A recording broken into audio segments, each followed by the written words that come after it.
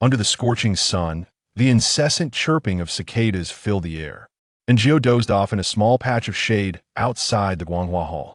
Wake up! She opened her eyes to find another palace maid frowning at her.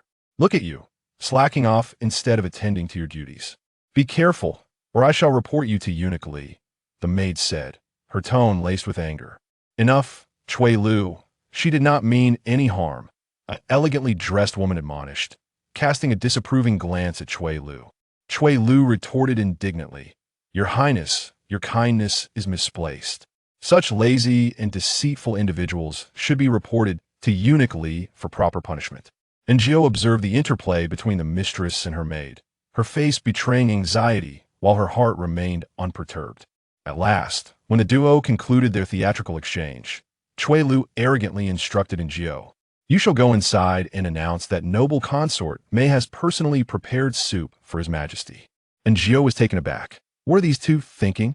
On such a sweltering day, while the emperor is napping, you want me to awaken him for your soup? What do they think of themselves? And what am I in their eyes? Could they not employ a modicum of common, since the emperor's temper is notoriously foul? This she had learned 3 days prior, and Jiao had traversed into this world. The original owner had entered the palace at the tender age of 13, enduring 3 arduous years before finally saving enough to curry favor and secure a chance to serve the emperor closely. With a modest beauty at her disposal, the original owner aspired to ascend the imperial bed and claim a position of power. That day was to be her turn to attend to the emperor's ablutions. However, a newly arrived maid, having received a greater bribe, seized the opportunity to serve him directly. Before long, the maid had unwittingly provoked the emperor, who, in a fit of rage, unsheathed a sword and pierced her through, blood splattering everywhere.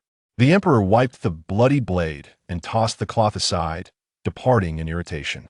Eunuch Li, witnessing the scene, exhibited no surprise, merely instructing the others, Hasten to clean this up, we must not sully the emperor's sight. The maid's lifeless body was removed, and the original owner, along with several other palace maids, tidied the chamber. Upon returning, the original owner was stricken with shock and fever, though it remained uncertain. Chapter 2 Steaming an egg. The evening shift was no longer in Jiao's responsibility. Upon returning to her residence and having washed up, she was just about to enjoy a peaceful slumber when the door swung open.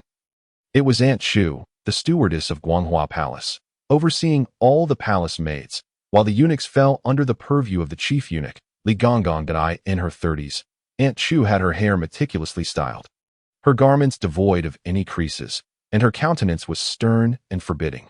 Come with me, she commanded, and Jiao inwardly lamented, realizing that her chances for a good night's rest had vanished, and she wondered what task Aunt Chu had in store for her.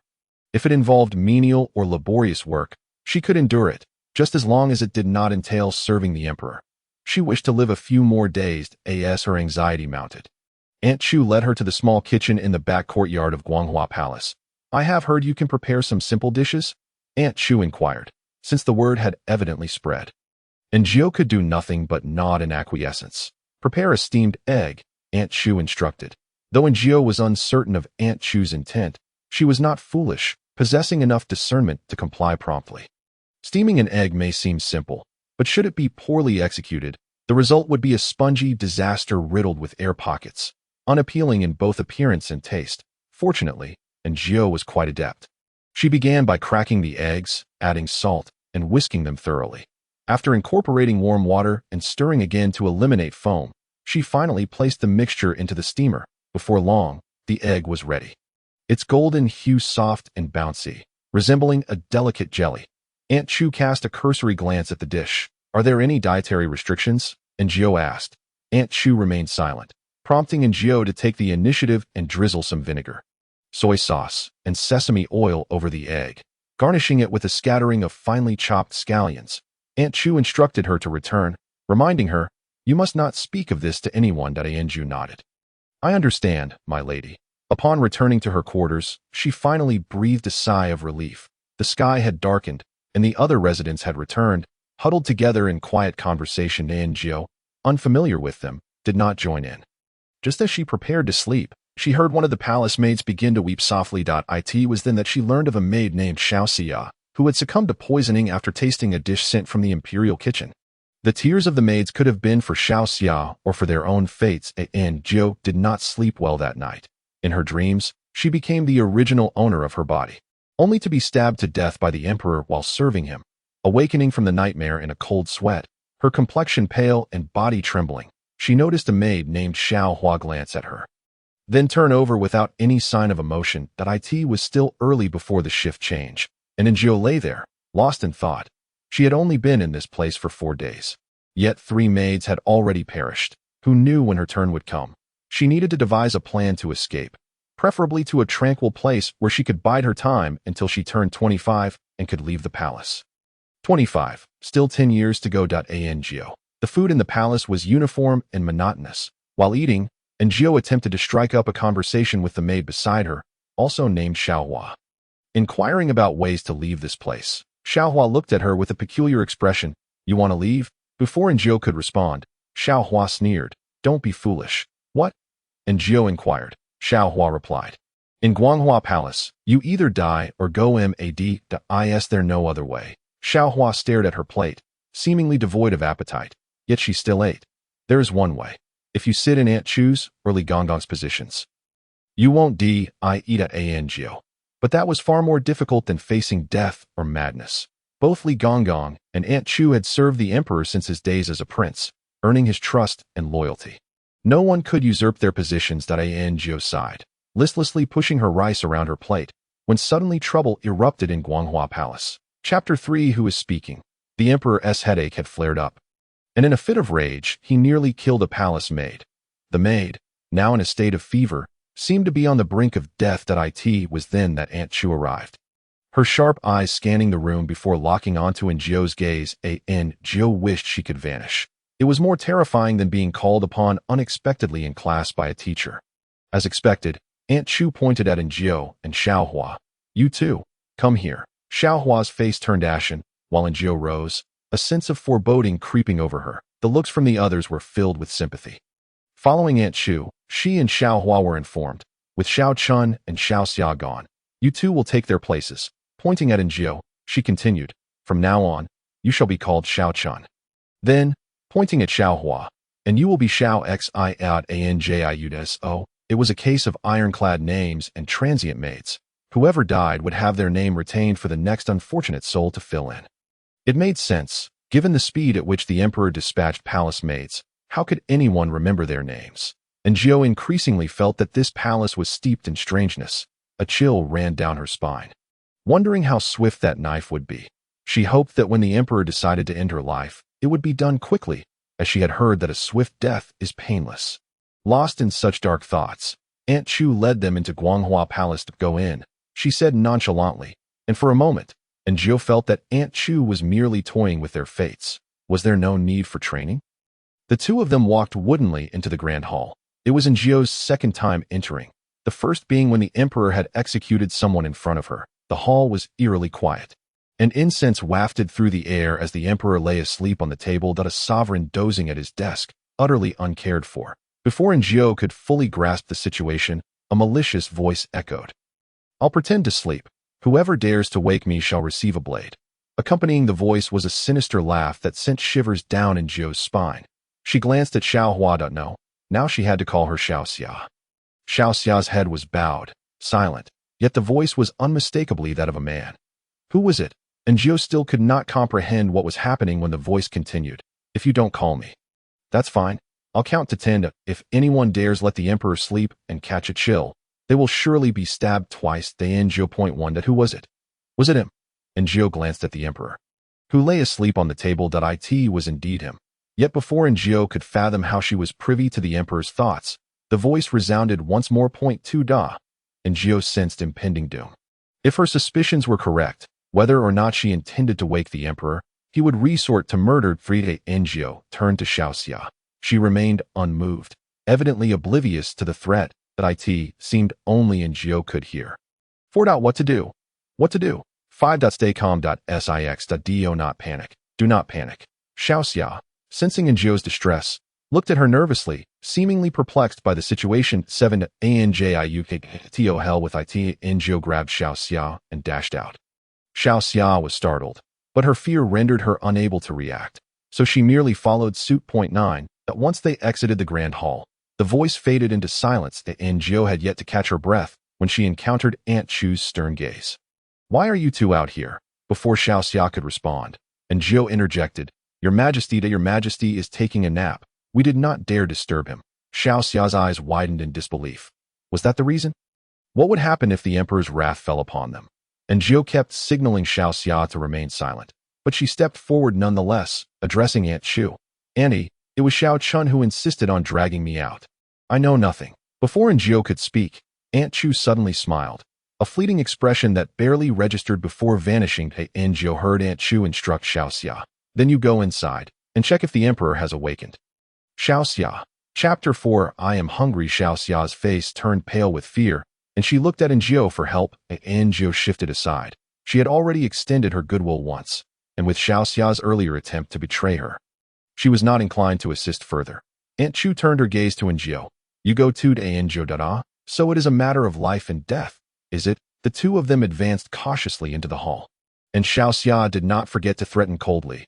"Yet if you do something foolish again, don't drag me down with you." Jiao. Fine. The grand hall was silent. The emperor sat behind the table, resuming his work on memorials.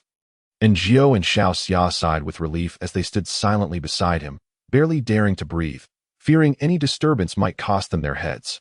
What is this nonsense? This writing is akin to dog excrement.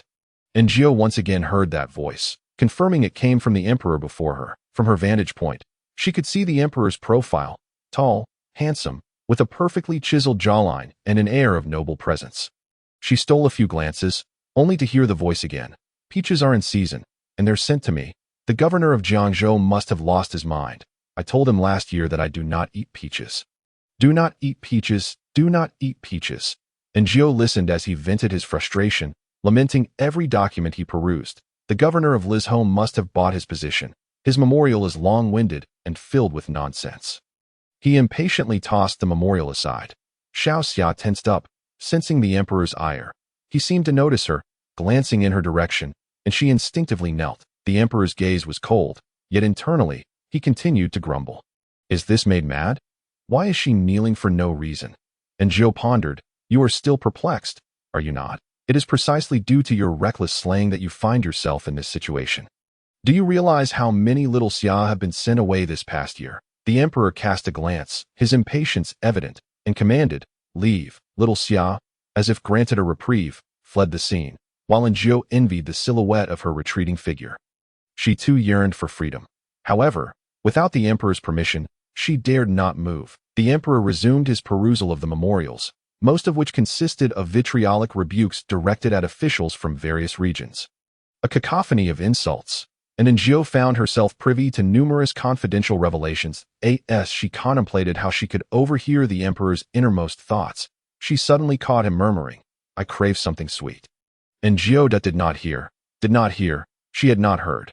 Are the people before me all fools? Can none of them discern that I am in need of a little refreshment? I have not dined sufficiently this noon. I might perish from hunger. Jiao wished to disregard it. Yet the emperor's voice reverberated through the grand hall, like a chorus of quacking ducks, echoing. Moreover, the emperor turned his head, casting several glances her way. And Jiao cautiously exited the grand hall, where Aunt Chu remained, raising her eyelids. She inquired, "Why have you come out?" And Jiao contemplated briefly before replying, "His Majesty has reviewed the memorials." Aunt Chu shot her a sidelong glance. "That is not your concern." Jiao tentatively suggested, "Shall I bring His Majesty something to eat?" Aunt Chu frowned. "It is past mealtime. His Majesty never dines at this hour." Jiao. "Very well, as long as you are content." She inhaled the liberating air outside, only to notice Aunt Chu lost in thought. Jiao returned to the grand hall, a plate of pastries now in hand. The emperor lifted his gaze. "What is this? A snack?" And Jiao feigned ignorance. Placing the pastries upon the table, the emperor scrutinized her for a moment. "Who is this palace maid? I have never seen her before." His gaze fell upon the plate. "Who promoted her? She possesses no discernment whatsoever." Jiao. She glanced at the pastries, suddenly recalling her purpose. She was a taster. Or more accurately, a poison tester. Thus, and Jiao took a piece of pastry and took a bite, only to hear the emperor coldly complain. "This maid has likely never eaten anything in her life. Why take so much?" and it is my favorite peach blossom pastry at Angio. Did you not claim to dislike peaches? Why then do you relish peach blossom pastries? Chapter 5. Strolling in the garden, the emperor's grievances set Angio's heart racing.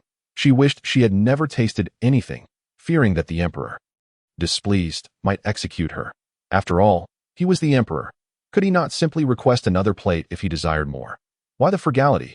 Angio stood respectfully, watching the emperor consume the pastries bite by bite. At long last, he ceased moving.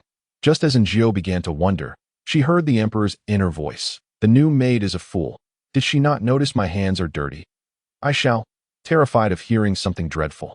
Angio hastily offered her handkerchief to wipe his hands. The emperor remained unmoving.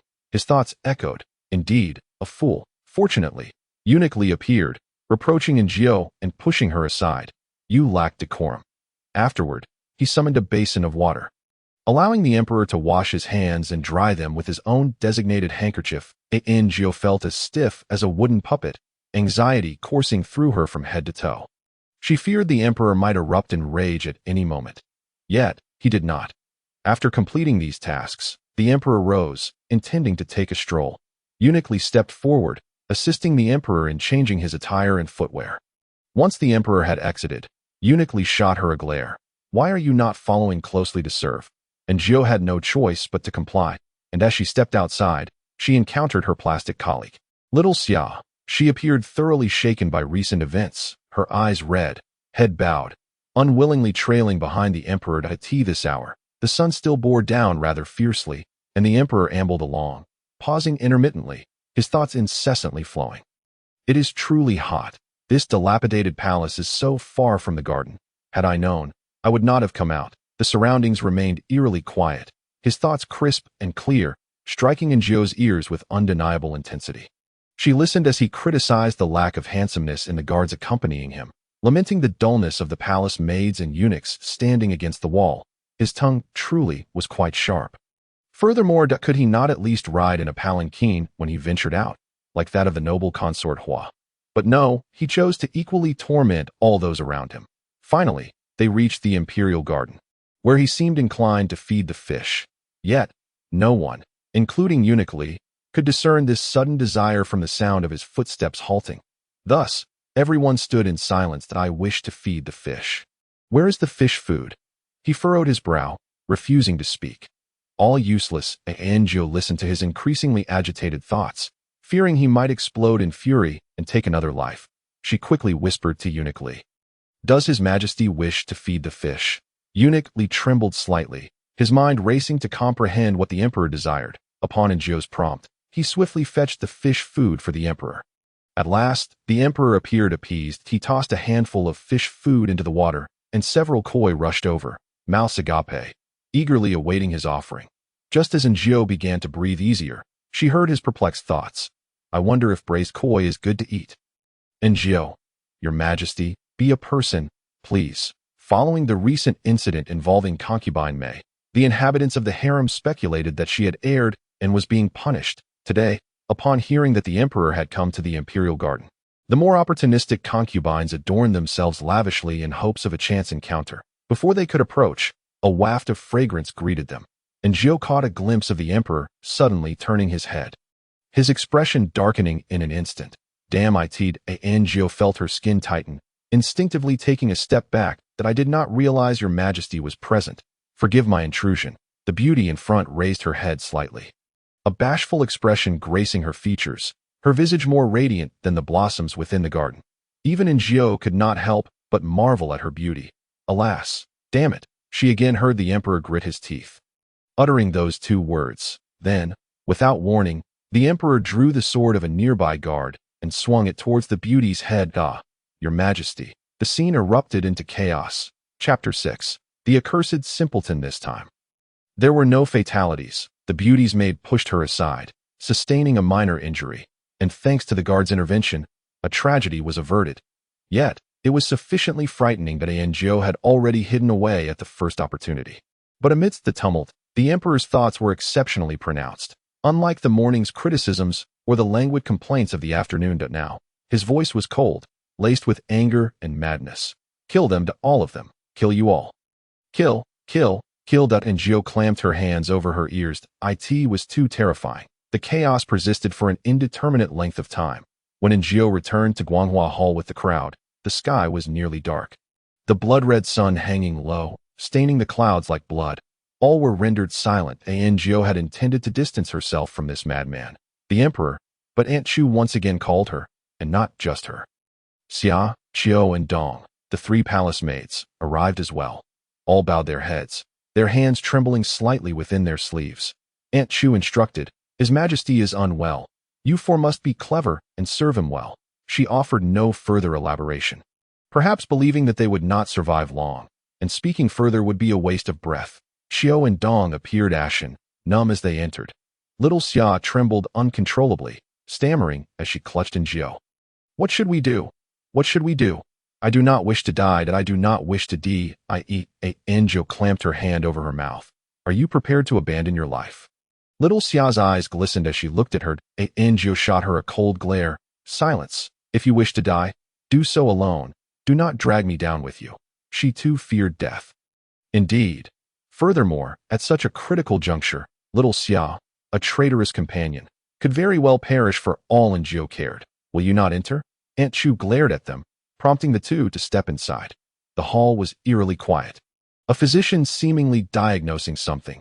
As the emperor had fainted after the afternoon's incident, the physician could not ascertain a diagnosis and exited, while Eunuch departed to procure medicine, cautioning them to serve diligently, warning that any negligence would cost them dearly.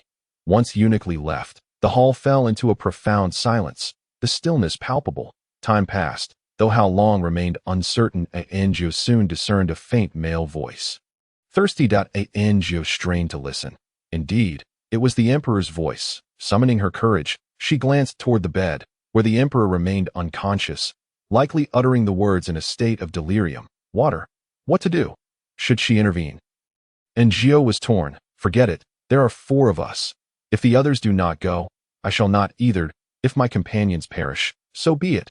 Thirsty. Thirsty. The emperor's voice echoed persistently, urging action. Ngio felt an instinctual dread. If he did not receive water, upon awakening, he might ensure that no one would ever drink again. Resolutely, she poured some water, advancing toward the emperor's bed, while the other three maids regarded her with the eyes of the dead. So be it. If death is to come, let it be. After all, who in life has not faced death? But how to feed him? As Ngio hesitated, the emperor suddenly opened his eyes. She felt as though she had encountered a ghost and instinctively wanted to retreat. But she restrained herself, holding the water with trembling hands, her voice quavering. "Your Majesty, do you require water?" He nodded slightly. Remaining still, the atmosphere became suffocating. Ngio heard the emperor's inner thoughts. "Who diddly few choose? This maid is as dull as a goose." Ngio hurriedly stepped forward, bringing the cup to his lips. The emperor lowered his head to drink, exhaling deeply as he inquired, "How long have I slept?" Ngio stood motionless, offering no reply. The emperor couldn't help but turn his head to look at her, his sarcasm following. "Isn't this dullard a relative of Li Difu? What is she doing serving before me?"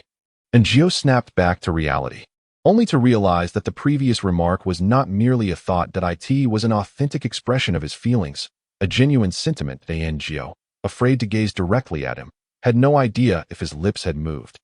She hastily responded, "Your Majesty has slept for an hour." The emperor's thoughts echoed in her mind. Has it truly been that long? Fearing another misunderstanding, Ngio discreetly observed whether his lips moved. They did not. Yet the thoughts swirling within him sent a chill down her spine. Did I not recall going to feed the fish? How did I fall asleep? Ngio had he forgotten the incidents of execution? Her mind raced, recalling with more diligence than she had for her final exam. It appeared each time the emperor had killed, there was indeed a difference in his demeanor. At present, he seemed quite gentle. At least normal, not the type to suddenly leap up and execute someone. Several of Ngio's recent actions had indeed skirted the line of death. Why? What had triggered such a change in him? What is this dullard thinking? The emperor's thoughts reverberated once more. Ngio raised her head, meeting his profound gaze. She swallowed hard. She remembered the first time she witnessed him kill. It was when a maid attempted to seduce him. The second time, he executed Chui Lu, a servant beside Mei Garen, who had also tried to entice him. Perhaps Chui Lu had shielded herself from the blade. Today, The beauty in the imperial garden had also been flaunting herself in his direction. Could it be that women's seduction was the catalyst? If that were the case, as long as she refrained from provoking him, harboring no thoughts of him, treating him like a mere stone, would she then be safe? As she contemplated, the emperor's voice echoed again. Like an idiot. I am truly exasperated. And Geodat was he referring to her? Chapter 7. A craving for pig knuckles. The three maids, Xia, Qiu, and Dong, bowed their heads, barely daring to breathe. They believed in Jiao had gone mad, recklessly courting death. They shrank their necks, anticipating the emperor's wrath would lead to Jiao's demise, fervently hoping she would not drag them down with her. And Jiao, however, felt considerably more at ease, for she had heard the emperor's thoughts. I am hungry. Splendid. Jiao stepped forward to inquire, Your Majesty, would you like to dine? This task typically fell to Li Gonggong. Others would not dare ask, not even Li Gonggong himself. Yet Jiao did. Xia and Dong gasped in disbelief. Lowering their heads even further, the emperor did not specify what he wished to eat. However, his mind was set on roast chicken and pig knuckles. For a fleeting moment, and Jiao thought she had misheard. Why would the emperor crave such greasy fare? Yet she dared not voice her thoughts, and stepped outside to find Li Gonggong. Upon hearing the emperor had awakened, Li Gonggong prepared the meal without needing Jiao's instructions. When Jiao saw the dishes, she couldn't help but frown. Plain porridge and simple side dishes, but Jiao did not dare to voice her concerns. After all, Li Gonggong was a favored figure close to the emperor, and as a mere maid, what right had she to interpret the emperor's will? Li Gonggong glanced at the four standing there, initially intending to point out Jiao, but perhaps seeing her potential usefulness, he instead gestured towards the petite Xia beside her. You, come here. Today, Xia became the taste tester. Trembling, she approached, quaking as she picked up her chopsticks. Nervously selecting a dish. After about the time it takes to brew a cup of tea, seeing that nothing had gone amiss, the emperor finally began to eat. However, after just 2 bites, he set down his chopsticks. Here, there were none of the pig knuckles or roast chicken he craved. This time, there was even a dish of braised fish. All heavy, greasy fare. Clear it away. The emperor sighed, and Jiao heard the sound of him swallowing. The unmistakable longing for food echoing within him. Yet he remained silent, sitting in front of the table, engrossed in his official documents. Li Gonggong sighed, stepping outside to mutter to Aunt Chu. The emperor's appetite is increasingly poor. He hardly touched the food that was brought to Jiao. What? Eating grass daily. How could he possibly have an appetite? The 2 attendants, had they never considered that the food might simply be unappetizing? And what was the matter with this emperor? He was the emperor, after all. Couldn't he express what he wanted to eat? He could slay at will, yet he could not eat at will. Despite her internal grievances, Jiao revealed no sign of discontent. Having watched countless palace dramas, she understood the need for discretion in the palace, listening more and speaking less. Yet, some were quite loquacious, hungry, annoyed. And Jiao, for a brief moment, she felt the emperor's irritation stemmed from hunger. Finally, the workday concluded and Jiao dragged her weary body to collect her employee meal, finding a corner to consume her tasteless rice before collapsing into sleep. During that time, she heard the door open, and the trio of Xia, Dong, and Qiu returned, whispering amongst themselves about some unknown matter. Jiao turned over, dreaming once more of meticulously adorning herself and approaching the emperor with flirtatious airs, only to be met with a chilling stab from him. Jiao awoke with a start. What was that ghostly wailing? Xia shot her an annoyed glare. Jiao glanced around. Dawn was approaching. She wiped the cold sweat from her forehead, deciding against returning to sleep, and rose to wash up. Today was once again her duty, as the Guanghua Palace required more maids than the newcomers could supply. The emperor also rose quite early, his brow furrowed, a look of impatience upon his face. The maid combing his hair, perhaps too nervous, accidentally tugged at a strand, prompting her to kneel and plead for forgiveness. Yet the emperor merely cast her a glance before striding away. Jiao observed, pondering. Indeed, this emperor was quite different from the emperor during his moments of execution. What affliction was this? After the emperor departed, the maid who had been combing his hair finally exhaled, collapsing to the ground in relief. During the emperor's morning court session, the 4 of them, spring, summer, autumn, and winter, were tasked with ensuring the hall was spotless. They worked in silence, their movements swift, when Jiao realized she had been ostracized by the other 3.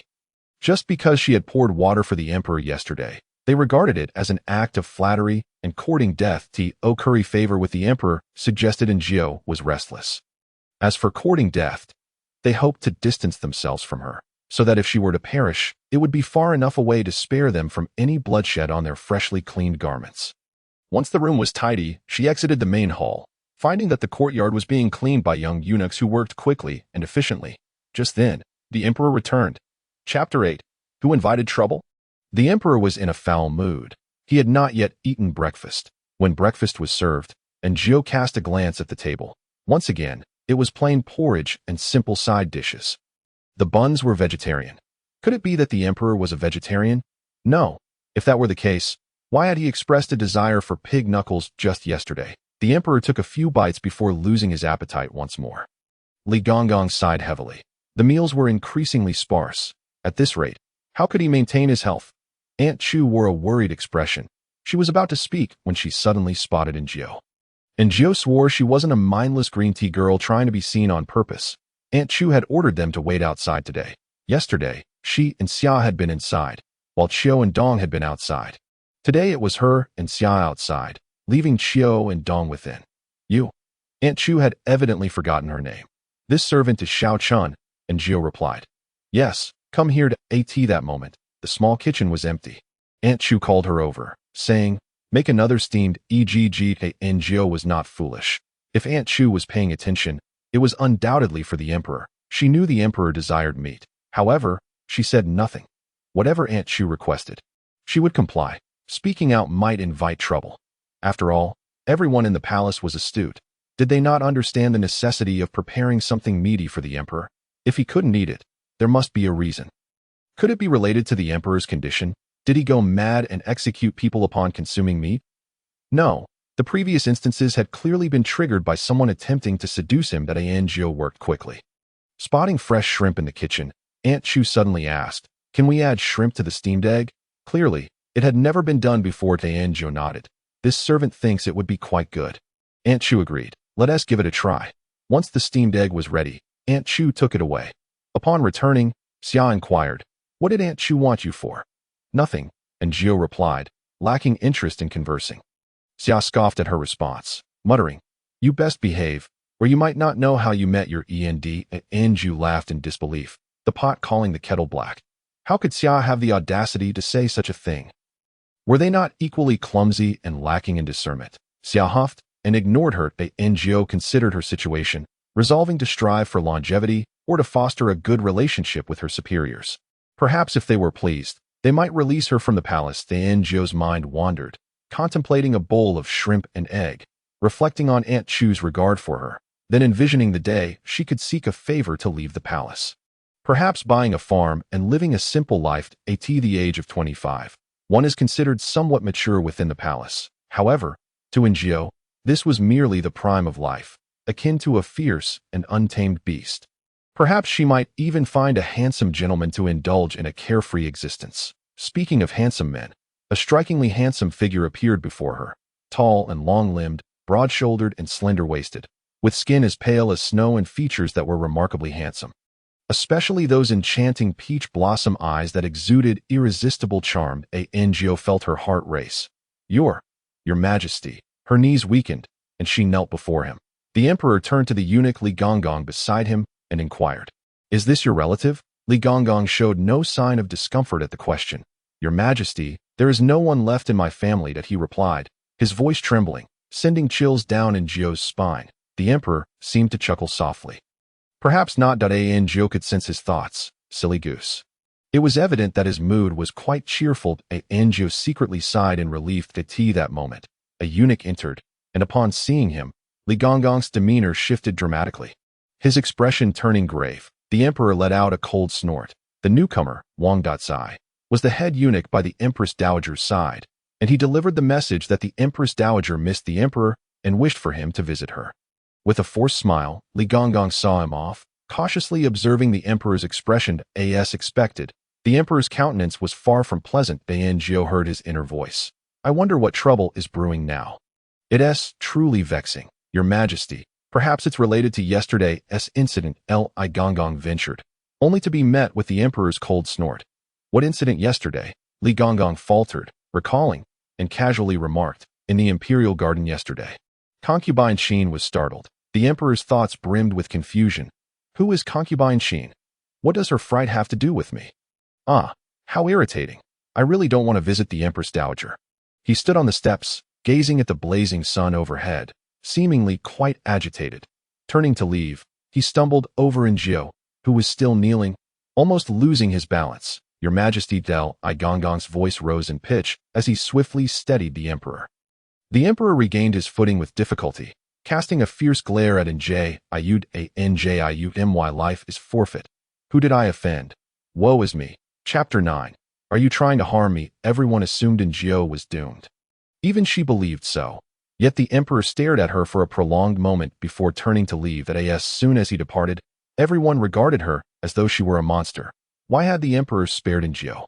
Only Gugu came forward. Get up. Njio wearily rose, her legs trembling, feeling as though she had just emerged from water. Thankfully, the emperor was not in a furious mood. Otherwise, her fate would have been sealed. The emperor reemerged shortly, taking a few steps outside when he suddenly seemed to recall something and turned to Njio, saying, You come too, Njio. She had no time to ponder and could only follow. Then she heard the emperor's thoughts drifting from the palanquin. The Empress Dowager's summons cannot bode well. He sighed and glanced at Njio. Thus, Njio heard his voice. The silly goose walks in the most ungraceful manner. Njio, if everyone were as foolish as that silly goose, perhaps they wouldn't be able to outsmart me. How wonderful that would be. Njio did so. Her life was spared because the emperor deemed her foolish.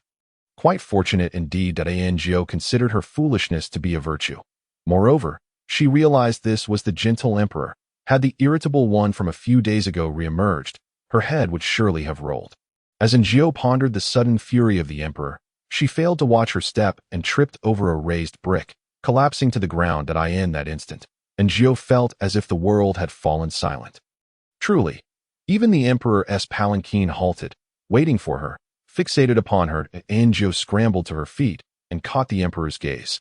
He was staring at her, then erupted into uncontrollable laughter. Ha! Ha ha ha! His laughter echoed, both in reality and within, a silvery chime that resonated throughout. Njio felt numb. Finally, they arrived at the Empress Dowager's Sinang Palace, the rotund Wang Ditsai, his face painted white and adorned with red lipstick. Approached with his fingers elegantly raised, welcoming the emperor. The emperor's internal monologue was filled with ridicule. Wang Gonggong is becoming increasingly terrifying. TSK, doesn't the Empress Dowager supervise this? The emperor glanced at Li Gonggong, who was similarly attired. Could it be that without a man, one becomes like this? TSK. Njio was compelled to listen for a while before Li Gonggong directed her to stand beside the guards and wait. The atmosphere within Sinang Palace was no better than that of Guanghua Hall.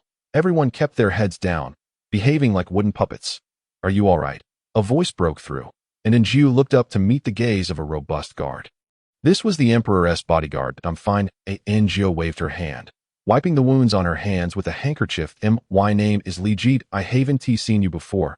Are you new here? Li Ji asked. Njio mused that given the rapid turnover of palace maids in Guanghua Hall, he would likely encounter a new face every few days. Clearly, Li Ji had come to the same realization. He offered an awkward smile and fell silent. Njio did not feel relieved. Several guards stood at attention, while a few others whispered something to Li Ji. Lig remarked, I didn't mean anything by it. I just thought it was a bit pitiful that Njio fell. The others clearly did not believe him. Njio pretended not to hear. Her mind was consumed by thoughts of the emperor. His reactions resembled those of someone with intermittent madness, manic depressive disorder, or perhaps even schizophrenia. In any case, there existed a taboo point. As long as it was not triggered, the emperor remained gentle. However, once that point was breached, he would erupt indiscriminately. Afterwards, the gentle emperor would forget everything completely. Li Gonggong and Gugu clearly understood this while Njio sighed that it seemed she must exercise greater caution in the future. She must absolutely avoid provoking the irritable emperor. Inside Sinang Palace, a resplendently beautiful woman exuded an air of nobility and authority. She gazed at the emperor with a slight frown, her eyes brimming with dissatisfaction. What is the matter with you?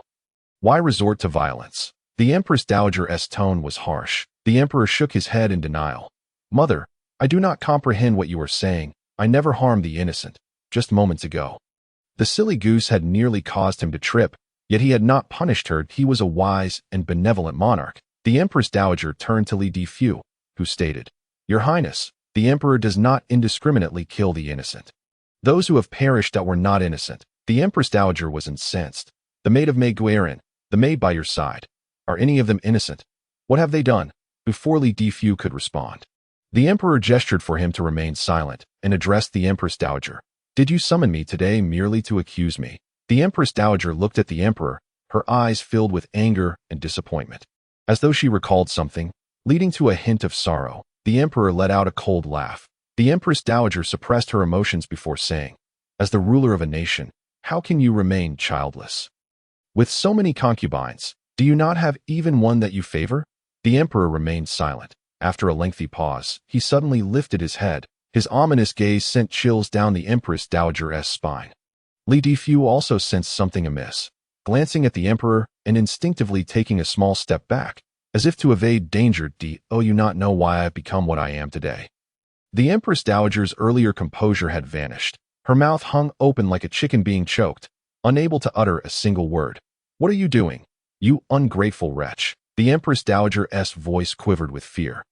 But the emperor paid her no mind, advancing step by step, his beast-like gaze fixed upon her. You still wish to harm me. A chilling smile crept onto the emperor's lips. Chapter 10. I am truly hungry, and Jiao sought refuge in a shaded area. Waiting, as the weather remained oppressively hot, irking her spirit, suddenly, a eunuch rushed out, followed by guards dashing inside, and Jiao heard a cacophony of sounds. Curious eunuchs and palace maids peered inside. What has happened? Someone finally dared to ask. I don't know, perhaps. The subsequent words faded into silence. Moments later, Li Defu emerged, hurriedly followed by guards carrying the emperor as they rushed away, prompting Jiao to quicken her pace behind them. The official narrative regarding the events at Sinang Palace was that the emperor had suddenly fallen ill, disturbing the Empress Dowager. No one in the harem doubted it. Only those present that day recognized the strangeness of the incident. The emperor remained unconscious, and Gugu summoned the maids from Guanghua Hall, instructing them not to cause trouble or speak out of turn. If a single word about the emperor slipped out, they would face severe consequences. Tension enveloped everyone. Jiao and Xiao Xia stood guard outside, and before long, the imperial physician arrived. After toiling through much of the night, the crowd dispersed, leaving Jiao and Xiao Xia to keep watch. This night, Li Gonggong and Gugu were also present. Jiao suddenly found it odd. It appeared that only Gugu and Li Gonggong expressed concern for the emperor. Day's night deepened. The great hall was lit by only a few candles, casting dim and flickering shadows that made one involuntarily drowsy. Jiao stood and stood, her head beginning to droop. Uncertain how much time had passed, she dozed off, only to be startled awake by a shadow. The hall remained quiet, and Xiao Xia had already dozed off against a pillar. Li Gonggong and Gugu were nowhere to be seen. And just as Jiao began to relax, she caught sight of a figure vaguely outlined behind the gauzy curtain in the inner chamber. The figure stood there, staring intently at her, seemingly for an eternity. The emperor. Then, she heard a voice. So hungry. Was it the emperor's inner voice? And Jiao had yet to comprehend when the emperor had already approached her. Her scalp tingled. She could not fathom how the emperor managed to do that. Yet, the next moment, his cold, emotionless gaze fell upon her face. Jiao found it difficult to articulate the sensation, akin to being targeted by a wild beast in the wilderness. Kill, kill, kill. The emperor slowly raised his hand, and just as he was about to grasp Jiao's neck, she trembled and spoke. Your Majesty, are you hungry? This servant can cook a bowl of noodles for you. The emperor tilted his head internally. Hungry? And Jiao continued. This servant will go to the kitchen and prepare it for you right away, if it pleases you. He remained silent. Thus, Jiao cautiously took a step forward. The emperor followed suit. Jiao took 2 steps. The emperor mirrored her. Jiao took 3, 4, 5, 6, 7, 8 steps, and the emperor likewise took 3, 4, 5, 6, 7, 8 steps. Then Jiao, the emperor, hungry hence, and Jiao stepped out of the grand hall. Where at the entrance, Aunt Chu happened to arrive. Observing them with a puzzled expression, Jiao quickly explained, Your Majesty is hungry. This servant is going to the kitchen to prepare something for him. Aunt Chu's CPU seemed to overheat. She nodded. Go ahead. Soon, they arrived at the kitchen, and Enjio steeled herself as she entered. The emperor stood at the doorway, staring intently at her. Your Majesty, what would you like to eat? Enjio inquired. The emperor tilted his head, seemingly perplexed. Eat? What to eat? Eat. Enjio conceded defeat. She glanced at the kitchen's ingredients. Typically, the emperor's meals were delivered from the imperial kitchen. The kitchen merely boiled water and occasionally warmed dishes or prepared snacks. The selection here was rather limited, that Enjio could only manage to cook a simple bowl of noodles, but she was adept at it, adding an egg, some chopped scallions, and a bit of meat. Here you go. The emperor took the bowl, sat on a stool, and devoured the noodles noisily. Enjio noticed that, unlike his usual refined demeanor while dining, the tyrant before her ate quickly and rudely. As if he hadn't had a meal in ages, he swiftly finished one bowl, placing it before Enjio, indicating he desired more. Enjio. Indeed, he was hungry. Chapter 11. Do continue to ponder. The emperor consumed 3 bowls of noodles, generously laden with meat. This greatly bolstered Enjio's confidence. She wasn't a culinary genius. Her cooking skills were fairly average. Who would have thought the emperor enjoyed her food? Perhaps she had misjudged her own culinary abilities? Just as Enjio reveled in her fleeting pride, the emperor suddenly collapsed. Unconscious, Enjio. The first rays of sunlight graced the glazed tiles atop the Guanghua Palace. Enjio and the other palace maids tidied the grand hall, discreetly massaging their somewhat sore shoulders. Are you on duty today? Upon hearing the voice, Enjio looked up to see the guard, Li Ji. He smiled and greeted her. Enjio nodded lightly, preparing to leave when Li Ji stepped forward. What is your name? Enjio raised her gaze. Do you require something? Faced with her icy demeanor, Li Ji stammered, and noted nothing. Thus, Enjio maneuvered around him and walked away. After distancing herself, she exhaled. She dared not provoke the guards, fearing to tread the same path as Sun Daring. Unless she became the empress, then she could freely converse with the guards and cultivate a pure friendship. Regrettably, her status was too low. Life in the deep palace was dull. The palace maids were quite fond of gossiping. Once back in their quarters, they primarily engaged in idle chatter. The emperor was off limits for discussion, and the consorts were inaccessible. Thus the guards became their targets. For instance, which guard was handsome, which had a commendable physique, and which hailed from a respectable family. The palace maids, at their age, were awakening to romantic stirrings, while the guards were brimming with youthful vigor. Both sides harbored bold fantasies but lacked the courage to act upon them, merely passing time with idle thoughts. Engaging in a romance with a guard bore no advantages. After all, the men were all brutes. Regardless of Li Ji's intentions, Enjio wished to avoid entanglements at night. She discarded her undergarment, fearing a moment of folly might lead to trouble, like having that garment tied around some rogue's waist. Humph. Just as Enjio settled down to rest for a moment, a cold snort from Xiao Xia reached her ears. Someone truly found it amusing. In just a few days, she had already gotten involved with a guard. Inside the room, Xiao Qiu and Xiao Dong exchanged glances, then looked at Enjio. Xiao Xia, what do you mean by that? Xiao Qiu inquired with ill intent. Who has gotten involved with a guard? Xiao Xia pointed at Enjio. Li the guard. I hear his family background is quite good. He will surely marry a daughter of a prominent family, certainly not a lowly maid. Xiao Qiu and Xiao Dong exchanged glances, both scrutinizing Enjio. Indeed, they had sensed she was not one to keep a low profile. In just a few days, it was already about the emperor and the guard. TSK, truly shameless. As the 2 palace maids thought this, they witnessed Enjio rise, stride over to Xiao Xia, grasp her collar, and shove her against the wall. What do you want to do? Xiao Xia stammered, startled by Enjio's sudden aggression. Enjio yanked her collar and threw her to the ground. Jerking her hair harshly, Xiao Xia winced, tears welling in her eyes. Wretched girl, how dare you hit me? Both pained and furious, Xiao Xia lunged at Enjio. Enjio would not allow herself to be struck. Seizing the opportunity, she kicked Xiao Xia in the abdomen. Now devoid of fighting spirit, Xiao Xia clutched her belly, glaring resentfully at Enjio. I will tell Aunt Qiu. Enjio laughed, pointing at the door. Go ahead and tell her now. Fighting among palace maids was a grave taboo. If Xiao Xia dared to speak, Aunt Chu would certainly punish both of them. Yes, both of them. Aunt Chu had no time to discern right from wrong. Upon discovering a fight, both would be punished. Regardless of who was at fault, Enjo wagered that Xiao Xia would not dare to go, for she had observed that Xiao Xia was of a cowardly disposition, particularly fearful of repercussions. Indeed, after issuing her threat, she did not move. It was Xiao Qiu and Xiao Dong who helped Xiao Xia up, offering a few words of comfort, then reproached Enjo for her wickedness in resorting to violence. Enjo regarded them. Do you also wish to be hit? The two maids fell silent. See, they were all cowards. Enjo was not overreacting. Rumors could be deadly if she remained passive. The matter regarding her and Li the guard would surely morph into wild gossip among the palace maids. And Guanghua Palace was but a microcosm of society. Once such rumors took shape, they could very well cost her life. Moreover, Enjo had longed to teach Xiao Xia a lesson for some time. She had taken advantage of Enjo's indifference, overstepping her bounds, using Enjo's belongings, even claiming her bed while sleeping. Enjo rolled her eyes, casting one last glance at the trio. Do not think of revenge. Otherwise, before I perish, I shall drag you down with me. Xiao Qiu and Xiao Dong. Having declared this, Enjo exited. Xiao Xia seethed. That wretched girl, how dare she hit me? I will not let her off easily. Xiao Qiu replied. She is merely a madwoman.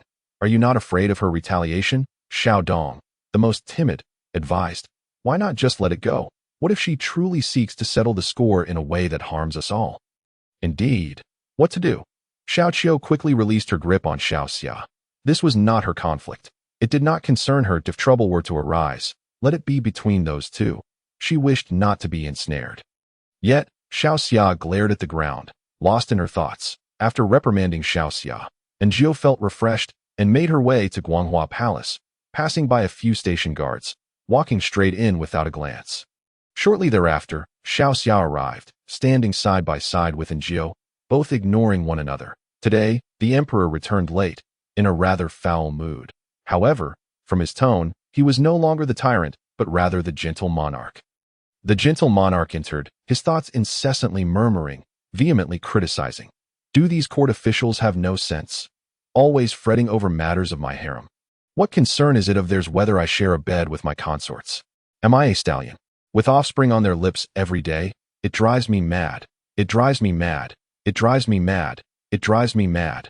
Thinking of those women in the harem. He sighed deeply, lacking the strength to remain upright. Collapsing onto the table, one swift blade to end my suffering. I simply cannot endure this contact with different women. And Gio's eyes widened.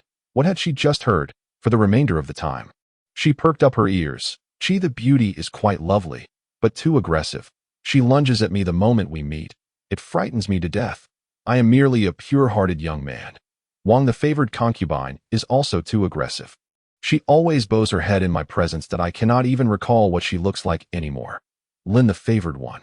I still cannot engage with women. Otherwise, it will. And Gio wished to decipher his words. Yet the emperor ceased speaking. In the end, he lamented.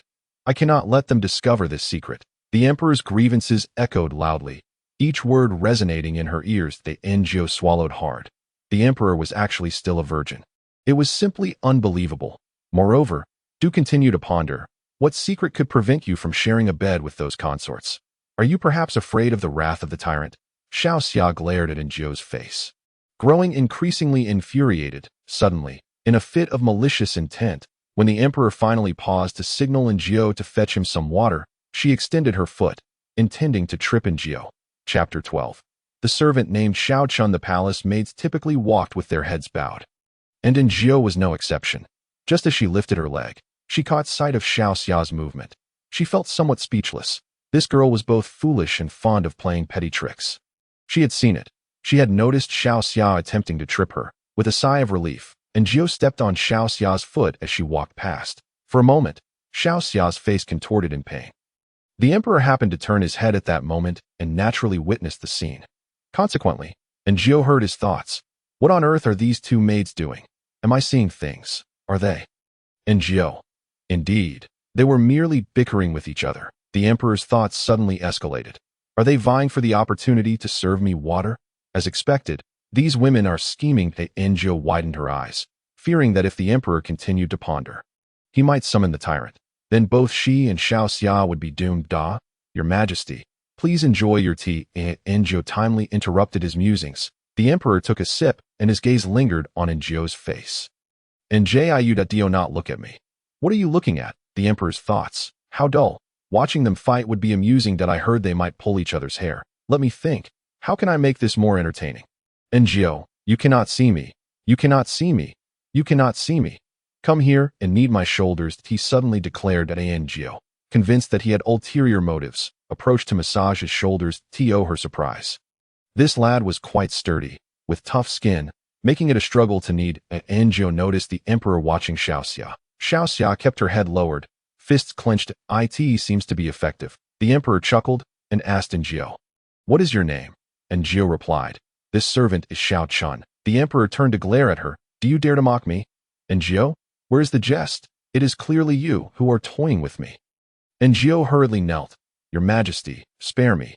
This servant. What wrong has she committed? I am terrified. The emperor sneered coldly. I remember Xiao Chun. She did not resemble you. Who exactly are you? And you not recall that the previous Xiao Chun was pierced through by your sword? I cleaned up the blood, dear. However, the emperor clearly did not remember the tyrant was about to emerge, and Jiu hastily pointed to the mischief-making Xiao Xia not far away. This servant is Xiao Chun. She is Xiao Xia, names bestowed by Aunt Chu. Come now. If we must perish, let us all perish together. No one shall escape. Upon hearing her name called, Xiao Xia tensed up, immediately kneeling and bowing her head to the emperor. Your Majesty, spare me. Your Majesty, spare me. The emperor frowned, puzzled that no, I distinctly recall that Xiao Xia did not look like that. Could it be that I am mistaken? The emperor instinctively rubbed his head, his expression growing increasingly irritable. Why can't I remember anything? Where are the original Xiao Chun and Xiao Xia? After asking, the emperor fell silent again. The original Xiao Chun. Yes, indeed, there was another Xiao Chun, who did not resemble this one. Xiao Chun, Xiao Chun, Xiao Chun. The emperor seemed to recall many faces. Are they all Xiao Chun? Or am I going mad? Why are there so many Xiao Chun? Why headaches? Seeing the emperor's growing disarray, Angio quickly added, Your Majesty, I heard Aunt Chu mention that our names are so varied that it is quite cumbersome to remember. Thus, the maids attending the Guanghua Palace are all named Xiao Chun, Xiao Xia, Xiao Qiu, and Xiao Dong. The emperor's thoughts abruptly ceased. He lowered his gaze to the kneeling Angio. You dare deceive me? I am not mad. Indeed, Angio nodded. I assure you, this servant would not dare to deceive your Majesty. She glanced at Xiao Xia, who also bowed her head. Your Majesty, it is true. And what is your name? The emperor inquired. Angio answered honestly. This servant is in truth. The original owner had no name. She was merely called thus due to being the ninth in her family. The emperor declared, from now on, you shall be called Xiao Jiu for Xiao Xia. Once Angio recounted the events in the Grand Hall. Aunt Chu promptly had her revert to her original name, Xiaohua. Chapter 13. He taps me. Angio and Xiaohua had finally acquired two new names, yet this did not seem to be a cause for celebration. Aunt Chu soon summoned them aside, her gaze scrutinizing them, eventually resting upon Angio's face. Now, pray tell, what transpired? Angio recounted the events in detail. Aunt Chu fell silent for a moment before addressing Angio. Since it is the emperor's wish, you shall henceforth be known by the names he has given. The two nodded. Aunt Chu dismissed Xiaohua and then turned to Angio. I do not know what your intentions are in coming to Guanghua Palace. Angio explained, this servant merely. Aunt Chu waved her hand, showing no desire to hear more, and coldly stated, regardless of your previous ambitions, from this moment forth, you are a person of Guanghua Palace, a subject of the emperor. Henceforth, whatever you do must prioritize the emperor. Keep your little schemes to yourself, or you shall know the consequences. Yes, this servant shall remember. That is good. After reprimanding Angio, Aunt Chu began to dispense wisdom, saying earnestly, in this palace, serving as a maid is all the same as long as you perform your duties well. The emperor will not mistreat you. Angio could only acquiesce. Upon leaving, she finally breathed a sigh of relief. Back in her room, the two young ladies, Qiu and Dong, had already left for their shifts, and it was now her turn. Meanwhile, Xiaohua sat on the bed, sulking and glaring at Angio. Having been previously chastised by Angio, she had tempered her demeanor and no longer dared to confront her directly, yet she still felt aggrieved. Do not get too pleased with yourself. Being noticed in Guanghua Palace is not a good thing. You might find yourself dead without a bone left to pick. As she spoke, she recalled something, and tears of grievance began to flow. Anjo spread out the bedding, removed her clothes, and nestled into the quilt. For she had to take her turn tomorrow. They were all hard-working individuals who had the time to engage in petty squabbles with Xiaohua, and Zhou fell into a peaceful slumber in the middle of the night. Someone tapped her, and Zhou groggily opened her eyes and was instantly startled awake. The Emperor. Why was the Emperor here? Why was he tapping her? She glanced around, noting that Xiaohua was sleeping soundly, sprawled out comfortably, clearly unaware of the intruder in their quarters. This was her room, not the Emperor's chambers. What could the Emperor possibly want in the dead of night? The Emperor curiously stared at her and then clearly uttered a single word: hungry. And Zhou, no. Can we not have the kitchen staff executed? They take the silver yet do not do their jobs, leaving the Emperor to starve. She sighed in relief. She did not like to wear too many clothes while sleeping, lest she be unable to rest. Moreover, her undergarments had been shoved to the bottom of her chest. Now, facing a strange man at such close quarters, it was decidedly awkward. However, the Emperor seemed oblivious to her discomfort. As if he felt and Zhou had not comprehended his meaning, that he reiterated, hungry, and Zhou could only muster the courage to dress under the Emperor's watchful gaze. Zhou, dress. The Emperor, watching intently, Zhou continued to dress. The Emperor continued to watch. After a struggle, Zhou finally managed to get dressed. She shifted to the edge of the bed and pointed at the shoes that the Emperor had flattened. Put them on. Thus, the tyrant scooted aside. Zhou donned her shoes and opened the door to step outside. The summer night carried a hint of coolness, and a breeze swept through, with not a star visible in the sky. And Zhou surmised that it might rain tomorrow. At the kitchen door, she spotted Aunt Chu waiting with her head bowed. Aunt Chu nodded at her, and Zhou returned the gesture. The tyrant followed closely behind her, not leaving her side, as if fearing that if Zhou were to escape, he would be left without food. Today, the kitchen had prepared a lavish spread. Zhou turned to inquire, what would you like to eat? The tyrant stared. Zhou. Never mind. She would think for herself. The kitchen had noodles and minced meat, clearly prepped. Hence, Zhou began to wrap dumplings, dozens of them, dropping them into the pot and serving them into a basin. The tyrant showed no disgust, devouring them one by one. Zhou even prepared some delectable pickled vegetables for him, and soon enough, he polished off his meal with a voracious appetite, akin to a pig raised in the village. Just as Zhou marveled at his capacity, he collapsed, fainting as he had before. Moments later, Aunt Chu entered with several cloaked figures, who carried the tyrant out the door. Zhou curiously observed these shadowy figures. They were well-trained and silent, likely the Emperor's personal guards. No wonder Aunt Chu felt assured, allowing her to be alone with the Emperor. If she had done anything amiss, her head would likely have rolled by now. A wave of trepidation washed over Zhou. Aunt Chu praised her, mentioning an increase in her monthly allowance. Zhou hesitated before saying, Your Majesty, consuming so little during the day and then overindulging at night may not be good for his health. Her primary concern was that if the tyrant continued this way, he might suffer adverse effects, which would ultimately be her fault. She did not wish to be the scapegoat. Aunt Chu countered, Do you have any suggestions? Zhou looked at Aunt Chu in confusion. What did she mean? What could a mere maid like her possibly suggest? Aunt Chu, sensing her bewilderment, elaborated, The Emperor's condition is not something that has arisen overnight. You have seen it for yourself that we have no solutions. Zhou discerned a glimmer of anticipation in the eyes of Aunt Chu. Yes, it was indeed anticipation. She recalled the gentle Lord Wenhe's yearning for meat, and thus suggested, Shall we offer His Majesty some meat?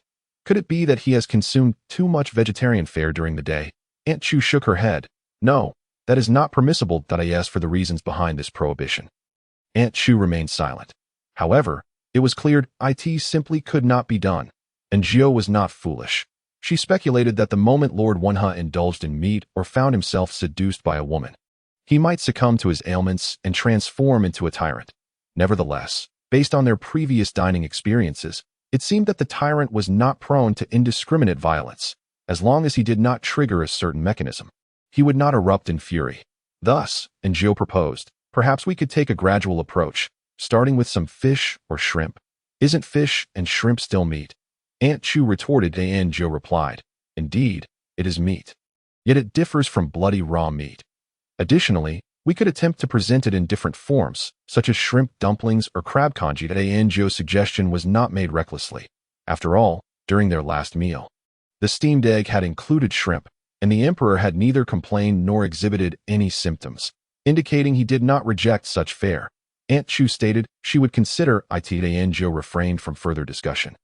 Bidding farewell to Aunt Chu before returning to her small chamber, she climbed into bed quietly, enveloping herself in the warmth of her blankets, feeling an overwhelming sense of happiness. Unbeknownst to her, Xiaohua had opened her eyes in the darkness, fixating intently on Anjio. The following day, Rain indeed felt as a working individual. One's superiors would not concern themselves with whether one had worked late the night before. Consequently, Anjio and Xiaohua rose early to have breakfast together before taking over from the two palace maids, Qiu and Dong.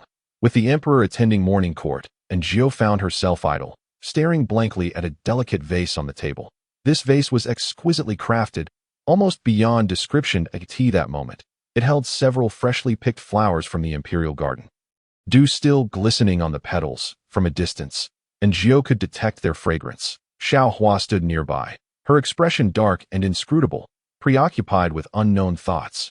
Outside, the sound of the rain pattered gently, lulling Anjio into a sleepy trance until the emperor returned. Accompanied by the grave and cautious eunuch Anjio and Xiaohua hurried to assist, one providing a towel to dry the emperor from the rain, while the other poured him a cup of hot tea. The emperor, his countenance grim, sat down, and none could fathom his thoughts except for Anjio. These ministers have gone too far, daring to coerce me. He murmured several names: Li Ruhai, Zhang Mingli, Chen Siwei.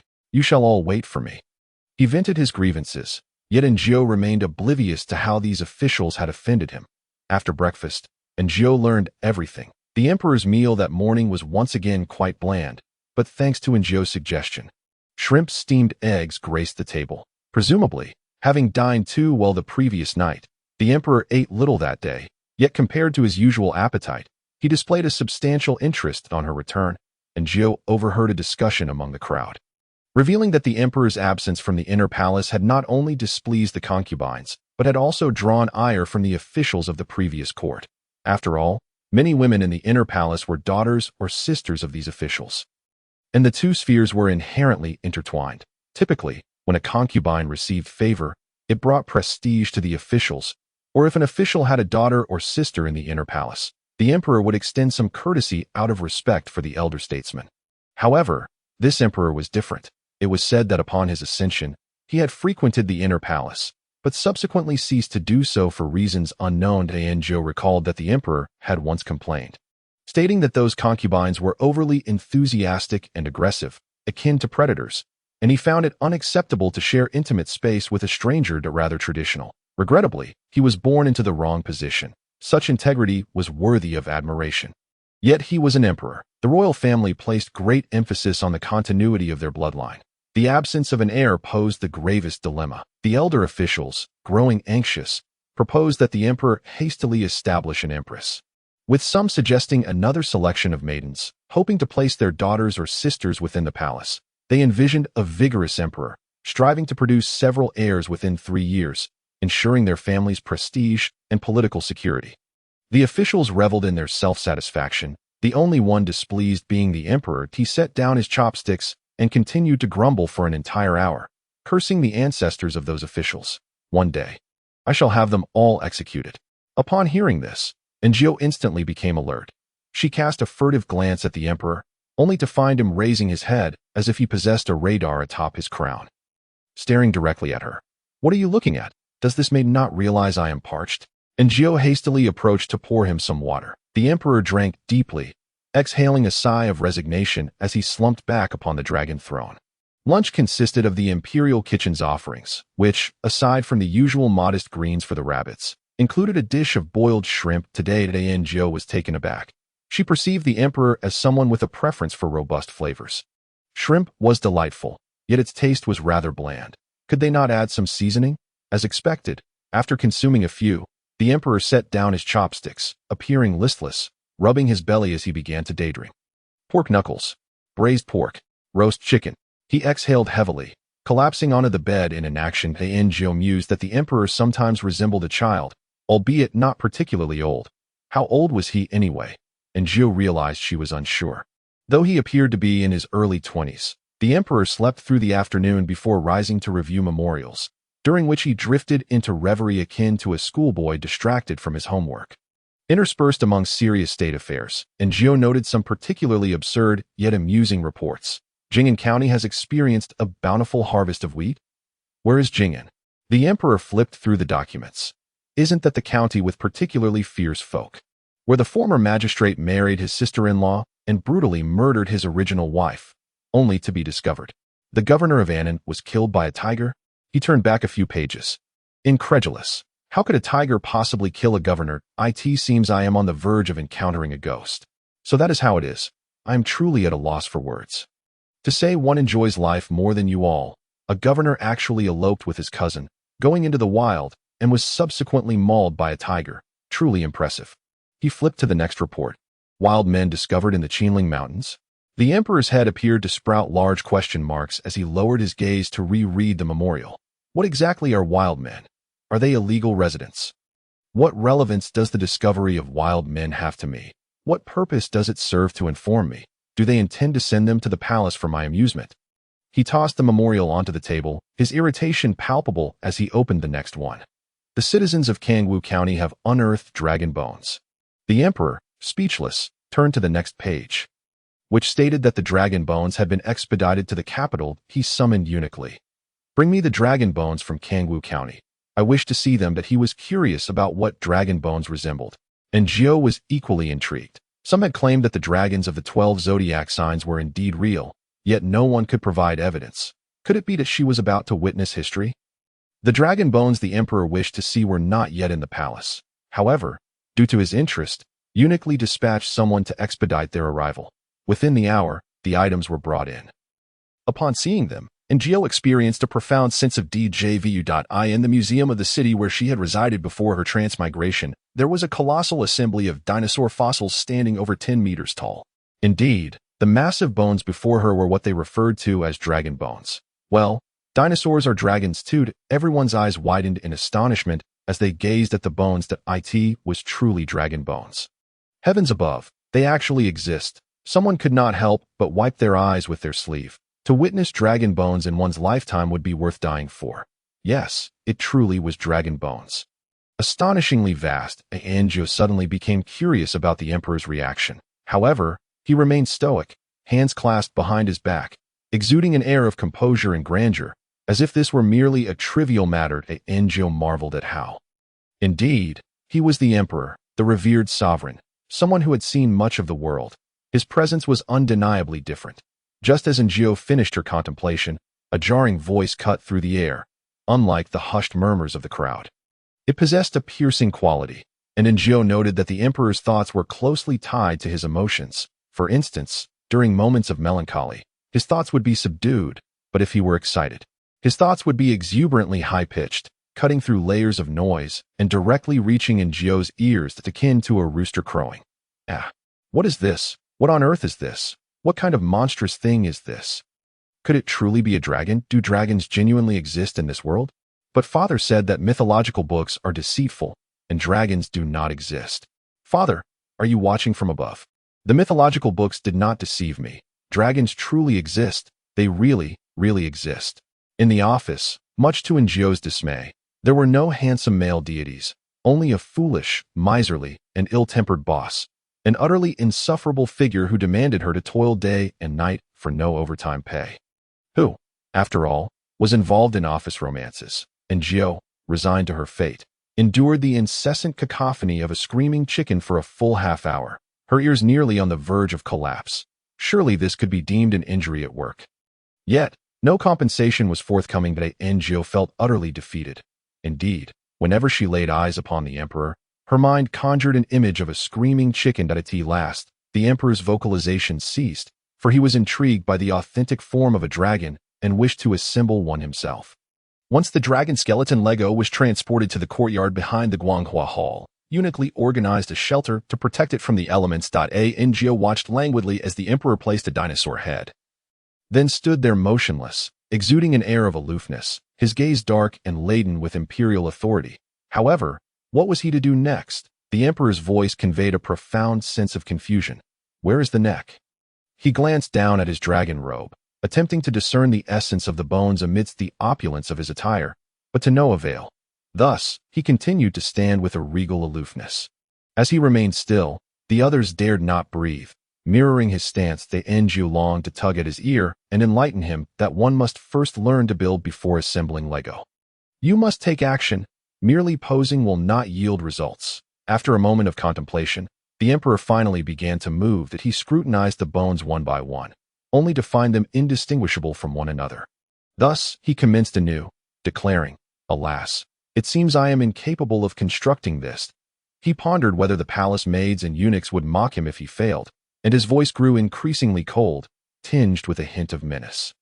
And Gio cast a furtive glance at Eunuch Li, who mirrored her silent apprehension, only to find a palace maid exchanging glances with him.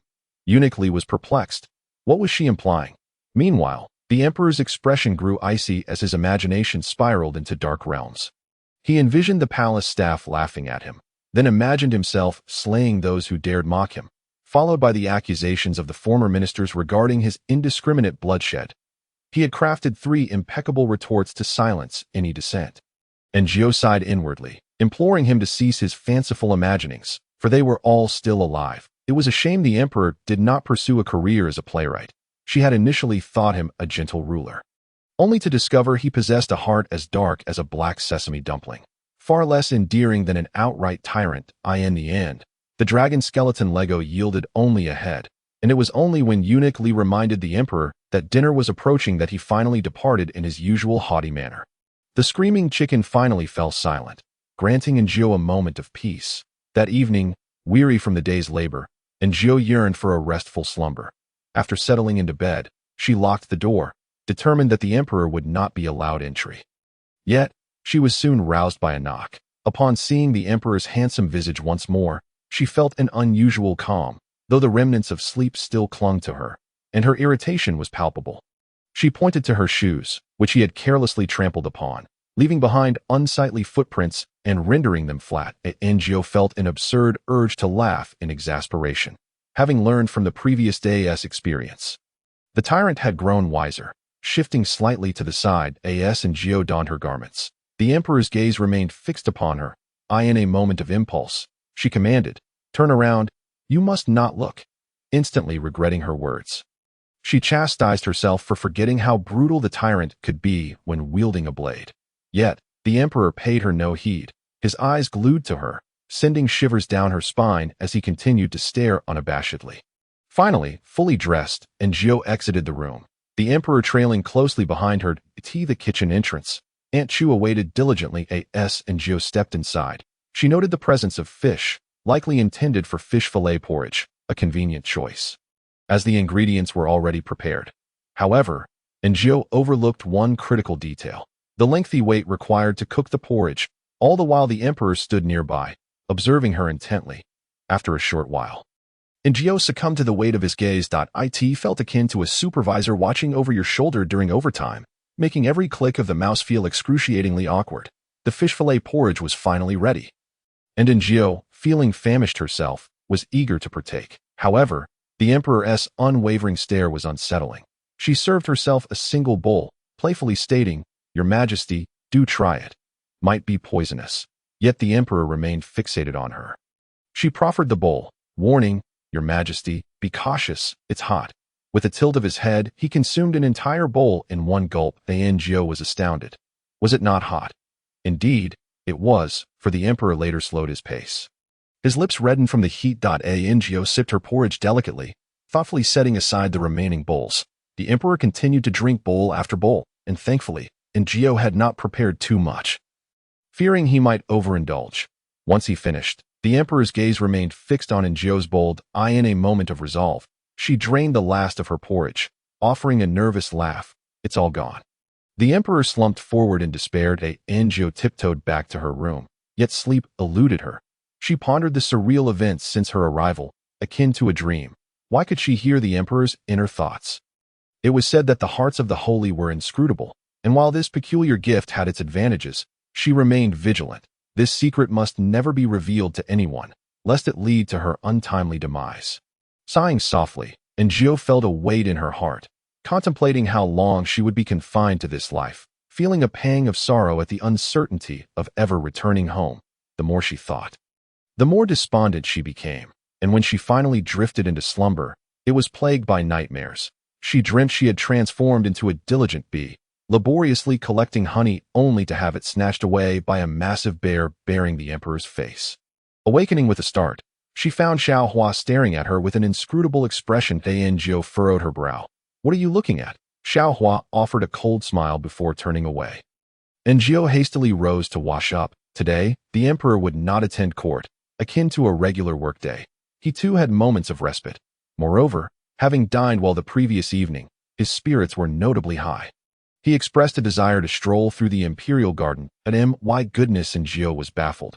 Was the imperial garden the sole place of interest within such a vast palace? The previous incident was still fresh in her mind. Eunuch Li seemed to share her thoughts, suggesting that the suburban equestrian grounds had been renovated, and Prince Duan had inquired whether the emperor wished to go horseback riding. The emperor's interest was piqued.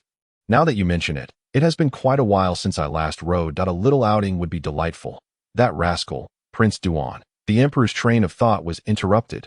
The accompanying attendants included Aunt Chu, who had chosen Jiao to accompany them. Palace maids rarely had opportunities to venture outside, so this was akin to accompanying a superior on a business trip, a bittersweet chance to experience the world beyond the palace walls. Jiao felt a surge of joy. The original owner's memories were faint, and she could scarcely recall the world outside. Xiao Hua was equally delighted, as they were in the same group, though Xiao Dong was less than thrilled. Voicing her grievances to no avail, Aunt Chu prepared the necessary items for the emperor, while Jiao and her companions merely assisted. By the time they exited the palace, the sun was already high in the sky, and Jiao estimated it to be around 8 or 9 in the morning. The emperor's royal procession faced no opposition, and they smoothly departed the palace, likely due to prearranged clearance. The road was devoid of people, save for the rhythmic sound of hooves and the refreshing breeze. Accompanied by the bright sunlight, a semblance of freedom. Jiao gazed at the buildings lining the streets, a yearning welled within her. When would she be able to leave the palace? How wonderful it would be to purchase her own home outside. Lost in thought, she looked up to find Xiao Hua watching her intently. "What are you staring at?" Jiao inquired again. Xiao Hua remained silent, her gaze fixated on the guards. Jiao spotted Li Ji and other guards within the crowd. Could it be that Xiao Hua had taken a liking to these guards? It was not unheard of for palace maids and guards to form unions, particularly if a guard were to achieve recognition and request a favor from the emperor, who typically granted leniency to his subordinates. Such occurrences were not without precedent. Xiao Hua's interest in this notion was not entirely surprising. Jiao pondered. Her gaze too fell upon the guards.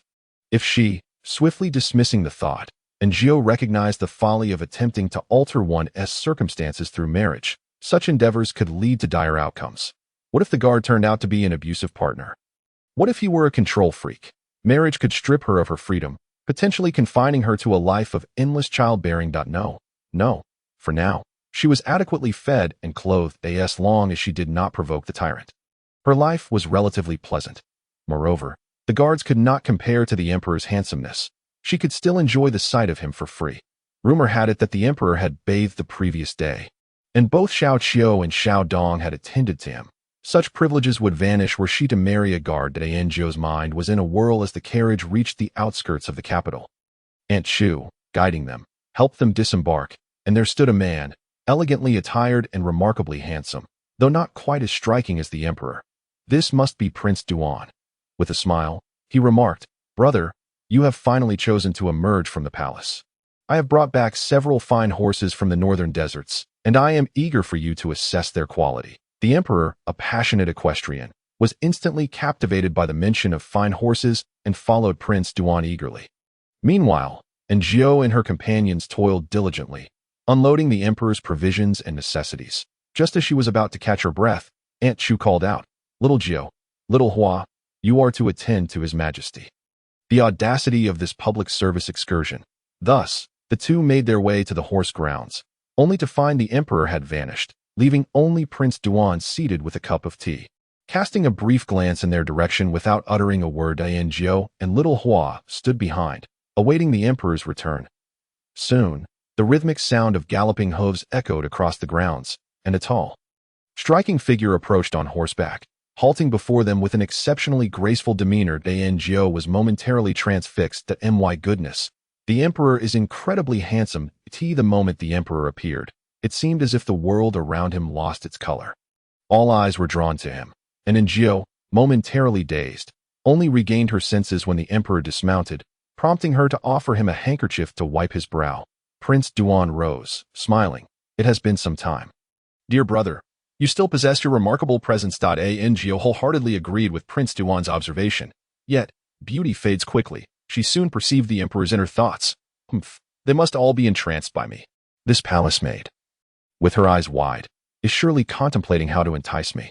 And Jiao swiftly turned her head, only to meet the scrutinizing gaze of Prince Duan, who noted that his brother had been fixating on this particular maid. How curious, considering there were two maidens present. Jiao instinctively felt a pang of guilt and lowered her gaze. Why is she looking at Prince Duan? The emperor cast a glance at Prince Duan, followed by a disdainful snort. Another fool wishing to rise to greatness. And Jiao, may you perish, you tyrannical emperor. Brother, you must be weary. I have prepared some food. The mere mention of food instantly rekindled the emperor's attention. At last, this rascal has some sense. I wonder what delightful dishes await me. And Jiao found herself puzzled. He was the emperor, after all. Surely, he could simply express his desires. Why did he remain silent? How could anyone guess his wishes? As they traversed the path, the emperor's steps were buoyant, speculating on the sumptuous fare Prince Duan might have prepared. Pig knuckles, braised fish, stewed lamb, and so forth. Yet upon arrival, his gaze fell upon a table laden with vegetarian dishes, and his smile froze in place. Excellent. Prince Duan, you may now perish. And Jiao heard his teeth grinding in frustration, knowing his preference for light fare. Prince Duan had arranged for these vegetables, all cultivated from his own garden. Yet as he spoke, the emperor's expression grew increasingly sullen. And Jiao sighed in exasperation. Could they not raise chickens or ducks in that garden? Could they not slaughter one for the emperor? In her rural upbringing, guests were always treated to lavish feasts. How could one serve the emperor a purely vegetarian banquet? Generally, relatives would storm out in outrage. Yet the emperor remained silent, sitting at the table, picking at his food, his appetite evidently diminished. Prince Duan, sensing the tension, ventured, "Is your appetite still lacking, dear brother?" The emperor's silence spoke volumes. His previously cheerful demeanor had vanished. He wore a grim expression as if stifling some internal frustration, and Jiao listened to his complaints, perceiving him as a petulant child, angry yet unwilling to voice his feelings, leaving others to guess. Eventually, Prince Duan too fell silent, for though they were brothers, they were also sovereign and subject. As a minister, he dared not incite the emperor's displeasure. With an empty stomach, the emperor hardly felt inclined to ride. He resolved to return. A maidservant near Prince Duan approached to assist with the cleanup, attempting to strike up a rapport with Jiao and her companion. Little Hua, in high spirits, divulged the emperor's affairs with unrestrained enthusiasm. And Jiao swiftly chastised her. Have you completed your tasks? Is this the time for idle chatter? Little Hua glared in anger. And Jiao was utterly exasperated. Revealing the emperor's private matters could lead to dire consequences for them both. Despite her numerous attempts to interrupt their conversations, Little Hua, seemingly oblivious, continued to speak freely, and Jiao could only resort to halting her. I have no interest in your affairs, but heed my warning. Do not be blindsided by your own folly.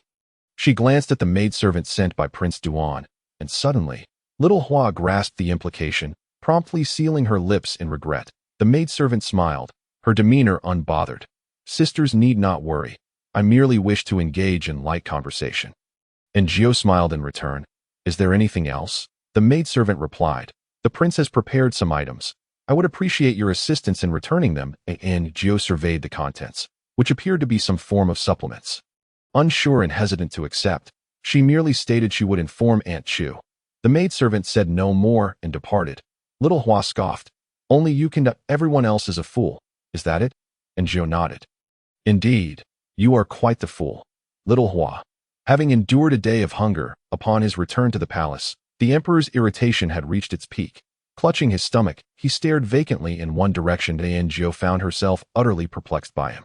Aunt Chu summoned her, presenting the items sent by Prince Duan. To her surprise, they were quite impressive.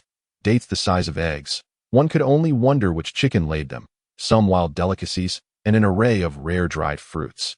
Alongside an abundance of fresh vegetables and medicinal ingredients, yet not a morsel of meat to be found. Daiti was as if they were aware of his fondness for wild greens, yet neglected to send any game. Most of the items were unfamiliar to Njio, yet knowing they were gifts from Prince Duan, she deemed them to be of high quality. Aunt Chu instructed, "Take these to the small kitchen. You may oversee their preparation." Njio swallowed hard. "May I partake?" Those dates, the size of eggs, looked utterly delectable. She had never tasted such a thing. Aunt Chu paused, casting her a glance, prompting Njio to hastily shake her head. "I meant, Aunt Chu interjected. "Have you ever seen a cook starve while preparing meals? These are indeed edible." Njio seized 4 or 5 dates, wiping them with a cloth before taking a bite. The flavor was delightful, sweet without a hint of meat, and there were raisins as well. She grabbed a handful. Aunt Chu regarded her with a bemused expression but ultimately chose not to comment. After all, she was still just a child at heart. Chapter 18. No longer dazed upon Little Hua's return, she regaled Autumn and Winter, 2 other palace maids, with tales of their recent escapades. While the stories were not particularly extraordinary, they were sufficient to pique the interest of Autumn and Winter. "That I wonder when His Majesty will venture out again. We would love to see it," sighed Little Autumn. Little Hua beamed. "Next time, I shall ensure you 2 come along." Little Autumn clasped her arm, exclaiming, "You are so kind. In this palace, we are all alone, so we must look out for one another." The trio chatted merrily, inadvertently isolating Njio. She found this preferable, as it allowed her to secretly indulge in some delicacies. She too longed for meat, due to the emperor's aversion to it. The meals in Guanghua Hall were predominantly bland and vegetarian. The cooks seemed devoid of passion, rendering even the simplest dishes unpalatable. Njio marveled at how the emperor could endure such insipid fare, having tasted his meals before. Though vegetarian, they had been far more flavorful. Lost in thought, Njio suddenly had an epiphany. Could she not cook for herself? After all, the tyrant had a hearty appetite. She could prepare extra for herself as well. That day when they had fish porridge, the tyrant had not objected. That evening, Njio climbed into bed with an empty stomach, determined not to sleep until the tyrant arrived. After an indeterminate time, she heard the faint creak of the door, a sound so subtle that she might have missed it had she not been vigilant. Blinking awake, she discerned the emperor standing beside Little Hua's bed. Could it be that a case of mistaken identity? Njio refrained from making any sudden movements, but then she witnessed the emperor produce a handkerchief, covering Little Hua's mouth and nose, swiftly sending her into unconsciousness. Njio. After executing this deed, the emperor approached her. Njio, understanding the unspoken cue, rose promptly. She glanced at her flattened shoes with a sigh. The tyrant's eyes were red, indicating a foul mood. Njio hastened to dress, following him to the kitchen. Today, the kitchen boasted an abundance of vegetables, mushrooms, tofu, eggplant, and more. Once again, a purely vegetarian selection. Njio was not adept at preparing intricate dishes, but she could manage the simpler ones. If meat was unattainable, she could certainly concoct more flavorful vegetarian dishes. Mapo tofu, fried mushrooms, braised eggplant, spicy shrimp. The emperor, holding a bowl of rice, seemed unsatisfied and mixed the mapo tofu with his rice, devouring it with fervor. Njio filled her own bowl with the dishes she had prepared in advance. In the midst of his frenetic eating, the emperor glanced up, his expression darkening as he caught sight of her. Seemingly blaming Njio for consuming his food, Njio chuckled nervously. "I merely wished to test the flavors." The emperor accepted her explanation, returning to his meal with fervor. Just as Njio set down her bowl, he finished his OW, and Njio awaited the moment he would faint, so she could return to her slumber. However, today the tyrant remained conscious, merely sitting there in a daze, gazing at Njio. She swallowed hard. What was happening?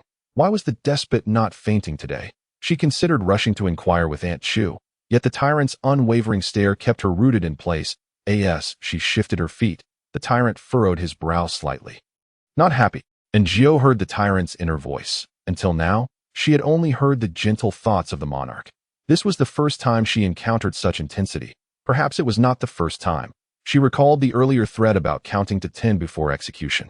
Remembering his formidable reputation, Njio dared not move. Not happy. Njio remained still, yet he was still displeased. "Your Majesty, have you eaten well?"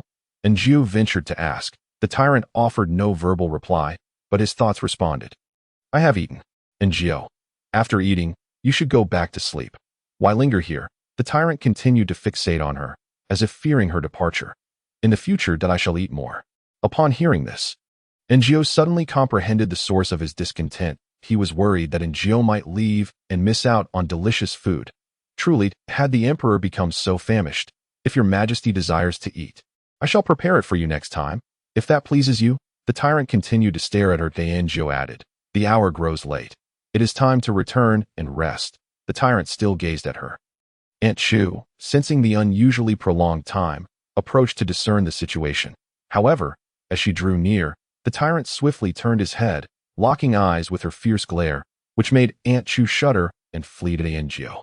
The long night stretched on, and the silence was unnerving. With the tyrant not leaving, Ngio felt immense pressure and sought to occupy herself. Today, Prince Duan had brought some fruits, which were sweet and sour. Quite delectable. Perhaps she could try making candied fruit. She chopped the fruits into pieces, skewered them, and then coated them in melted sugar. Soon, over a dozen skewers of candied fruit were ready, just as she intended to place them outside to cool. She turned around to find the tyrant crouched, observing her intently, much like a dog. Ngio stifled a laugh. However, the tyrant remained fixated on the candied fruit. Thus, she addressed him. These cannot be eaten just yet. They must wait for a while. You may take them back to the palace to enjoy. The tyrant understood, yet did not take them. He simply continued to gaze at Ngio. She exhaled in relief. Ultimately carrying the plate herself, following the emperor all the way to the Guanghua Hall. Eunuch Li regarded them with surprise. Fully aware of the subtlety of the situation, Ngio placed the candied fruit on the table. And Eunuch Li quickly added ice beneath them, ensuring they would soon be ready to eat. The emperor took one in each hand, devouring them with gusto. He still showed no signs of fainting, only appearing relaxed and languid, as he removed a piece of jade pendant from his waist and carelessly tossed it at Ngio's feet. That Ngio was baffled.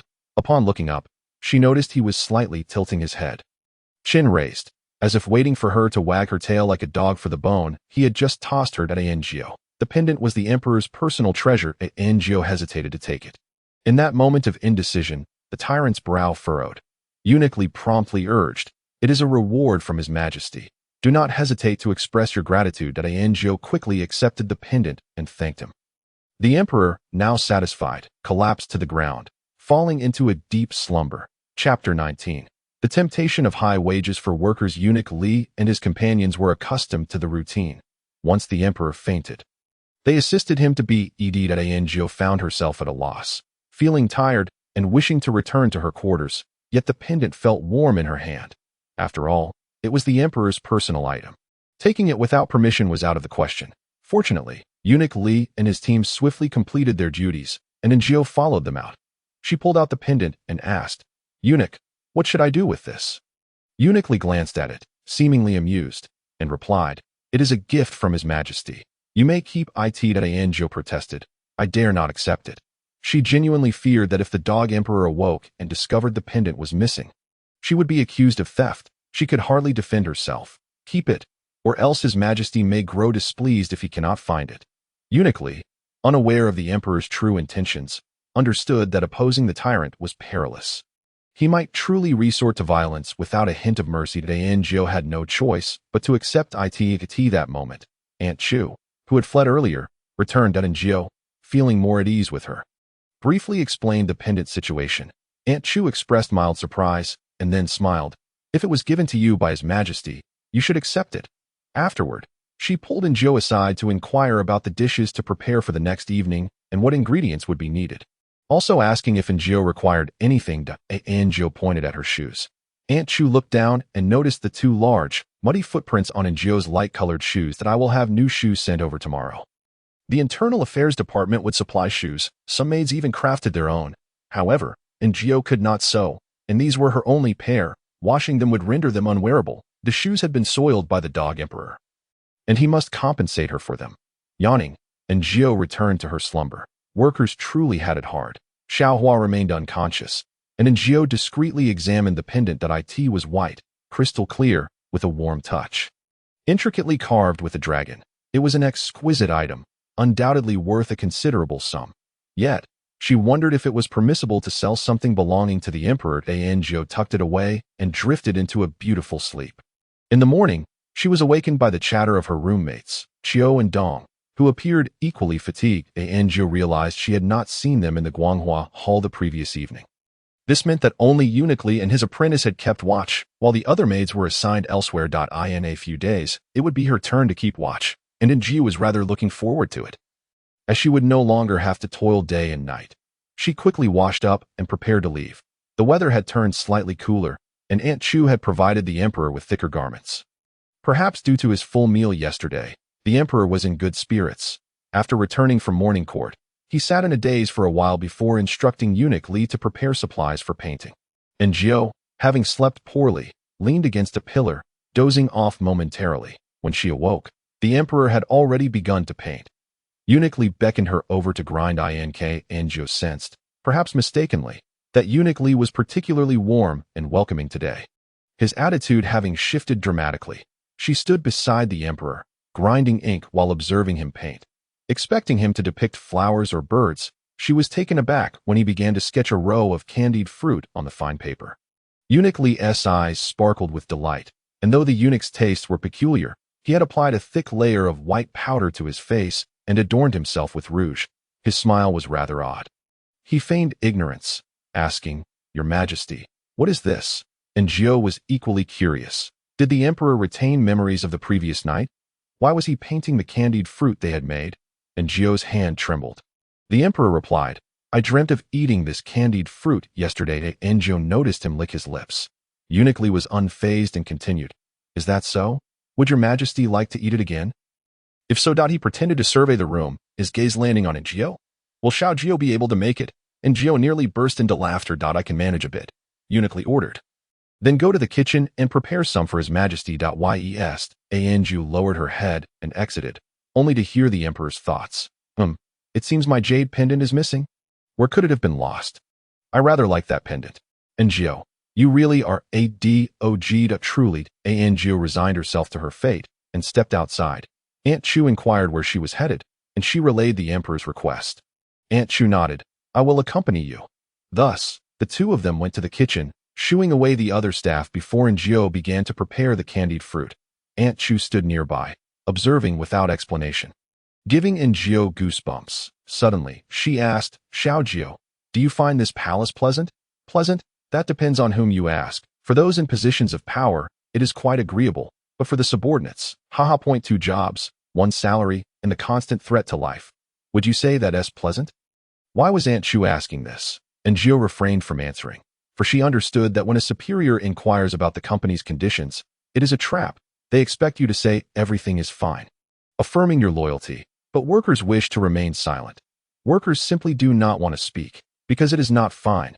Working in the palace is not fine. Aunt Chu chuckled lightly. Remaining a servant indeed has its downsides. And Jiao nodded.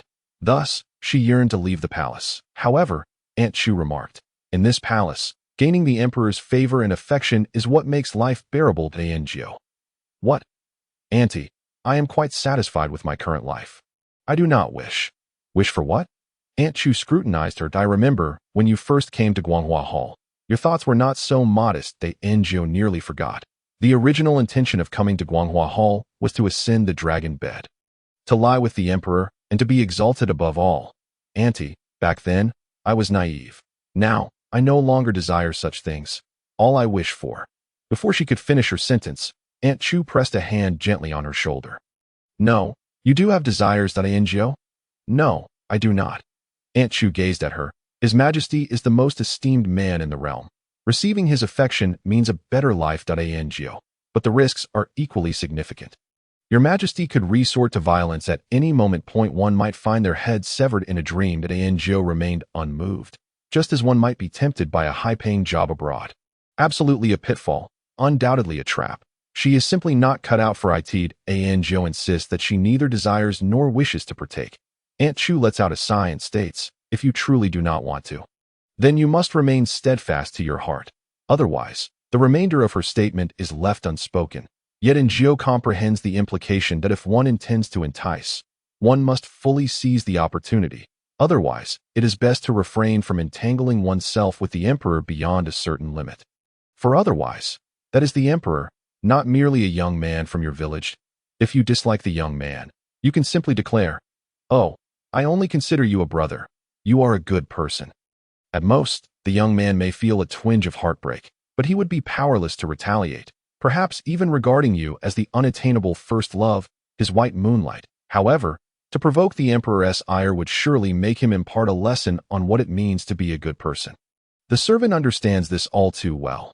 After Njio professes her loyalty, Aunt Chu refrains from further comment. Yet, on the emperor's end, a dilemma is presented to Li Gonggong. Chapter 20.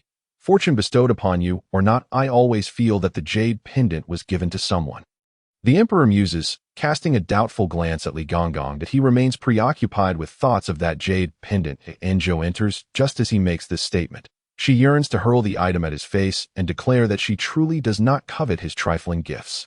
A piece of jade that cannot be sold is far less valuable than 2 taels of silver. Having given it, he still yearns to reclaim it. Truly, you are a dog emperor. Njio places the sweets she has prepared upon the table. Li Gonggong hastily instructs others to place ice beneath them. The emperor appears contemplative. This scene feels oddly familiar. Njio smirks. Why does it seem like I have experienced this before? Could it be a dream I once had? After a moment of suspicion, he tastes the sweet. Delicious, he exclaims. Yet, despite his fondness for it, he consumes only one and refrains from eating more. I would love to have another, he thinks.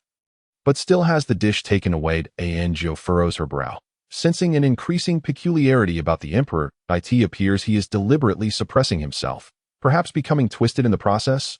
No, that reasoning is too far-fetched. There must be another explanation. What could it be? I want to eat more. Desire to eat. Cannot eat. I am the emperor. I must restrain my desires. He sighs regretfully and turns to Njio. This fellow is not entirely useless. At least she can make sweets. Njio. Then, as the emperor lowers his gaze, he notices her shoes, along with the 2 dark, large footprints upon them. Ha ha ha ha ha. This is hilarious. What is that? Who stepped on her? Ha! The cackling echoes throughout the grand hall, yet only Njio is hurt, her expression devoid of emotion, while internally, she curses the dog's emperor and all his ancestors. Dog stepped on it. Dog stepped on it. Dog stepped on it. Njio silently repeats this countless times until her pent-up frustration dissipates. After a bout of laughter, the cackling hen instructs Aunt Chu. Aunt, inform the Ministry of Internal Affairs to send some shoes and garments for the palace maids. Aunt Chu is taken aback and glances at Njio. This is not my suggestion. It is the emperor's request. Xiao Hua is confused but pleased, perhaps believing the emperor has recognized her hard work and is rewarding her. Although the emperor is known for his brutality and capriciousness, he has been relatively docile lately, rarely losing his temper, which reignites Xiao Hua's small hopes. Njio cannot find the words to address her, nor can she divulge the little secret between herself and the emperor. It is akin to 2 classmates becoming involved without your knowledge, while they secretly hold hands in places unseen by you. The emperor speaks, and soon the items are delivered, including 2 new sets of autumn attire, 2 pairs of shoes, and some fabric, all meant for the palace maids, far superior to the conditions previously experienced by the original occupant. No wonder everyone strives to ascend the social ladder. The emperor recalls the dragon bones piled in the courtyard, leading to Njio donning her new clothes and shoes as she accompanies him in assembling the dragon bone Lego. The emperor possesses a certain cleverness, and before long, he locates the dinosaur's head and neck. Gazing at this peculiar object, the emperor's inner thoughts resound once more. What is this? Why does this fellow not resemble a dragon? It looks like a monster. Could it truly be a monster? And so large that I am somewhat afraid. Njio. Initially, she found amusement in the emperor's reaction, but upon reflection, ancient people would not have known of dinosaurs. For them, such colossal and unknown creatures could indeed be frightening. Njio observes the emperor, handsome and poised, yet inwardly terrified like a mouse. It is truly comical. However, joy often precedes sorrow. Seemingly sensing something, the emperor turns to meet Njio's gaze. It is too late. Njio realizes this just as the emperor articulates, I am weary. You shall complete the assembly of the dragon bones. Not only is Njio stunned, but so too are the others. Dog emperor. Do you not wish to reconsider your own words? The very thing you cannot assemble. How could I, a mere palace maid, possibly manage it? This reminds Njio of her past experience in graphic design. When she earned a meager salary of 2,800, and one day her boss assigned her an extraordinarily challenging task, Njio, mustering her courage, was unable to complete it, and her boss, with disappointment etched on his face, deemed her a failure and subsequently outsourced the work for tens of thousands that time. Her boss, grinning as he presented her with the finished product purchased for tens of thousands, remarked, "Little young people must strive for progress and learning. One cannot simply wish to leave work early every day." Njio. The current situation mirrors that experience all too well.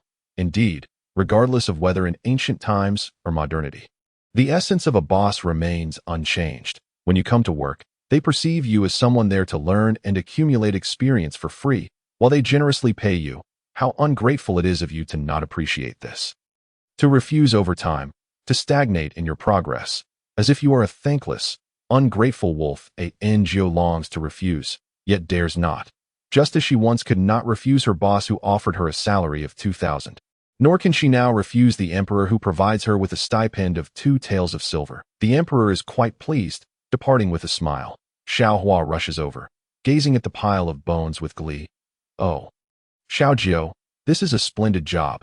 You must do it well." Her lewd demeanor resembles that of the annoying colleagues who once mocked her behind her back. Alas, what sins have I committed? Li Gonggong follows the emperor, while Aunt Chu surveys the chaotic scene, unable to comprehend the emperor's actions. Nevertheless, she believes that the Xiaojiu must be special to his majesty, otherwise he would not assign her such tasks. In the past, the emperor could hardly remember the names of the palace maids around him. Anjiud, you wish for this fortune bestowed upon you. Chapter 21. Private space. The affair with the dragon bone Legos swiftly circulates throughout the Guanghua Hall. Upon Njio's return, Xiao Dong and Xiaohua, who had been chatting, fall silent at her arrival. Njio is left speechless. It is unfortunate enough to endure a dreadful class, but now she must also share quarters with colleagues she dislikes. Day in and day out, she faces these vexatious individuals. Xiaohua chuckles. "Sisters, do you truly only need to guard the rear hall at night? Does that not allow for a bit of slacking?" Xiaoqiu nods in agreement. "Indeed, it will soon be your turn." Xiaohua boasts, "It is my turn, but for someone else, who knows?" She covers her mouth and laughs, clearly believing that should Njio fail to assemble the dragon bones, the emperor would surely execute her. Njio had initially intended to rest, but suddenly recalls something. Turning to leave, Xiaohua snorts. What is so impressive about that? She does not believe Xiaojiu is unaware of her secret. Xiaoqiu remarks, "She has indeed fallen into great misfortune." Xiao Dong expresses concern.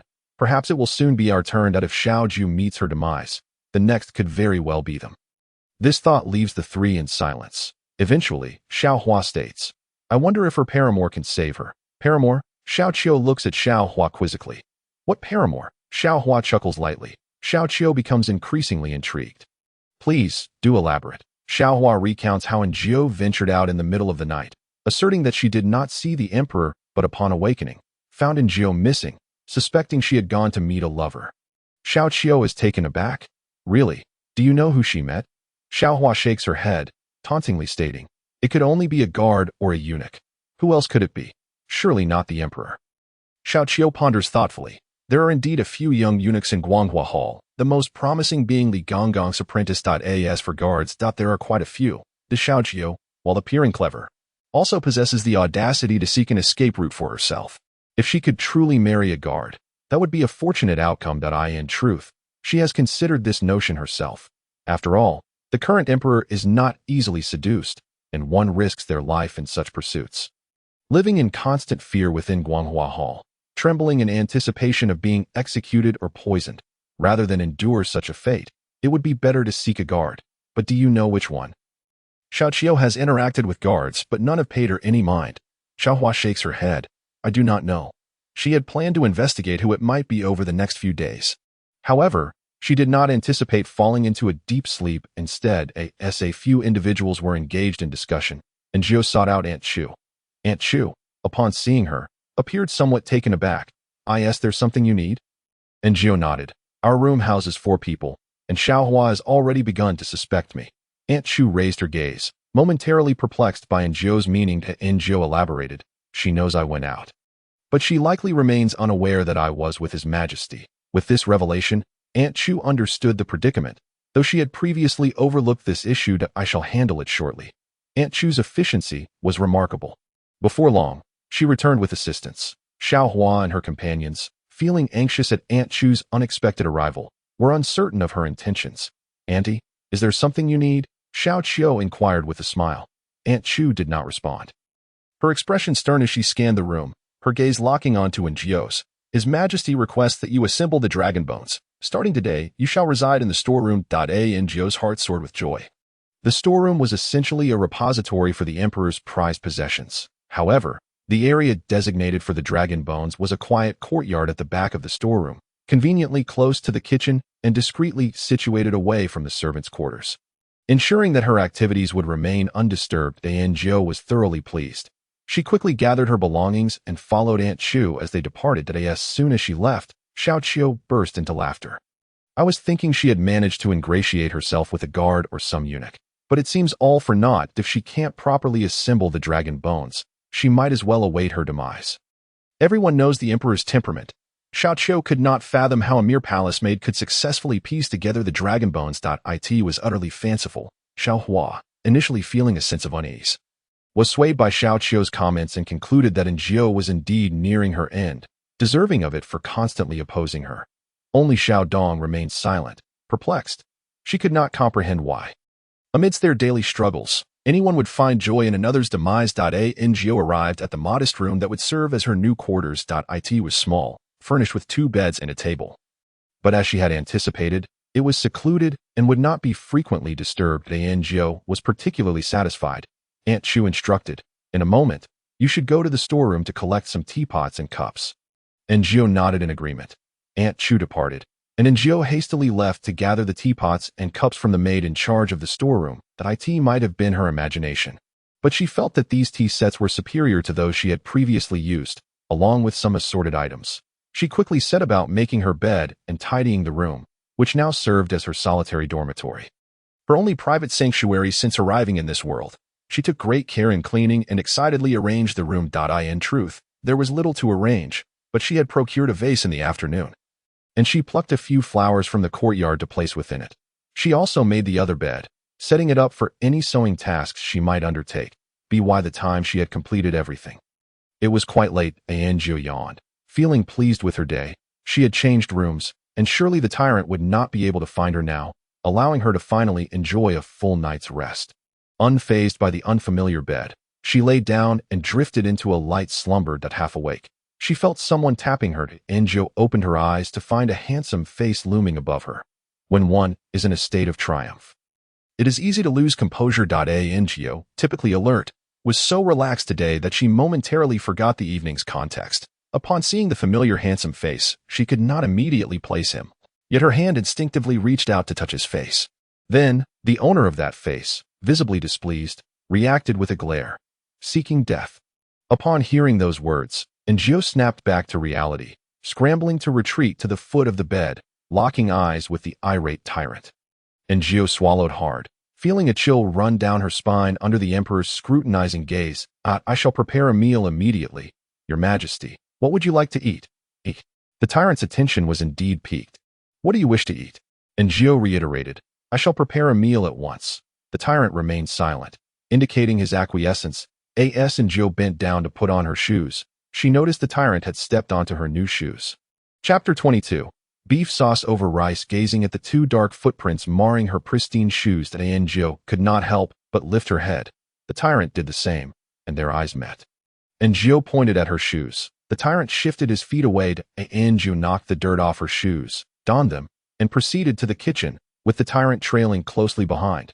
They quickly arrived at the kitchen, where the ingredients for the day remained plentiful. Njio skillfully washed the rice and prepared the meal, while the tyrant observed her from behind, holding a large bowl.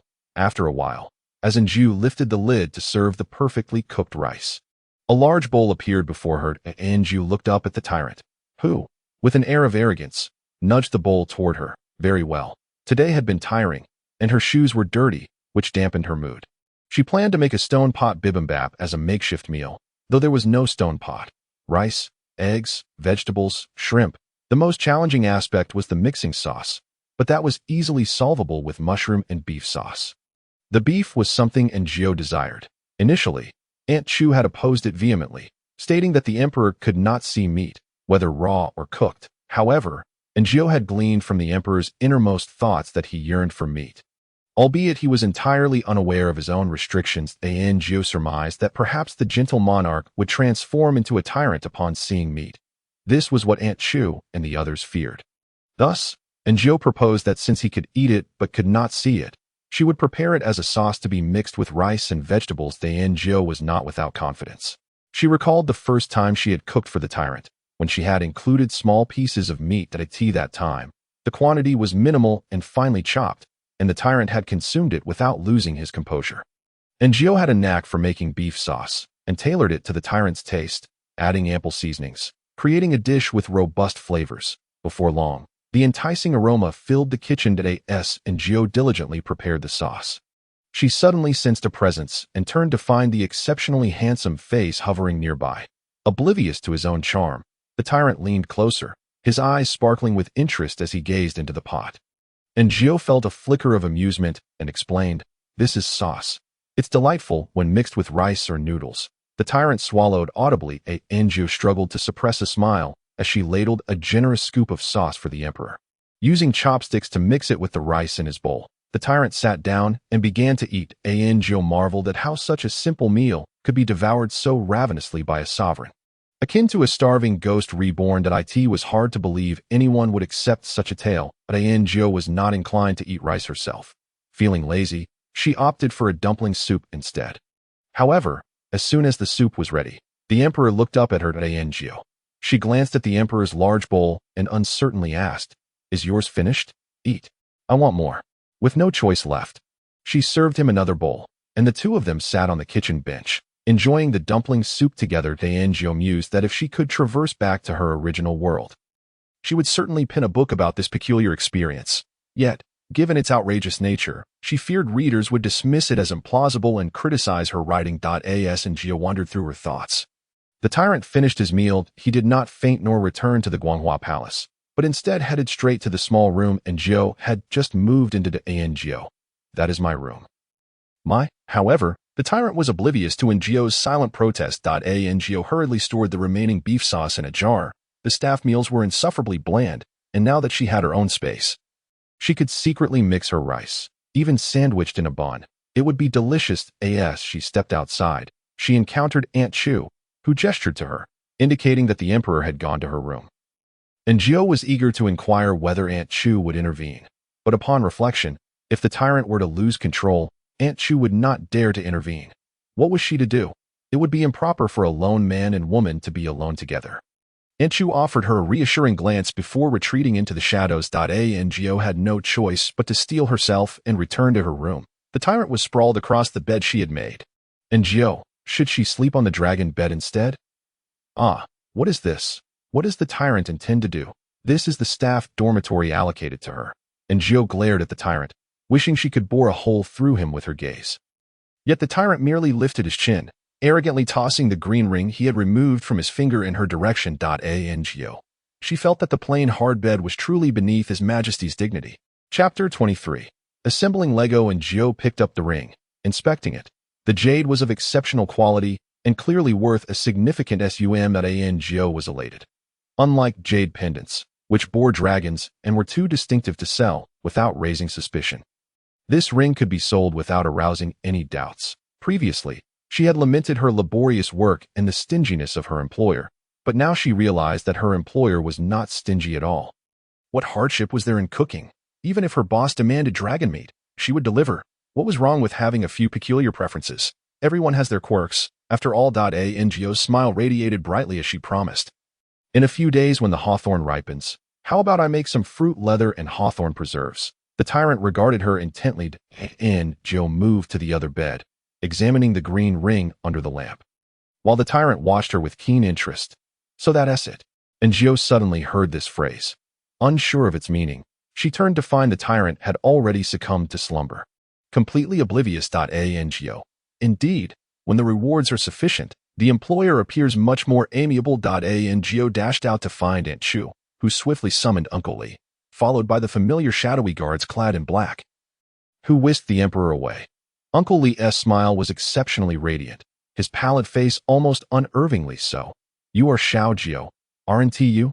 And Jiao nodded. Uncle Li remarked, "You've done well. Serve His Majesty diligently, and you shall reap the rewards." And Jiao was uncertain about the implications of his words. Did serving refer solely to attending to the emperor's needs, or was there an expectation of further obligations, which would come at a different price? And Jiao produced the ring and feigned innocence, asking, "Is this gift from His Majesty acceptable?"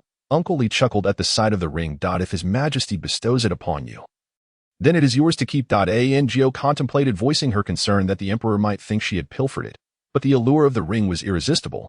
She had always cherished jade, and the imperial green hue of this ring was a delight to behold. She decided to keep it. After all, having already taken the jade pendant, whether she took one or two more would not matter. It was better to gather more than to leave empty-handed. Soon, the crowd dispersed, and the storeroom returned to tranquility. Beneath the crimson lanterns, and Jiao found the palace scenery unexpectedly beautiful. Promotion, salary increase, and a private room. Life suddenly felt splendid, and Jiao consoled herself, thinking this era wasn't so bad after all. At least the employer was generous. The following day, the sun cast its rays upon the glazed tiles once more, and the workers rose early to commence their tasks. The emperor was in high spirits today.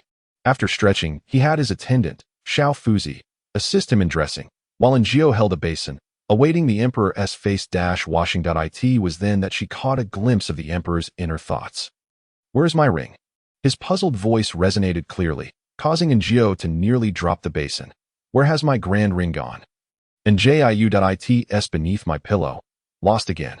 Fortunately, the emperor did not dwell on it further. He washed up and proceeded to the morning court. After the emperor left, Aunt Chu instructed Jiao to assemble the dragon skeleton Lego set, with Uncle Li assigning 2 young eunuchs to assist. The 3 of them made their way to the backyard, where Xiaohua scoffed, intending to mock Jiao, but she remained unfazed, for she possessed the imperial green ring. A treasure that Xiaohua could never hope to earn even after a lifetime of toil. As Xiaohua watched her departing figure, a swell of frustration lodged in her throat, rendering her oblivious to the emperor's return. Upon entering the hall, the emperor noticed the absence of a few individuals. His gaze falling upon a palace made with a foolish expression, pondering her thoughts, which annoyed him. Uncle Li discerned the emperor's sentiments, saying, "Xiao Jiao is in the storeroom assembling the dragon skeleton." The emperor replied, "I did not inquire about her." After a brief pause, he added, "Is she a relative of yours?" Uncle Li chuckled, "Your Majesty jests. This servant has no relation to Xiao Jiao." The emperor had merely spoken casually, but after taking a few steps forward, he halted, deciding to go take a look. Uncle Li grinned widely at the emperor's interest in Xiao Jiao. The emperor had always kept a distance from women, and those who had previously sought his favor had long since vanished. However, since Xiao Jiao's arrival, the crime rate had notably dropped. Upon reaching the backyard, Jiao and the 2 young eunuchs faced the enormous dragon skeleton, both feeling somewhat daunted. "Xiao Jiao, do you know how to assemble this?" one young eunuch inquired. "I'm not sure. I'll give it a try," Jiao replied. She recognized that the dinosaur before her was none other than the Tyrannosaurus rex, the apex predator of the late Cretaceous period, identifiable by its skull. The only dinosaur Jiao had ever known was the T-Rex, having watched Jurassic Park, which had given her a solid understanding of its general anatomy. She began sorting the large bones, distinguishing the tail, neck, claws, and body parts. Quickly, she categorized the bones, and it felt akin to playing with Lego. She had a mental image to guide her, and it wasn't as difficult as she had anticipated. Jiao felt quite satisfied and thought about seeking some professionals to erect the bones into a magnificent skeleton exhibit. Just as these thoughts crossed her mind, she suddenly heard the emperor's voice. "Wow, this little maid is quite skilled." Turning around, Jiao spotted the emperor standing in the shaded corridor, hands clasped behind his back, accompanied by Uncle Li. Chapter 24. I am merely a cleaner when your boss unexpectedly stands behind you at work. Can you continue to concentrate? Or do you merely feign busyness, scrolling through the mouse in desperation? Indeed, Jiao's good mood dissipated the moment the emperor appeared. "Greetings, Your Majesty," she and the others bowed in unison.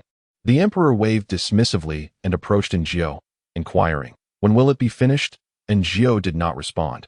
With her head lowered, it was difficult to discern if the emperor was speaking his mind or addressing her directly. The emperor frowned. "Uncle Li, sensing the tension, grew anxious. The Xiaojiao usually appeared quite astute, yet today she seemed oddly dazed. Xiaojiao, His Majesty is addressing you. Uncle Li whispered urgently. Angio snapped back to reality, hastily replying to your Majesty. It will take about a month. In truth, it wouldn't take that long. However, she wished to avoid serving the emperor directly. She sought to prolong her work period, hoping the emperor would grant her a year to dawdle. Though she dared not voice such a lengthy time frame, the emperor, however, frowned at her response. So slow? His gaze bore down on Angio, heavy with authority. Can't it be expedited? Being the sovereign. The emperor exuded an aura of pressure that was palpable when one looked him in the eye. Angio felt a twinge of fear. She found herself missing the tyrant who would obediently comply once well fed. Half a month. Your Majesty, I assure you it will be completed in half a month. The emperor stroked his chin, scrutinizing Angio for a moment, then moved closer to inspect the dinosaur's skull. What on earth is this? It was evident the emperor harbored doubts. Could it possibly not be a dragon? Angio longed to explain that dinosaurs were indeed a type of dragon, but she dared not speak. What does it resemble? Some kind of monster. The emperor's expression darkened as he glared at the T-Rex skull. Might this monster portend misfortune? As his thoughts spiraled, he began to entertain the bizarre notion that the emergence of this monster could bring calamity upon the nation. Angio felt despair creeping in.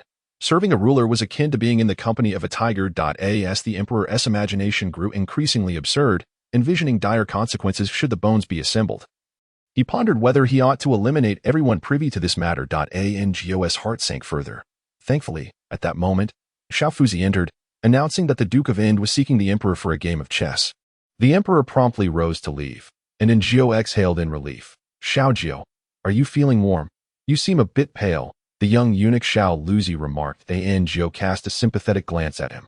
If the emperor truly intended to silence witnesses, these two young eunuchs would not escape the impending doom either. How tragic, to lose their lives along with their livelihoods. Angio conveyed the half-month timeline for assembling the dragon bones. And Xiao Luzi and the other eunuch suggested, let us find some craftsmen. These bones need a supporting structure. Has the emperor been in good spirits lately? Has he encountered some good fortune? The Duke of Ind, a carefree prince with little ambition, casually inquired. The emperor hesitated, contemplating whether to share the matter of the dragon bones with him. Given his frequent travels, perhaps he would recognize what it was. The Duke of Ind observed the emperor's contemplative expression, discerning that something was amiss. What could it be? Just as the duke was lost in thought, the emperor suddenly asked, have you ever seen a dragon? What? The duke's mind raced, responding with a grin, as the true dragon of the realm. Naturally, I have seen one. The emperor felt somewhat speechless. Recalling the foolish, oversized monster skull in the backyard gave him a headache. What on earth was that thing? Was it truly a dragon? If not, then what was it? An ancient creature? And why was the duke suddenly flattering him while discussing serious matters? The emperor sighed. I have recently acquired a rare object. You should come and take a look. The duke nodded with a smile, though internally he was puzzled. What could it be? Why was the emperor so grave? Upon reaching the backyard and witnessing the gigantic bones, the duke was taken aback. Brother, is this dragon bone? You think so too? The emperor queried. It seems I'm not the only one who thinks so. Then I can rest easy. Angio was abruptly interrupted again, turning to see the emperor returning, accompanied by the duke. Compared to the emperor, the duke appeared much more lively. He approached the dragon bones, growing increasingly astonished. Is it truly a dragon? The emperor retorted. What do you think? Hurry and say yes. It would make me seem less foolish. The duke nodded. Given its size, it must be a dragon bone, right? He suddenly turned to Angio. What do you think? In Is it customary for senior management to involve the janitorial staff in business discussions? I am merely a palace maid. How am I to respond? To refer to it as dragon bone? Would not the emperor consider using her as a scapegoat should any issues arise, or perhaps even resort to silencing her? To deny it as dragon bone would surely be an affront to the emperor. The joy of receiving the green ring has dissipated, and Angio finds herself at odds with the emperor once again. The servant remains oblivious, merely a cleaner, with no knowledge of the unfolding events. The Duke of Duan squints his eyes. Unaware? Are we? He does not dwell on it for long, turning to the emperor. Has your majesty sent someone to investigate? Is it indeed dragon bone? The emperor. I have not. Why did I not think to send someone to inquire? The emperor replies, investigations are underway, but no information has surfaced yet. The Duke of Duan refrains from further inquiries, merely observing the dragon bone with curiosity, while Angio continues her puzzle. She needs to find skilled craftsmen to assemble these bones in a manner befitting a museum. Alas, will they succeed? I am but a cleaner. It is quite a feat to have cleaners modeling. Chapter 25. Thus, the bosses to the Duke of Duan is a frivolous young man, which means he typically has little to occupy his time. Therefore, when the emperor attends to state affairs, he remains behind, akin to a foreman overseeing Njio and the others. This leaves Njio with no opportunity to slack off. The two young eunuchs also appear somewhat anxious. Fortunately, the craftsmen arrive promptly. These individuals are dedicated to the palace, usually tasked with repairing roofs, tables, and chairs. This is their first time undertaking such work, and they gather around the large bones, their eyes alight with curiosity. Njio muses that the more individuals who are aware, the less likely the emperor will be to eradicate the roots of this matter.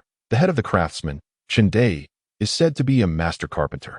Skilled in his craft for generations. Njio sketches a rough outline of a Tyrannosaurus Rex for him, indicating how they might erect the dinosaur. Is this your drawing? Indeed, it is. I believe it should resemble this. Only after Njio speaks does she realize something amiss. Turning her head, she finds the Duke of Duan standing beside her, curiously examining the draft in her hands. Njio furrows her brow slightly. The Duke of Duan notices her frown and, in a rush, she offers her apologies. Being from the modern era, she lacks the innate reverence and vigilance of ancient individuals, a rather poor habit that could prove fatal at any moment. Njio resolves to exercise more caution henceforth. Have you received an education? The Duke of Duan's interest in this young palace maid grows. He knows the emperor's character and wonders why he would place such importance on a mere maid. What is a maid? To the Duke, she is akin to a teapot on the table, merely a tool for serving others. Previously, the emperor hardly glanced at such individuals, yet now he frequently directs his attention toward this maid. Allowing her to piece together dragon bones. It all seems rather ludicrous. Nonetheless, the Duke senses something amiss. He believes there must be something about Njio that captivates the emperor. What could it be? It is indeed a source of intrigue. In that fleeting moment, Njio feels as if she is being scrutinized, glancing back at the Duke of Duan, who is smiling gently at her, seemingly asking without ulterior motives. I read a little in my youth. A little, you say? You certainly do not appear to be a literary genius. Then it must not be talent, beauty? The Duke does not disdain Njio. Within the palace, there are numerous beauties. While the maid before him is quite pleasing to the eye, she does not stand out among the many, not to the extent of captivating a monarch. What could it be? The Duke takes a few glances at Njio's draft and inquires, why does the emperor have you assembling this dragon bone? Indeed, why? Njio is also curious. It seemed the emperor merely pointed at random. Yet, Njio understands that the emperor wishes to toy with her, to witness her embarrassments, much like a mischievous child. This realization dawned on Njio later on. Now, the Duke of Duan poses such questions. It seems that those of royal blood are indeed rather troublesome. The emperor is a dog. The Duke of Duan is a dog. The servant remains unaware. The Duke does not press further. Instead, he finds a chair and takes a seat in the corridor. Watching. Initially, Njio pays him some attention, but soon becomes engrossed in her work. As the craftsmen seek her assistance. Njio navigates through the tasks at hand, and after a day's toil, they finally manage to erect part of the structure. The bones securely affixed, though not as aesthetically pleasing as those in modern museums, it stands upright at last. Njio experiences a long-lost sense of satisfaction, even during dinner preparation for the tyrant that evening.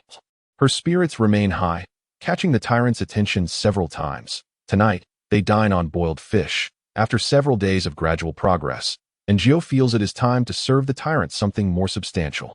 The boiled fish is accompanied by tofu, bean sprouts, and a variety of vegetables, spicy and numbing. It is quite bold in flavor. The tyrant initially enjoys the meal, but soon finds himself gulping down water, his eyes reddening as he gazes at her.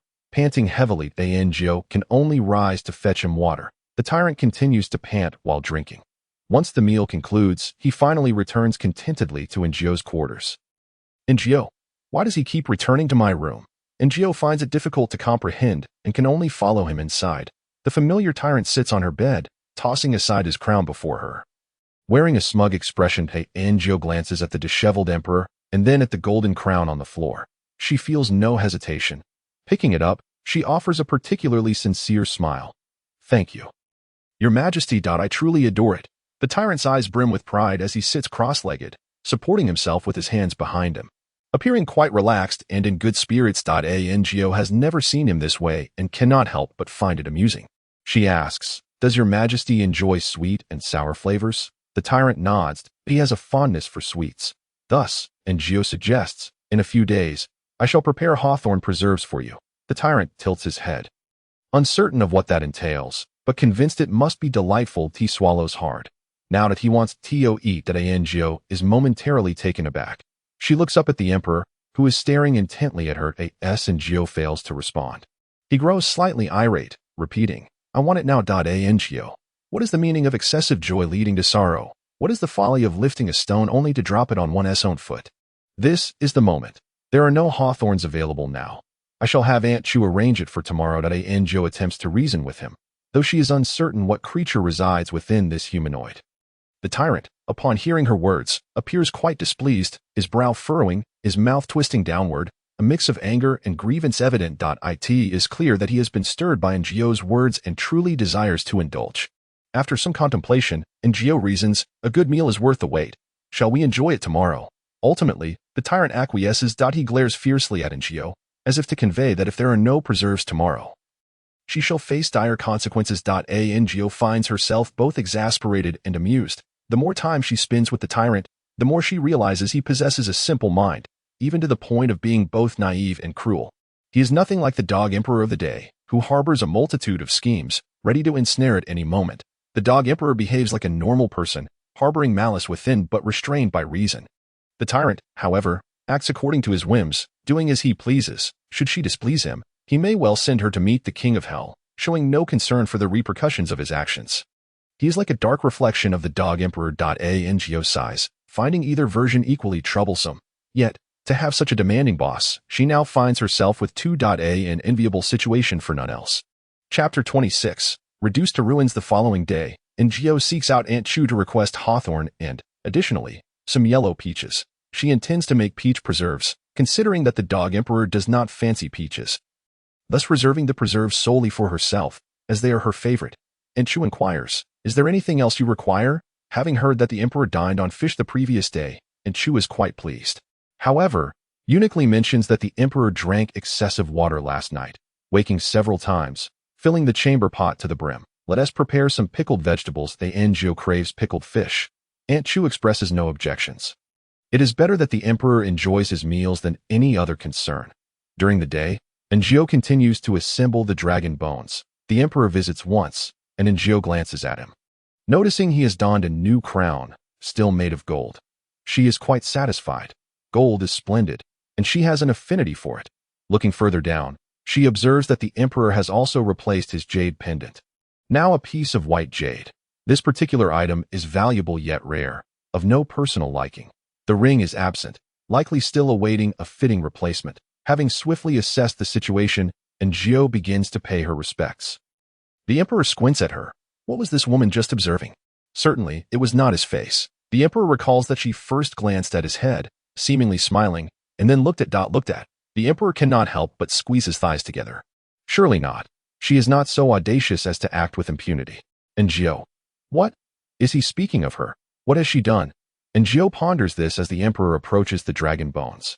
Scrutinizing the partially assembled structure, his doubts resurfacing. The claws do resemble those of a dragon.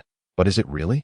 He circles around the bones repeatedly. Angio follows at his heels, occasionally offering casual explanations for the questions she perceives in his mind, which pleases the emperor greatly. Aunt Chu returns with the hawthorn and yellow peaches, having procured some jars as instructed by Angio. She resolves to prepare the preserves that afternoon, allowing them to cool for dinner. The process of making preserves is not overly complex. Angio prepares both the peach and hawthorn varieties, placing them in the cupboard of her room. Aunt Chu left some delicacies prepared to be presented to the emperor for his tasting. But she mistakenly took the yellow peach instead of the hawthorn. Angio thought to herself that it was all over. The emperor would undoubtedly express his dissatisfaction once again. However, to her surprise, the emperor quickly finished the dish. Delicious. Angio. He does not dislike peaches per se, but merely has an aversion to the water peaches. Yellow peaches are acceptable, and peach blossom pastries as well. Later, Angio learned that the emperor did not actually dislike peaches. Rather, he simply detested the fuzz on their skins, even after washing. Yet, he never voiced this sentiment. Who made this?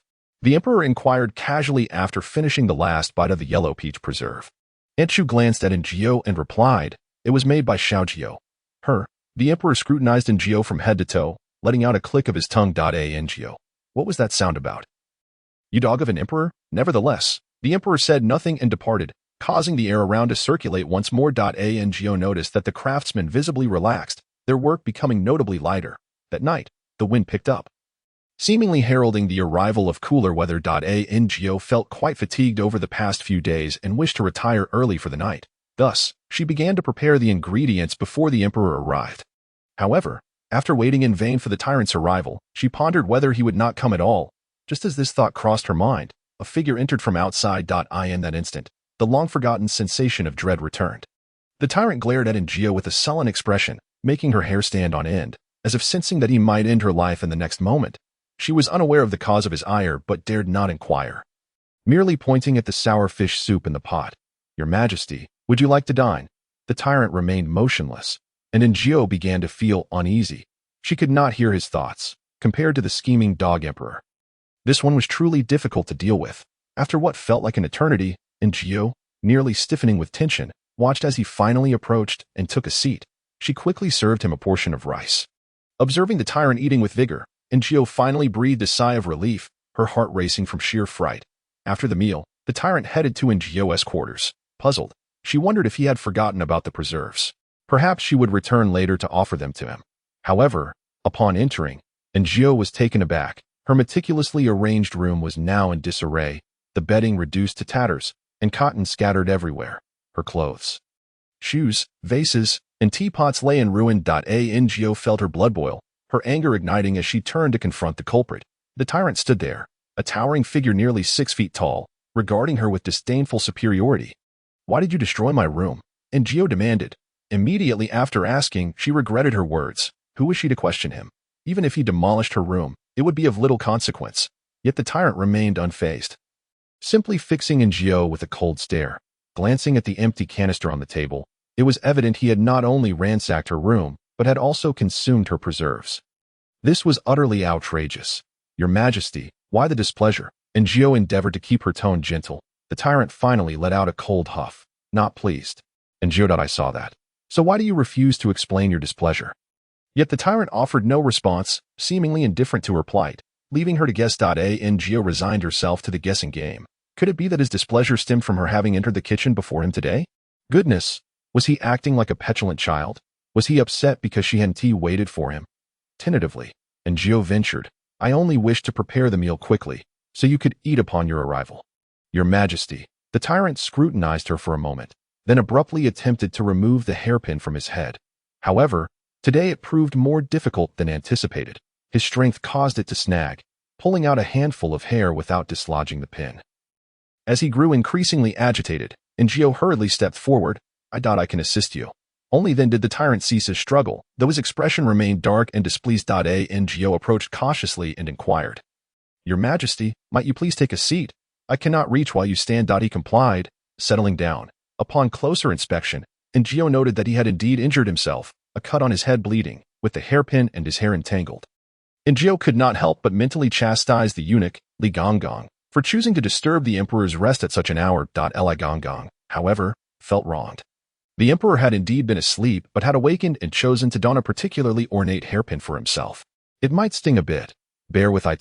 Njio gingerly began to remove the hairpin, carefully wiping away the blood before attempting to tame his disheveled locks. By the time she finished, she realized the tyrant had fallen asleep without her noticing. Njio felt exasperated, akin to dealing with a violent child. Chapter 27. Why is he in my bed? The tyrant had been taken away by Li Gonggong's attendants.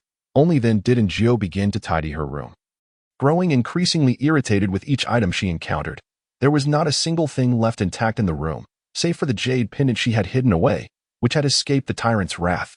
After a brief cleanup, she climbed into bed, bringing the lamp closer to examine the hairpin in her hands.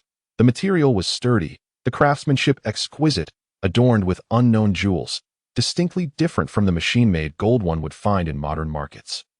This object was truly Njio found it hard to articulate, but it was evident it was of considerable value. No wonder everyone aspired to be emperor. This hairpin could fetch a handsome price. Satisfied, and Geo glanced around at the chaos. It was merely a bit of ruin. The Emperor enjoyed his wanton destruction. Clutching the hairpin, she drifted into a peaceful sleep. However, in the midst of the night, the tyrant awoke, startling Li Gongong nearly into a fall. Your Majesty, at that moment, Li Gongong was uncertain of which emperor had awakened, his trepidation palpable. The tyrant scanned the room, not spotting Geo, and his brow furrowed in displeasure. Li Gongong quickly signaled for everyone to halt their activities. The tyrant forced himself to suppress his rising irritation, ignoring them entirely as he turned and retraced his steps. Geo had spent the night plagued by nightmares, dreaming of dinosaurs chasing her, their teeth snapping at her heels. She awoke early, her biological clock betraying her. Yet upon opening her eyes, she sensed something was amiss. It seemed she was not alone in the house. Slowly, Geo turned her head to find herself face-to-face with the Emperor's extraordinarily handsome visage.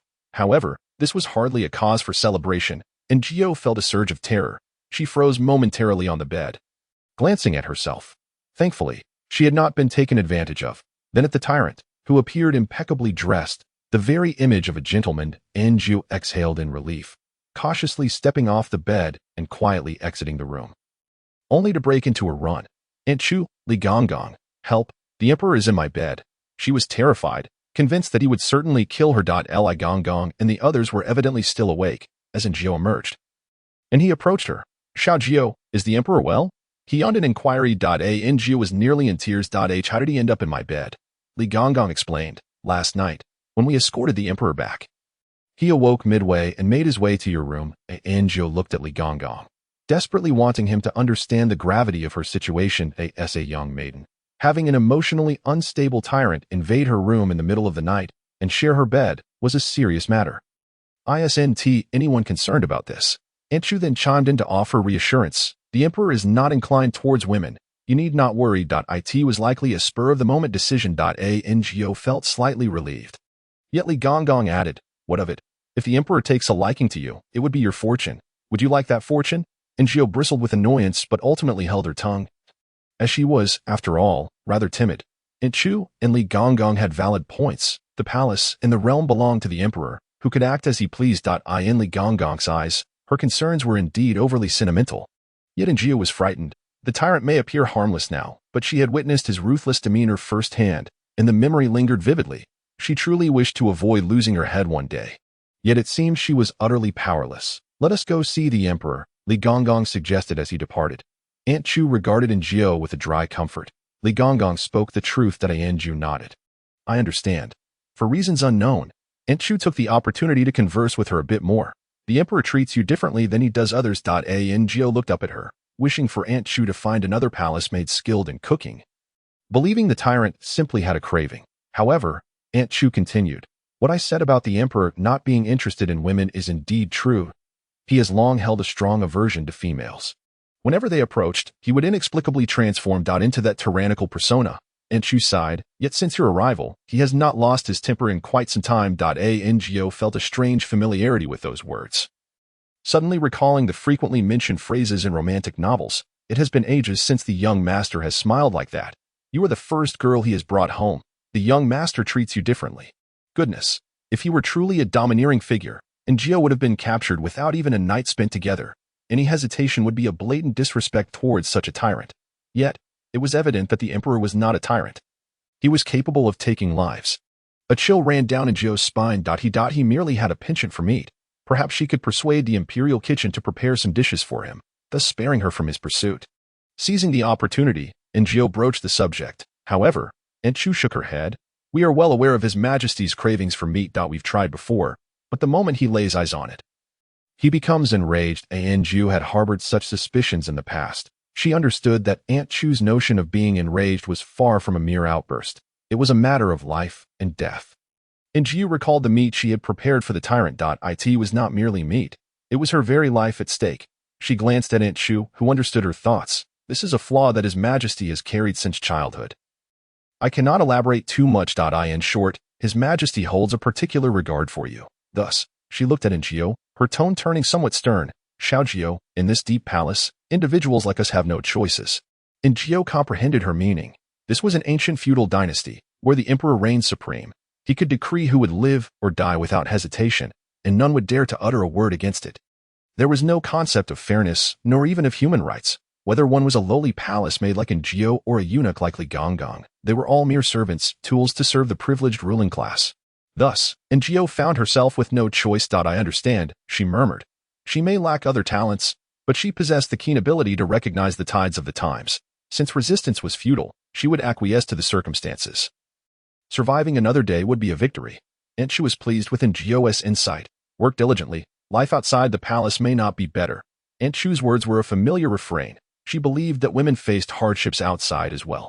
At least in the palace, one was guaranteed food and warmth, which was not insignificant. Geo nodded, appearing compliant.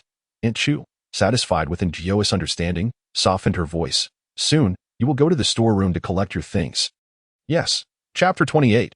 Perhaps it is truly possession. After Aunt Chu departed, Geo stood in place for a while. Before heading to the storeroom, she encountered Xiaohua and her companions. Xiaohua let out a cold laugh. Unable to resist her sarcastic tone, has someone's dragon bone been assembled yet? I wonder what punishments await if it remains unfinished. Her smug laughter reminded Geo of the venomous female antagonist in domineering novels. No, Xiaohua was more akin to a mere cannon fodder. What benefit did her words bring other than a fleeting sense of superiority?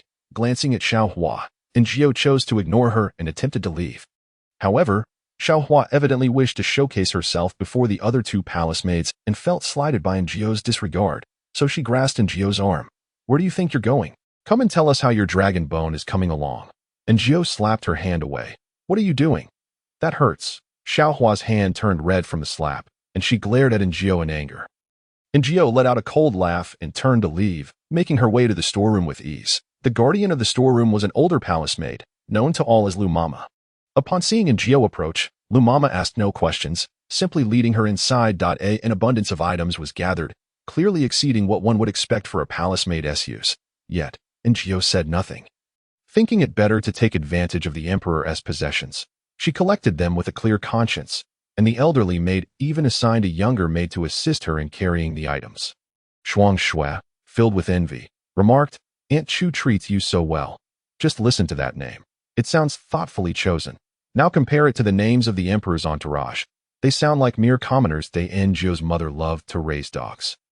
And whenever she had a new puppy, she named it Huzi. The first Huzi was seized by a dog trader, and when she got a second, she still called it Huzi. Not long after, that Huzi ran away too, which saddened her. Years later, she named the next puppy Huzi as well. The names of spring, summer, autumn, and winter made Geo think of the unchanging Huzi and the transient dogs. Fortunately, she had shed the name Huzi. Now she was a dog with her own name. Reflecting on this brought her a sense of joy. Shuang Shui, ever talkative, chatted with Geo all the way, while Geo, wary of saying the wrong thing, responded with vague remarks. In this palace, it was best to speak little. Here we are. This is your place, Shuang Shui said, helping to move in the items. Geo nodded. Thank you for your trouble. Not at all. Shuang Shui replied. Living here isn't so bad. At least it's quiet. Geo smiled.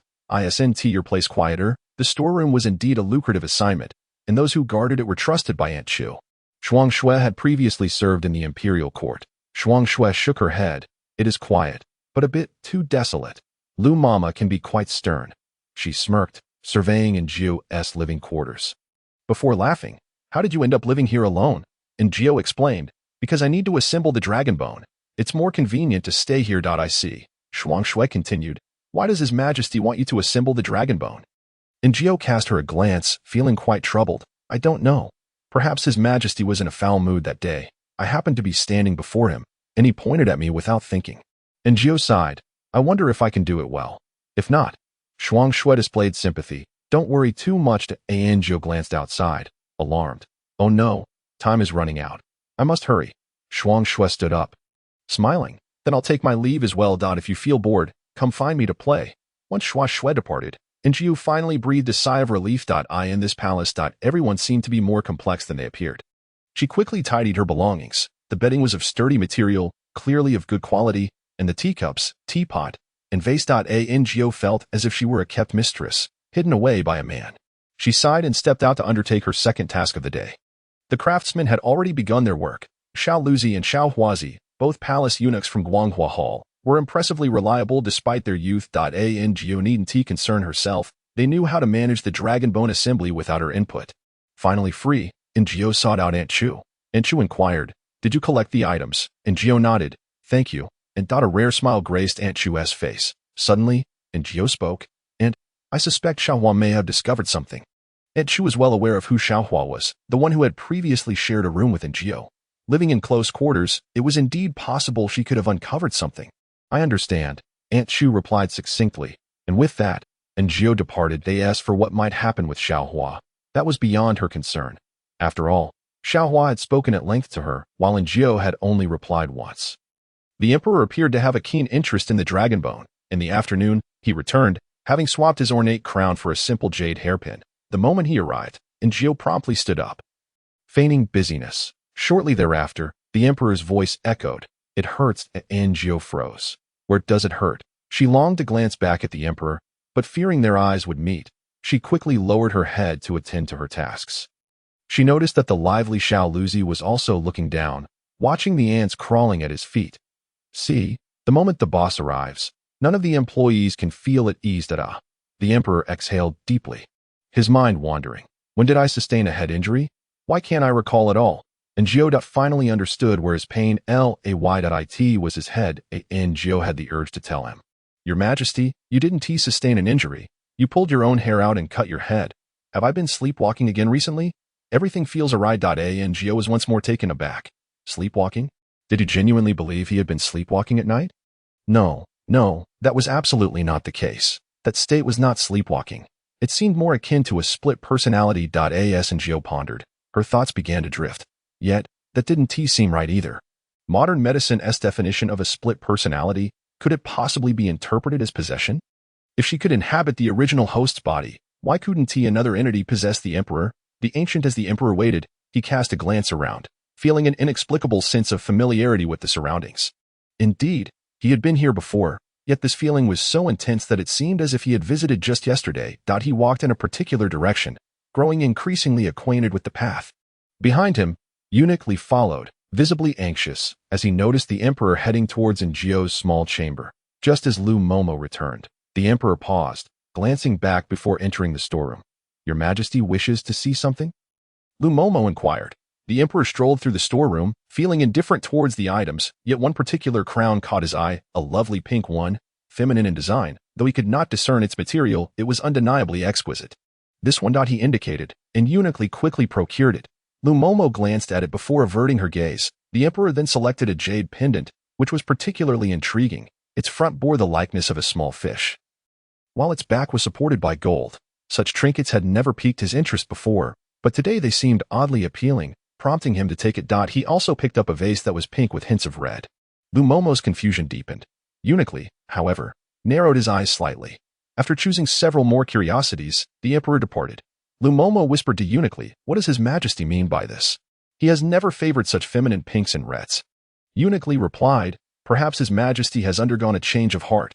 With that, he smiled as he left, appearing quite pleased. Xua Shui approached and asked, "Godmother, is there an issue with the items His Majesty selected?" Lu Momo replied, "Of course there is. Many of them are things favored by women." Xuang Shui frowned, her voice tinged with urgency. "Isn't His Majesty indifferent to the charms of women?" Lu Momo shot her a glance. "His Majesty is the Son of Heaven, with countless beauties in the harem. Surely one must catch his fancy." Xuang Shui pouted, a hint of unwillingness flashing in her eyes.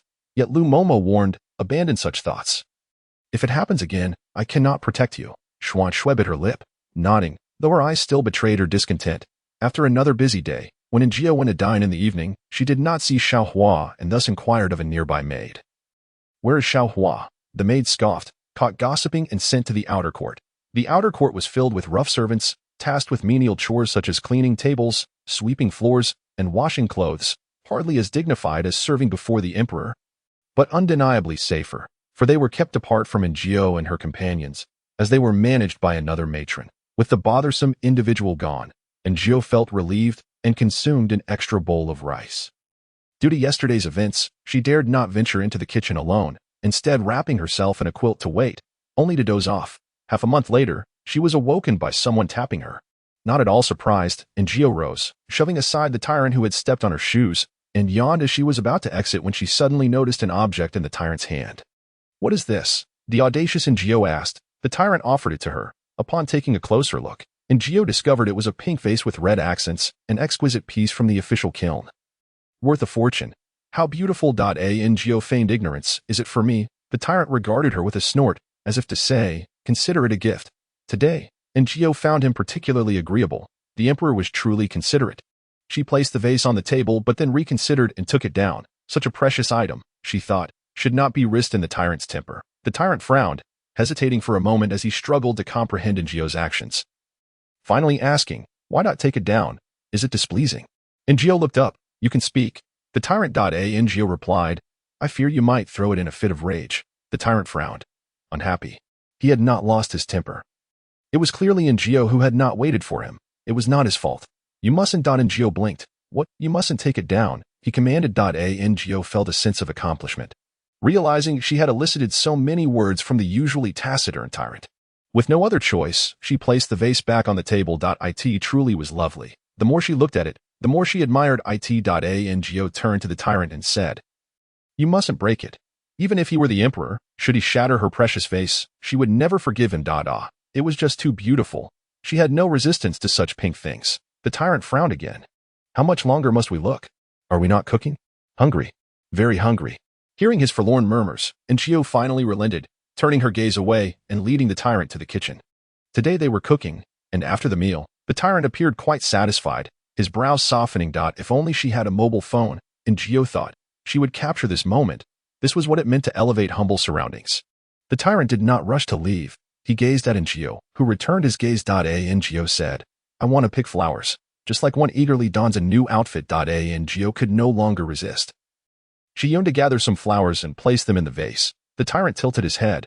Flowers. At this time, only the chrysanthemums in the flower house bloomed beautifully. Thus, Gio, caught completely off guard, found herself grasped by the tyrant's arm, and in an unusual manner, he leapt onto the roof. She nearly let out a scream. Mother, I can fly.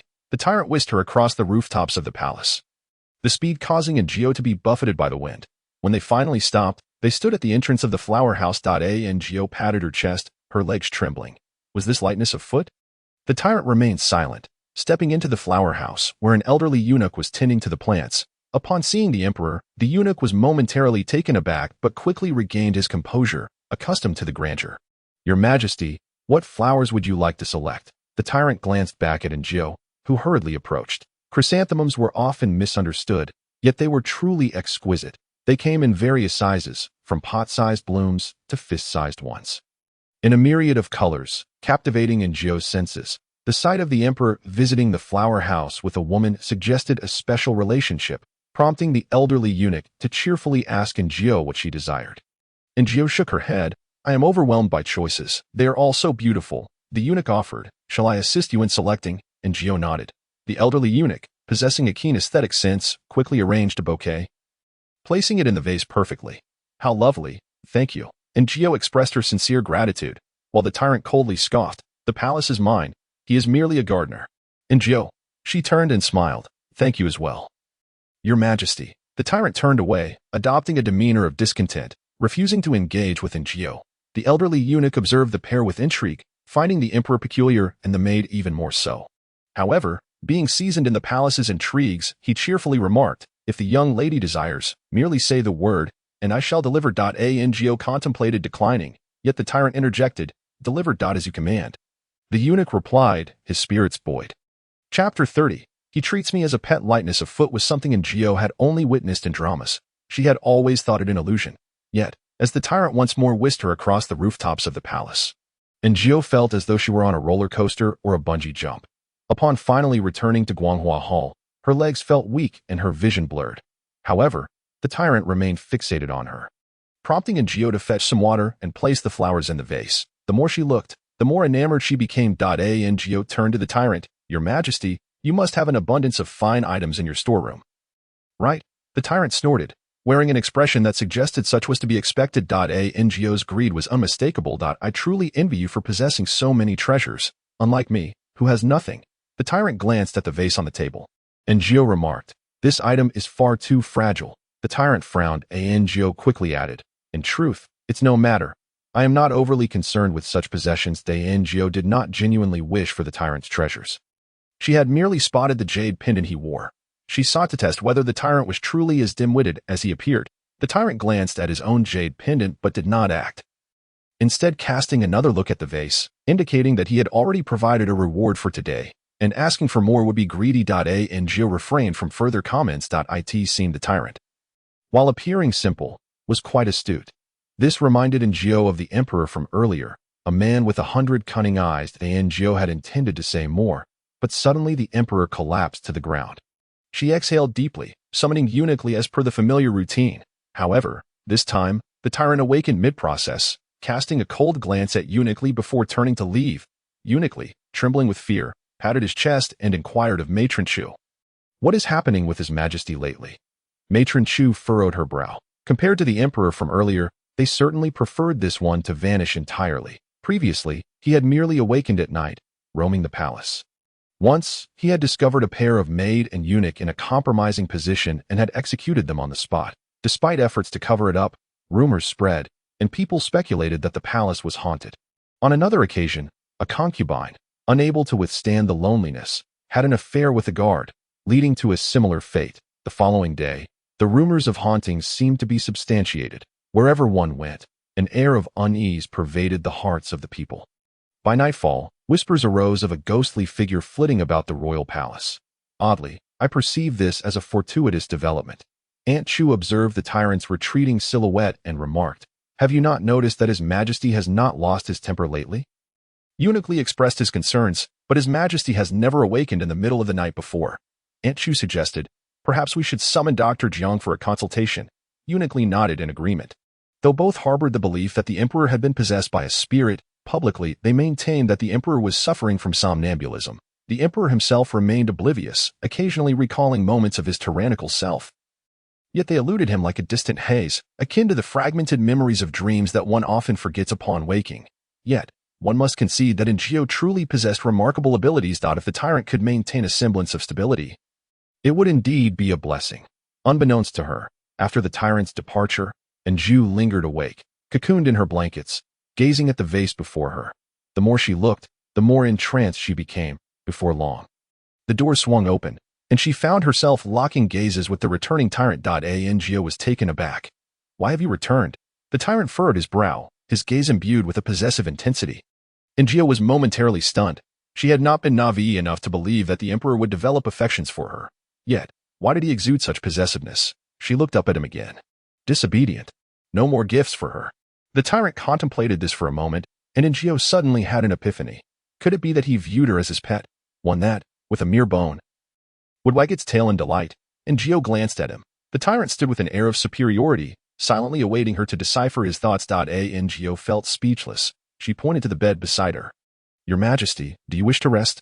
If it pleases you, you may use that space." The emperor regarded the bed. Aunt Chu had made her intentions clear that day, having taken 2 sets of bedding for herself. Just right for the tyrant's use. The tyrant finally appeared satisfied, striding over and opening his arms. Gio was frozen for a full 10 seconds, bewildered by his intentions. Was he seeking a bedtime embrace?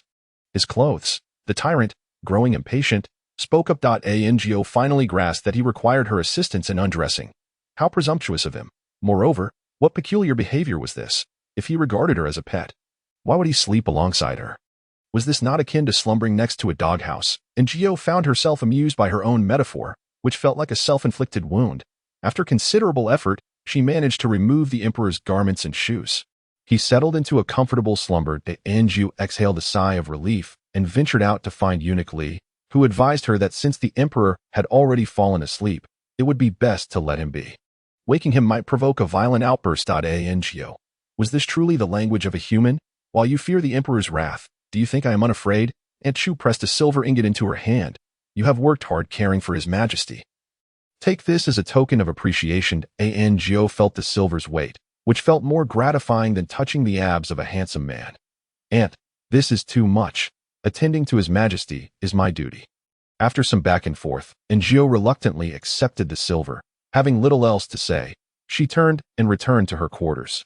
Eunuch Lee and Aunt Chu both sighed in relief. The next day, when Gio awoke, the tyrant had vanished, and so had his clothes. It remained unclear whether he had departed on his own, or if Eunuch Lee and the others had taken him away. The weather had grown even chillier.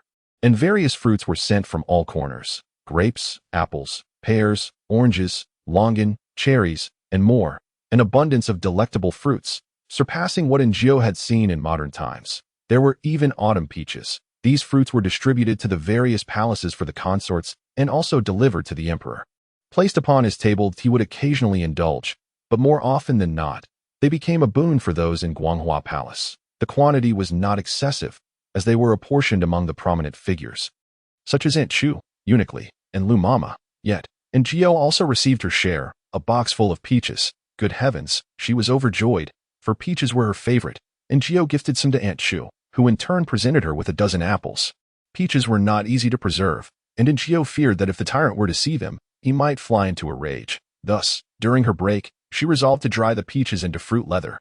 In the courtyard behind Guanghua Palace stood a fruit tree. Its fruits were small, akin to eggs, and slightly sour. Njio, undeterred, collected them all, planning to make some fruit leather for winter snacking. Thus, the diligent Njio found herself with additional tasks. Chapter 31. Do not frighten me. So the day remained dreary, and rain poured down that night. As Njio listened to the torrential downpour outside, she had no desire to venture out in the dead of night to prepare a meal. She also wished to dry the peaches, uncertain if the morrow would bring sunshine. Lost in her thoughts, the tyrant arrived. He came earlier than usual, and upon entering, signaled to Njio that he was hungry. Njio yawned, slipped on her shoes, and followed him outside. She was not inclined to exert herself, and simply prepared a dish of sauerkraut fish for the tyrant. He relished such spicy and numbing fare. Enjoying his meal immensely, Njio propped her chin on her hand, gazing out at the rain, pondering whether tomorrow would be clear. She mused aloud, but the tyrant was too engrossed in his meal to respond. Njio continued, "The weather is turning colder." She felt a pang of homesickness for this strange place and its peculiar inhabitants. She glanced at the tyrant. Once he finished eating, he looked up at her. Njio reflected, upon consideration, that the most familiar person in this world was indeed the tyrant, despite his odd temperament. "Would you like more rice?" she inquired. The tyrant nodded. Njio served him the crispy rice from the pot. "You eat so much. Won't your stomach be upset?" The tyrant paid her no mind. Njio persisted. "I miss my mother's cooking." Still, he did not respond. "I want to go home." The more she thought about it, the heavier her heart felt. The rainy day seemed to evoke her fragile emotions. Just as Njio felt tears welling, she noticed the tyrant had ceased eating and stood before her, observing her coolly. "What is wrong?" Njio asked, her voice trembling slightly, uncertain if she had said something amiss. The tyrant continued to gaze at her. Njio furrowed her brows. "What is it now?" She longed to point to her neck and tell the tyrant to take his best shot, rather than continually frighten her, but she dared not. No, the tyrant's cold stare bore into her. "What do you mean?" No. The tyrant stammered these two words, and before Njio could process it, he abruptly swept her up and dashed into the pouring rain. "Njio, damn you, go die. You perverse tyrant." Njio mentally cursed as the icy rain lashed against her, chilling her to the bone. The tyrant did not return to Guanghua Palace or to Njio's small quarters. Instead, he led her across much of the palace to a dark, desolate hall reminiscent of a cold palace. Njio felt numb. What do you intend to do? Surely, he wouldn't kill her here. Help. The tyrant remained undeterred, vaulting over walls and entering the palace, pushing open one of the doors, seizing the opportunity. Njio slipped from his grasp. Her clothes were dampened, while the tyrant's were completely soaked. He skillfully lit a lamp. Njio could now see clearly. It was a bedroom, furnished with a bed and a table, the latter devoid of dust, indicating that someone had come to clean. What is this place? Njio's mind brimmed with questions. The tyrant regarded her and answered, "Home." Njio was taken aback, looking up at him in disbelief. "This is your home." The tyrant nodded. "Did you live here before?" She ventured cautiously. The tyrant's impatience flared. "Home." "Njio, what are we doing here?" "It's rather cold." She trembled all over. The tyrant frowned and proclaimed loudly, "Home." Njio understood. She had just expressed a desire to return home, and he had brought her to his. Only, this was not her home, it was his. "You lived here before?" Njio inquired. The tyrant nodded. "With whom?" "Surely, a young prince could not live alone." It was said that the Empress Dowager was not his biological mother. "Mother," he replied. "She has gone far away." He paced agitatedly around the room before exclaiming, "She never returned to see me." Njio paused for a moment, quickly processing the tyrant's words. Generally, adults do not utter such sentiments. Could it be that the tyrant was another facet of the emperor's personality? Then, was this tyrant perhaps the emperor as a child? Njio pondered this, and when she looked up, she found the tyrant gazing at her with an icy demeanor. Mother, where has she gone? Why does she not return to see me? And Gio thought for a moment before responding. She likely went to find your father. After all, they are husband and wife, and couples ought to be together. As children grow, they eventually leave their parents. The tyrant regarded her. And Gio pointed to herself. See, I have left my parents as well. The tyrant, in a fit of anger, seated himself in a chair. I miss her. In that moment, the laboring, subservient Gio suddenly felt a pang of sympathy for the emperor, who wielded unparalleled power over vast territories. She is watching over you from the heavens, and Gio indicated toward the sky. The tyrant looked up at the heavens, then back at Njiu. Gio believed he had reached an understanding, but he suddenly remarked coldly, you have deceived me as well. Huh, Njiu, who are you deceiving? And who can you blame? Njiu took a step back. The tyrant squinted his eyes, his voice icy. Dare you deceive me? Njio's temper flared as well. What had she said? It was utterly absurd. Like a petulant child. How could I deceive you? Have you ever been to the heavens? The tyrant shook his head. If you have never been, how can you be certain that your mother is not up there watching over you? The tyrant hesitated, seeming to find Njio's words somewhat reasonable. If your mother were to see her son treating a frail woman so harshly, she would surely be displeased and might never return to see her son again. Njio pressed on. The tyrant hurriedly retreated 3 steps, widening the distance between them, and Njio felt a surge of joy. It seemed her words had struck a chord. Boom! Outside, thunder rumbled ominously, and Njio trembled in the cold room. I am so cold. She glanced at the tyrant. If I fall ill, you shall have no meals. A flicker of fear appeared in the tyrant's eyes. Njio. There is no need to go that far. Quickly take me back. The tyrant responded. No. Boom. Another clap of thunder erupted. The tyrant began to fidget restlessly, glancing towards the door. What had I asked the matter? Njio sensed something was off. It seemed as if he were afraid of the thunder. Or perhaps there was something at the door when the thunder rolled. Njio swallowed hard and asked again. What is wrong? The tyrant looked again towards the door, and when the thunder crashed once more, he swiftly dashed under the bed to hide. Njio. Yet before she could react, the tyrant crawled back out and pulled her down with him. The space beneath the bed was impeccably clean, devoid of dust, leading Njio to suspect that he often sought refuge there. However, this was not the time to ponder such trivialities, for there was no distance left between them, and they were both drenched. The space was too confined, and the tyrant's imposing stature meant that she found herself pressed against his well-defined chest, her ears catching the powerful rhythm of his heartbeat. Truly, this was enough. Had they not agreed to keep a distance from women? Njio mused for a moment and suddenly realized that in the tyrant's eyes, she was not considered a woman, but rather a mere pet. Boom! Another thunderclap startled the tyrant, and he tensed, gazing once more at the door. Njio wondered what lay beyond that door that was so frightening. Please, do not be so terrifying. Chapter 32. Allowing vulnerability. The door swung open. A flash of lightning illuminated a massive shadow at the entrance. Waterlogged shoes slapped against the floor, producing an unsettling sound. From their position under the bed, they could see only a pair of black boots and a large knife gleaming coldly. It drew closer. Inching forward. A face emerged into view. Njio sensed the tyrant's breath quicken, his expression filled with anxiety as he stared outside. Njio peered as well, but saw nothing. What is the matter? The tyrant appeared dazed. Frozen in place. Njio gently patted his face, but he remained unresponsive. In a panic, Njio scrambled out from under the bed, pulling the tyrant along with her. His appearance was terrifying, and Njio grew frantic. What is wrong with you? You cannot die. For if the tyrant were to perish, she would be the first to suffer the consequences. Yet the tyrant remained utterly still, and despite Njio's attempts to rouse him, slapping his face, pinching his skin, nothing seemed to work. Fortunately, at that moment, the door swung open, revealing several figures clad in black. At first glance, Njio thought they were assassins, but upon recognizing one of their faces as that of the Emperor's secret guards, she breathed a sigh of relief. Quickly, he is not well. The guards appeared unfazed, swiftly lifting the tyrant and carrying him away. Soon, the room was empty. Njio.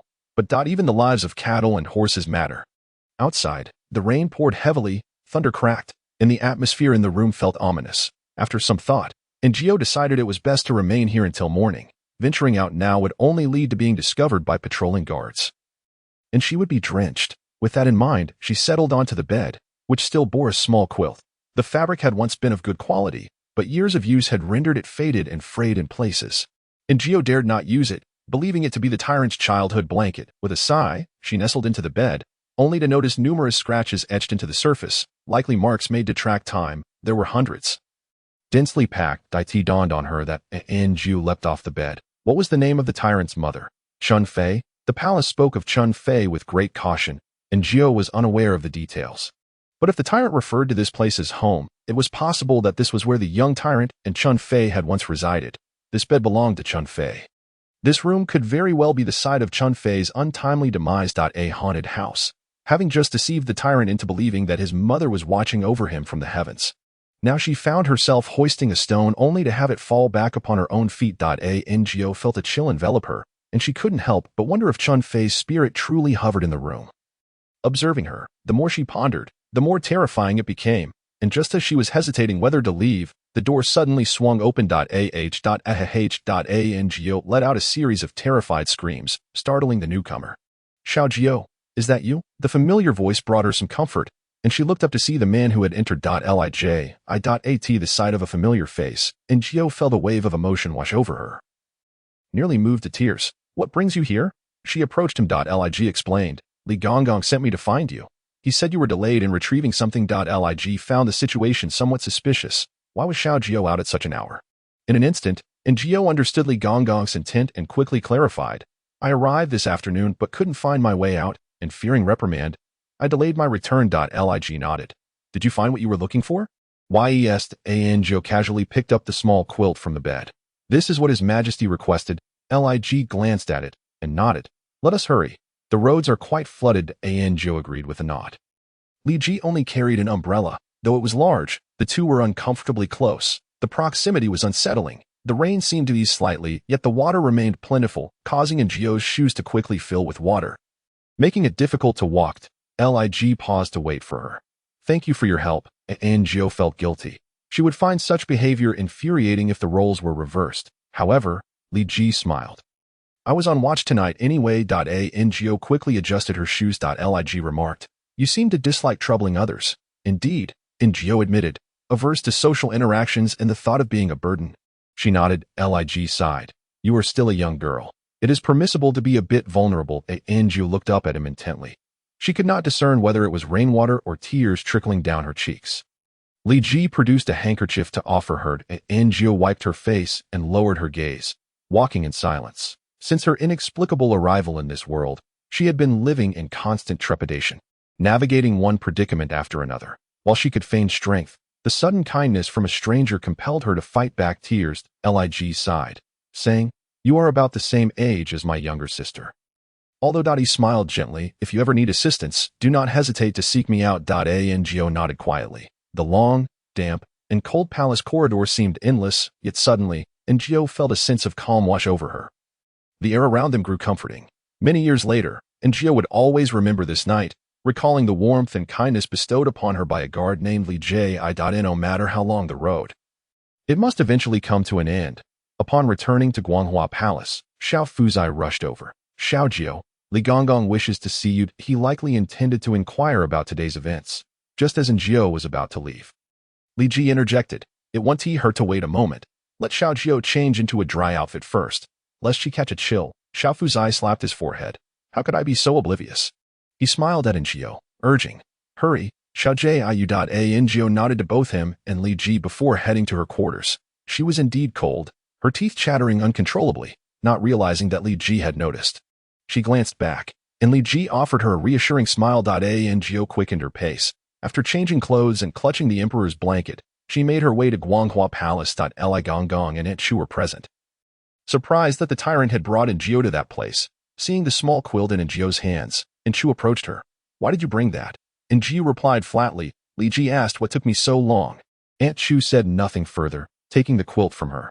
Meanwhile, the emperor lay in the inner chamber, with a man seated by the bedside. Presumably, it was Dr. Jiang. Chapter 33. Dr. Jiang, what is your name? Jiao heard a gentle male voice, and then she saw a pair of white boots. This must be Dr. Jiang. Xiao Jiao. Xiao Jiao. Dr. Jiang chuckled softly. I meant your real name, the one you had before entering the palace. Jiao. Dr. Jiang repeated her name. For some reason, Jiao felt that when he spoke her name, it carried a unique resonance, akin to the way one might feel when approached in a bar by someone saying, You look familiar. Have we met somewhere before? It was laden with intent. Dr. Jiang continued to inquire, "Where is your hometown?" "When Yao County," she replied. Dr. Jiang remarked, "I passed through there during my travels. The melons there are exceptionally delicious." Njio remained silent.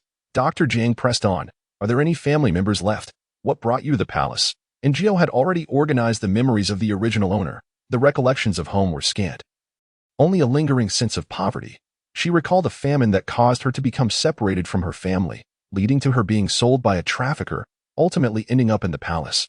However, the events that transpired after her arrival remained a blank slate in her memory. Faced with Dr. Jiang, she offered the same responses. After a moment of silence, Dr. Jiang said, "So, there is no way to trace it back."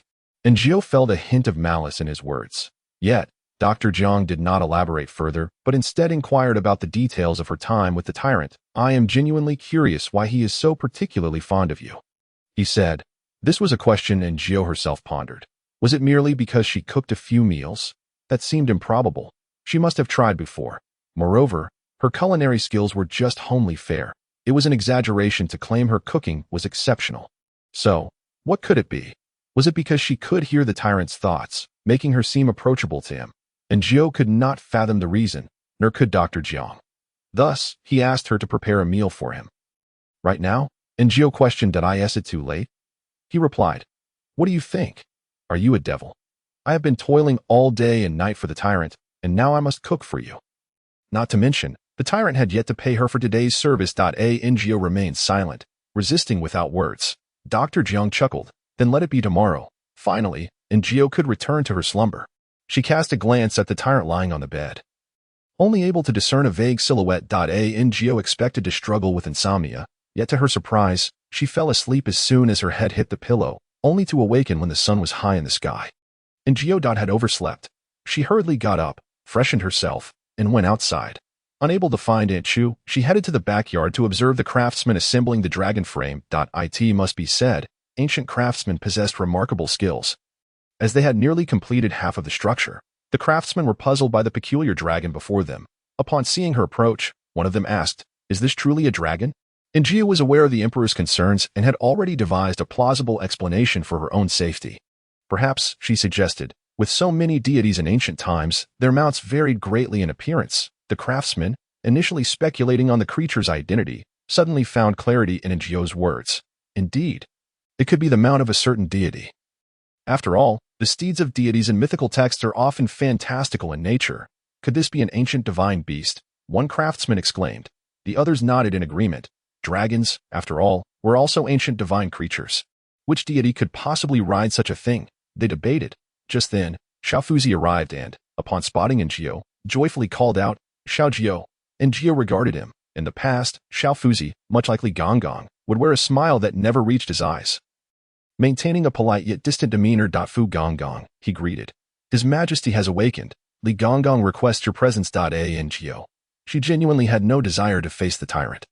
Who could say if he might kill her for recalling the events of the previous night? Chapter 34. You were truly a dog. The emperor, afflicted by a cold, sat weakly on the bed. Upon Njio's arrival, he fixed his gaze upon her, causing cold sweat to bead on her brow. What could he be thinking? Was he recalling something? Suddenly, Njio heard his thoughts. Dr. Jiang said this maid is quite special. I should keep her close. The emperor scrutinized her from head to toe. What exactly is so special about her? Njio offered, "Your Majesty, Xiaojio has arrived." Li Gonggong smiled and affirmed, "Indeed, not particularly good-looking. Njio, not very tall. Njio, not very clever either. Njio." The dog emperor was truly insufferable. In her heart, Njio cursed his ancestors dozens of times. Seeing the emperor's silence, Li Gonggong inquired, "Your Majesty, will Xiaojio continue to assist with the dragon frame?" "No need," the emperor replied, still fixated on Njio, as if he were trying to discern a flower blooming within her. "She will return to serve in the inner palace." After a moment, he seemed to recall something and, with great reluctance, added, "In close attendance. Njio." What close attendance? What did that entail? Surely, he did not expect her to serve him in the most intimate of ways. She glanced at Li Gonggong, who discreetly gestured for her to kneel and express her gratitude. The emperor found her foolishness exasperating. He huffed and lay back down. Dr. Jiang truly is vague with his words. He cast one last glance at Njio. What, exactly, is so special? He turned away in disdain and fell asleep. Njio wanted to roll her eyes in exasperation. Not long after, the emperor succumbed to slumber. The Ngo seized the opportunity to slip away, then asked Li Gongong what close attendance entailed. While serving him in the most intimate manner was not something she could easily endure. The prospect of making a mistake was daunting. Wait thought the emperor was a tyrant. Wouldn't he be capable of attending to his own needs? Ngo sighed in relief. Coming back to her senses, she noticed Li Gongong, his face radiant with a warm smile, explaining, close attendance means being by His Majesty's side at all times. If he is thirsty, you must provide him with water. If he is hungry, you must feed him. If he is cold, you must add layers. If he is hot, you must change his clothes. Li Gongong rambled on. Ngo diligently took notes. After Li Gongong finished his instructions, he did not forget to paint a rosy picture. There are few whom His Majesty trusts, such as Xiao Qiu and Xiao Dong. They cannot even approach His Majesty. Ngo concurred. Those who served closely must first be loyal, ensuring that the emperor would not be subjected to any harm during his sleep. Moreover, the emperor harbored many secrets that must not be disclosed. Previously, these duties had been performed by Li Gongong, Xiao Fuzi, and Aunt Chu, but now Ngo was added to the mix. Ngo doubted that these individuals would trust her implicitly. The primary reason for her presence was undoubtedly Dr. Jiang. He had said something to the emperor that led to her being kept nearby. Ngo sighed deeply, feeling like a monkey suddenly thrust onto a stage to perform. Once Li Gongong concluded, he instructed Ngo to attend to the emperor. Ngo hurried inside. Finding the emperor sound asleep, leaning against a pillar, she became lost in thought. By the time she realized something was amiss and looked up, she found herself face to face with the emperor. Startled, she was about to speak, but quickly realized this was not the emperor. This was the tyrant. How did he suddenly appear? The tyrant fixed his intense gaze upon her, his voice tinged with a hint of grievance. Hungry, Ngo responded, I will have someone prepare a meal immediately. The tyrant remained silent. The meal was brought in by Li Gongong and Xiao Fuzi, who, upon entering, recognized the awkward atmosphere. The two exchanged pale glances before hastily setting down the food and retreating to Ngo. You are truly dogs. Chapter 35. Love the emperor. To describe the tyrant, he was indeed a figure to be feared. However, he was far more manageable than the dog emperor. With Li Gongong and the others having fled, Ngo had no choice but to serve him his meal. She assumed serving meant placing the food on the table for the tyrant to eat himself. However, given his illness, he seemed unwilling to do so. He sat still, his eyes fixed intently on Ngo. Confused, she wondered what was wrong. Had the food been tested for poison? She took a bite herself. And it must be said, the vegetarian dishes prepared by the imperial kitchen were indeed delectable. Ngo found herself wanting more, yet the tyrant continued to stare at her, assuming he found the meal too bland. She gently suggested, Your Majesty, since you are unwell, it would be better to have something light. The tyrant frowned, his displeasure evident. Ngo was at a loss. Had she failed to address his needs? What were his desires? Why did he not voice them? Was he merely going to sit there in silence? Ngo pondered, and suddenly an idea struck her. She looked up at the tyrant in disbelief. He was glaring at her with growing impatience. Ngo, no, please, I do not want to feed him. Not at all. Yet the tyrant's gaze remained fixed, and as his impatience grew, Ngo squeezed her eyes shut and picked up the spoon. One spoonful after another. She soon emptied the bowl of porridge. Of course, the tyrant was still hungry. His appetite was considerable, but Ngo found herself unwilling to continue feeding him. It felt exceedingly awkward. Thus, she said, Your Majesty, when unwell, one should not overeat. The tyrant regarded her with suspicion. Ngo, her heart steady and her expression calm, continued, If you do not sleep soon, Dr. Jiang will arrive shortly to administer your medicine, which is quite bitter. The tyrant clearly feared taking medicine, and thus he obediently climbed into B88. Ngo tidied up the remnants, and as she exited, she noticed a strikingly handsome man in white standing at the entrance. Who could this be? Still, it seemed he had a plan. As soon as he opened his mouth, Ngo recognized him. Dr. Jiang, he must have been waiting for some time, observing her interaction with the tyrant. Ngo stepped aside to allow Dr. Jiang to pass, but he did not approach the emperor. Instead, he stated, The emperor is in decent health. This is merely a slight cold and will pose no threat. Ngo did not respond, unsure of how to reply. At that moment, Xiao Shazi arrived, announcing that flowers had been delivered from the flower house. Dr. Jiang raised an eyebrow. For His Majesty? Xiao Shazi nodded. Dr. Jiang stroked his chin. His Majesty likes flowers? This is the first I've heard of it, and Jiao has grown numb. Yet, she refrains from speaking too much, for it is daytime, and the tyrant lies in slumber. Should he awaken, it may very well be the Dog Emperor, who holds no recollection of past events, and Jiao dares not act presumptuously. Oh, you know the reason? Dr. Jiang inquired, turning to Njiao at this juncture. She could no longer remain silent. Thus, Njiao recounted the specifics of that day in the flower room. Dr. Jiang chuckled. You truly cared. He regarded Njiao and remarked, it seems he indeed holds you in a rather special regard. Fortunately, Dr. Jiang did not demand that Njiao prepare meals for him. Instead, he expressed a desire to inspect the dragon bones. Once he departed, Njiao finally exhaled in relief. At that moment, Chu returned. Noticing Njiao standing on the steps, and inquired why she had not entered. Njiao replied that the emperor was asleep. Aunt Chu pulled her aside and spoke of the events from the previous night. They were in the splendid palace, which had once been the residence of the late Consort Chun. Njiao nodded as Aunt Chu continued. Consort Chun was harmed when His Majesty was but 8 years old. Since then, His Majesty has suffered from amnesia, unable to recall the identity of the assailant. Later, he ascended as the crown prince and eventually became emperor. Aunt Chu and others had been loyal servants to Consort Chun. But after she lost favor, she was relegated to the cold palace, and Aunt Chu, along with the others, was reassigned to various courts. None knew what transpired when Consort Chun was attacked, and they believed it was for the best that the emperor had forgotten. But who could have anticipated? Aunt Chu sighed. After ascending the throne, His Majesty was initially diligent in his governance. Everyone praised him as a good emperor. No one expected him to suddenly erupt in violence. At one point, a minister suggested he appoint an empress, which irritated the emperor. The minister persisted, and soon a group of ministers joined in. They thought the emperor, being newly crowned and on shaky ground, would not refuse. Yet, without warning, the emperor descended from his dragon throne and, in front of the entire court, stabbed the speaking minister to death. All present were stunned and horrified, while the emperor, consumed by rage, turned his gaze towards the others who had spoken. Those individuals, as if paralyzed, forgot to flee. The emperor killed one and injured another, while the guards dared not intervene, uncertain of his intentions. Just as the situation seemed destined to spiral out of control, the emperor suddenly fainted. Upon regaining consciousness, he had forgotten everything about the murders. Since that day, he has occasionally lost control, but afterward, he forgets everything. Aunt Chu sighed once more. We cannot fathom what has befallen him. The Guanghua Palace has seen deaths occurring with alarming frequency, and despite efforts to conceal the truth, rumors abound. Just when Aunt Chu and the others were on the brink of despair, Njiao appeared. Although her identity remained uncertain, Aunt Chu, being a woman, was inherently emotional. Having no children of her own, she viewed the emperor as akin to a child.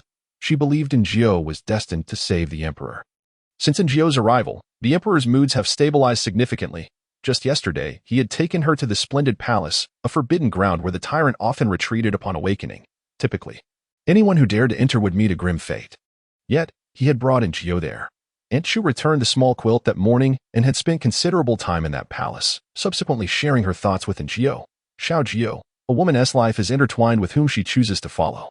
The emperor is the most formidable and esteemed man in the realm. Aligning yourself with him is undoubtedly a wise choice. Aunt Chu's words, however, carried a tinge of humility, for the emperor could choose whomever he desired with but a word, extending grace to his favored. Should Njiao refuse, it would be tantamount to a grave misjudgment. Yet Aunt Chu spoke thus out of genuine concern for the emperor, hoping that Njiao's affections were sincere and devoid of ulterior motives. In essence, she wished for Njiao to love the emperor, for genuine affection is the rarest treasure in this world. In reality, Njiao harbored a profound fear of earnest conversations about the heart. She had no desire to uncover the myriad secrets surrounding the emperor, nor did she dare to love him. What was she? What was her standing? Did the emperor even require love? Perhaps, should she present her heartfelt devotion, he would find it laughable, for there were countless who loved the emperor. Yet did he acknowledge any of them? The imperial family is notoriously heartless. However, it seemed that some matters could not simply be ignored at will. Aunt Chu's amiable demeanor stemmed from her belief in Njiao's utility to the emperor. Should Njiao prove ungrateful and ineffectual, her fate would undoubtedly be more dire than that of the palace maids who had perished before her.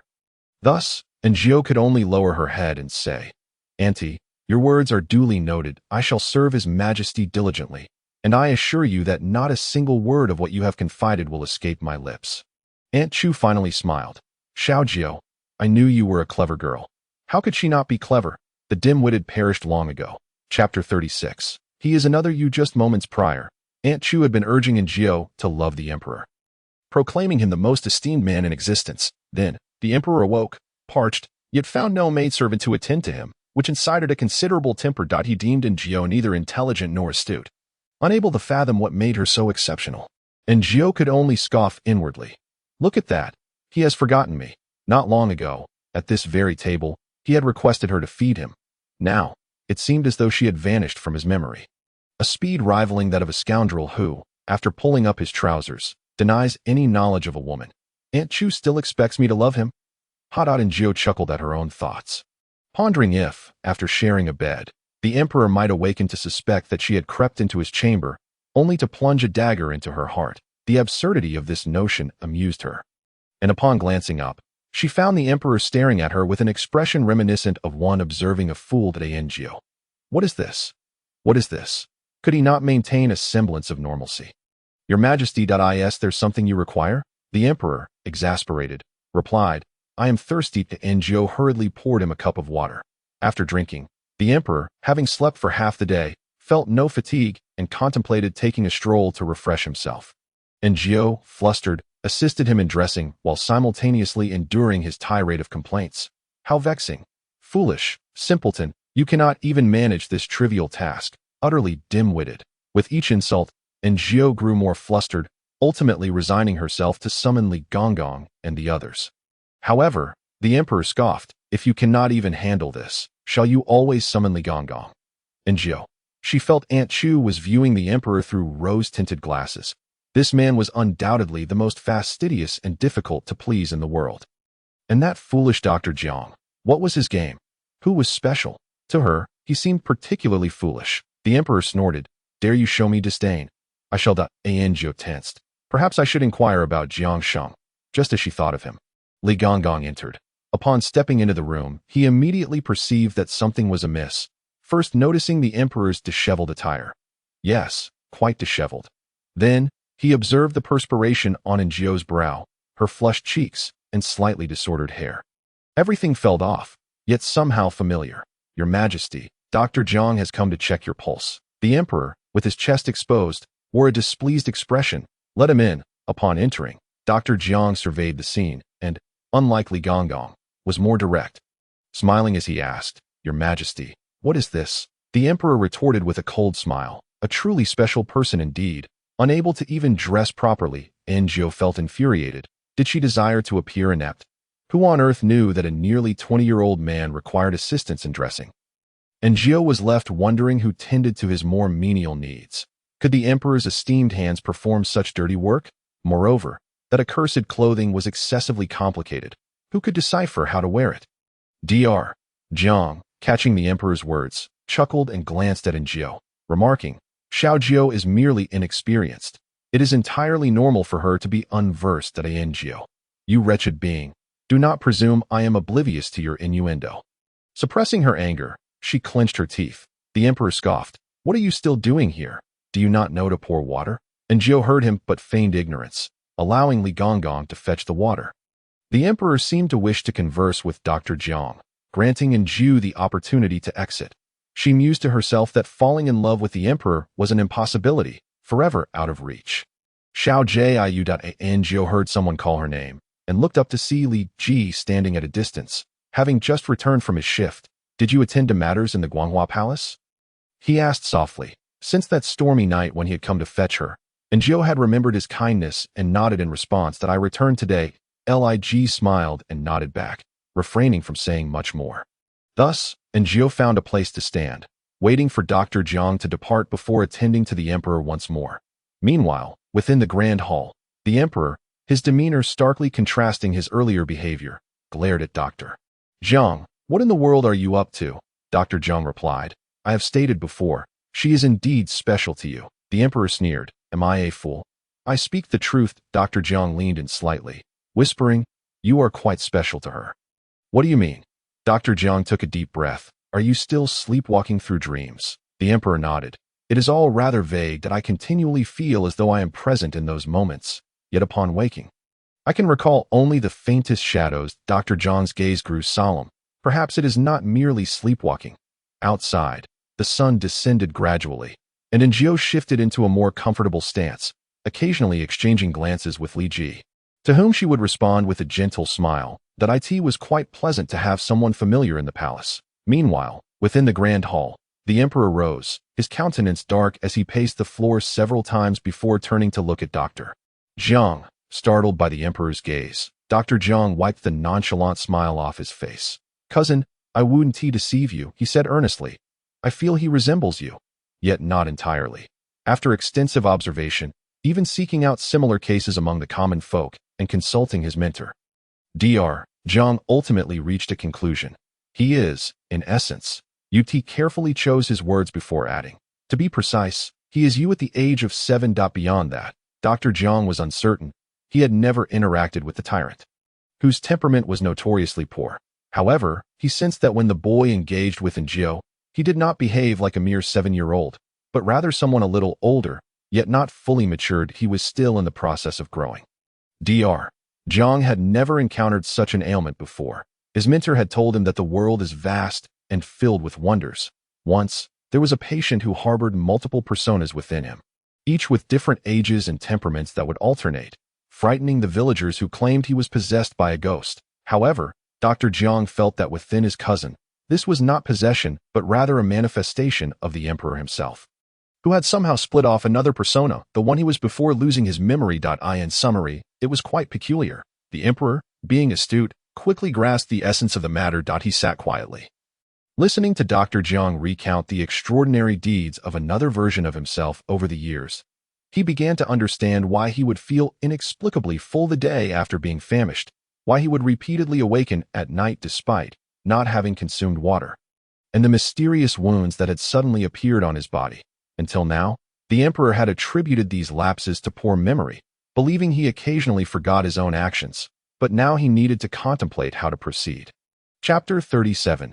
I understand everything. Enjio was summoned once more. She stood quietly, striving to minimize her presence. Yet, the emperor's thoughts resonated clearly in her ears. Is that person truly special to this little palace maid?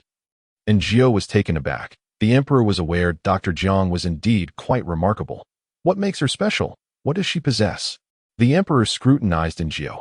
Although Enjio felt anxious, she had to pretend to be oblivious. I must thoroughly investigate this woman. Enjio, perhaps she is a spy sent by someone else that I dine on her food daily. Could she be poisoning me? Enjio, you are overthinking it. Simultaneously, Enjio sensed danger. The emperor was aware of the other persona. How would he react? Would he seek to eliminate that uncontrollable identity? And what of her, if the tyrant were to be obliterated? Her fate would surely be bleak, for only the dead could keep secrets forever. The emperor summoned a shadow guard, unafraid of revealing too much in front of Enjio, and commanded, "Investigate this palace maid."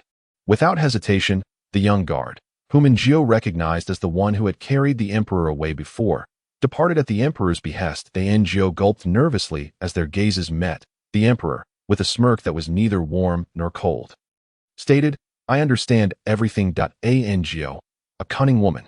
She stood there in a daze, unsure of how to respond. The emperor continued to fixate on her. "I do not know how you deceived that fool. But Enjiu. It was her first experience witnessing self-reproach. You had better be honest and refrain from any tricks. Otherwise, Jiang Sheng had better think of a solution quickly. I do not wish for anyone to misuse my body for foolish deeds." Enjio hurriedly replied, "Your Majesty, do not worry.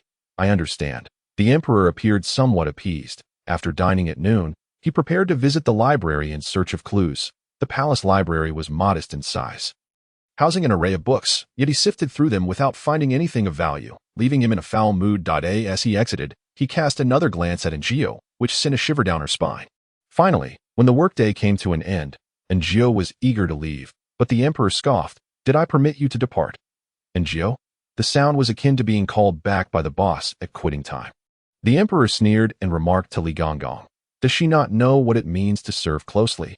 Li Gonggong explained the rules of close service to Enjio, which included assisting the emperor with dressing and attending to him at night, with the stipulation that Enjio would have to sleep in the emperor's quarters. "How do we sleep?" Enjio inquired skeptically. Li Gonggong chuckled, "Little Jio, we are servants. Our role is to serve our master. The implication was clear. There would be no sleep, reminiscent of the palace maids and eunuchs who kept watch in dramas, Li Gongong added. Of course, if you have the ability, you may also find rest. And Jiao was puzzled. How can one sleep? Li Gongong pointed to the emperor's BED that moment. The emperor happened to look up in their direction, and in that brief moment of eye contact. And Jiao quickly asserted, standing is quite fine as well. Horses sleep standing, so I can too. I would never share a bed with the emperor. Li Gongong. The emperor, having perhaps drank too hastily, suddenly coughed violently. Li Gongong exchanged a glance with Jiao, prompting her to rush over and pour the emperor a glass of water. After a prolonged fit of coughing, he finally regained his composure, glaring fiercely at Jiao. She thought to herself, wasn't it said that the emperor never shows his emotions? What was going on with this fellow? This was a misunderstanding on Jiao's part. The emperor was indeed decisive outside.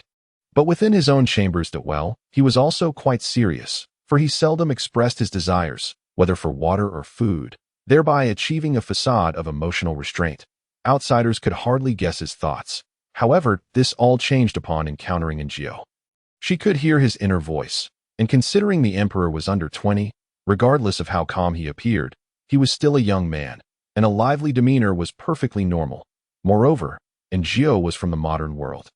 She believed she was hiding her true self well, yet she was undeniably different from a purebred ancient individual. For instance, during one meal, while other maidens sat quietly, she was the only one with her legs crossed, laughing and eating without any apparent reason. Not to say she was particularly suspicious, but she simply stood out. As dinner time approached, the grand hall was illuminated by numerous lamps, bright as day, while the imperial kitchen delivered fodder. The emperor glanced at it, his expression of disdain evident even from afar, which Jiao could discern.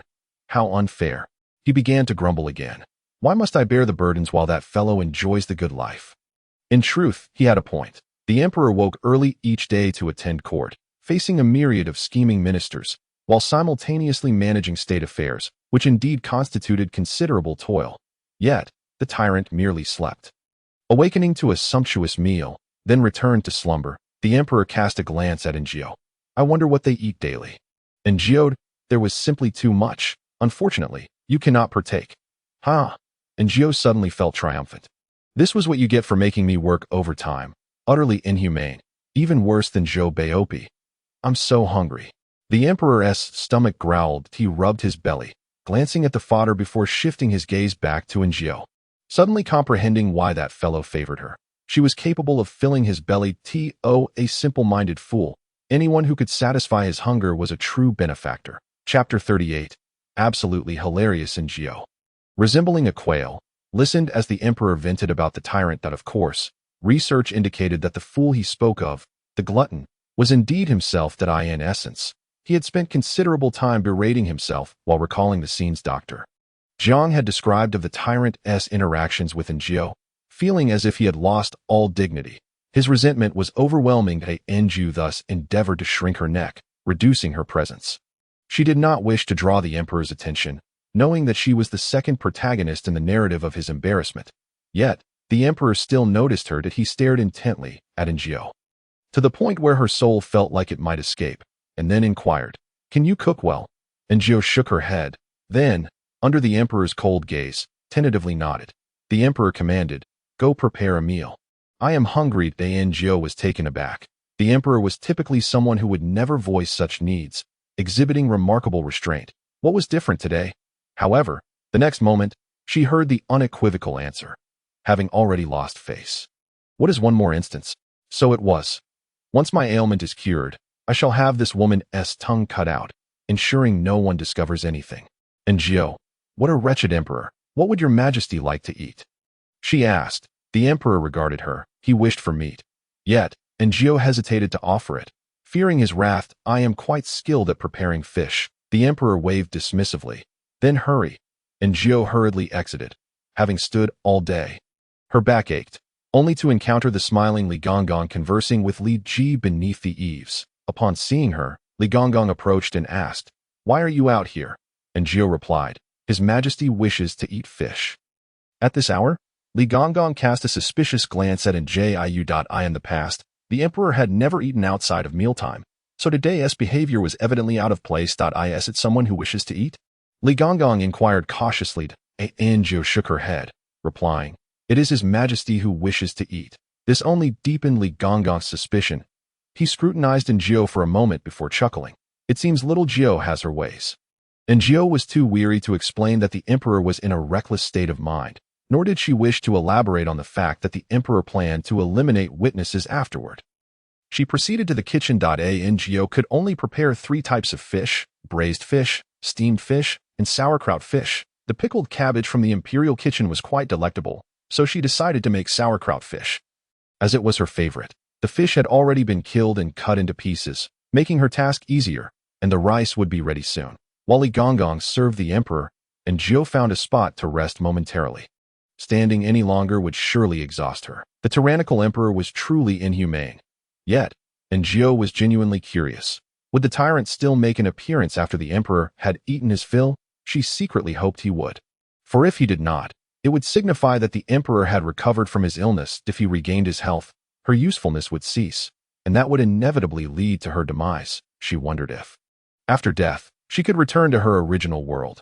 What if she could not? Njio glanced up at the sky, identical to the one she knew, with the same moon, yet she could not ascertain whether this was not a parallel universe. With a sigh, she realized she needed to devise a foolproof plan. How could she ensure that the emperor would perceive her as valuable enough to spare her life, even if the tyrant did not appear? The simplest and most direct solution she could conceive was to ascend the dragon bed. It was the swiftest and most effective method. Surely, the emperor would not execute a woman he cherished. But how long could a man's affection last, especially in a harem filled with stunning beauties? With so many wives, what was she, after all? If the emperor's favor waned, she would still face death. Thus, this path, though seemingly adorned with flowers, was fraught with perilous blades at its end. She could not tread there. Her only option was to endure, to become Ngu, someone the emperor could trust, a confidant. Njio considered this course of action to be the best thus far. Xiao Jiayud at the sound of her name. Njio looked up to see Li Ji. "Brotherly, are you heading home?" Li Ji shook his head. "I will return tomorrow." "Why have you not gone to rest?" At this hour, the palace gates were closed, and the guards had designated quarters for rest. Li Ji would not be able to leave until the next day. Njio frowned. "His Majesty is having dinner." Noticing her gloomy demeanor, Li Ji suddenly asked in a hushed tone, "Is there anything you desire?" Njio was taken aback. Lig gave her a knowing glance. And Njio instantly understood. "Can it be brought in?" Li Ji nodded. "Yes, but it will be somewhat costly. Some palace maids and less favored concubines sell their own embroidered goods, and it is generally accepted." Njio could not create embroidery, but she had money to it's too late today. "Let me think it over." Njio's expression brightened, her joy visibly returning. Lig smiled. "Then I shall take my leave." All right. Njio was exhilarated, her mind already racing with thoughts of what to purchase the following day. There were so many things she wished to buy. How wonderful it would be if she could venture outside the palace to shop. As she indulged in her cheerful thoughts, she turned around and was startled to see Li Gonggong and the emperor, whose lips were reddened from the spice. They had been standing there for an unknown length of time, nearly causing her heart to leap from her chest. Kneeling had become second nature to Njio. She thought she ought to buy some cotton and fabric to make knee pads. Li Gonggong announced. "His Majesty wishes to take a stroll." It seemed he had indulged excessively. The emperor led the way, with Li Gonggong following, while Njio and Xiao Fuzi held lanterns, walking slowly along the palace path. This night was not particularly cold, and the air was imbued with a refreshing fragrance. Quite pleasant. Njio had not enjoyed a leisurely walk like this in quite some time. She lowered her head, feeling rather content, until she collided with a wall. Ah! She instinctively exclaimed, quickly covering her nose. Once she regained her composure, she glanced sideways to find the emperor, Li Gonggong, and Xiao Fuzi all regarding her with an indescribable expression. And Jiu.as she pondered how to react. The sound of a cackling chicken filled the air. "Ha! This is truly hilarious," the emperor guffawed. "I can see now why that foolish man enjoys her company. Heaven help me. This is too funny." Li Gonggong stole a glance at the emperor, observing the way his body shook with laughter and the barely suppressed smile at the corners of his mouth. Revealing that the emperor was in remarkably good spirits, he cleared his throat and admonished Njio. "Xiaojio, how clumsy you are. Hurry and catch up." With a sigh of relief, Njio fell back in line. After walking a few steps, she noticed that Xiao Fuzi's lantern was also shaking. Chapter 39. Observations. The emperor had digested his meal and finally settled into bed, and Zhou was about to inquire where Li Gonggong and the others would be staying when Li Gonggong informed her that they were all outside. As the emperor had requested Zhou to attend to him closely, they feared that should they remain, they might witness something inappropriate. Thus, they had all departed. Very well, the palace floors gleamed, and Zhou found a spot to sit casually. Truly, heaven was blind. Others had shifts, yet she was condemned to an unending cycle. The thought of such a life every day made her feel hopeless. Lost in her thoughts, Zhou nearly dozed off when suddenly she noticed the emperor rising. Just as she was about to ask what he wanted, she observed him move to the side, skillfully loosening his belt and revealing that Zhou was utterly flabbergasted. Really, she was a pure and innocent maiden. Unaccustomed to such an outrageous scene, she quietly turned her head, pretending not to see anything. However, the emperor had indeed seen her. His shock was no less than hers. Ah! The sound of a screeching chicken echoed throughout the hall. Piercingly loud, Zhou exhaled slowly. How could she be here? Where's Li Difu? I have lost all faith. I must kill her and gouge out her eyes. Zhou listened expressionlessly, confirming that the figure before her was still the emperor. Yet was it not you who summoned me here? What are you saying now? The one truly frightened here is me. Moreover, having been served by countless individuals throughout your life, who knows how many have seen you in such a state? Why act the innocent boy now? Zhou rolled her eyes repeatedly until the cacophony of squawking ceased. She then saw the emperor, his expression cold and detached, stating, "You, leave," with a lightness in her step. Zhou exited. How wonderful! The tyrant was satiated, and the emperor was awake. Tonight, she could finally enjoy a restful sleep. Zhou admired Li Gonggong. The old eunuch gazed at Zhou as though she were a savior. As he prepared to depart, he presented her with a pot of flowers, rumored to bloom into delicate daisies, which Zhou cherished dearly. However, the tyrant merely scoffed in disdain. The flowers he had plucked were not to his liking. Yet those bestowed upon her by the old eunuch were undeniably treasured. Sensing his thoughts, Zhou glanced back at him, smiling as she remarked, "I truly adore the flowers you gathered, Your Majesty," upon exiting the flower house. Zhou anticipated a swift return to the skies. Yet to her surprise, the tyrant led her to an unfamiliar palace. The interior was shrouded in darkness, illuminated only by lanterns at the entrance, one of which flickered ominously. What purpose did this place serve? Zhou pondered, when suddenly a woman's gasp pierced the air, followed by a man's voice proclaiming, "Darling, I've missed you dearly." Zhou's eyes widened as she turned towards the source of the commotion, her gaze landing upon a couple entwined in an embrace, their passion igniting a fervor that quickly escalated in the secluded grove. She swallowed hard, recognizing them as Sun Dang and the Wild One. The day was not particularly warm, so why did they strip down so recklessly? And what of the tyrant? What was he thinking, indulging in such frivolities? Yet, in the next moment, the emperor abruptly rose, drawing the blade at his waist. What was he doing? Zhou instinctively tugged at him, but the tyrant turned, his eyes ablaze with a tempest of murderous intent. Zhou's scalp prickled in terror. She feared she might lose her own head in an instant. Regretting her impulsive action, but it was too late to retract. "Please, do not take a life," she managed to utter through clenched teeth. Yet the tyrant raised his weapon towards her. Zhou, "Mother, save me." She could distinctly feel the chilling aura emanating from the blade.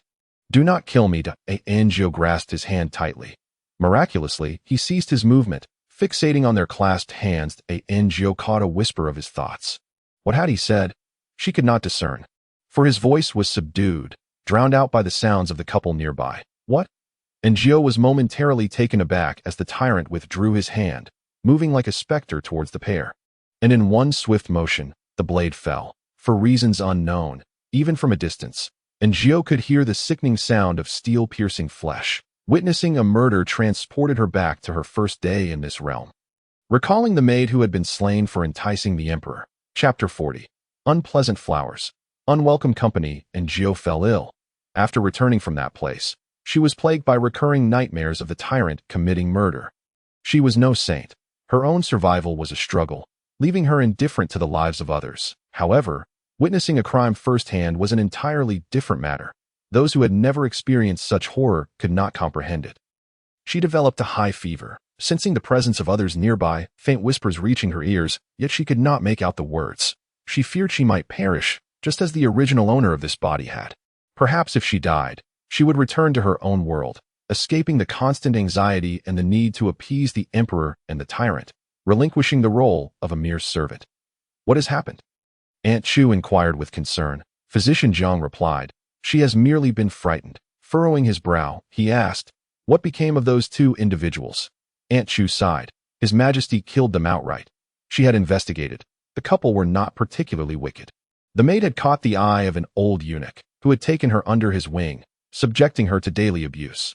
The guard, unable to bear the sight, had offered her a modicum of kindness, leading to their entanglement. Who could have known?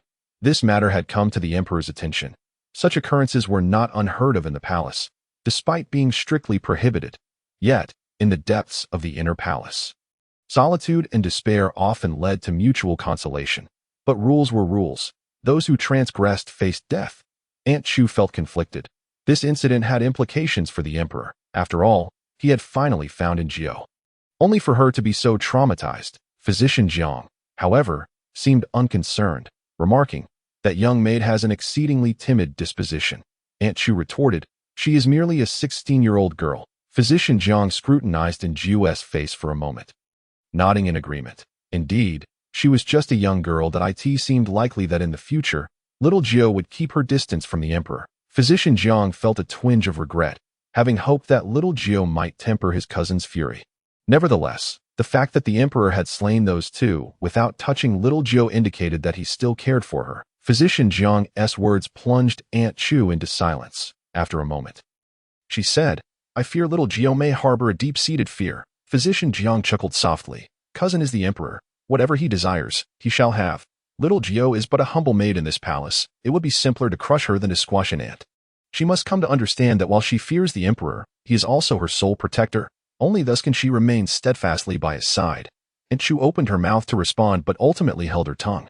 And Jiu drifted in and out of consciousness, time stretching infinitely while also slipping away in an instant. When she finally opened her eyes again, she beheld the familiar ceiling and the bright sunlight streaming in. She attempted to speak, but no sound escaped her lips. She moved her arms, finding herself utterly drained of strength. Awake, are we? Came a gentle voice from a man. Turning her head, she indeed saw Physician Jia. However, the sight of the handsome man failed to lift her spirits, for she realized she had not died and had not returned to her original world. Jiu was acutely aware that she might never return. Struggling to rise, Physician Jiang offered her support, and she accepted without hesitation. Sitting up, she instructed him, please, fetch me a cup of water. Physician Jiang paused for a moment before pouring her a glass. After drinking, she declared, I am hungry. Physician Jiang chuckled, remarking, you truly are a remarkable girl. Jiu scoffed internally. His compliment was no different from tossing a treat to a pet. She had no desire to argue with him. Since returning was not an option and death was not imminent, she might as well live her life fully, taking it one day at a time. As a mere maid, having the emperor's personal physician attend to her ailments spoke volumes of her worth in their eyes. If that were the case, why shouldn't she leverage this unique position to improve her circumstances? And Jiu consumed 2 large bowls of porridge before finally setting down her chopsticks, feeling rejuvenated. Physician Jiang had been observing her with crossed arms. And as she finished her meal, he inquired, are there any lingering discomforts? And Jiu candidly replied, I feel achy all over. I may have overexerted myself recently. Physician Jiang pondered, indeed, you have endured much these past days. And Jiu clutched the blanket and asked, what of the emperor? He has gone to court. He should return shortly. Jiu considered this, realizing that the tyrant's madness was likely unrelated to the emperor, who probably had no recollection of the incident. Those two were dead, Physician Jiang remarked. In any case, they deserve their fate. Do not dwell on it too heavily. I do not dwell, and Jiu replied, looking at Physician Jiang. The lives of others are of no concern to me. Physician Jiang regarded her thoughtfully. It is best that you think this way. I wish to rest now, and Jiu stated. Physician Jiang glanced at her once more before departing. And Jiu noticed a pot of chrysanthemums on the table. The old eunuch had mentioned that they would bloom into beautiful daisies, and she felt a flicker of anticipation. She also spotted a pink vase filled with several flowers, now wilting and lifeless due to the tyrant's rough handling. some petals having fallen away. She averted her gaze. Unpleasant flowers, unwelcome company in the Hall of Radiance. Upon entering, the emperor first glanced at Xiao Qiu and Xiao Dong. His brow slightly furrowed. After perusing some memorials, he looked at them again. The two young maids felt their hair stand on end under the emperor's scrutiny, only for him to finally withdraw his gaze. Eunuch Li, observing with keen perception, suddenly understood the emperor's unspoken thoughts. Little Jiao had not come. It was said she was unwell, given the hardships she had endured recently and subsequently suffering a fright. Her illness was unsurprising, yet the emperor truly cared for little Jiao. Your Majesty, the craftsmen report that the dragon skeleton has been assembled. Would you like to see it? The emperor's interest was piqued. He rose and proceeded to exit. Xiao Qiu and Xiao Dong exchanged glances, preparing to follow, but Eunuch Li instructed them, "You two remain here." The two maids exhaled in relief. Indeed, the dragon skeleton had been erected. Yet it bore little resemblance to a dragon. The more the emperor looked, the more peculiar it appeared. Is this correct? The emperor inquired. What exactly is this? The craftsman, trembling with trepidation, answered, Your Majesty, it is indeed correct. It was constructed according to the plans provided by Miss Jiao. The emperor narrowed his eyes, casually asking, The plans she provided? The craftsman produced the blueprints. The emperor examined them and found them to be accurate. Could it be that the simpleton had known from the start what it was? Is this a dragon? The emperor mused, finding it increasingly undragon-like. It resembled a large lizard standing upright. The craftsman explained. Your Majesty, Miss Jiao mentioned that this might be the mount of a deity from ancient times. Upon reflection, the emperor conceded that ancient mythologies did include various bizarre mounts. Thus, it was possible that this strange creation before him was indeed one of those. He felt reassured. Chapter 41. Awaiting her return after examining the dragon skeleton, the emperor prepared to leave. Eunuch Li suddenly remarked, Little Jiao's quarters are just over there, now that the dragon skeleton is complete. I wonder if she will need to move? The emperor halted, glancing back at the small chamber not far behind him. The quarters occupied by the eunuchs and palace maids were located on the outskirts. Diminutive in size, and previously overlooked by the emperor. However, today, he gazed at them for a while before inquiring, What ailment does she suffer from? Why has she not yet recovered? Li Gonggong, aware that the emperor had forgotten about the incident of murder, felt it was safe to divulge the truth since it had already been addressed. The emperor looked at Li Gonggong in astonishment, feigning innocence. You speak nonsense. How could I possibly kill someone at whim? If I were to act, it would be through others. Li Gonggong found himself at a loss for words, for it was indeed he who had committed the act, a scene so tragic that he had vomited upon returning. The emperor pressed on. So, she was frightened because of this? Li Gonggong nodded. That is what Dr. Jiang has said. The emperor frowned. Her courage is rather lacking. Yet, Li Gonggong did not consider Jiao to be cowardly. After all, she was merely a young girl of just over a decade. Facing the emperor was pressure enough, and witnessing a murder firsthand was indeed terrifying. The girl is, after all, somewhat timid, Li Gonggong concurred. The emperor scoffed but did not cast a glance towards Njiu.as. The emperor. To ask even a few questions was a tremendous favor. He had no intention of entering that shabby little abode. Have you heard? Njiu, who had nearly grown moldy from staying indoors, ventured out for a breath of fresh air, overhearing several young palace maids discussing the autumn hunt the emperor takes people every year. It is said to be quite enjoyable, but I wonder if we will have the chance to go this time. We can forget it. The emperor only brings along those who serve him closely. I long to go. This is a rare opportunity to leave the palace. The concubines in the inner court are all preparing as well, eager to accompany him. Njiu, having eavesdropped, felt a burgeoning curiosity towards the autumn hunt. The emperor's condition, which prevented him from consuming meat, was merely a facade. Njiu surmised that he must have experienced some trauma in his childhood or witnessed gruesome scenes, for anything resembling raw flesh would induce a fit. The autumn hunt, involving the pursuit of wild game, would surely be more bloody. Would the emperor not go mad? As these thoughts swirled in her mind, Granny Chu arrived. Noticing Njiu's relatively good spirits, she inquired about her health. Njiu replied, I have fully recovered and shall serve in Guanghua Hall tomorrow. Granny Chu sighed. Little Jiao. She seemed to wish for Njiu to come to terms with her situation. Njiu recognized that Granny Chu, though seemingly stern, possessed a warm heart amidst the palace's pervasive selfishness. There was no need to demand too much that I can accept my circumstances and understand the gravity of the situation. There is no need for you to worry, Granny. Granny Chu exhaled in relief. Fearful that Njio might fall into despair, the Emperor he is merely unwell, after scrutinizing Njio for any signs of distress. Granny Chu continued, "You shall accompany us on this autumn hunt." Njio, who had just been contemplating the autumn hunt, felt a surge of joy upon hearing this news, for the prospect of leaving the palace brought unparalleled delight. Perhaps she could devise a plan to escape, or at the very least, enjoy a brief respite from her confinement. The autumn hunt seemed to invigorate the previously listless inhabitants of the inner court, each eager to participate, prompting even the most obstinate concubines to dispatch individuals to Guanghua Hall for information. Granny Chu managed the inquiries with composure. Njio inquired, "Granny, will the Emperor bring the concubines this time?" Granny Chu nodded, "Yes." This puzzled Njio. If the Emperor held no fondness for these concubines, and their presence might provoke his wrath, why would he bring them along? Granny Chu explained, "The inner court is interconnected with the court at large. The Emperor has only ascended to the throne a few years. His foundation is still unstable. He has yet to establish an empress or sire and heir." Granny Chu bore the demeanor of a concerned mother.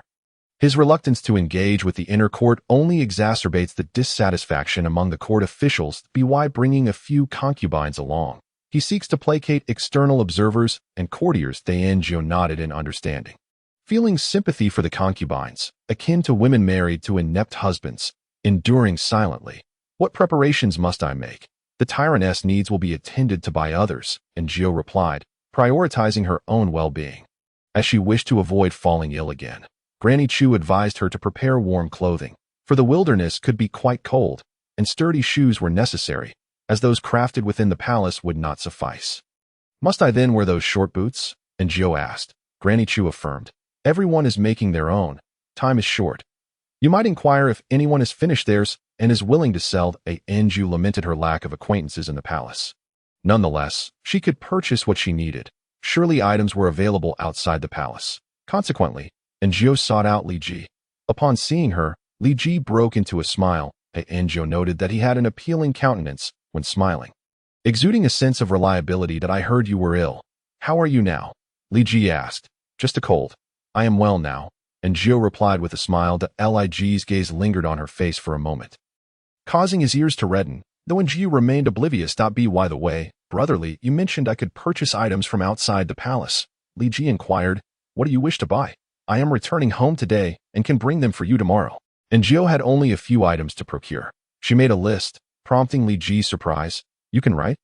Njio nodded. "Just a little." Li Ji chuckled.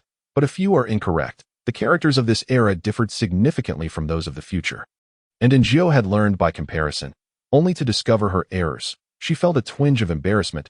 "I have been learning to write recently," Lig encouraged. "Learning to write is commendable." As they conversed, they remained blissfully unaware of a pair of malevolent eyes that had been fixated on them from a corner. The owner of those eyes was Xiao Hua, who had been dispatched by Granny Chu to perform menial tasks in the outer court. Laboring tirelessly for meager pay while being bullied by the older maids, her existence was akin to a living hell, and in the stillness of the night, she often pondered why she had been sent away from Guanghua Hall, where she had thrived. After much contemplation, she concluded that Njio was her sole enemy. The wretched girl always seemed to disfavor her, undoubtedly having whispered something to Granny Chu. Xiao Hua harbored a deep-seated resentment toward Njio, yet found herself powerless against her, unable even to confront her directly. Today was particularly fortuitous. Having been sent on an errand, she chanced upon Njio conversing clandestinely with the guard. This brought to mind a memory of a night when she had awakened to find Njio missing from their shared chamber. Returning only after a long absence that time, she had harbored suspicions that Njio was involved with some guard. Yet, she had never found the opportunity to uncover the truth. Now, it appeared that it was with this guard named Li. Xiao Hua's expression grew increasingly frigid. How dare they conspire against her in secrecy? They would pay dearly for their treachery. Chapter 42.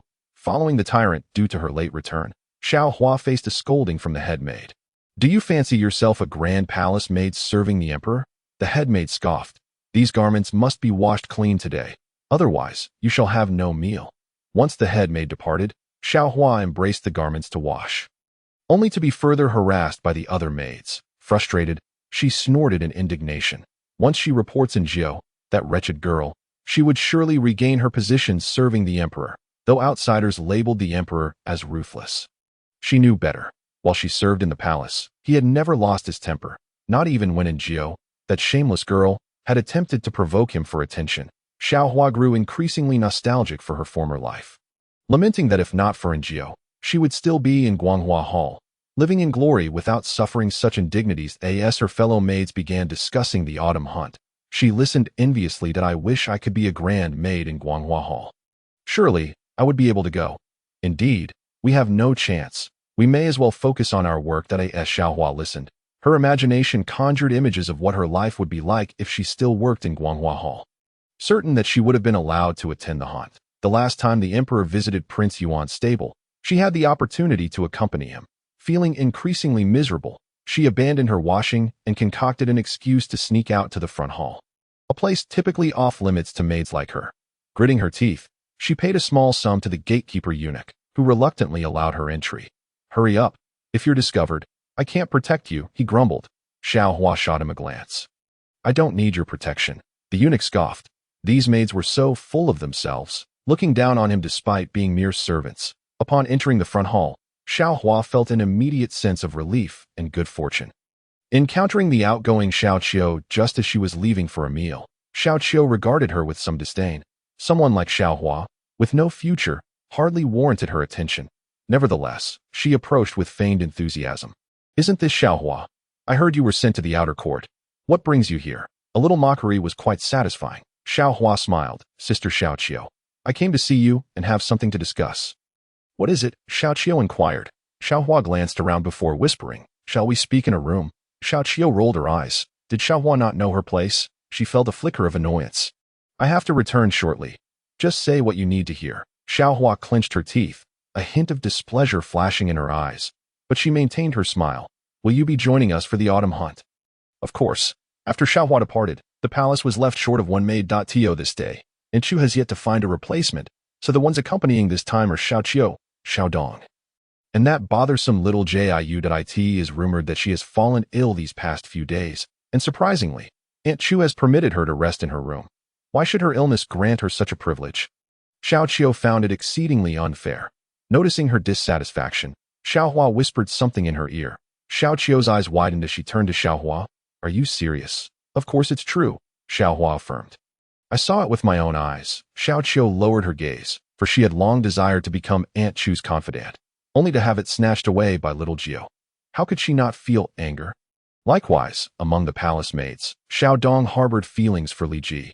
Xiaohua narrowed her eyes, contemplating how little Jiu would escape this time, and Jiu remained blissfully unaware as night was about to descend, signaling that the murderer would soon arrive.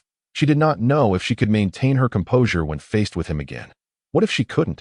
Lost in such thoughts, time slipped away until finally, Enjio heard footsteps, and the door creaked open. The tyrant seemed taken aback to find Enjio still awake. In that moment of eye contact, a chill ran down Enjio's spine, yet the tyrant displayed no reaction, as if the act of murder had completely slipped his mind. Perhaps for him, killing was merely a mundane affair, unworthy of remembrance. Indeed, he was quite the tyrant. Silently, Enjio made her way to the kitchen.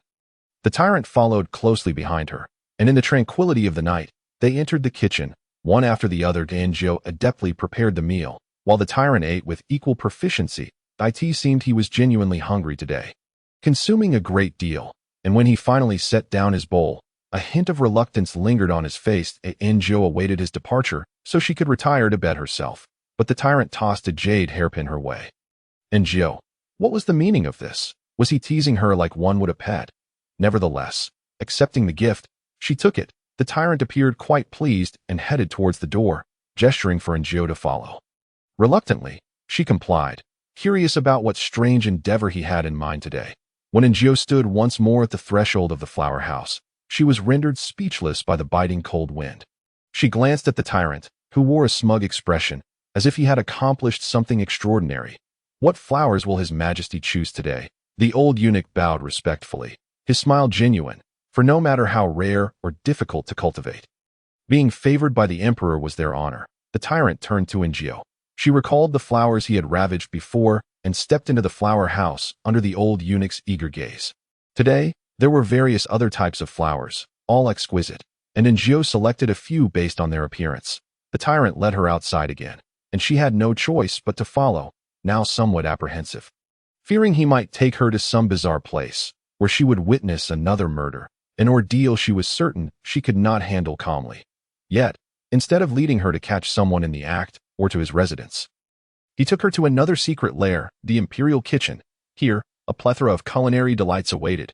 From birds' nests to hairy crabs, an array of exquisite seafood, meats, fresh fruits, vegetables, and seasonings were all present. Njio recalled the meager rations served to the emperor daily and felt a twinge of sympathy for the canine emperor.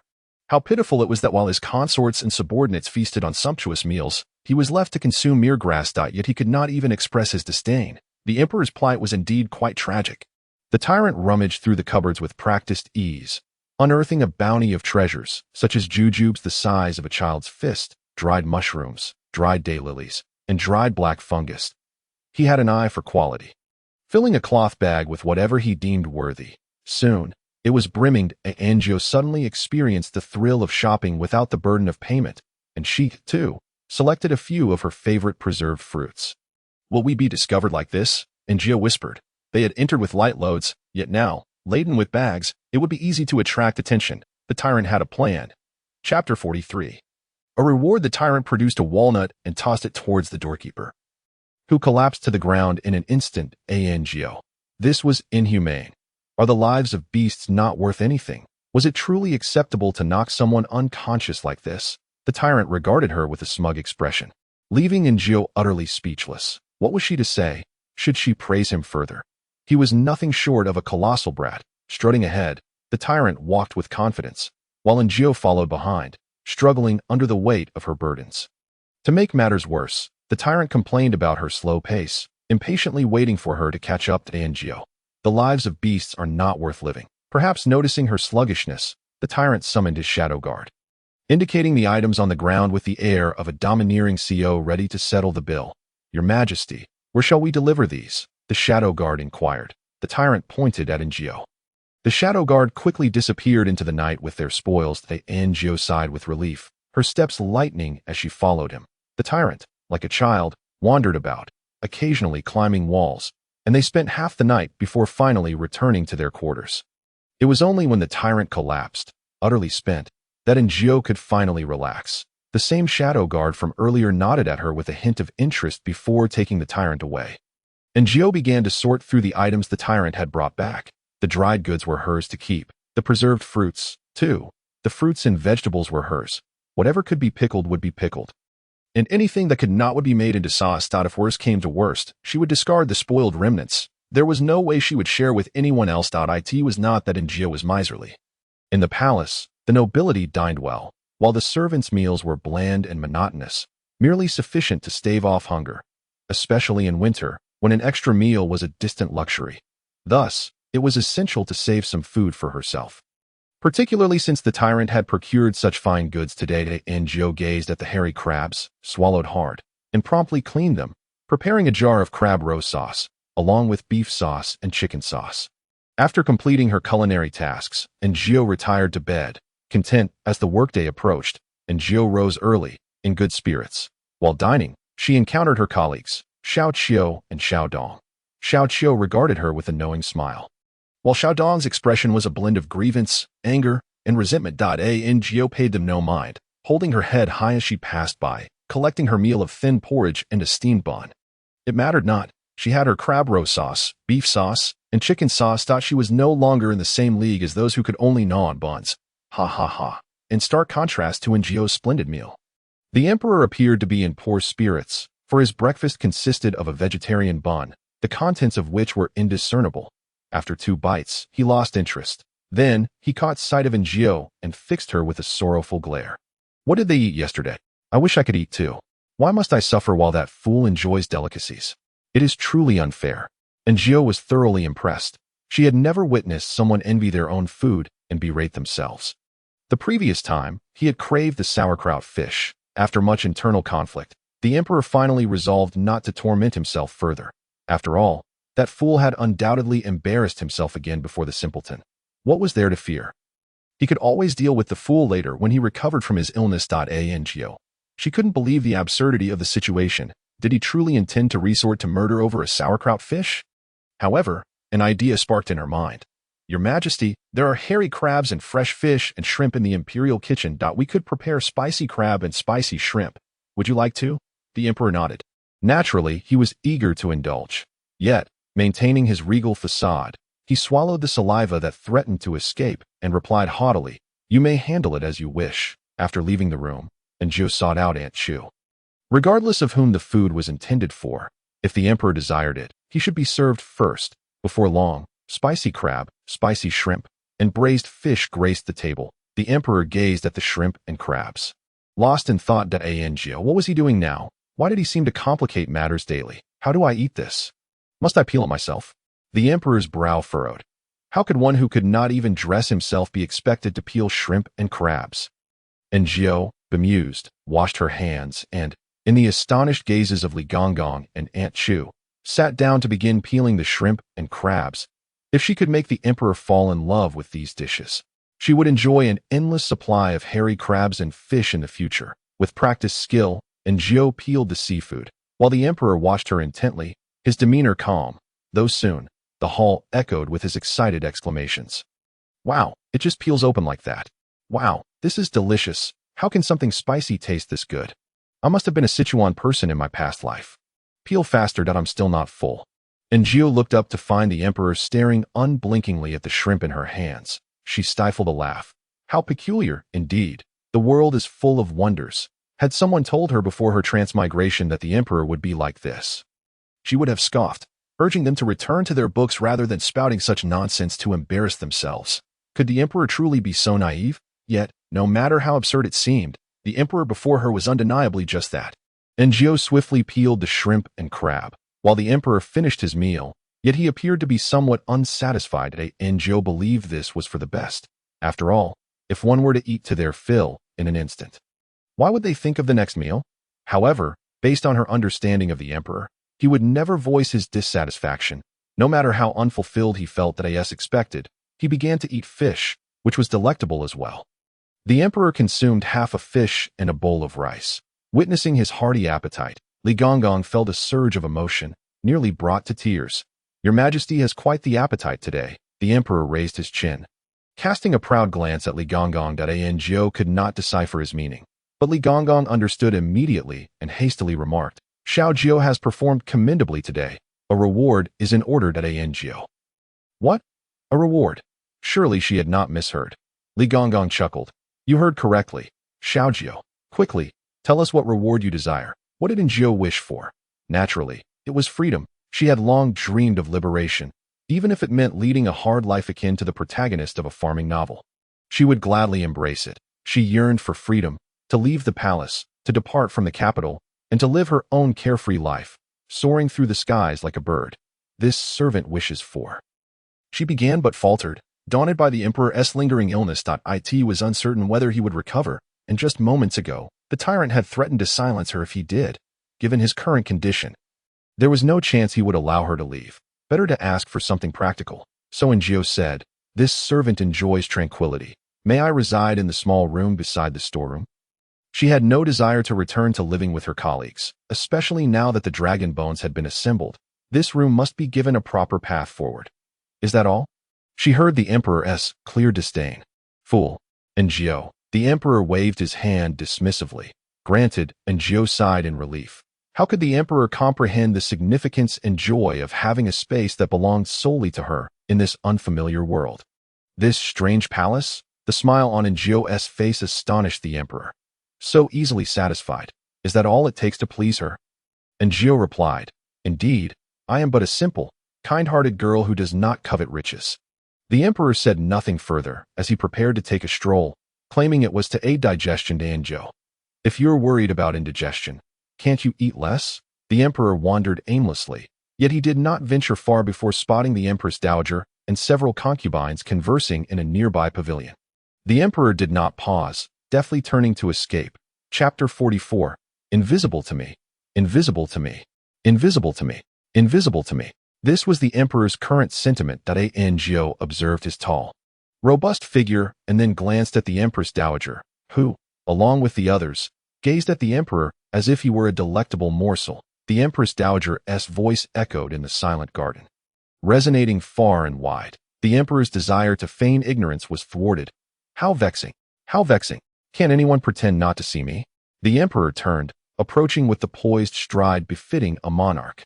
The Empress Dowager Angio mused that since the Empress Dowager was his biological mother, should she not be addressed as mother? She was not entirely certain. The Empress Dowager patted the space beside her, her smile warm and reminiscent of a true maternal figure. The weather is delightful today.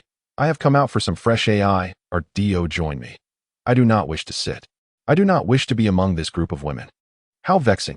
The Emperor's body language screamed resistance, but fortunately, Li Gonggong had already signaled for chairs to be brought over, positioning one at a distance that was neither too close nor too far from the Empress Dowager and her companions. The Empress Dowager remarked with a smile, Li Difu has become increasingly adept at managing affairs. Li Gonggong bowed his head, chuckling in agreement. The Emperor took a seat, finding himself in a favorable breeze that dulled the scent of the perfumes emanating from the women. He exhaled a sigh of relief. When can I leave? Isn't this situation a bit awkward? And Zhu stood behind him, stifling a laugh at his inner musings. That moment, the Empress Dowager began discussing the three women seated before her, all of whom were the Emperor's concubines. What concubines? I know them all myself. And Zhu discreetly glanced up. The three concubines were all beauties, one an aloof goddess, another a charming young girl, and the last a sultry temptress. At that moment, they all gazed bashfully at the Emperor. I have goosebumps. Why are they looking at me like that? And Gio thought, of course, they wish to engage in intimacy with you. You are their husband. After all, the Emperor, however, seemed blissfully unaware, merely offering a nonchalant acknowledgement after the Empress Dowager's introductions before letting his thoughts drift to what he might want for dinner. And Gio. Truly, this was astonishing. The Empress Dowager stated. Despite the many affairs of the court, the Emperor should also make a visit to the harem. The matters of state are significant, but heirs are equally important. The Empress Dowager began to advocate for procreation. Yet the Emperor's thoughts wandered elsewhere. Can the simpleton make desserts? I crave something sweet. And Gio, what did the Empress Dowager just say? Heirs. What about heirs? That is indeed a concern. I cannot simply pick a woman at random to bear children. Can I? Right. How does one even go about having children? The Emperor's face paled slightly, clearly unwilling to engage in the intimate acts required for procreation, viewing it as a torment. Angio listened to his entire train of thought. Puzzled, the Emperor did not seem to harbor any aversion to women. How had he developed such a peculiar ailment? Was it a form of obsessive cleanliness? It appeared he was psychologically unable to accept the notion of procreation. And physiologically, he seemed to abhor it as well. Truly a strange individual. When the tyrant had physically handled her, there had been no visible issue. She was still an innocent maiden. Angio pondered this, while the Emperor had already become lost in thought. I have devised a splendid plan. And Gio felt as if he might have glanced her way. Why? Why was he looking at her? When a superior suddenly focuses on you at work, it seldom bodes well. Indeed, I cannot, but that fool certainly can. Isn't the fool fond of the simpleton? Let them two bear children. I need not do anything. And I can simply hold my son later. At that point, I will go to the mother and leave the child. Much less hassle. And Gio, you are truly a dog. To call you a dog would be an insult to dogs. And Zhu the Emperor. The Empress Dowager called his name, and only then did the Emperor withdraw from his reverie to regard her. Did you hear all that I said? The Emperor, having not caught a single word, still replied, I heard. The Empress Dowager sighed. Do not take my words lightly. A stable harem ensures a stable realm. I am not yet 20. Why do you speak as if I am on the brink of death? The Emperor replied, Yes, son remembers. The Empress Dowager gestured toward the three beauties nearby. For the upcoming autumn hunt, take Wang Marin and the others with you. They have been cooped up in the palace for too long. The Emperor replied, Understood. Finally, the Empress Dowager permitted him to leave. The Emperor stood to take his leave, then walked away without looking back. Li Gonggong and Gio nearly struggled to keep pace with him. Once they departed, the Empress Dowager's expression darkened as she regarded the three women, each with their distinct allure. The opportunity has been presented to you. Whether you seize it is up to you. The Emperor does not favor women. If you can bear the dragon's heir. The Empress Dowager left her statement unfinished, but the three beauties comprehended fully. The Emperor's disinterest in women implied that securing heirs would be a challenge. If one could conceive, whether a prince or princess, that child would be showered with affection. If luck were on their side, it would be a son. Such a child would likely inherit the throne.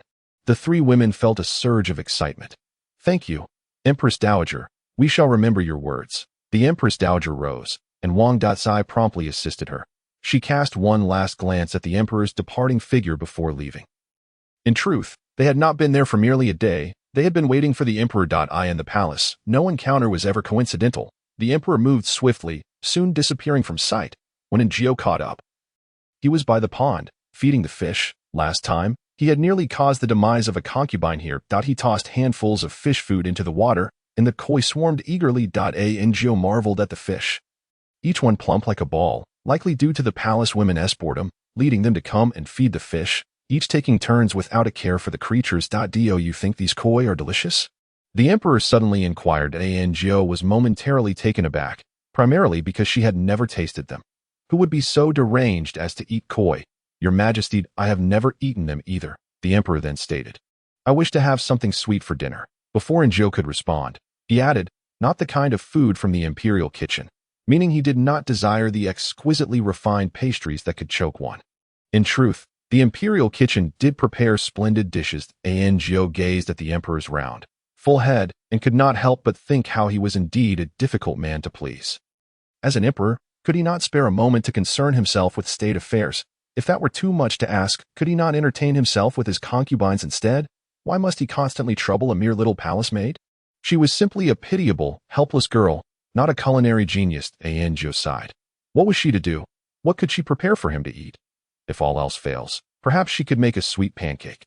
Enjio felt she had struck upon a new idea. Her mother used to make brown sugar pancakes for her as a child, crispy on the outside and tender within, paired with flowing brown sugar, simply divine. Enjio swallowed hard, suddenly craving it herself. Chapter 45. Do you like this big pancake? Enjio was still lost in thought when the emperor turned to her, his gaze fixed on her for a long while, leading one to wonder what calculations were swirling in his mind. Yet Enjio knew he was contemplating nothing at all. His mind was a blank.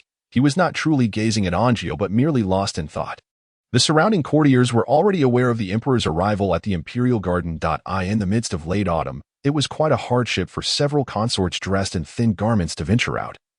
Yet they could only observe from a distance, afraid to approach. Enjio sighed. It seemed that in this palace, it was not only the servants who suffered, but the masters as well. Should any of these consorts inadvertently fall in love with the emperor, they would have to endure the torment of unrequited longing. Time to retreat. The heartless emperor poured all the fish food from the jar into the lake. Enjio cast a sympathetic glance at the fish, now round as balls, competing for the food. In that moment, she felt as if she were looking at herself. The emperor strode ahead with vigor, while the usually sprightly eunuch Li was moving unusually slowly today. Enjio glanced at him several times. Eunuch Li, what ails you? Eunuch Li, with a pained expression, murmured, I twisted my ankle while descending the slope, but it's nothing. Nothing at all. Enjio looked at the emperor, who was hastening forward, oblivious to the plight of others, then at Eunuch Li, who was evidently in considerable pain yet insisted on keeping pace. History indeed does not lie. Feudal rulers are devoid of humanity. Xiaojio, do catch up. Eunuch Li urged, entirely focused on the emperor. Enjio could only quicken her steps, only to find the emperor standing at the corner, seemingly waiting for her. Enjio explained, Your Majesty, Eunuch Li has twisted his ankle. The emperor responded with a disinterested acknowledgement and continued on his way. Enjio. After a considerable effort, she arrived at Guanghua Hall, where she encountered Xiao Qiu and Xiao Dong. As they passed her, Xiao Qiu intentionally stepped on Enjio's foot. Looking down at the dark footprint on her shoe, Enjio frowned slightly, while Xiao Qiu provocatively walked away. Xiao Dong also approached, saying, Xiaojio, you've been busy all afternoon, you may leave now, we can handle things here.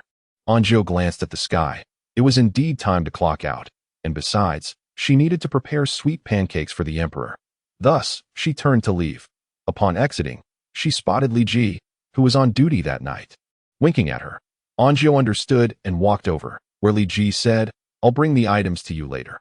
Enjio recalled the two unfortunate souls caught in a scandal and executed. She had no desire to engage in such risky behavior. Let us wait until tomorrow. I will come by to find you. Lig pondered for a moment and nodded in agreement. He would be on duty all night. so it would be perfect for him to come by when his shift ended in the morning. As Anjo departed, Li Ji sensed something amiss but looked up only to find nothing. "What are you looking at?" a colleague inquired. Lig shook his head. "Nothing." The colleague chuckled. "I saw it. You were just speaking with that palace maid." "What were you discussing?" Li Ji's expression darkened. "Nothing, just a casual exchange." His colleague cautioned. "I must tell you, there are many fine ladies outside. The women in this palace are not to be trifled with." Just thought he glanced around to ensure no one was listening before continuing. "Do you remember Zhang Ming? He was said to have gone home to visit family, but that was far from the truth." Li Ji furrowed his brow. "If he didn't go home, then where did he go?" "I heard he was caught having an affair with a palace maid and was executed on the spot." Li Ji looked incredulous. How could that be? Even if he were guilty, they couldn't just kill him on the spot. Before he could finish, his colleague shook his head. It was that one who ordered it. He discreetly pointed toward Guanghua Hall. The guards were somewhat aware of the emperor's tendencies, which is why rumors of his tyranny circulated outside, but no one anticipated is it truly? Li Ji had encountered Zhang Ming before. He seemed a quiet and honest individual, and he never imagined in no way. His colleague sighed. "I heard the body was unrecognizable. I only warned you because we have a good relationship, no matter how enticing the women in the palace may seem. They are not for us to pursue." Lig nodded. "I understand. I have no intentions." His colleague patted his shoulder. "As long as you are prudent, think of your family." Lig fell silent. Meanwhile, Anjo had returned to the kitchen. Perhaps it was due to Aunt Chu's special instructions, but this kitchen was now hers to use. Anjo's mother was a diligent and capable rural woman, possessing a certain magic that made even the simplest home-cooked meals delicious. Anjo inherited this talent from her mother. They hailed from the north, particularly skilled in making wheat-based dishes, thus preparing sweet pancakes was exceedingly simple for her. Considering the emperor's appetite, Anjo made over 10 pancakes, keeping 2 for herself and cutting the rest into pieces to present to the emperor. The freshly cooked pancakes were crisp on the outside and soft within, utterly delectable. Anjo felt satisfied after consuming just one. She wondered if it would suit the emperor's taste. If it didn't, that would be splendid, as it would mean she need not make them again. After all, she was merely an unremarkable palace maid. The tasks in this kitchen paled in comparison to those of the head chef in the imperial kitchen. This moment in Guanghua Hall, with Anjo absent and eunuch Li attending to his injured foot. Only Xiao Qiu, Xiao Dong, and eunuch Li's apprentice, Xiao Fuzi, remained to serve the emperor. Xiao Qiu, tasked with testing the food for poison, took a piece of cake and deemed it quite ordinary compared to the exquisite pastries from the imperial kitchen. Yet, seeing the emperor enjoy it, she feared he might grow tired of it. So she prepared 2 small dishes and soup, which were of average flavor, the taste of regular fare, yet the emperor seemed quite pleased. In a moment of impulsiveness, Xiao Qiu blurted, "Your Majesty, I could make such pancakes as well." Xiao Fuzi's expression changed, glaring at Xiao Qiu before looking back at the emperor. The emperor indeed paused in his actions. And just as Xiao Qiu regretted her impulsiveness, the emperor inquired, "Is that so? Then go and make some now." Xiao Qiu was momentarily taken aback, clearly not anticipating this. The emperor's gaze turned impatient as she hesitated. And Xiao Fuzi hastily urged, "What are you waiting for? Go." Upon exiting, Xiao Qiu quickly sought out Aunt Chu, explaining the situation. Aunt Chu glanced at her and coldly remarked, "Follow me." Aunt Chu led her to the small kitchen where Anjo prepared food. And upon observing the untidy remnants, Xiao Qiu was astonished. Indeed, it was not the imperial kitchen that sent this. Someone had prepared it for the emperor right here. Who could it be? Xiao Qiu thought of Anjo. Could it be her? Hurry, don't keep the emperor waiting. Xiao Qiu, having entered the palace earlier, recalled her mother cooking as a child and began to follow her memories to prepare the pancakes. However, her hands had become unaccustomed, and after several failed attempts, the pancakes ended up slightly burnt due to her misjudgment of the heat. She wished to try again, but Aunt Chu had already arrived. She glanced at the pancakes on the plate. Although somewhat charred, they still looked appetizing, leaving her puzzled about the emperor's intentions. "Let us go." Aunt Chu carried the pancakes, and together with Xiao Qiu, they headed to Guanghua Hall, where they encountered Anjo at the entrance. Anjo observed the pancakes in Aunt Chu's hands and then glanced at Xiao Qiu, her eyes filled with confusion. What could this mean? Were they searching for a new candidate? Why, did the emperor find her displeasing and intend to replace her? Anjo's complexion darkened. Xiao Qiu noticed and shot her a provocative glance as she entered Guanghua Hall with Aunt Chu. Anjo hurriedly followed. Just moments ago, she had hoped her pancakes would not please the emperor. Now, she wished she could erase her previous self. her only desire being for the emperor to enjoy the pancakes she had made. Chapter 46. Disfavored. In truth, the emperor only consumed a few pancakes before losing interest. That was enough, as sweet foods tend to become cloying after a while, unlike a tyrant who acted on whims. This emperor exhibited restraint, to the point of being somewhat stringent. Xiao Qiu feared the emperor might eat too much and spoil his appetite for her pancakes, but upon seeing him eat sparingly, she felt a surge of happiness as she placed the pancakes before him. The appearance alone had already diminished part of the emperor's interest. Reluctantly, he broke off a piece, but after just 2 bites, he spat it out. The emperor's expression darkened, and Aunt Chu quickly discerned the issue. Undercooked pancakes for His Majesty? Xiao Qiu was left in shock. The fire had been too high, and she hadn't tasted the pancakes before Aunt Chu arrived. Who could have anticipated that while the exterior was cooked, the inside remained raw? Your Majesty, spare me, spare me. Xiao Qiu knelt, repeatedly bowing her head, but the emperor, annoyed, had no desire to argue with a maid. Leave at once. With Aunt Chu's urging, Xiao Qiu scurried away, and as she passed by Anjio stepped heavily on her foot, causing Xiao Qiu to run away without daring to glare at her. Anjio felt a sense of relief, an unremarkable Scorpio. She couldn't let grievances go unaddressed. Even in discomfort, she would find it hard to sleep. Moreover, Anjio gazed at the pancakes on the table, her spirits lifted. Her life was preserved. After Xiao Qiu's departure, the hall fell silent once more. The emperor finally picked up a memorial, indulging in his customary complaints. Utter nonsense. I wish I could drag this fellow out and execute him. Offering me a beauty? Ridiculous.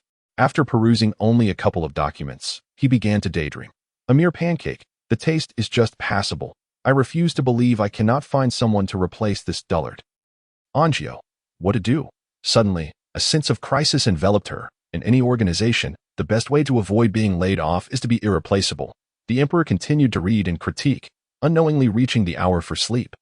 Yet he remained awake, his gaze fixed upon Anjio, already contemplating how Anjio and the tyrant would bear children. Even envisioning names for the offspring, Anjio's incredulity was palpable. However, she dismissed it as irrelevant since her shift was coming to an end. Due to her prior illness, Aunt Chu and the others had rearranged the schedule, ensuring she would now work daytime hours while the tyrant's night visits would count as overtime, rewarding her with double pay. Once Anjio departed, the emperor finally exhaled in relief, but soon found himself questioning, why was I anxious? Anjio had gone to bed early, anticipating the need to rise again for her night shift. To her surprise, she awoke on her own and, upon opening her eyes, discovered the tyrant already present, intently gazing at the jars in the cupboard. These contained the crab roast sauce, beef sauce, chicken sauce, dried fruits, candied fruits, her sun-dried peach slices, and her homemade fruit leather. My dear uncle, Anjio exclaimed, leaping from her bed and rushing barefoot to slam the cupboard door shut. Your Majesty, are you hungry? I shall prepare a meal right away. Swiftly donning her clothes, she approached the door only to find the tyrant still standing before the cupboard. Unmoving, Anjio was at a loss for words. Your Majesty, how about we have crab roe noodles today? Not a good idea. The tyrant cast a glance at the cupboard, his intentions unmistakable. Anjio, I am truly at my wits' end. No one in the world could be more infuriating than you. After a moment of stalemate, Anjio recalled the evening's lesson on how to cultivate irreplaceability. She felt tears welling up. She had never perceived this job as so crucial. Thus, she approached the cupboard. Retrieving the jars, this meat sauce was far too salty to consume. The tyrant let out a cold snort. Anjio paused, glancing up at him, pondering whether that was indeed a snort. What does it mean? She presented him with other items, fruit leather, candied fruits, peach slices, even walnuts that she had roasted with salt for a unique flavor. The tyrant devoured one and fell in love with them, consuming over 10 in Anjio's concerned gaze. And as they dwindled, she hastily offered him some fruit leather. Your Majesty, please try this. The tyrant had a particular fondness for the sweet and sour flavor. Swiftly devouring an entire rolled Anjio. Never mind. Focus on irreplaceability. Irreplaceability. She watched as he consumed peach slices, candied fruits, red dates, fruit leather, and even walnuts. Your Majesty, indulging in these is not advisable. Shall we save some for later? She herself was reluctant to eat. Finally, the tyrant ceased his consumption, but his eyes lingered on the meat sauce Anjio had placed on the table. Anjio's smile was strained. Isn't it better to enjoy something fresh? No. The tyrant pouted like a child desiring a toy, insisting, I want this. Anjio Then choose one, she replied casually, her mind racing with, please select the chicken sauce, if not, then the beef. Yet, the tyrant nonchalantly grabbed the crab roe sauce. And Gio chuckled, Your Majesty, you truly possess an exquisite taste. The tyrant, pleased, lifted his chin, signaling Gio to lead the way to Njororo well. These are merely material possessions, not worth dwelling upon. I in the kitchen, and Gio had already prepared the dough, which was now ready. The noodles cooked swiftly, accompanied by a side dish and a dash of crab roe sauce. It was so enticing that even Gio felt tempted. She prepared a bowl for herself. And as they sat on the stools enjoying their meal, Gio suddenly felt a surge of amusement. If she were to return to the modern world, who would believe her extraordinary experiences? She glanced up to see the tyrant relishing his food with fervor, utterly oblivious to her presence. Both of them ate to their heart's content. And the tyrant showed no inclination to leave. Gio knew that it was nearing the time when the moon would rise above the willow treetops, signaling clandestine rendezvous after dusk. Having eaten their fill, exploring the palace seemed quite delightful at this hour.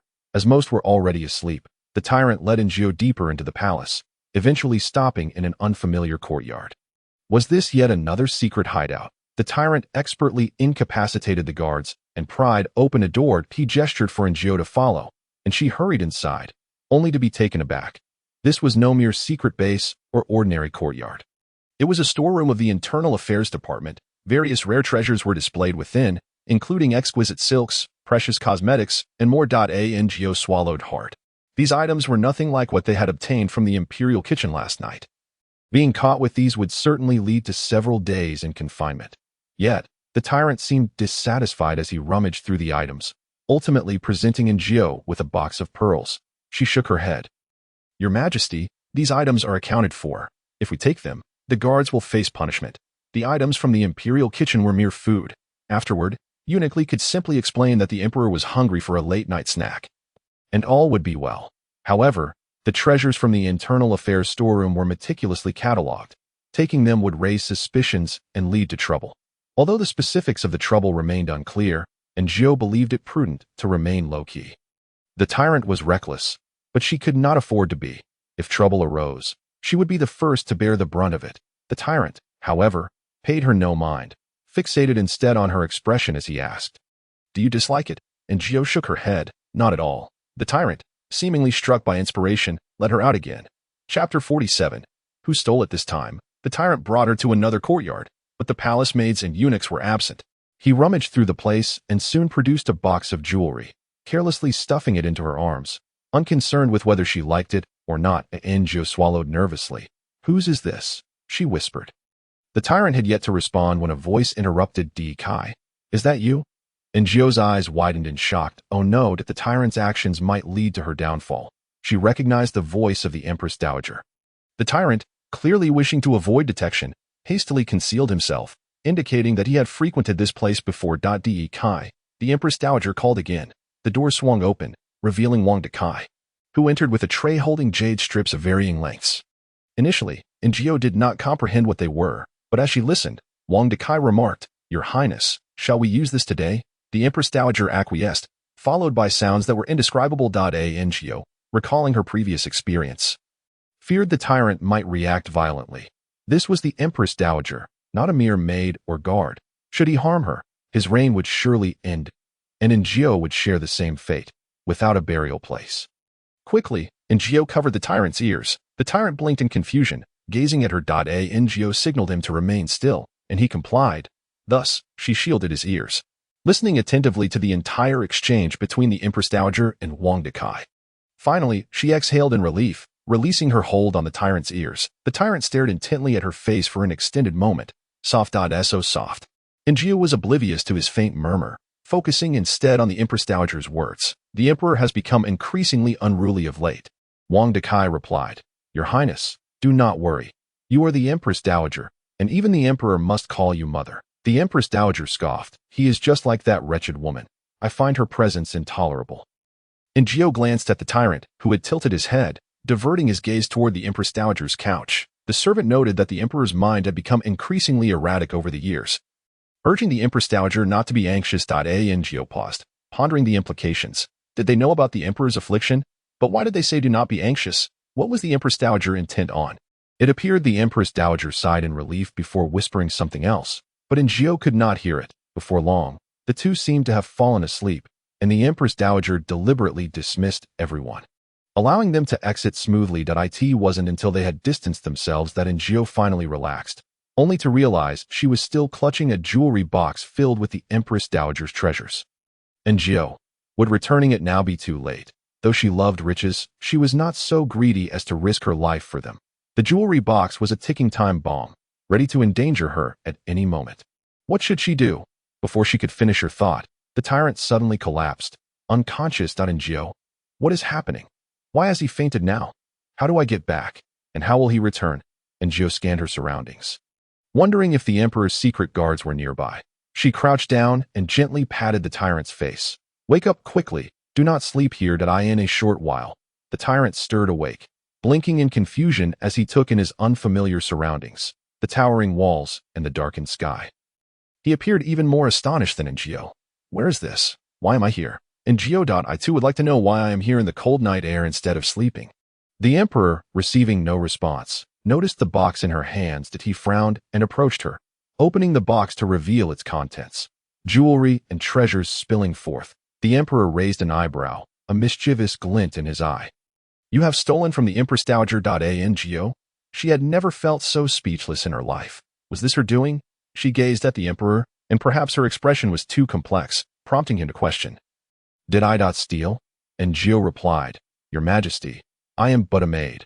I wouldn't dare to steal from the Empress Dowager's chambers, even with the courage of a bear. At long last, the Emperor grasped the crux of the matter, uncertainly inquiring, Are you suggesting that I, along with you, have just ventured into the Empress Dowager's chamber and absconded with a chest of jewels? Surely not, surely not, surely not.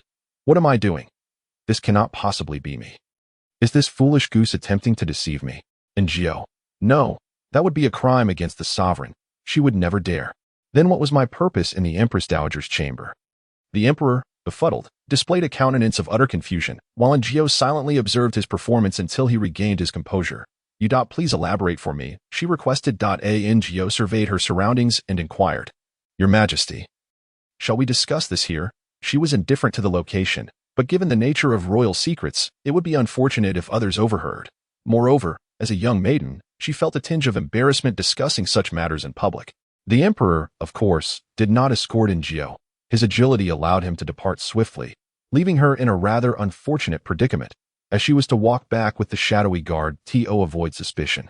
The guard clutched her garment tightly, causing her discomfort, to which she protested, Kind sir, I assure you I can return on my own. The shadowy guard shook his head, insisting, We cannot keep His Majesty waiting too long. Indeed, you are correct. The lives of cattle and horses are inconsequential, Enjio thought, feeling dizzy as she made her way back, beginning to reminisce about the tyrant. Compared to these individuals, the tyrant seemed so endearing. So gentle, so refreshingly candid. Occasionally, he might take a life, or act a bit mad, or wander about in the dead of night. So what? Who doesn't have a few quirks? Must we be so harsh on the tyrant? Enjio herself could hardly believe that she would one day long for the tyrant to such an extent. The Emperor, indeed, grew impatient, fiddling with the tassels of his jade pendant. Your Majesty, Enjio offered a respectful bow. But he did not allow her to rise. Instead, he gazed above her head and commanded, Relate to me, in detail, all that transpired this evening. Enjio recounted the events in meticulous detail, including the interactions between the Empress Dowager and Wang Dekai. Even recounting their dialogues, the Emperor's eyes widened in astonishment as he listened intently. At last, Enjio recounted the pivotal conversation between the Empress Dowager and Wang Defa. The Emperor narrowed his eyes. That old witch, the Empress Dowager, is indeed up to no good. She must be devising schemes against me. He concluded. Enjio nodded in agreement. The Emperor revealed a chilling smile. Chapter 48. The Royal Awakening. You are dismissed. Tonight's events must not be mentioned to anyone. The Emperor waved his hand, his attention clearly drifting from Enjio. She placed the jewel box on the table and withdrew. The Emperor gazed at the small chest. Unable to suppress a sigh, I have been utterly humiliated. Enjio, who had yet to leave, yawned. After a night of turmoil, she was eager to return to her slumber when she happened upon Li Ji. He too noticed her, recalling the words of his colleagues that it was true that he harbored feelings for Xiaojio, but he also felt a pang of pity for her, when the Emperor had suddenly taken a life. Xiao Jiao had fled the hall in terror, her face as pale as a sheet, like a feather that might drift away at any moment. Lig observed her diminutive figure, feeling an unusual tenderness. The young eunuchs and palace maids were still at an age where they were but children. Subsequently, he found himself unconsciously attentive to Xiao Jiao, always hoping to assist her when possible. As for ulterior motives, he had not yet reached that point. Lig, are you available at the moment? And Jiao's voice snapped him from his reverie. Lig nodded affirmatively. I am. Please wait a moment. He quickly returned, soon presenting her with a package, which she gratefully exchanged for silver. Thank you. Lig naturally accepted the silver, smiling. No need for thanks. Should you wish to purchase anything in the future, do not hesitate to let me know.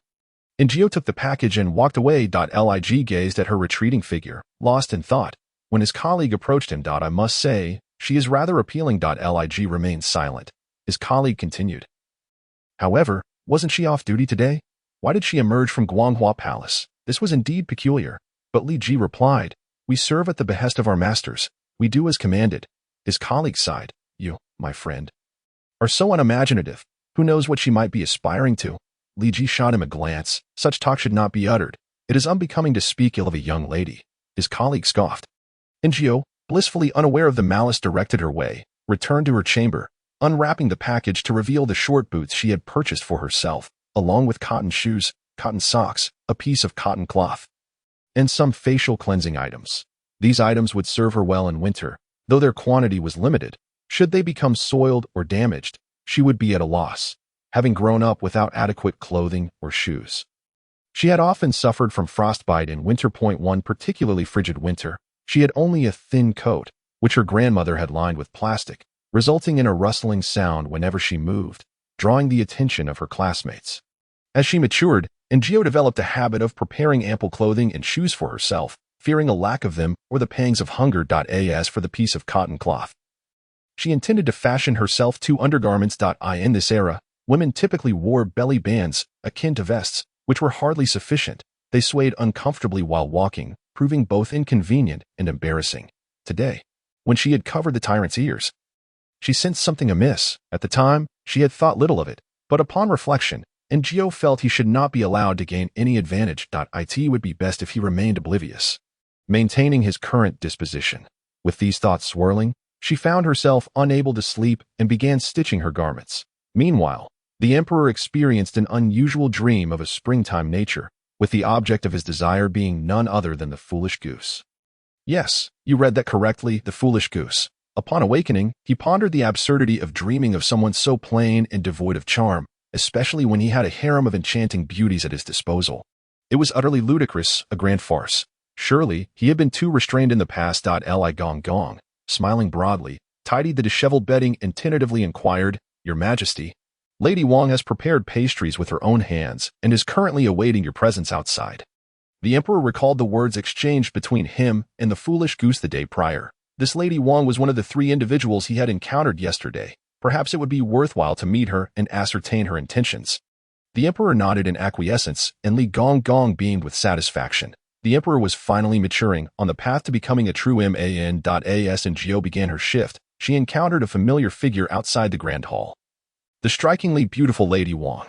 With her alluring curves and a physique that was apparent even beneath the heavy palace garments, she turned to meet Jiao's gaze. Jiao hastily bowed, greeting her. Lady Wang smiled. You are one of His Majesty's maidservants. Are you not? I am Xiao Jiao. Lady Wang signaled to a nearby palace maid, who promptly handed Jiao a cool, refreshing item. Realizing what was happening, Jiao quickly replied, Your Highness, I cannot accept this. This is merely a token of Our Lady's goodwill, something for everyone. Do accept it, the palace maid insisted, her tone suggesting that refusing would imply a lack of respect. Reluctantly, Jiao acquiesced and accepted the gift. After bowing to Lady Wang, she turned to leave when Lady Wang suddenly asked, What is His Majesty doing at this hour? His Majesty is partaking in his morning meal after the court assembly. This was common knowledge throughout the palace, and Jiao knew better than to divulge further details. As a dutiful subordinate, she could not carelessly disclose her master's secrets, not even a bit. Lady Wang regarded her for a moment, but chose not to press further. Chapter 49. The absence of mundanity. Upon entering the room, Jiao found the emperor engaged in his breakfast. Upon spotting her, he emitted a cold grunt. Jiao, perplexed, wondered, what was that grunt for? Was it directed at me? How utterly baffling. Is Lady Wang still outside? Li Gong inquired. Yes, and Jiao replied. Thus, Li Gong asked the emperor, Your Majesty, shall we allow Lady Wang to enter? She has been waiting all morning. You truly lack tenderness toward the fairer sex. The emperor merely nodded indifferently. Jiao contemplated, truly adept at pretense. One could surmise that she had long harbored intentions towards others, all while maintaining the guise of a paragon of virtue. How hypocritical. However, were she a man, even she would find it difficult to resist the allure of Wang Marin. Her figure was simply extraordinary. Jiao gazed enviously at the entrance where Wang Marin appeared. What are you staring at? She is far superior to you. And Jiao paused, lifting her gaze to meet the emperor's, who cast her a disdainful glance in return. Jiao. Wait, is he unwell? Why does he speak of her? Why should she compare herself to Wang Marin? If she possessed the beauty of Wang Marin, she would not be a mere palace maid, but would have long ascended to the status of a consort. And Jiao silently criticized. This is a delicacy I have personally prepared, Your Majesty. I implore you to sample it. Wang Marin presented a platter of pastries, perhaps instructed by the Empress Dowager, for she did not lean towards the emperor. Upon lifting the lid, one could behold an array of exquisitely crafted confections. Yet, the emperor had seen countless fine delicacies. He perceived these pastries as merely visually appealing, and their taste was less enjoyable than the pancakes made by a simpleton. And Jiao mused, this was utterly absurd. The effort invested in these pastries was evident, boasting both aesthetic appeal and delightful texture, certainly not inferior to her own creations. Yet, why did the emperor not favor them? Dry and cold, as if they were meant to choke me. The emperor continued to voice his grievances. Suddenly, Jiao seemed to experience a revelation. She finally understood what the emperor truly preferred, an essence of warmth and humanity. Each meal delivered from the imperial kitchen was excessively refined, with pastries crafted solely for their appearance. In essence, no matter the dish, it lacked warmth. This was a sensation akin to a sugar pancake. Consuming it after a while was vastly different from enjoying it fresh from the pan. Likewise, consider the difference between freshly cooked noodles and those served after cooling. It appeared that no one had ever contemplated this matter. Observing the emperor's breakfast, Jiao noted that everything was served at a moderate temperature, certainly never scalding. Thus, the emperor's meals and drinks were always lukewarm. Even the fruit he consumed was not cold. Imagining a bowl of cold noodles or a lukewarm hot pot. Jiao's cooking was not necessarily exquisite, but the key lay in the warmth and heartiness of the food. For the emperor, who had grown accustomed to lukewarm, health-conscious fare, it was akin to a person who habitually ordered takeout suddenly savoring a home-cooked meal prepared by their mother. How enlightening! And Jiao glanced towards the emperor, who had commenced tasting the pastries. Early in the morning, he took a bite of the cold, unappetizing delicacy, followed by a large gulp of water, losing interest entirely. Was it not to his liking? I shall return and prepare anew. Wang Marin, perceptive of the situation, noted the emperor's initial intent to decline. Yet, I cannot allow this simpleton to presume she holds significant importance. Moreover, I have women. A mere meal is nothing I cannot replicate. Thus, he nodded in acquiescence. Wang Marin felt a surge of joy. The emperor was not only handsome and charming, but also appeared far less irritable than the rumors suggested.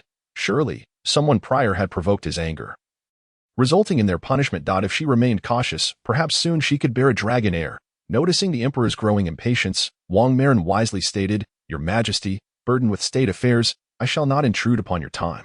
The emperor visibly relaxed, and thus Wang Marin departed. The breakfast was cleared from the emperor's table, and Jiao spotted the opportunity and hastened to catch up with Eunuch Li. Eunuch, may I taste the dishes?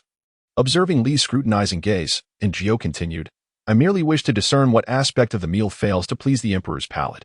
Eunuch Li deemed her inquiry reasonable and permitted her to sample the food. And Jiao selected a bun and took a bite. Eunuch Li inquired, What seems amiss? And Jiao's significant discovery was not something she could divulge. The bun, to be honest, was a rather bland vegetarian variety.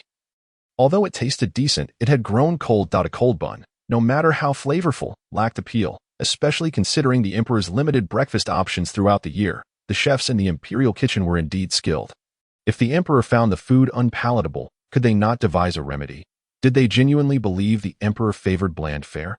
And Jiao whispered something into Eunuch Li's ear, who nodded in agreement. Very well, give it a try. I noticed the emperor hardly touched his breakfast. After all, he was a young man, and his appetite was undeniably minimal. Eunuch felt a pang of sympathy. Anju nodded. And as she exited, she encountered Xiao Qiu, who regarded her with an enigmatic smile. Anju, perceptive, sensed something amiss. Why did Xiao Qiu look at her in such a manner? It felt as if she were ready to trample her beneath her feet. Could it be she too had learned new dishes to prepare for the emperor? This was unacceptable. This was her responsibility, and she could not allow anyone to usurp her role. The consequences were beyond her capacity to endure. With this thought, Anju quickened her pace and ran into Aunt Chu, who observed her with an expression of silent concern. Anju, feeling uncomfortable due to her lack of undergarments, slowed her stride. Aunt Chu looked at her with a sense of helplessness. Anju smiled and shared her thoughts, prompting a look of approval from Aunt Chu. I shall take care of this matter. Anju proceeded to the kitchen, inspired by the buns, and resolved to prepare dumplings for the emperor to test her hypothesis, though she herself also wished to indulge. This was her first experience of the benefits of her position. Aunt Chu procured fresh shrimp, chives, eggs, and wood ear mushrooms. Traditionally, one might include pork and 3-flavor dumplings, but Anju, wary of the emperor encountering any peculiarities, opted for simplicity. She prepared only 60 dumplings, intending to consume 20 for herself, leaving the remainder for the emperor. As always, she would ensure he did not overindulge. After all, the goal was to leave him wanting more, thereby securing her irreplaceability. Having had little for breakfast, the emperor would surely be hungry by noon. He sighed, perplexed as to why, despite his hunger, the thought of lunch left him devoid of appetite. In this regard, those who frequently ordered takeout could certainly relate. At last, noon arrived, and when the imperial kitchen's meal was presented, Anju swiftly cooked the dumplings and promptly delivered them, ensuring they reached the dining table steaming hot. Indeed, compared to the lukewarm yet visually appealing dishes, the dumplings caught the emperor's attention. Previously, he had only ever consumed vegetarian dumplings, though not unpleasant. They had never stirred his appetite, but today was different. The emperor swore that it was truly unlike anything he had experienced before. He could not articulate precisely how it differed, but it was undeniably distinct. The dumplings, originally modestly sized, vanished quickly. Anju had consumed nearly 20, while the emperor finished a single plate in no time, left yearning for more. I wish to eat more. Yet, he remained silent. The emperor inquired, "Did Xiao Qiu make these?" Eunuch nodded. The emperor mused. She certainly possesses a knack for subtlety. At last, she is not so dull. Xiao Qiu, standing nearby, glanced at the emperor and recalled Anju's earlier absence that morning. She felt as if she had uncovered a secret. This Xiao Qiu was indeed a restless and cunning individual, secretly accomplishing so much behind their backs. Yet, perhaps this was for the best. Sometimes, those who climb too high face the most severe falls. Chapter 50. Dragging it out. Having indulged in a satisfying meal, Anju soon felt drowsy. She stealthily exited the kitchen, only to encounter Xiao Qiu, who was on her way to lunch. However, Anju glanced at the meager fare in Xiao Qiu's bowl. Steamed buns, vegetables, and minuscule pieces of meat. What a splendid meal, akin to what the emperor consumed. Just as Anju prepared to leave, Xiao Qiu obstructed her path. You believe that by merely preparing a couple of unremarkable dishes, you can act with impunity? Anju? How could she make such a statement? She was not merely a cook. She was also a caretaker for the tyrant, having recently forged a profound bond with him. Anju retorted, "Indeed, and what of it? Careful, or I might inform Aunt Chu to send you to keep little flower company." Xiao Qiu's demeanor shifted dramatically. Xiao Dong timely intervened, restraining Xiao Qiu. "Enough, Xiao Qiu. Do not waste your breath on someone like her." "Ha!" Anju scoffed. Turning on her heel to leave, Anju had little aversion to women. She found companionship with them comforting and reassuring, as they tended to understand one another better. Yet, she could not deny that with the shift in environment came competition and unfounded malice. Anju sighed. At this hour, the tyrant should be taking his afternoon nap. With someone on duty, she could indulge in a brief respite herself. Aunt Chu had agreed to this arrangement, considering the tyrant's late-night duties. It was a form of compensatory rest. The emperor could comprehend spoken words, but the tyrant could not. Thus it was imperative to serve the tyrant well first. Upon entering the room, Anju, like a thief, eagerly produced the reward she had received from Wang Meiren. To her astonishment, she discovered she had received 5 golden melon seeds. Golden seeds? 5 of them, given to a mere palace maid? Wang Meiren was indeed generous. No wonder everyone aspired to serve in the imperial court. While risks were involved, the potential rewards were equally high. Clutching the golden seeds, Anju fell asleep, but perhaps due to her lack of a midday rest routine. She tossed and turned, unable to slumber. Thus, she rose once more to admire her golden seeds, and as she gazed at them, she couldn't help but smile. Before Njio could make her way to the Guanghua Hall, Xiao Fuzhong arrived, instructing her to prepare the evening meal. As for what to prepare, he did not specify, but Njio had a clear idea. She would simply stir-fry a couple of dishes: braised eggplant, fish-flavored shredded meat. Now that the emperor had grown accustomed to seafood and chicken, she would substitute the meat in the fish-flavored dish with chicken and accompany it with spicy chicken cubes. Once prepared, she covered the dishes, ensuring they were steaming hot before delivering them. Upon entering, she immediately noticed a bowl of plain noodles and two delicate green side dishes laid out on the emperor's dining table. Goodness gracious, what a sight! Little Chio's midday staff meal was far superior to this. It appeared the emperor's existence was even less luxurious than that of a commoner. Remarkably, the personnel in the imperial kitchen had yet to face execution. The emperor must truly possess a commendable temperament. Observing the meal prepared by Njio, the emperor hardly lifted his head. Engrossed in his dining. It dawned on Njio that these stir-fried dishes had only been made for the tyrant, and the emperor had never tasted them. In this era, stews and boiled dishes were prevalent, and stir-frying was a rarity. Thus, the three dishes she had prepared were entirely absent from this realm. Moreover, who would dare to use such generous amounts of oil, salt, and chili when cooking for the emperor? Just the bowl of plain noodles from the imperial kitchen led Njio to believe that the head chef was solely focused on perfecting the dough and cooking the noodles, never considering that a bowl of plain noodles could elicit the emperor's candid remark: "My intestines have been thoroughly scraped clean." This was the consequence of a prolonged vegetarian diet devoid of richness. As the emperor swallowed a mouthful of rice, Li Gonggong offered him a cup. After taking a sip, he heard the dim-witted goose inquire, "Your Majesty, I can prepare a type of milk tea. If your Majesty wishes to drink." The emperor raised his hand and tapped his chopsticks thrice, signifying his consent, prompting Njio to smile. It seemed she had firmly secured her position. With this, neither Little Chio nor Lady Wang could replace her. Satisfied with his meal, the emperor intended to take a stroll to aid digestion, as long as Njio and Li Gonggong accompanied him. Frustrated, Little Chio shot several glares at Njio. Njio contemplated leaving, but upon noticing Little Chio's ire, she turned back as she exited, offering a provocative smile. How delightful it was to incite jealousy among the struggling little palace maids, embroiled in palace intrigue. Not long into their walk along the palace path, the emperor suddenly halted. Njio leaned forward to glimpse ahead, where, amid the dappled shadows, a beautiful maiden danced gracefully. The maiden's slender figure and light movements resembled a butterfly fluttering softly in autumn. Njio mused, how splendid it must be to be the emperor, surrounded by so many beauties eager to curry favor. She became entranced by the scene. She was jolted by the emperor's question to Li Gonggong. "Li Difu, is there a draft in my Guanghua Hall?" Startled, Li Gonggong turned to Xiao Fuzai, instructing, "Go investigate who leaked the news." Njio raised her eyes to see the emperor's face darkening ominously. After a moment's contemplation, she understood. The emperor's decision to take a stroll was evidently spontaneous. Yet the presence of the dancing maiden suggested that someone had betrayed his whereabouts. How could the emperor not be infuriated? Had he been a lecherous fool, he might have been ensnared by temptation, but clearly, he was not. She overheard the emperor coldly command, "Take her away." Instantly, palace attendants approached and, without hesitation, seized the maiden. Her plaintive cries echoed, pleading for the emperor's mercy, yet he remained unmoved. His appetite for diversion extinguished as he turned and strode back. Njio could not suppress a sigh. How frightening. She had truly been naive, recently believing the emperor's temperament had softened.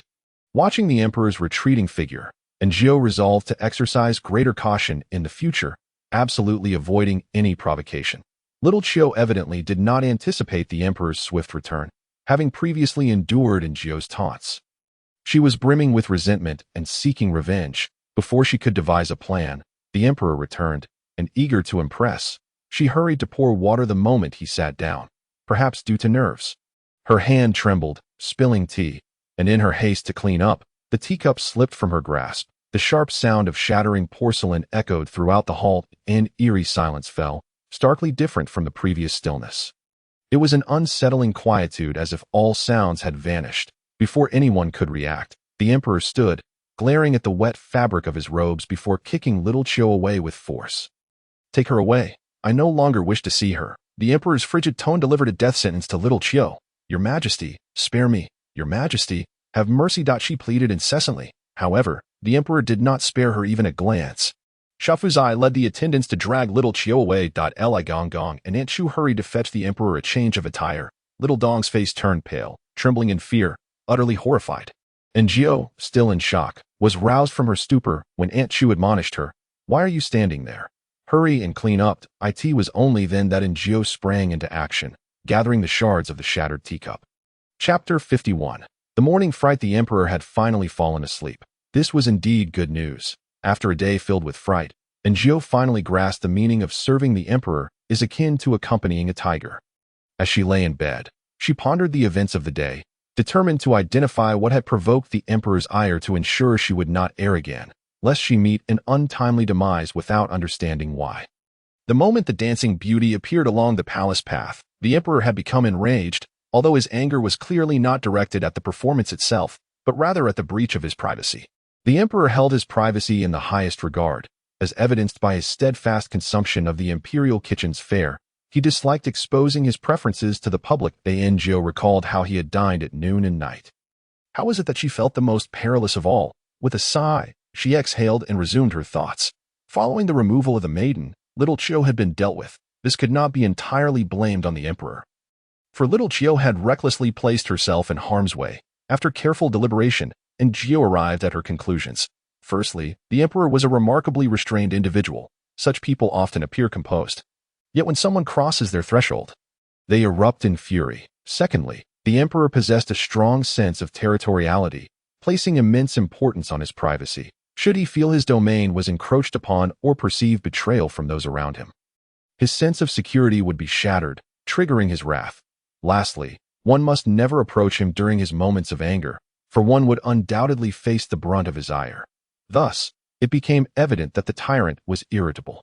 Simple, yet cruel. The emperor was restrained, contemplative, yet equally ruthless. They seemed to embody two entirely opposite personas. As a child, Jiu had watched cartoons wherein, at crucial moments, two figures would whisper in the protagonist's ear, one a benevolent angelic figure urging against wrongdoing, while the other a mischievous devil encouraging mischief. Jiu perceived the tyrant and the emperor as two disjointed beings.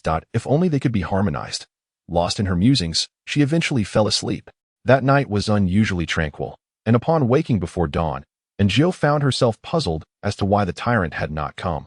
Could it be due to having dined too heartily the previous day? Turning to her side, she was suddenly startled awake. Sitting up, goosebumps prickled her skin, her hair standing on end. The emperor, he was here. No, this was not the emperor. This was the tyrant. He had not awakened her last night and had instead fallen asleep here. But what of his territorial instincts? What was he doing? Jiu's thoughts raced, yet before she could formulate a plan, her voice stirred the sleeping tyrant. He furrowed his brow, slowly opening his eyes, revealing confusion upon waking, followed by shock, darkness, and fury. Jiu's heart sank. This was not the tyrant. This was the composed, cool-headed emperor, who held a fierce sense of territoriality. Just yesterday, he had dealt with two individuals. Their fates were unknown. Yet Jiu suspected they had not met a favorable end. Yet here stood this formidable figure before her. Forget calmness and restraint. Jiu doubted whether he was even clad beneath the covers. This was the end.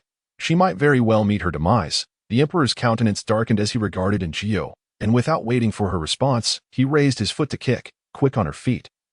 Jiu leaped from the bed, evading his strike, and preemptively declared, "Your Majesty, how is it that you find yourself here?"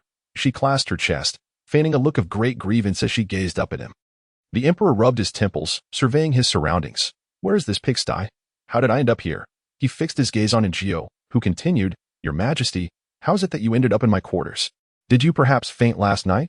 Yes, that must be it. The fool must have collapsed on the dim-witted goose's bed." The emperor's expression darkened as he scrutinized Jiu. "That I would never." Jiu pressed her hand to her chest and pretended to examine herself. Then sighed in relief. "Your Majesty, I am fully clothed. Undoubtedly, nothing occurred last night. Is that so? You were so pleased that nothing transpired between us. And Jiu, this would not do. That would not do either. What precisely did he desire? Why must he be so playful?" The emperor cleared his throat and rose from the bed. He surveyed the room, surprised to find it not as shabby as its exterior suggested, but rather elegantly adorned.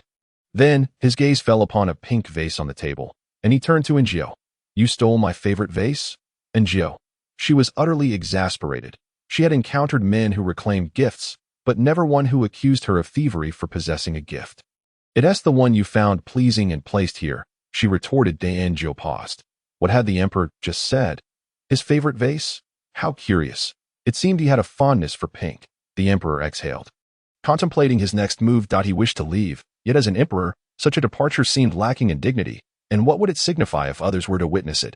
And Gio feigned a glance outside. At this time, there is no one outside. The emperor grew displeased once more. Am I so unsightly that I cannot be seen by others? Fortunately, there was no one around. Otherwise, if someone were to witness me entering the chamber of a palace maid at midnight, my dignity would be irrevocably tarnished. And Gio wished to express that, in truth, he visited daily. She also yearned to convey that many were aware of his nightly visits to her quarters. Yet, she remained silent, smiling as she bid the emperor farewell. The emperor, however, turned back and remarked, "I am famished. Your servant understands," she responded.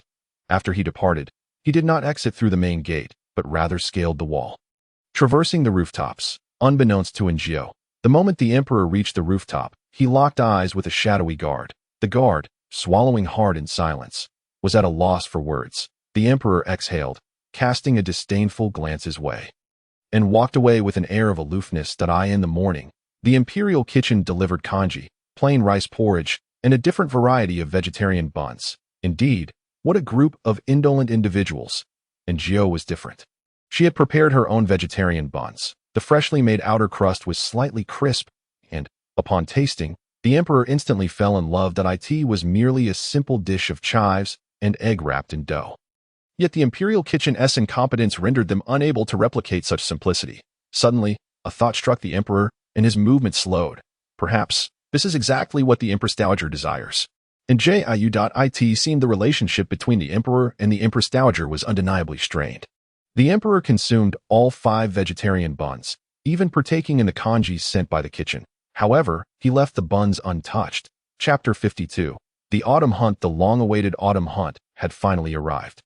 This time, many were brought along to the Guanghua Palace, as they would be residing outdoors for several days, necessitating meticulous arrangements for the emperor's meals and accommodations, and Chu had been busy for quite some time. But now she had an additional task, the emperor's meals. The emperor was unable to consume meat. Last year, he had subsisted solely on congee provided by the imperial kitchen. Indeed, Ngio had heard correctly. While everyone else feasted on barbecued meat and savory soups, the emperor was relegated to mere porridge. If this were to be public knowledge, the common folk would undoubtedly laud the emperor as a diligent and frugal ruler. Couldn't they prepare something besides meat soup? And Ngio gazed at Aunt Chu in astonishment. Aunt Chu shook her head, explaining, "Conditions in the wilderness are inherently lacking, and His Majesty dislikes causing inconvenience. Furthermore, that moment." Aunt Chu whispered to Ngio, revealing that the head of the imperial kitchen was actually a nephew of the Empress Dowager, Ngio. Aunt Chu's implication was clear to her. The imperial kitchen, in essence, had ties to the Empress Dowager. The emperor had long harbored intentions to deal with the personnel of the kitchen, yet every time he attempted to take action, the Empress Dowager intervened. They were not bound by maternal ties, thus the emperor could not act too harshly, lest it provoke the Empress Dowager's ire. Ngio found this utterly absurd. How could it be that the sovereign of a nation, the emperor himself, dared not offend the imperial kitchen? However, after Aunt Chu's subtle remarks, Ngio began to grasp the underlying significance. The emperor's birth mother was Consort Chun, described as a great beauty who initially enjoyed the late emperor's favor. Yet, after a misstep, she was relegated to the cold palace, and her son fell from grace as well. As for the Empress Dowager, her origins were modest, and amidst the throng of beauties in the harem, she was not particularly striking. Her ascension to empress was a gradual climb, achieved through perseverance. The late empress had passed away early, and the other consorts either erred or succumbed to illness. As the late emperor matured, he found her gentle demeanor increasingly comforting, ultimately leading to her elevation as empress. The current emperor's prominence could be attributed to 2 factors. 1, his connection to Consort Chun, who, after her death, left the young prince without guardianship, prompting the late emperor to recall her virtues, and 2, the emperor's remarkable intelligence. His aptitude was such that while other princes required several days to memorize a book, he could effortlessly recite it after a single glance. The disparity became starkly apparent in the company of ordinary individuals. The late emperor regarded him as a rare treasure, showering him with affection, even defying courtiers' objections to proclaim him the crown prince despite the Empress Dowager's pregnancy. The late emperor was resolute in his decisions, and no one dared oppose him. Resistance was futile. Later, the empress gave birth to another prince, who, out of guilt, was conferred the title of Duke of Ruyang upon his birth. The emperor treated this brother well, granting him the most ample fief and allowing him to remain in the capital. Nonetheless, whispers persisted in the court regarding the legitimacy of the emperor's claim to the throne. Before the Empress Dowager, the emperor was perpetually deferential, mindful of his words and actions to avoid gossip. Jiao comprehended the situation. She had not anticipated that the imperial kitchen could be entangled in such complexities. Previously, she had thought the kitchen staff merely lacked insight. Now, she mused that perhaps it was deliberate. The Empress Dowager perceived the emperor as usurping her son's rightful place, yet felt powerless to counteract it, resorting instead to creating difficulties for him in subtle ways. If the emperor were to voice his grievances, the Empress Dowager would likely proclaim him ungrateful and estranged from her. No wonder the emperor exhibited such a demeanor whenever the Empress Dowager was mentioned. He was likely aware of her machinations against him but chose to bide his time, unwilling to provoke unnecessary discord. Even Jiao, a mere servant, felt a twinge of sympathy for the beleaguered sovereign oppressed by a wicked stepmother. As Xiao Qiu departed, only Jiao and Xiao Dong remained in the Guanghua Palace. Xiao Dong appeared quite frightened and was not particularly astute. Aunt Chu, with no other options, summoned several more lively individuals, retaining 4 to assist with menial tasks and promoting 2 to the rank of palace maids, both of whom bore names consistent with the Guanghua Palace's theme, one named Xiao Qiu and the other Xiao Xia. Jiao jested, "Aunt, will I be unable to distinguish between the previous Xiao Qiu and the new one?" She assumed that Xiao Qiu had been dispatched elsewhere to labor, akin to Xiao Hua. However, Aunt Chu smiled and reassured her, "Do not worry. That possibility is no longer present." Jiao's smile faltered. Did this mean Xiao Qiu was dead? All for the sake of breaking a teacup? A mere teacup? Aunt Chu shook her head. It was not merely that. She spoke to Jiao with a hint of significance. "You ought to be more vigilant." Jiao pondered this deeply. Aunt Chu, however, did not elaborate further.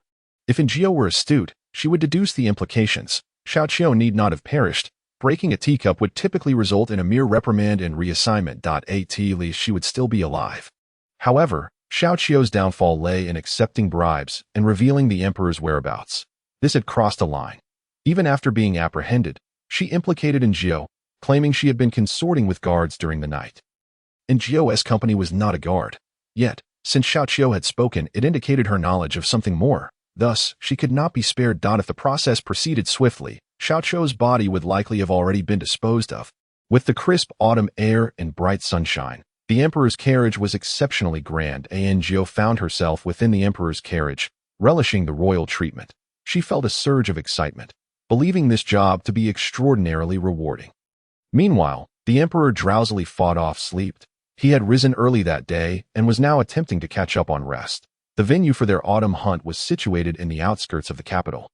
Typically a half-day's journey. However, with an extensive entourage including concubines, ministers, and their families, along with various royal relatives, the numbers were considerable, complicating security.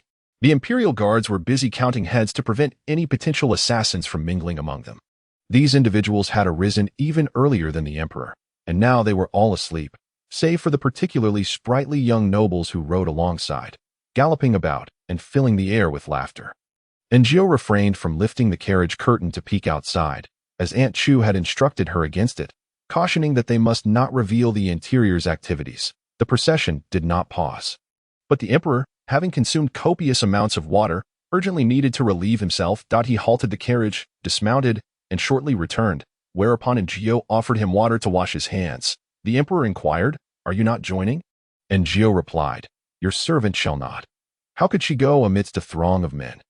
Aunt Chu had prohibited her from drinking water that morning, instead providing her with 3 eggs, asserting that they would stave off the need to use the restroom. The emperor understood, leaning against the carriage, intending to resume his slumber when Prince Duan approached on horseback.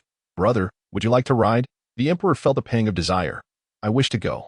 Jiao thought, if he wished to go, he should simply do so. "I am weary. I shall not."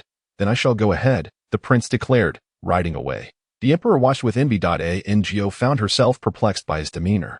Then, she heard the emperor sigh.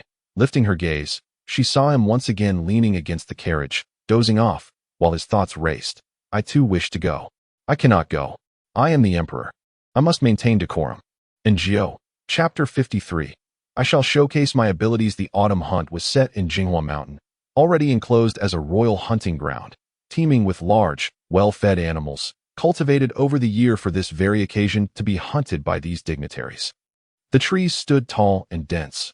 Although autumn had arrived, the temperature had yet to drop significantly, allowing the grass to remain green. Enjo overheard other maidens discussing the gathering of mushrooms on the mountain, and some had even found wild fruits. She too yearned to collect some, and Aunt Chu assured her that she would be granted a half-day of leisure, at which point she could venture out. The newly arrived Xiao Xia and Xiao Qiu exhibited different temperaments. One was more cheerful while the other was steadier. However, they differed markedly from the previous two, appearing amiable and often engaging in Jiao and conversation. They had agreed that if they were to rest together, they would take the opportunity to explore a bit. The entourage set camp on a notably expansive clearing halfway up the hill. Naturally, the emperor's tent was positioned at the highest point, backed by the mountain, surrounded by the imperial guards and palace attendants, creating a fortress-like security. The tents have been set up in advance, fully stocked with provisions. A dedicated guard for the royal hunting grounds has come to tidy and arrange everything. And Jiao and her companions merely need to organize the items the emperor frequently uses, while the emperor is accustomed to such arrangements. Others are not, standing atop a hillside, and Jiao beheld the sprawling fan-shaped array of tents, bustling with people coming and going. She inhaled the fresh air of the wilderness, feeling her spirits lift. It was already afternoon, and everyone was settling in, as tomorrow would herald the true hunt. Not far off, and Jiao spotted Aunt Chu conversing with a middle-aged man, whose countenance did not seem particularly pleasant. Once the man departed, and Jiao approached. "Aunt," she called. Aunt Chu pulled her closer, saying, "You've arrived just in time." Jiao, with a hint of suspicion, inquired, "What's the matter?" That man was Qin Bao, the head of the imperial kitchen. He came to ask His Majesty what he would like for dinner tonight. Since learning of the kitchen schemes and the Empress Dowager's machinations, and Jiao had lost her fondness for the imperial kitchen. She had automatically aligned herself with the emperor, and upon hearing Aunt Chu's words, she inquired, "Do they have hairy crabs if His Majesty wishes for them?" Aunt Chu's frustration grew. "I asked the same thing. When I inquired about their provisions, they claimed that during this outdoor hunt, everyone would be dining on game instead." The more Aunt Chu spoke, the angrier she became. What kind of remark is that? Is it not a veiled insult to His Majesty? They even mentioned bringing vegetables and mushrooms, suggesting that if His Majesty desired, he could have a soup made. Before I could even respond, they said it was the Empress Dowager's instruction due to His Majesty's lack of appetite. And Jiao, this was utterly outrageous. The realm still belonged to His Majesty, not the Empress Dowager. They clearly held His Majesty in contempt. Filled with righteous indignation, and Jiao exclaimed, "What nonsense about wild vegetables and mushrooms? Are they trying to feed rabbits? How dare they present such fare? In a corporate setting, once one aligns with a leader, loyalty must remain steadfast. Speaking ill of another leader can create bonds with superiors." And Jiao's words indeed provided Aunt Chu with some comfort, allowing her pent-up frustration to dissipate. It is merely the first day. We can make do. My ire stems from their attitude. And Jiao replied, "Aunt, do not let the petty words of small-minded individuals upset you. It is not worth it. Once His Majesty has the opportunity, he will undoubtedly set them straight." Aunt Chu's spirits lifted. "Just share these sentiments with me. Do not let others overhear, for words can bring trouble." And Jiao nodded. "And I understand. Rest assured, I have brought plenty of provisions from the palace. His Majesty will not go hungry."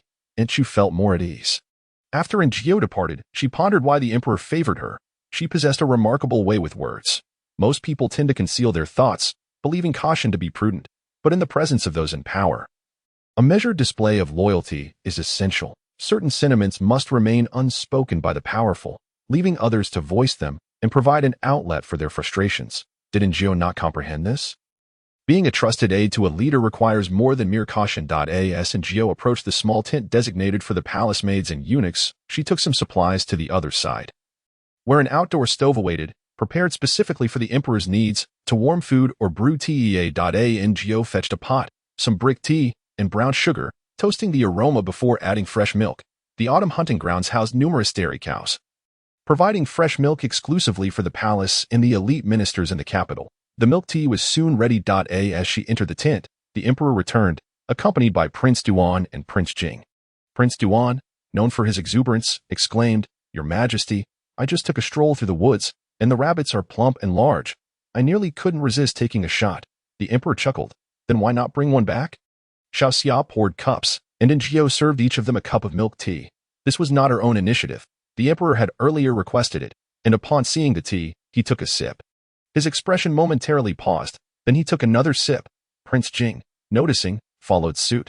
Prince Duan, having finished his thoughts, also took a sip, and he exclaimed, "Your Majesty, what is this? It's delicious." Prince Duan was astonished to find such a delightful treat at the emperor's side. It was indeed a rarity.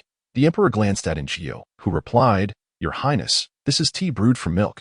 Prince Duan found the voice somewhat familiar and scrutinized Njio, who lowered her gaze. He continued to stare, and she thought to herself, "You cannot see me. You cannot see me. You cannot see me." Yet, Prince Duan soon recalled, "Aren't you the palace maid who pieced together the dragon bones?" The tension in her heart finally dissipated. "I truly thank you for remembering me. Your Highness. It is but a humble servant," she replied. "Your Highness has an excellent memory." Prince Duan smiled at the emperor, saying, "Your Majesty, this maid is quite clever." Clever. The emperor scoffed, a sound that aptly conveyed his disdain for Prince Duan's comment. Ngo interjected, "This servant is rather dull." Prince Duan said no more. After all, she was merely a maid. He continued discussing the plans for tomorrow's autumn hunt. "Your Majesty, will you be going?" Ngo listened attentively, hoping the emperor would choose to remain behind, avoiding the risk of becoming a tyrant and causing trouble for them. She had seen dramas where a master's misstep would lead to the execution of all their servants. However, the emperor resolutely declared, "I shall go. Tomorrow, I will showcase my abilities and outshine all of you." Ha ha ha. The emperor, filled with pride, downed his milk tea in one gulp and gestured for Njio to refill his cup. Chapter 54. Eating wontons. The teapot was nearly empty. The emperor appeared exceedingly pleased. His sentiments aligning for once, Njio took the teapot outside once more. She brewed another pot and encountered the patrolling Li Jie. Njio discreetly filled his water flask and cautioned him not to inform anyone. Li Jie nodded, feeling thirsty, and hid in a corner to drink. It was his first experience tasting sweet tea brewed from milk. Though he was not fond of sweets, he found the tea surprisingly rich and enjoyable. "Li Jie, what are you up to?" His colleague Zhang Wenyuan approached with a smile, patting Li Jie on the shoulder. "Nothing much. Is there something you need?" Li Jie asked. Zhang Wenyuan replied, "Tomorrow we want to be on duty. Let us head out together in the morning and see what treasures we can find." Lig nodded, hoping to catch a few rabbits, having heard that the rabbits of Jinghua Mountain had grown rather foolish and were easy to catch, allowing him to bring some back for his family to enjoy. When Njio re-entered the tent, Prince Duan and Prince Jing had already left, and the emperor was taking a nap on the bed. Seemingly in no hurry to awaken, Eunuch Li stood guard and advised Njio to step outside, as the emperor had previously instructed that she should not be present while he slept. To avoid a repeat of the embarrassing incident where he had inadvertently relieved himself in front of her, Njio stifled a laugh. The emperor, having been seen by countless people since birth, still maintained such airs. Aunt Chu was busy preparing the items the emperor would need for the following day. Njio poured a cup of milk tea for both herself and Aunt Chu. Upon sipping, Aunt Chu was pleasantly surprised. Is this brewed from milk? Njio affirmed, "Yes, it is made with milk, tea leaves, and brown sugar." Aunt Chu took another sip, exhaling contentedly. "This is quite delightful. His Majesty enjoys sweet treats, so we should prepare more for him." Njio had already noted this. "Is this the emperor's attire?" she inquired, glancing at the exquisite riding outfit in Aunt Chu's hands. Njio marveled at the splendor of being an emperor. "Just look at the embroidery and the fabric, each piece worth a fortune. This was sent by the Ministry of Internal Affairs. His Majesty will wear it tomorrow." Aunt Chu added proudly, "His Majesty has been exceptionally bright since childhood, excelling not only in academics, but also in martial arts, learning swiftly. The emperor's talents were a remarkable contrast to others, leading the late emperor to disregard his mother's status or whether he was a legitimate heir.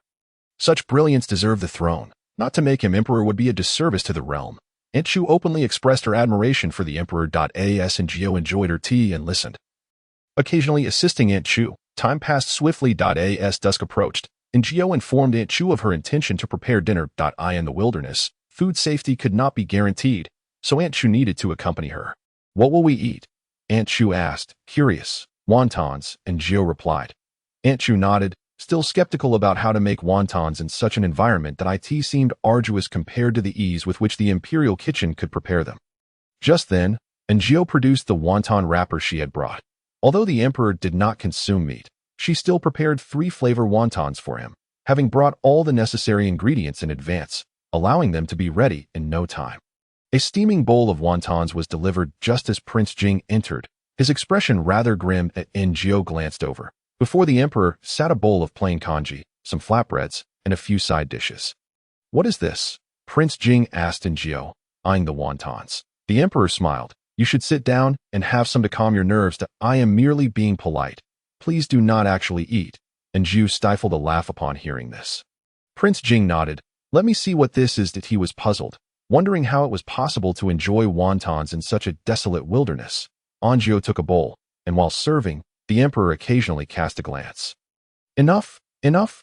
Why is there no awareness? I can barely satisfy my hunger, he thought. After serving the crown prince, Anjou prepared a portion for the emperor, adding, "There are still ingredients available. If this is insufficient, I shall make more."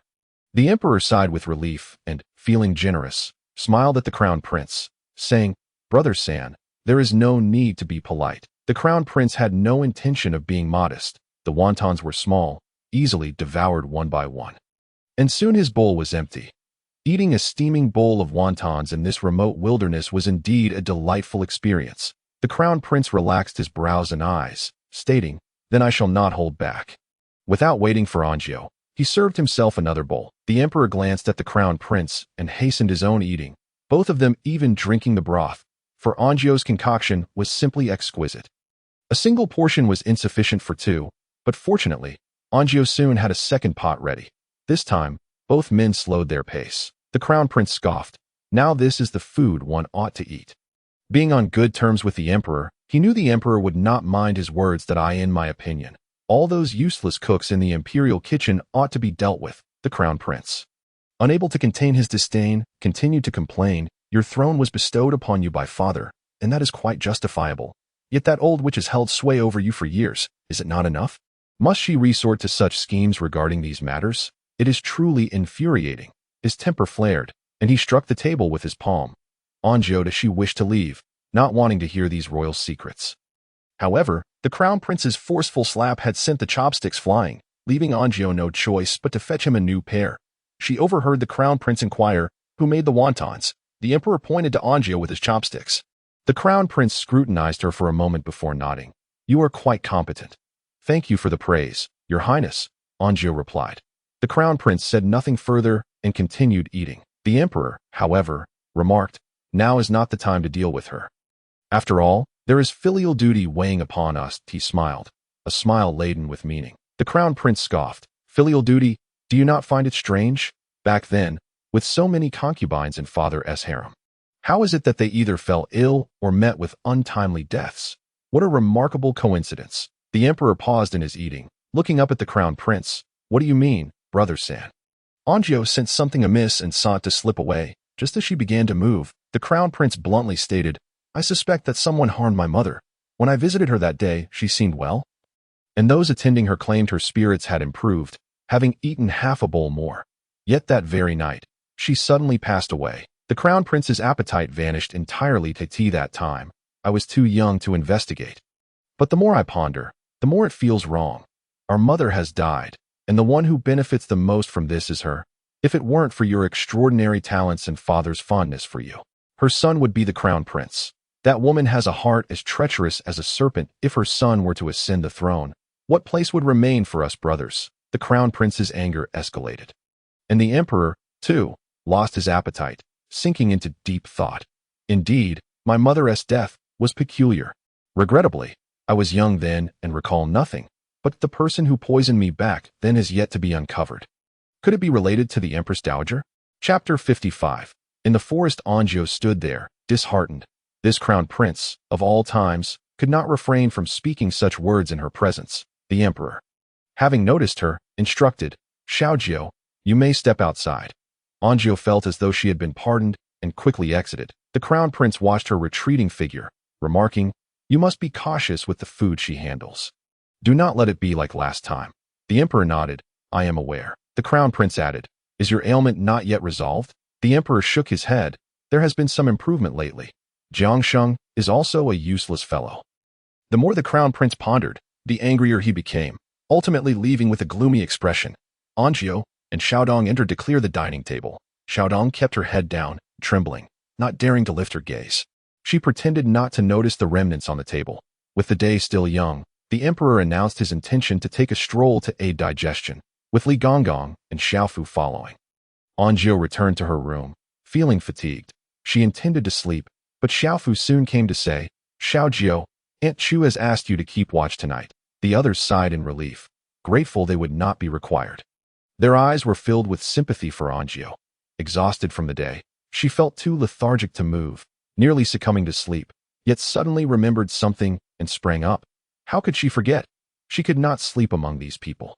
What if the tyrant came at night? Like last time, after filling himself, he could very well lie down beside her without waking her. The very thought was unbearable. Originally, Anjiu could have gone to sleep in Aunt Chu's quarters. But Li Gonggong and the others worried that if the tyrant awoke and did not find her, he might cause a scene. After all, they were outside, and the tyrant was exceptionally skilled, if he wished to leave. Even the guards might not notice that I in this deep forest. Should anything happen, who would bear the responsibility? Thus, a bed was set up beside the emperor's tent, which Anjiu did not mind, climbing up to sleep. She fell into a deep slumber, but in her drowsy state, someone tapped her.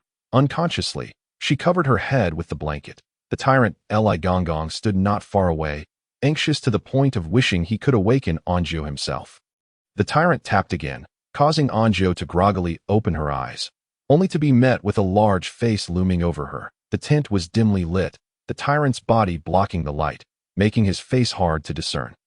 Upon opening her eyes and seeing someone beside her, Anjiu startled and tumbled off the bed, unmindful of the pain as she fled. Reaching Li Gonggong's side, Li Gonggong, bewildered, asked, Xiaojiu, what are you doing?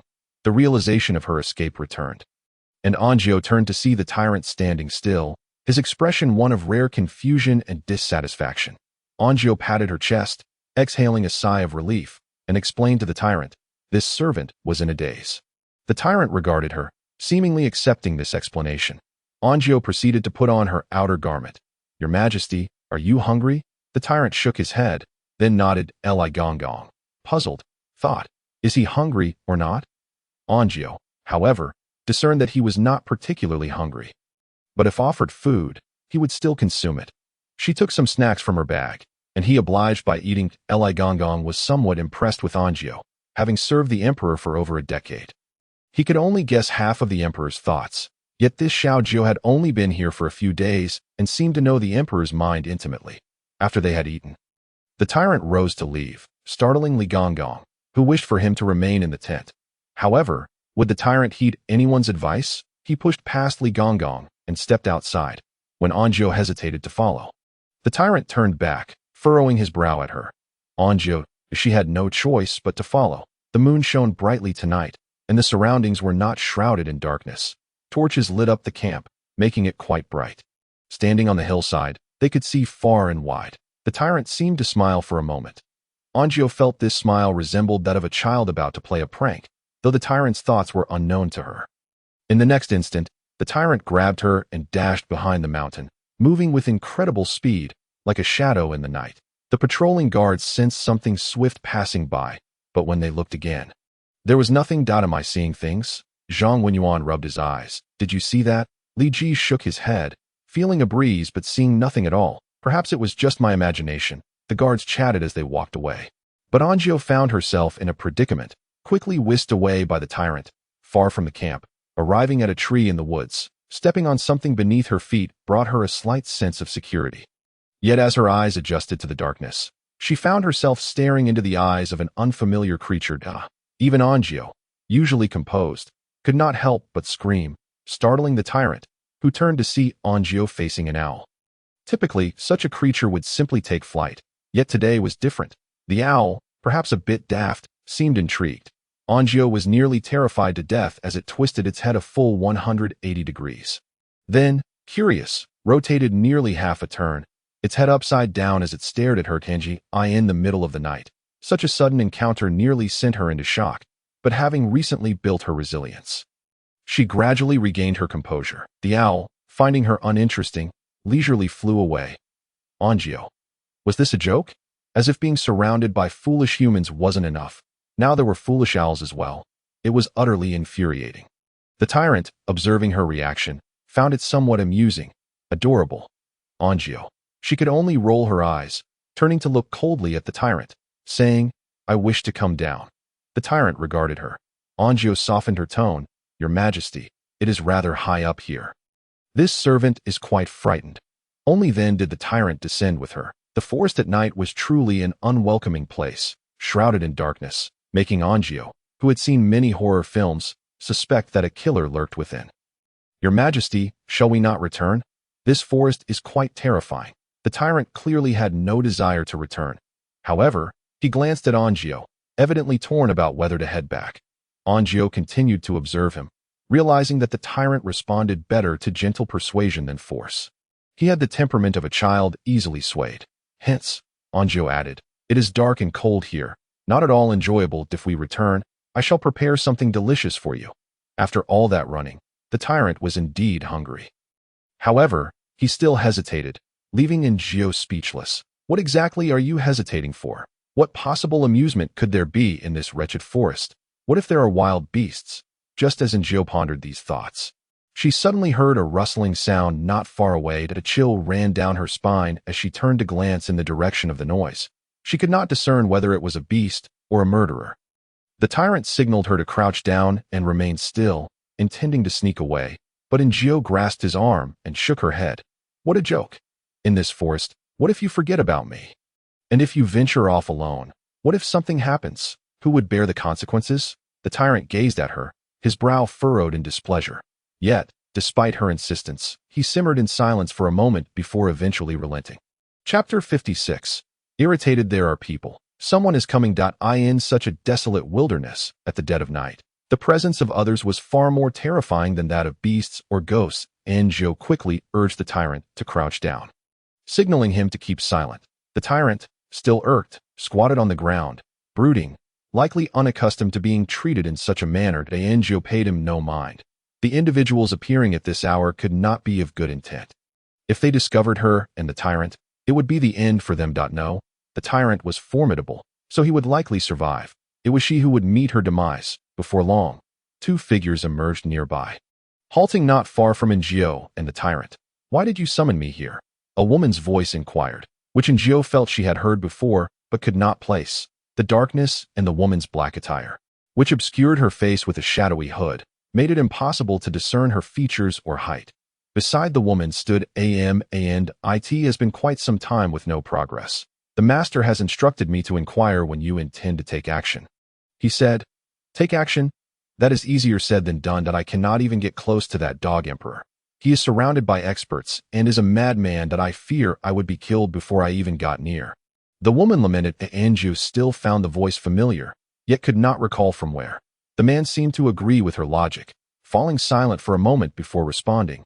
Very well, I shall act tomorrow. The woman scoffed. Then I wish you success. After exchanging a few more words, they parted ways, and shortly thereafter, the man departed as well. Angio and the tyrant finally stood up. Angio turned to the tyrant, who was glaring at her in frustration, blaming her for not allowing him to confront the situation. She whispered, we must leave, quickly. The tyrant glowered at her. Angio felt exasperated. Someone was plotting to kill the emperor, and she needed to relay the information to him promptly. Wait. But the figure before her was the emperor. Angio stared at the tyrant for a moment. Fine. It seemed that while he appeared as the emperor, he was not truly one. Your Majesty, we must hasten our return. The tyrant tilted his head back, coldly proclaiming, I am aware. You need not inform me. Aware of what? Angio inquired. There are those who wish to kill me. The tyrant replied. Angio was left momentarily bewildered, uncertain if it was her lack of intelligence or the tyrant's foolishness. If he knew, they should swiftly return to devise a plan. The tyrant scoffed. Angio felt as though she had encountered an obstinate bull in the wilderness, stubbornly refusing to budge. She took a deep breath, approached him, and tugged at his sleeve.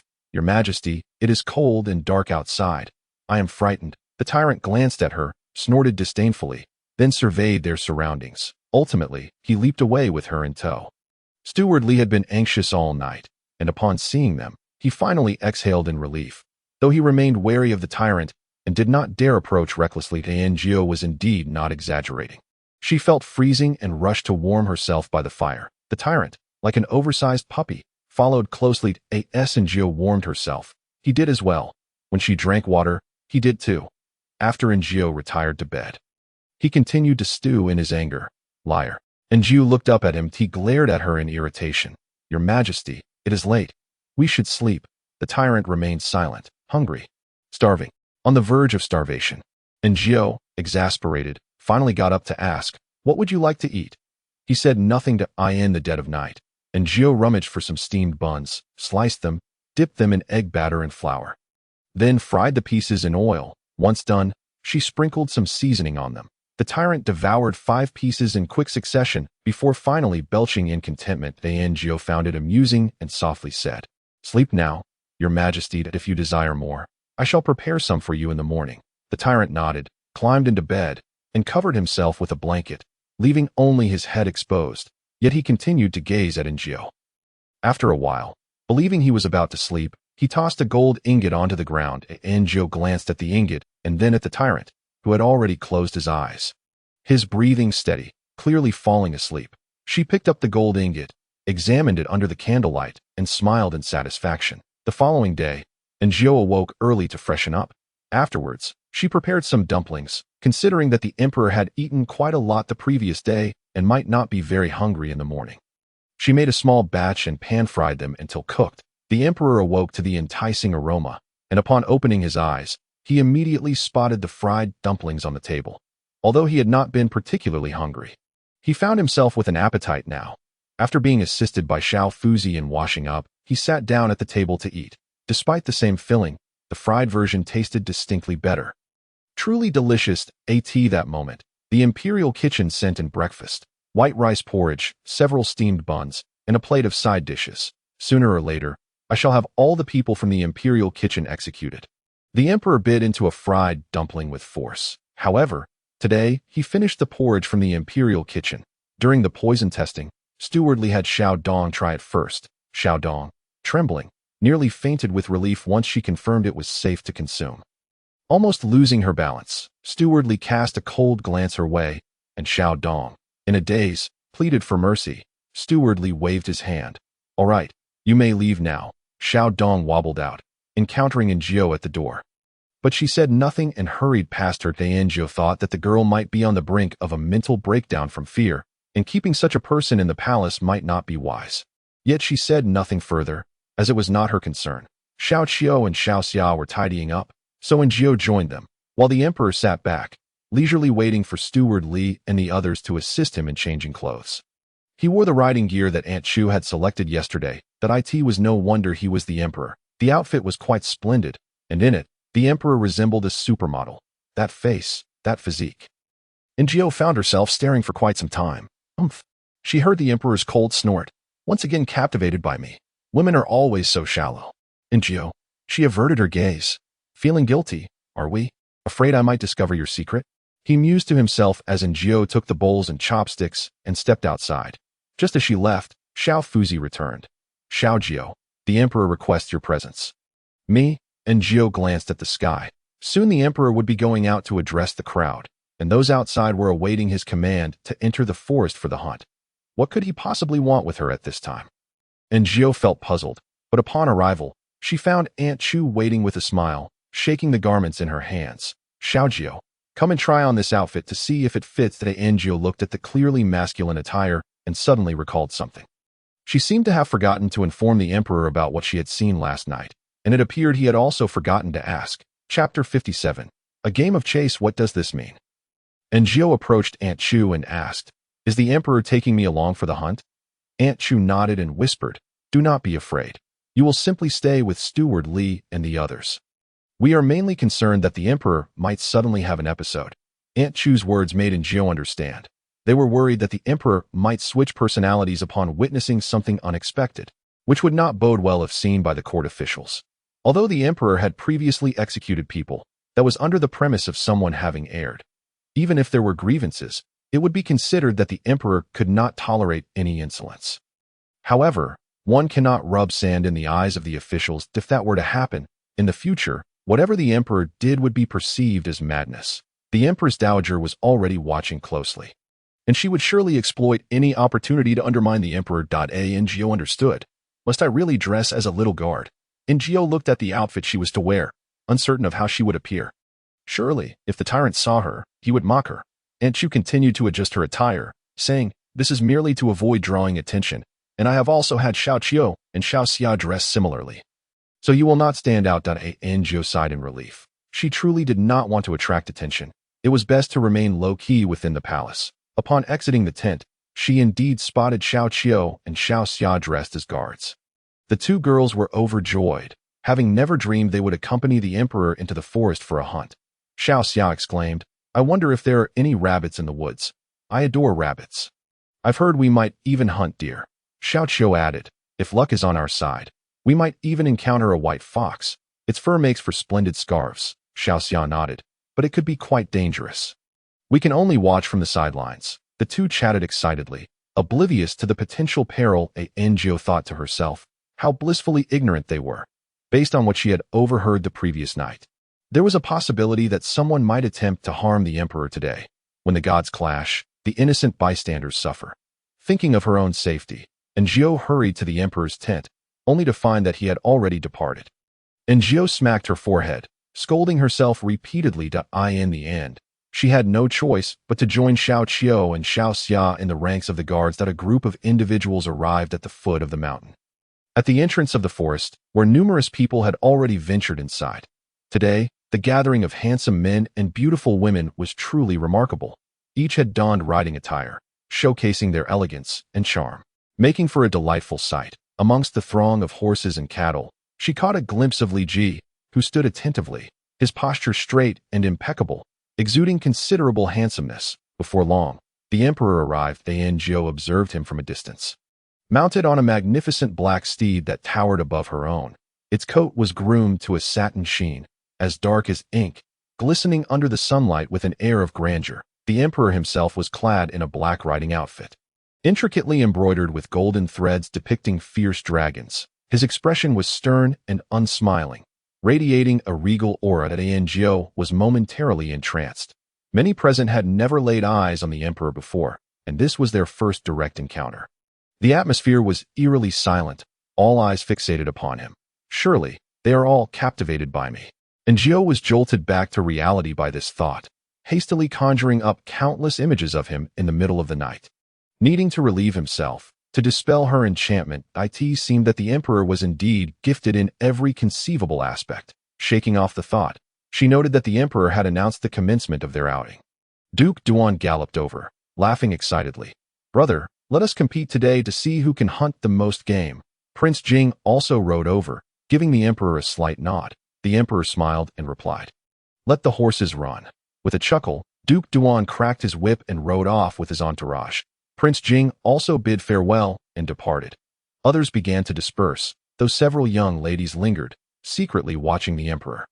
Their cheeks flushed, whether from the sun or the heat of the moment. Their expressions Ngo remained focused on her purpose. Seizing the opportunity, while the emperor was still present, she approached him and quickly relayed the information about the two individuals from the previous night.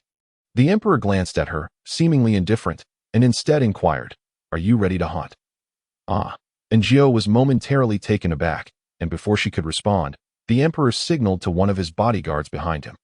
In an instant, a large hand grasped her, lifting her off the ground and onto the horse. At the next moment, the emperor galloped away, and the bodyguard followed suit. Sharing a horse with a stranger was inherently awkward. Yet with both of them mounted, Ngo's attention was solely on the ride. As she observed the emperor's figure ahead, a wave of irritation surged within her. Coincidentally, the man behind her seemed equally disinterested in her presence. Softly instructing, "Miss, hold on tight, and do not move. It is you who is moving." Ngo tightened the reins, gradually bringing the horse to a halt, and commanded the man behind her, "Get down." The man was taken aback, and as Ngo kicked him off, she sped away on the horse. Unaware of the unfolding drama behind him, the emperor only realized what had transpired when he turned to see Ngo riding alongside him on his left. appearing remarkably adept, entirely unlike someone who was unfamiliar with horseback riding. In a moment of impulsivity, she even whistled provocatively at him as she passed. The Emperor, with adrenaline coursing through him, he too was prone to impulsive behavior. For instance, Ngo was infuriated by his antics, perceiving him as a mischievous child. Thus, her impulse took over. However, she did not regret it. Witnessing the Emperor's mischievous expression did not incite her anger, but rather encouraged her to chase after him. Ngo scoffed, casting a glance back to see the guards trailing far behind, prompting her to slow her pace, considering it safer to remain with the larger group. Suddenly, an arrow whizzed through the air, narrowly missing her head and embedding itself in a tree nearby. Believing she had encountered an assassination attempt, she was about to shout when she turned her head to see the Emperor aiming a bow and arrow directly at her. Ngo, you wretched Emperor, you wretched Emperor, you wretched Emperor. You truly are a dog. Just wait until I return home. I shall poison you with a handful of arsenic. Your Majesty. You are truly remarkable. Ah, how splendid you are. The Emperor, lost in a flurry of praises, became somewhat disoriented. Unbeknownst to them, lurking in the forest was a group of assassins poised to ambush the Emperor. However, just as they caught a glimpse of his presence, the Emperor fled. The vastness of the woods, coupled with the multitude of people, made them wary of being discovered. Thus, they meticulously trailed the Emperor and Ngo throughout the morning. Ultimately, they had no choice but to alter their plans, choosing instead to lie in wait at a designated spot, hoping for the Emperor to arrive. If he did not, they would consider themselves fortunate. If he did, they would mercilessly slay the tyrant. Yet, there is a saying that plans often fail to keep pace with changes. The Emperor appeared. The assassins were elated, but their joy was short-lived. The Emperor's personal guards had located him, and they had joined forces with the renowned General Jing of the Great Zhou. General Jing was a formidable warrior on the battlefield, reputed to be able to take on 100 foes single-handedly. With only a dozen or so assassins, they were outnumbered, especially with General Jing and his battle-hardened soldiers in the mix. It was best to retreat for now. The leader of the assassins grumbled. Thus, the assassins withdrew. You've slain quite a number? General Jing remarked in astonishment, observing the numerous rabbits that Emperor and Ngo had gathered. Ngo promptly praised, it is the Emperor's prowess. Nearly all of these were dispatched by him. The word nearly was aptly chosen. The Emperor did not contest this, and General Jing, not paying heed to Ngo, regarded her as inconsequential amidst the throng of beauties in the imperial harem. Was it merely because she made delectable wontons? That simply would not suffice. Such a young brother could not be swayed by a few morsels of dumpling. General Jing mused that a saying in the folk wisdom rang true.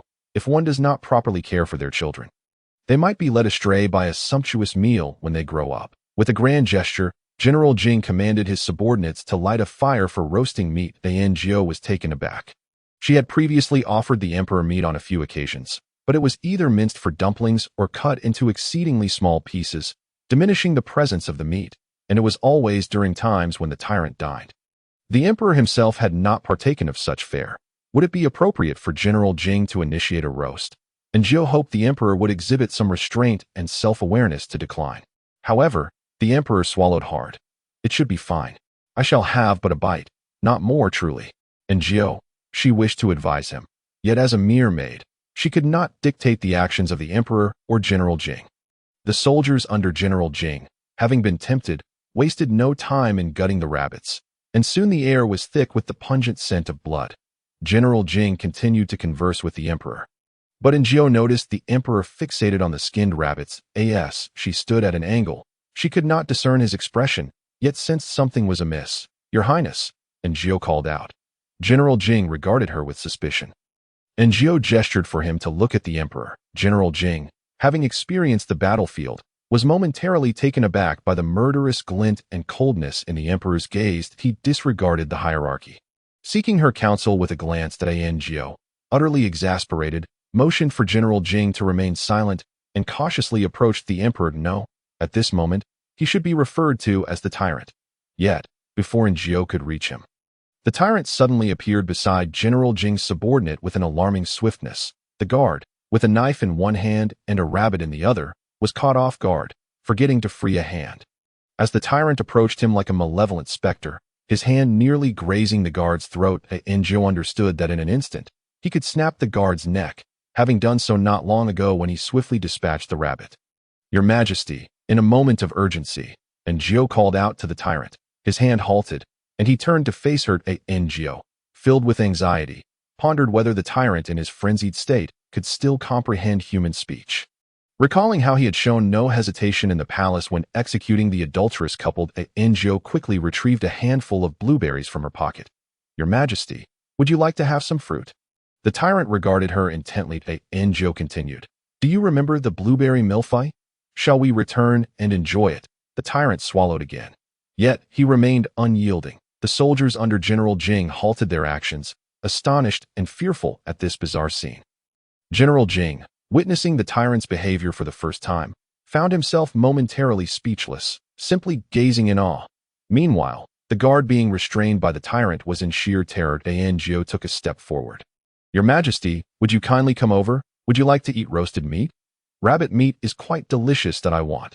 The tyrant glanced at the skinned rabbit, his brow furrowing. "Kill, kill." And Joe replied, "That is what we will roast." The tyrant seized the rabbit, and the guard, having narrowly escaped death, hurriedly fled, and Joe then suggested, "If you bring it here, I can assist you in roasting it. I have brought seasonings in an instant." The tyrant appeared before Joe. Startled, she patted her chest and walked to the fire, accepting the rabbit from the tyrant's hands, saying, "Bloodied rabbit meat carries a gamey taste. We need to remove that first." The two of them proceeded to prepare the rabbit. Unbothered by their surroundings, and after eliminating the gamey flavor, they placed the meat on the roasting rack, and Joe clapped her hands. "All right, now we should wash our hands." The tyrant looked at her, and Joe waved her hands. "This is blood. It is unclean and needs to be washed away." The tyrant stared intently at her hands, his gaze unfriendly. And Joe, exasperated, thought, "Your Majesty, have you considered that if you kill me, you will go hungry? As no one will prepare delicious meals for you thereafter?" Struggles danced in the depths of the tyrant's eyes, and Joe continued, "Aside from me, no one will prepare delectable meals for you. They will only offer you vegetarian dishes and plain rice. Is that what you desire?" The tyrant shook his head, and ultimately, he stepped closer to Joe. He extended his hand. The tyrant reached out, and Joe poured water for him to wash. His palms were calloused. "Good. Now wipe your hands." Once the tyrant had washed, and Joe offered him a cloth. Reluctantly, he wiped his hands and squatted before the roasting rack, ignoring J.I.U.T. that moment. General Jing approached, towering over her. Easily over 6 feet tall, exuding a commanding presence that made Joe feel pressured. "Does he always behave this way?"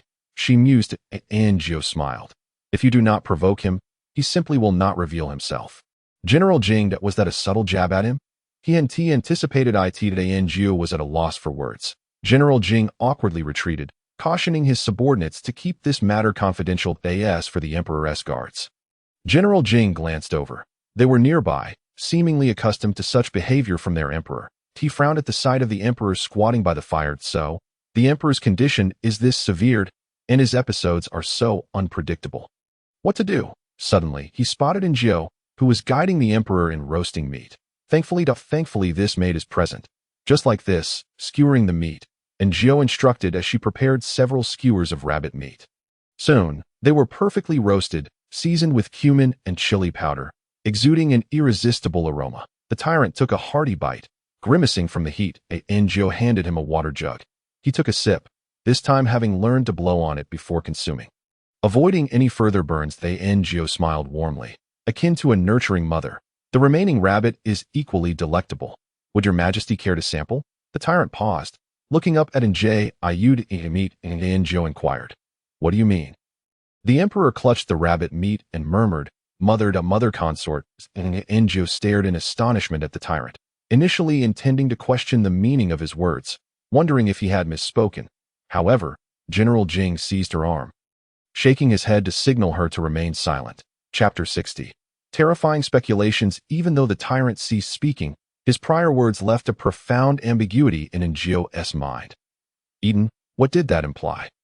Was it a literal consumption or something more sinister? And Joe suspected it was likely the former, given the emperor's peculiar attitude towards food. But who could have done such a thing?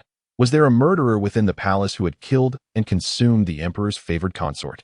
And Jiao recalled that night in the Jinxiu Palace, when the tyrant had cowered beneath the bed, fear etched on his face as he peered out. Could it be that when Chun Fei perished, he had been hiding there, witnessing the heinous act in Jiao's mind world? If that were true, it would be utterly horrifying. Noticing in Jiao's pale countenance, General Jing pondered whether to divulge this information to her. And Jiao discerned the underlying tension and, despite knowing she ought not to inquire, found herself unable to resist the urge. Your Highness, might I ask what you intend to convey? The king of Jing nodded. He was not one to meander with words nor conceal his thoughts. He stated plainly, when His Majesty mentioned being consumed, it was not by a person, but rather by rats. Dan Jiao was taken aback. Rats? Indeed, the king of Jing whispered. Chun Fei was cast into the cold palace and subsequently met with an untimely demise. Her corpse was gnawed upon by rats, and by the time she was discovered, she was unrecognizable, her remains utterly ravaged at that time. The king of Jing's mother had also passed away, and he, unable to cope with the loss, retreated to the military camp, later hearing the news through others. At that moment, His Majesty was in that very room. The king of Jing sighed deeply. This matter should not be broached in His Majesty's presence. That is it because he has forgotten? And Jiao inquired. The king of Jing nodded, casting a glance at the tyrant devouring meat, and exhaled. On that fateful day, he likely sought out Chun Fei, only to encounter the murderer. Thus, he hid beneath the bed, narrowly escaping. As it was a cold palace, the servants were inattentive. Chun Fei's death went unnoticed, and he remained beneath the bed, witnessing the horror of his mother's corpse being consumed by rats. When he was finally rescued, he appeared unchanged. People remarked upon his heartlessness, claiming he showed no concern for his mother's death. Yet in time, it became evident he had forgotten everything. The king of Jing let out a cynical laugh. Laced with derision, His Majesty, along with others in the palace, believes it's for the best that he has forgotten. Perhaps to the late emperor and others, the death of a mere woman from the harem was inconsequential. But for the king of Jing and the emperor, she was their mother. The king of Jing could never find solace in that truth. However, and Jiao sensed an anomaly in the king of Jing's recounting of Chun Fei's fate.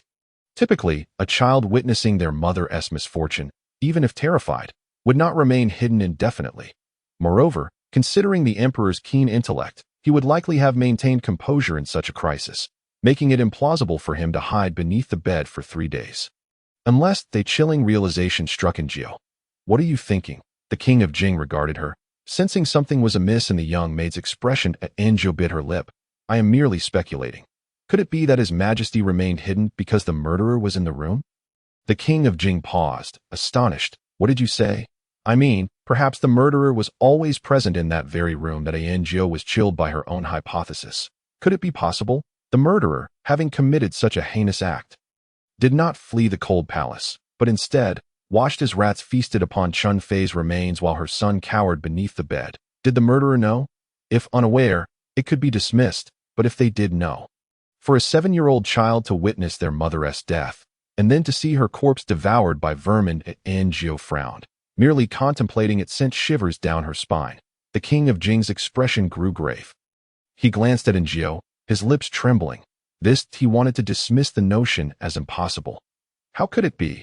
Yet, how could it not be? Perhaps it was precisely this, that the horror of Chun Fei's corpse being consumed, combined with the murderer's lingering presence, instilled such trauma in the emperor that it transformed him into the man he is now. Indeed, he mused.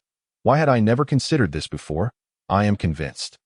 The king of Jing declared, eager to delve deeper into the discussion within Jiao. He realized that this seemingly ordinary maid possessed remarkable insight. Perhaps she could uncover truths surrounding his mother's demise.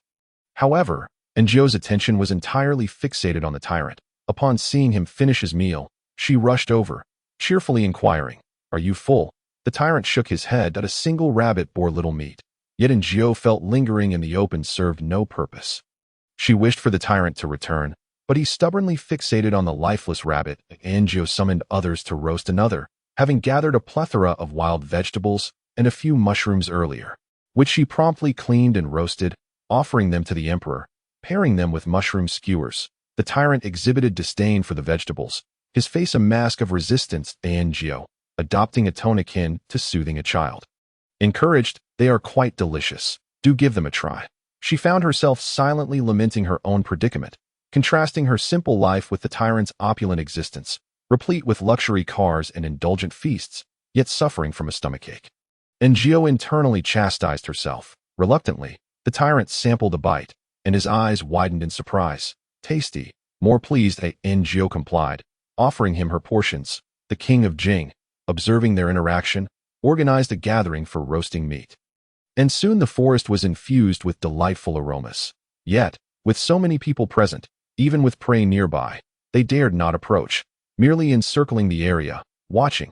After their meal, the tyrant yawned, knowing he required his afternoon nap. And Gio suggested they return. The king of Jing informed her that they were at the forest's edge, and the path was treacherous, necessitating an hour's journey back. That Gio thought, by now, the tyrant must have awakened. This thought didn't particularly trouble her, as he was surrounded by loyal guards. However, she worried the emperor might awaken and venture out, a prospect she was not keen to entertain. The king of Jing, evidently seasoned in such matters, fashioned a simple hammock between two trees, and the tyrant settled into it, quickly falling asleep. Gio finally exhaled in relief, though she remained concerned about the emperor potentially catching a chill in the woods. So she stayed close by. Time passed, and Gio was roused by a chorus of cheers. Upon opening her eyes, she found a group of individuals gathered, engrossed in some activity. The only woman present. She felt hesitant to approach, compounded by a sudden urge to visit the restroom. Glancing at the tyrant's hammock, she noticed it was now vacant, indicating he had risen. Gio adjusted her clothing and hair before heading to relieve herself.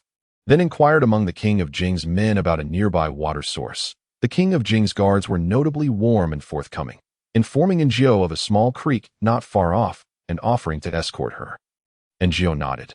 The woods were perilous, and venturing alone could lead to dire consequences. The water source was close, and from its banks, she could hear the laughter and merriment from the camp.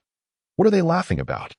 Gio asked. The king of Jing's subordinate replied. They caught a silver fox. Gio gasped in surprise. Really? The king of Jing is truly impressive, the subordinate clarified, not the prince, but his majesty himself. The clever use of the word caught evoked images of the rabbit with its neck broken earlier. And Gio's mood inexplicably brightened. Then his majesty is indeed remarkable. What use was the king of Jing's robust physique? A muscular man could hardly compare to the emperor's agility. It was akin to a parent in kindergarten believing their child superior to others. The subordinate chuckled. Indeed, I had no idea His Majesty possessed such martial prowess. Gio nodded, thinking that were it not for this flaw, the emperor would undoubtedly be a paragon of perfection, both scholarly and martial, and strikingly handsome. Who would benefit from him in the future? Chapter 61. The super invincible meteor stick, the gentle flow of water and the lush green moss made the ground quite slippery. Gio crouched on the ground trampled by the others, washing her hands and face, drying herself with a handkerchief. Upon raising her head, she caught sight of the king of Jing's subordinate staring at her. Slightly entranced, his cheeks flushed, Gio mused. Young man, how innocent you are, blushing at the sight of a girl washing her face. And I swear, I am dressed quite modestly, with no intention of enticing anyone. The return journey was somewhat silent, but as they neared the camp, Gio spotted a chestnut tree. Feeling too shy to ask the king of Jing's subordinate to pick some, she sought assistance from the shadowy guard upon returning to the camp. The shadowy guard mentioned needing to consult the emperor. Gio understood she could not bypass the emperor, so she waited. However, when the shadowy guard returned, he shook his head, stating he could not assist with that request. Gio, humph. Just then, she heard a familiar cold snort and turned to see the emperor approaching, flanked by his loyal guards, one of whom carried a pristine white fox, its snow white fur glistening in the sunlight, seemingly radiant and unscathed, indicating it had been swiftly dispatched. Your Majesty, I discovered a chestnut tree and wish to gather some to prepare chestnut chicken for you. The emperor cast her a sidelong glance. Gio was perplexed by his expression. Humph. It seems my skills are not superior to those of a shadowy guard. Gio, since you are so skilled, why not take care of it yourself? Gio sighed in relief and smiled. Your Majesty, with your exceptional skills, could you lend a hand? A hush fell over the crowd. How novel. It was likely only Xiao Jiao who would dare to request assistance from the emperor. Who else would? They had heard the emperor had aides for even the most menial tasks. Everyone discreetly observed the emperor's reaction, noting that while he maintained an aloof demeanor, he did not appear overtly displeased. And Gio, however, heard, "I adore climbing trees. Watch me showcase my skills shortly." And Gio, truly, men remain youthful at heart until the end. Soon, they arrived at the base of the chestnut tree. It was not particularly tall, and the emperor's height rendered climbing unnecessary.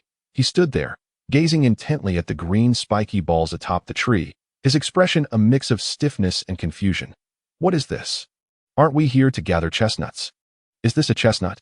He looked over at Ngio, who explained, "Your Majesty, the chestnuts are inside these green spiky balls." Surely, the emperor did not believe chestnuts were the kind one consumes directly. In fact, that was precisely his belief. Moreover, given the height, Ngio could easily knock them down herself. He regarded Ngio skeptically, then glanced at the shadowy guard not far off. Shadowy guard?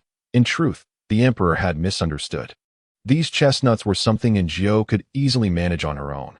However, as she was a maidservant of the emperor, it was one thing for him to take a nap, but for her to venture out to gather chestnuts herself was utterly unacceptable. Moreover, she had enlisted the help of the shadow guard, which would ensure both speed and safety. The most crucial aspect was that being struck by that green-haired creature would be quite painful. Ngio wished to avoid such discomfort, knowing the shadow guard was highly skilled and could certainly evade such blows. Little did she know, the emperor was intent on joining in the commotion. She feared that the green-haired creature might irritate him. She hastily fashioned a bundle from her clothing, tying it together with a few deft movements, and then, with a troubled expression, she said, "Your Majesty, allow this humble servant to take over.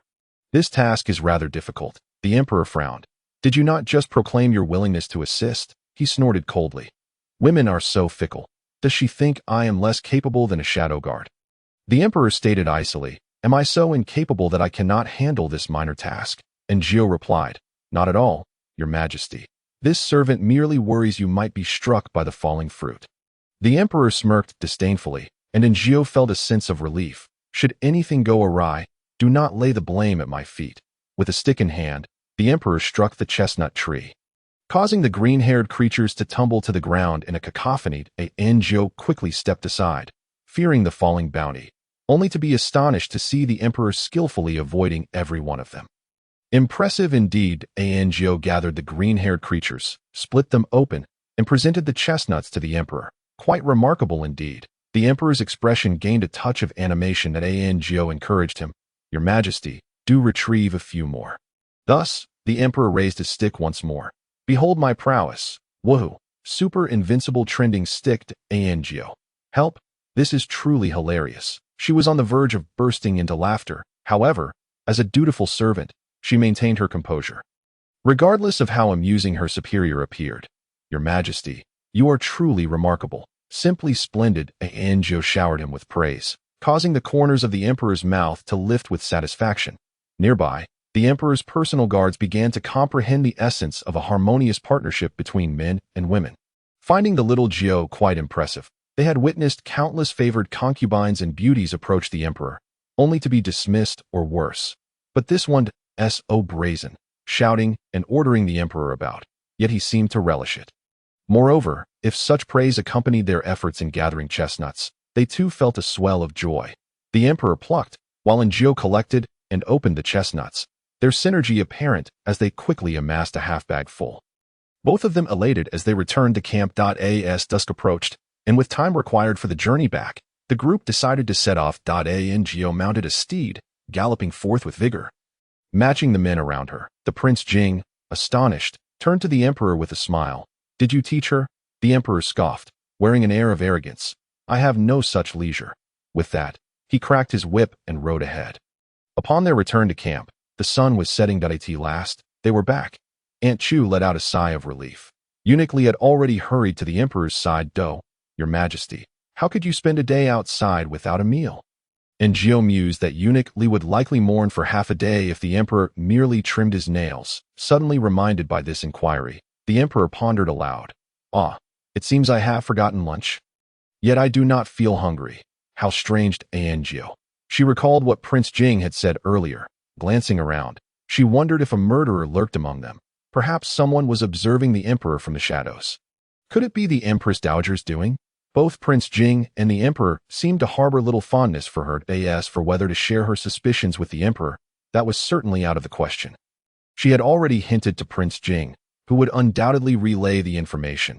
As a prince, he would face no repercussions. Yet if Enjio spoke up and the Emperor grew angry, she would surely meet her end. In an office, the ordinary and the powerful are hardly comparable. In Chapter 62, Pancakes. In light of yesterday's golden ingot, dinner must feature spicy rabbit meat for the Emperor. The aromatic scent of spices swiftly permeated the room and its surroundings. However, this area belonged to the Emperor, and as others began their own meals, a medley of aromas filled the air, rendering it impossible to distinguish one from another. Once Enjio had perfected the spicy rabbit dish. The imperial kitchen had also prepared some congee and side dishes. The Emperor took a bite of the rabbit meat, then glanced at the congee and vegetables beside him, suddenly letting out a cold laugh. Enjio was taken aback.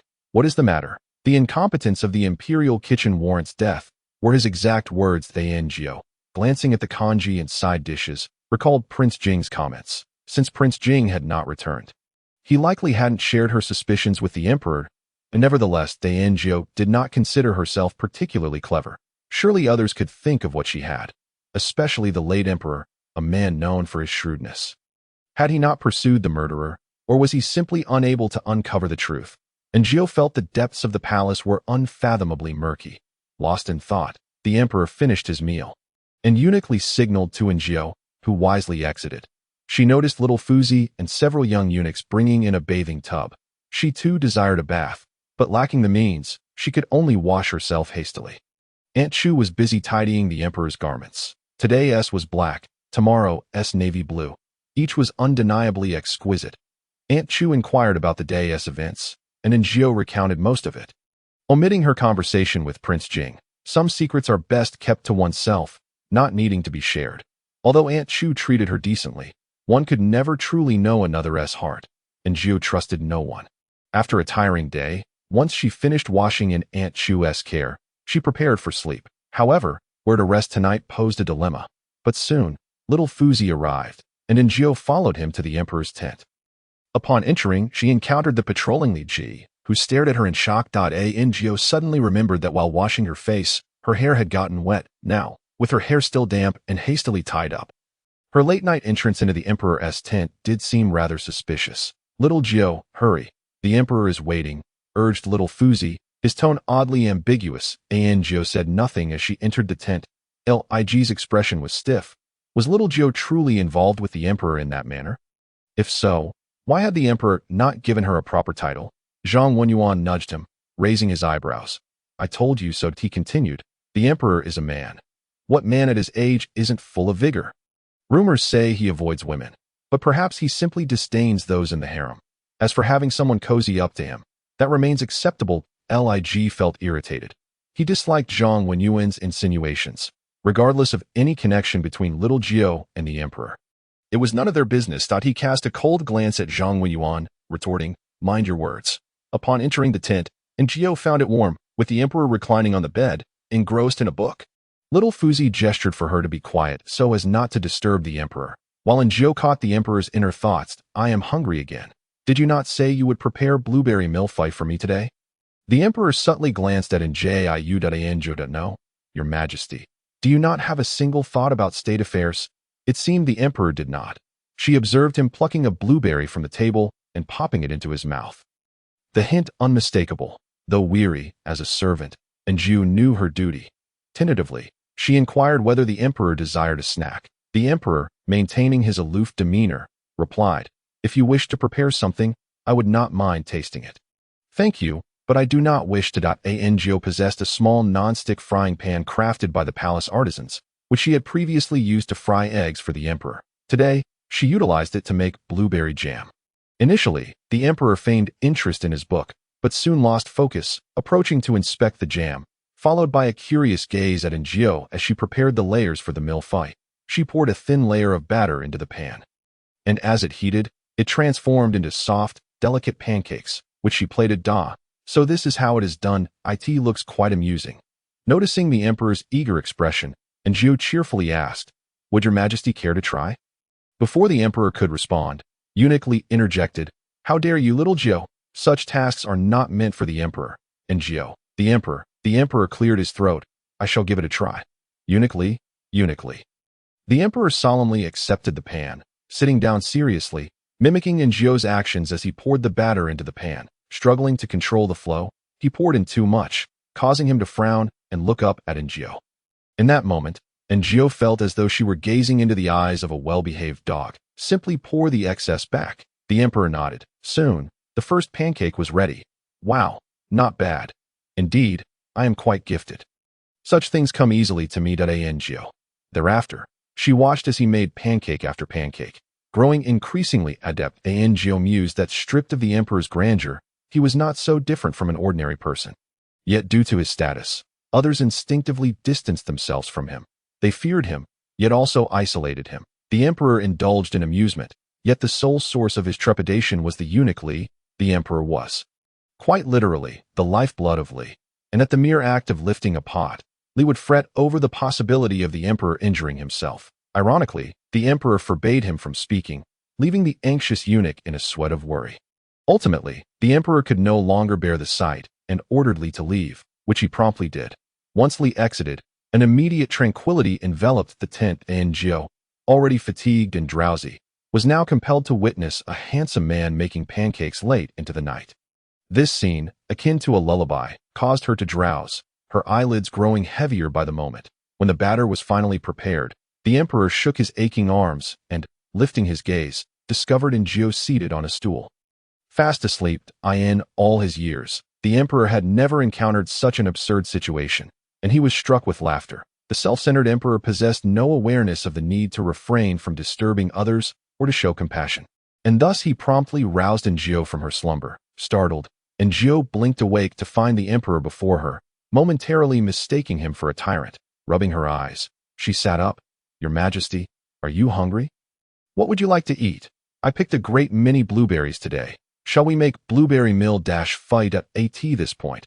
And Jiao hesitated, staring at the pancakes on the plate, her eyes widening in astonishment. "Your Majesty, you are remarkable. Have you truly learned to make blueberry mill-fight on your own?" Her surprise was akin to witnessing a pig playing the piano. The emperor. So did who is this fool? Chapter 63. Why bother arguing with a madman?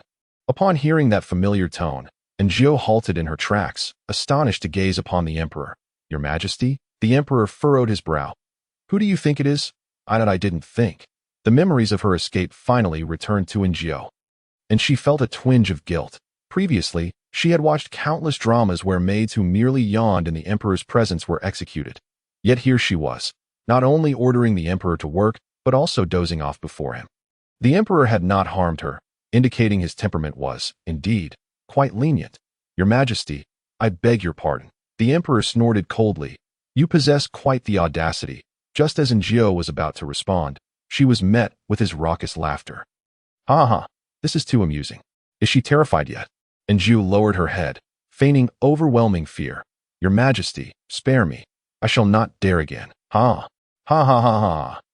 The sound of laughter echoed throughout the tent, sending chills down Jiao's spine in the dead of night. Thankfully, others could not hear it. The emperor, with an air of cold authority, declared, "I shall spare you this time. Should there be a next, you will not be so fortunate." Just as Jiao was about to express her gratitude, she heard his voice again. "Father said to balance leniency with severity. Let us see if you remain devoted to me now." And Jiao. "So, all your abilities are directed at me, are they?" "Thank you, Your Majesty." And Jiao, devoid of the energy to be angry, washed her hands and began preparing the blueberry mill-fight. Initially, the emperor assumed it was a grand dish, only to realize Jiao was merely layering pancakes with blueberry jam. "Is this it?" His voice brimmed with confusion. And Jiao thought to herself, "Well, this is all I can manage. There is no cream available nowadays." The emperor appeared disappointed, but soon he became intrigued by the task of spreading the jam. Thus, she inquired, "Your Majesty, would you care to try?" I wish to try. But I am the emperor.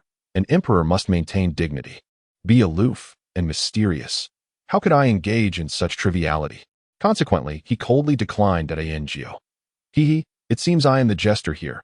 She said nothing further, quickly completing the blueberry mill-fight, cutting it in half for the emperor while reserving the other half for herself.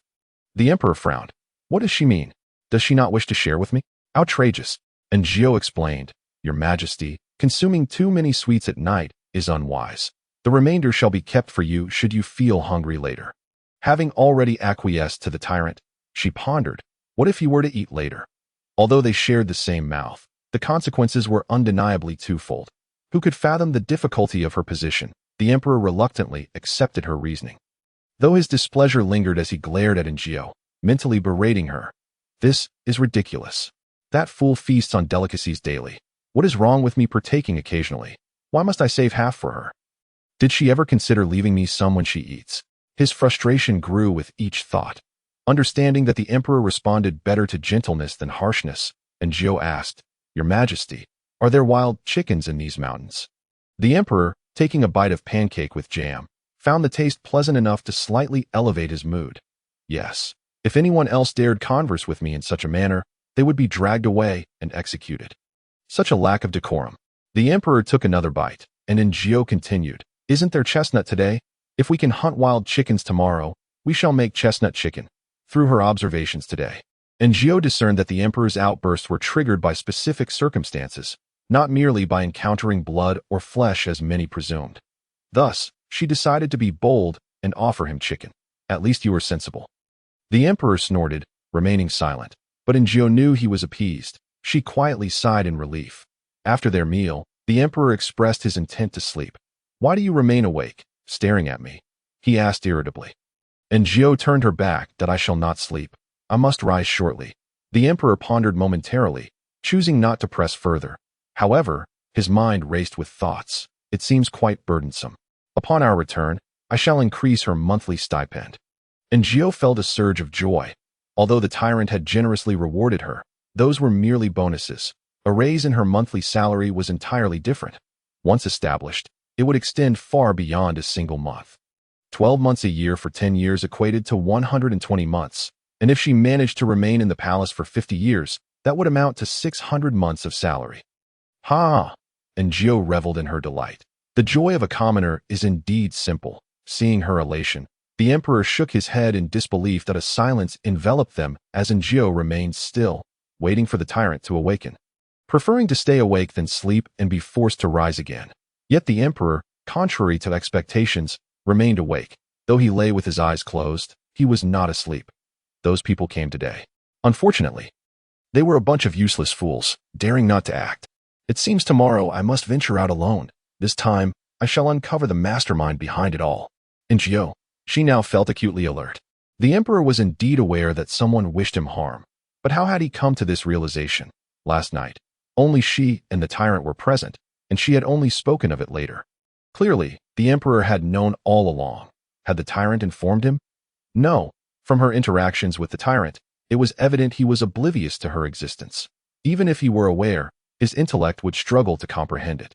Thus, the information must have come from another source. Despite his seemingly juvenile demeanor, he was still the emperor, and possessing intelligence was not beyond him. Finally, the sound of the emperor's steady breathing filled the air. After Jiao had tended to the stove for several hours, the emperor remained undisturbed, the tyrant absent, and dawn broke at Jiao. This situation bore little difference from attending a university class where the instructor failed to take attendance. The emperor awoke refreshed. He did not sleep. The ruling class of the feudal society gazed upon her with a rare hint of sympathy for the commoners. Jiao's eyes were dark, her complexion pale, and her hair disheveled. She appeared on the brink of exhaustion. The emperor, in an unexpected display of compassion, permitted her to rest, leaving her somewhat touched. Perhaps the emperor was beginning to show signs of humanity. However, before she could exit, the emperor's voice rang out. Ha! That fool surely did not come yesterday. The remaining blueberry millefeuille belongs to me. My empire shall never be shared with another, nor shall my millefeuille be. Jiao, forget it. Why argue with a madman? In the next moment, she stumbled, tripping over the threshold. Chapter 64. The emperor has disappeared. The anticipated pain never came. Jiao soon realized that she was merely a centimeter from the ground when someone caught her, lifting her by her clothes. Dazed, she turned her head slowly to find the emperor's handsome face, filled with mirth. That a flicker of warmth surged within her. The emperor was not entirely devoid of humanity. My reflexes are still as swift as ever. No, my reaction time remains quick, but I am not so in other aspects. Yet the dimwit is truly amusing. She can trip while walking. Ha ha. Njio. Thank you, Your Majesty. The Emperor waved her off, and Njio returned to the quarters designated for the palace maids, finding her bed. The moment she lay down, a profound sense of relief washed over her. From that point onward, her romanticized view of the autumn hunt shattered.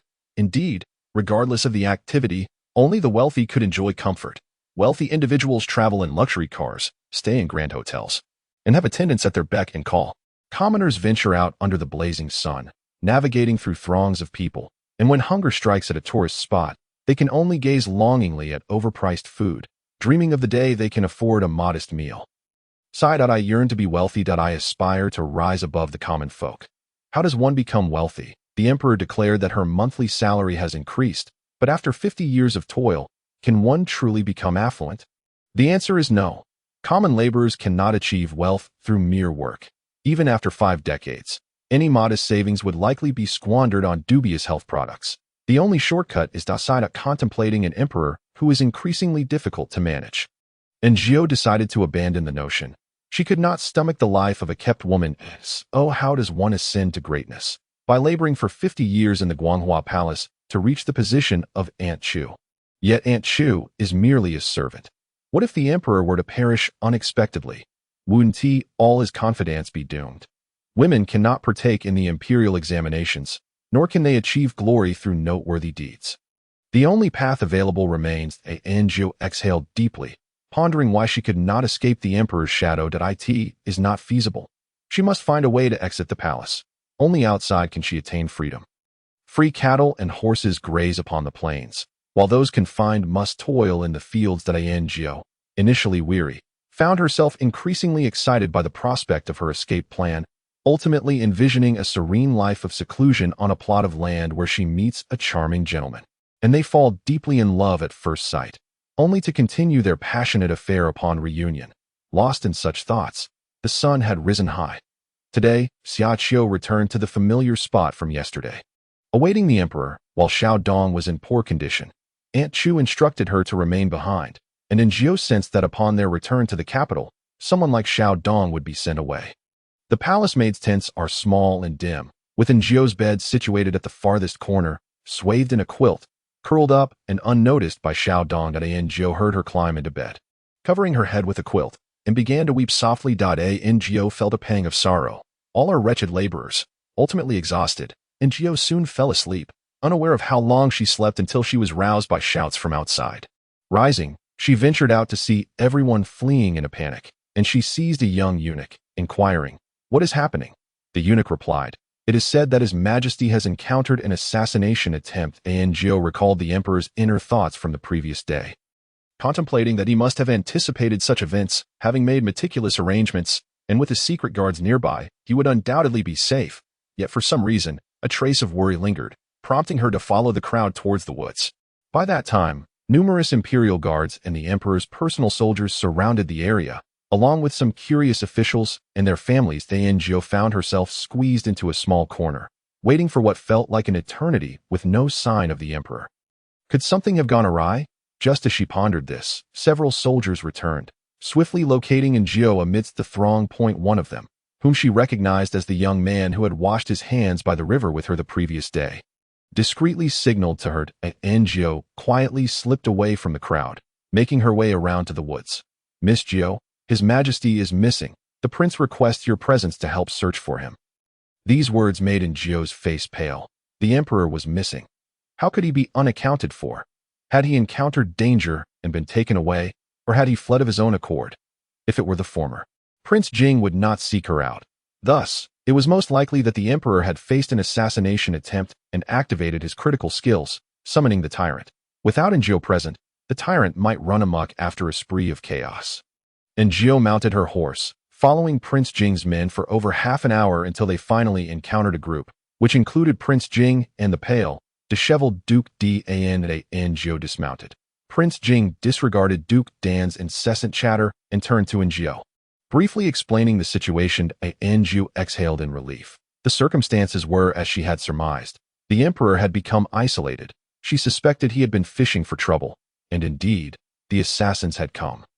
By the time Prince Jing arrived, the assassins had been slain, their bodies strewn about haphazardly, with one even absurdly hanging from a tree. The emperor stood there, bloodied, eerily calm, staring fixedly in one direction, when Prince Jing called out to him. The emperor glanced back, but then fled. Where could he be going? And Jiao frowned and inquired. Prince Jing sighed. To the hunting grounds. The royal hunting grounds are enclosed, typically devoid of wild beasts, but the area beyond is perilous. With so many people entering and exiting the woods in recent days, and with so many animals perishing, the sin of blood must have attracted numerous predators, perhaps packs of wolves, wild boars, tigers, or even bears. It is dangerous out there. We cannot pursue too closely. He will run away if we do, Prince Jing lamented. He was utterly exasperated. When the emperor was in such a state, he would heed no one and became exceedingly brutal. One of Prince Jing's subordinates had suffered multiple broken bones while attempting to chase him, and Jiao felt conflicted. Does the prince mean for me to seek him out? Prince Jing understood Jiao's concerns. The outside world was perilous, and it would be dangerous for her to venture out. The tyrant possessed formidable skills, and she was but a vulnerable girl, incapable of shouldering the burden of saving the world. Prince Jing assured her, I will accompany you, along with Lin San and the others. Rest assured, I will protect you. Lin San was the somewhat dim-witted dark guard by the emperor's side, often appearing when least expected and absent when needed. Appearing rather unreliable, having once left Jiao alone in the Jinxiu Palace. Thus, she turned to the seemingly dependable Prince Jing. My life is entrusted to you, my lord. Prince Jing nodded, offering her a reassuring glance. With matters reaching this juncture, Jiao felt a sense of contentment. She had no power to choose her fate. If the emperor were to perish, she would be left with no escape. Truly, she must have owed a debt to the emperor in her past life, which was why she was condemned to serve him in this one. As a horse serving a cow. Chapter 65. The tyrant found the emperor's disappearance was a grave matter. Before departing, Prince Jing instructed Duke Dan on several points. Duke Dan appeared bewildered, incessantly questioning what to do should calamity strike. Jiao observed that Duke Dan resembled the youngest child in a family. When his older brothers were present, he managed to maintain some semblance of cleverness. But in their absence, he faltered, unable to shoulder responsibility. With the emperor missing and Prince Jing preparing to leave, he felt utterly incapable. Yet Prince Jing patted his shoulder. Third brother, I believe in you. Duke Dan. Third brother, I do not even believe in myself. Jiao mounted her horse, and Duke Dan cast her a curious glance. By this point, he too sensed something amiss. Why was this maid accompanying them? Had they discovered dragon bones in the woods? Prince Jing also mounted. They set out under the watchful eyes of the onlookers. Duke Dan muttered to himself about their impressive horsemanship. My lord, what shall we do now? Duke Dan's servant was just as inept, excelling only in leisure and revelry, yet ill-prepared for such a significant undertaking. Duke Dan conferred with Prince Jing's subordinates, deciding to send someone back to reassure the camp, stating that the assassins in the woods had yet to be captured and that the emperor was leading a pursuit. All hunting activities were to be halted, and everyone was to remain in the camp without venturing outside. Those in the woods would be on standby to provide assistance at any moment. Meanwhile, Jiao followed Prince Jing and his entourage, traversing increasingly dense woods. After a while, the path became treacherous, forcing them to dismount. Jiao asked, My lord, will we not miss His Majesty this way? The forest was vast, and she felt Prince Jing was meandering.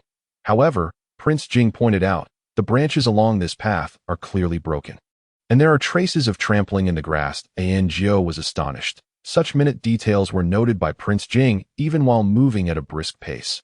No wonder he was capable of great feats.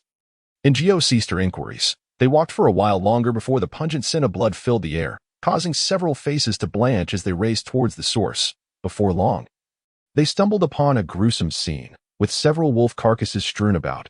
Prince Jing examined the wolf bodies and the bloodied ground, noting, it is still fresh. The emperor is nearby. Be cautious. This warning came from Lin San, the dark guard. But the very next moment, Jiao felt a sharp pain in her arm as she was forcibly taken away. When Prince Jing turned back, Jiao had vanished from sight, and he was about to pursue when Lin San interjected, My lord, do not forget our purpose here. Their goal was to have Miss Jiao calm the emperor and lead him back. Lin San implied that since Miss Jiao had already been taken by the emperor, it was fortuitous. Yet now that the emperor's mind was unclear, What if Miss Jiao were to encounter danger? Prince Jing observed the shattered wolf bodies on the ground, surmising that the emperor was likely in a frenzied state. What if he lost control and harmed Miss Jiao? Would she not be in peril? Lin San, with a stoic expression, replied, "My lord, the emperor takes precedence. If Miss Jiao cannot pacify him, we shall devise another means to bring him back." Prince Jing furrowed his brow, scrutinizing Lin San for a long moment before suddenly laughing. Truly, he was worthy of being the emperor's dark guard. He scoffed and fell silent, but inwardly, he remained concerned for Jiao. Having spent years leading troops, he, despite being a prince, held a deep-seated respect for life on the battlefield. Even the lives of ordinary soldiers mattered. Similarly, though Jiao was but a maid, she was, in Prince Jing's eyes, still a valued life. However, Lin San and his comrades had been trained from a young age to protect the emperor, viewing him as paramount. When necessary, even Miss Jiao, or even Prince Jing himself, could be sacrificed without hesitation. The emperor has gone that way. The further we venture into the woods, the more perilous it becomes. We must find him swiftly, Prince Jing declared. Lin San nodded in agreement. And Jiao's mind remained in a daze. She felt the wind brush against her face and could hear the heavy breaths of the tyrant beside her. Overcome with fear, she clung tightly to his waist, her hands sticky with what she presumed to be his blood. After an indeterminate amount of time, the tyrant finally came to a halt and Jiao collapsed onto the ground, only to find her hands smeared with blood. She hastily rose to her feet and surveyed her surroundings. Realizing she was amidst a battlefield, albeit one strewn with wolves and smaller creatures, she speculated that the pack of wolves had been attacking their prey. When the tyrant intervened, it was not as the king had surmised, that the wolves had ambushed the tyrant. Rather, he had single-handedly taken on the pack, slaughtering a portion of them and pursuing the remainder to the very spot they now occupied, where he finished off the last of them. Following this, he had heard a sound, hidden in the trees, and had taken her away. And Jiao turned to gaze at the tyrant, her pores wide open, her skin tense with fear. What kind of skill could one possess to confront a pack of wolves? Just one of those creatures was enough to send a person fleeing, let alone a whole pack. Surely, even the most audacious martial dramas would not dare depict such a scene. This man, was he not a pampered emperor? How could he possess such formidable prowess? As she looked at him, the tyrant was also observing her, initially cold, yet after a moment of shared glances, a flicker of grievance appeared in his eyes. He pressed his lips together, remaining silent, as if he were the one wronged by the heavens. Jiao, your majesty. Jiao tentatively called out to him, to which he merely huffed in response. She sighed in relief. Even the slightest nuances in a person's expression could reveal much. The tyrant was no longer agitated. Instead, she recognized a simple, pure grievance within him. She pondered what he could possibly feel aggrieved about. Having decimated the wolf pack, were they not the ones wronged? Taking a cautious step towards him, she was met with no reaction, emboldening her to tug at his hand. To her surprise, he appeared pleased by her gesture. And Jiao felt reassured. This was the tyrant she was familiar with. Your Majesty, there is so much blood here.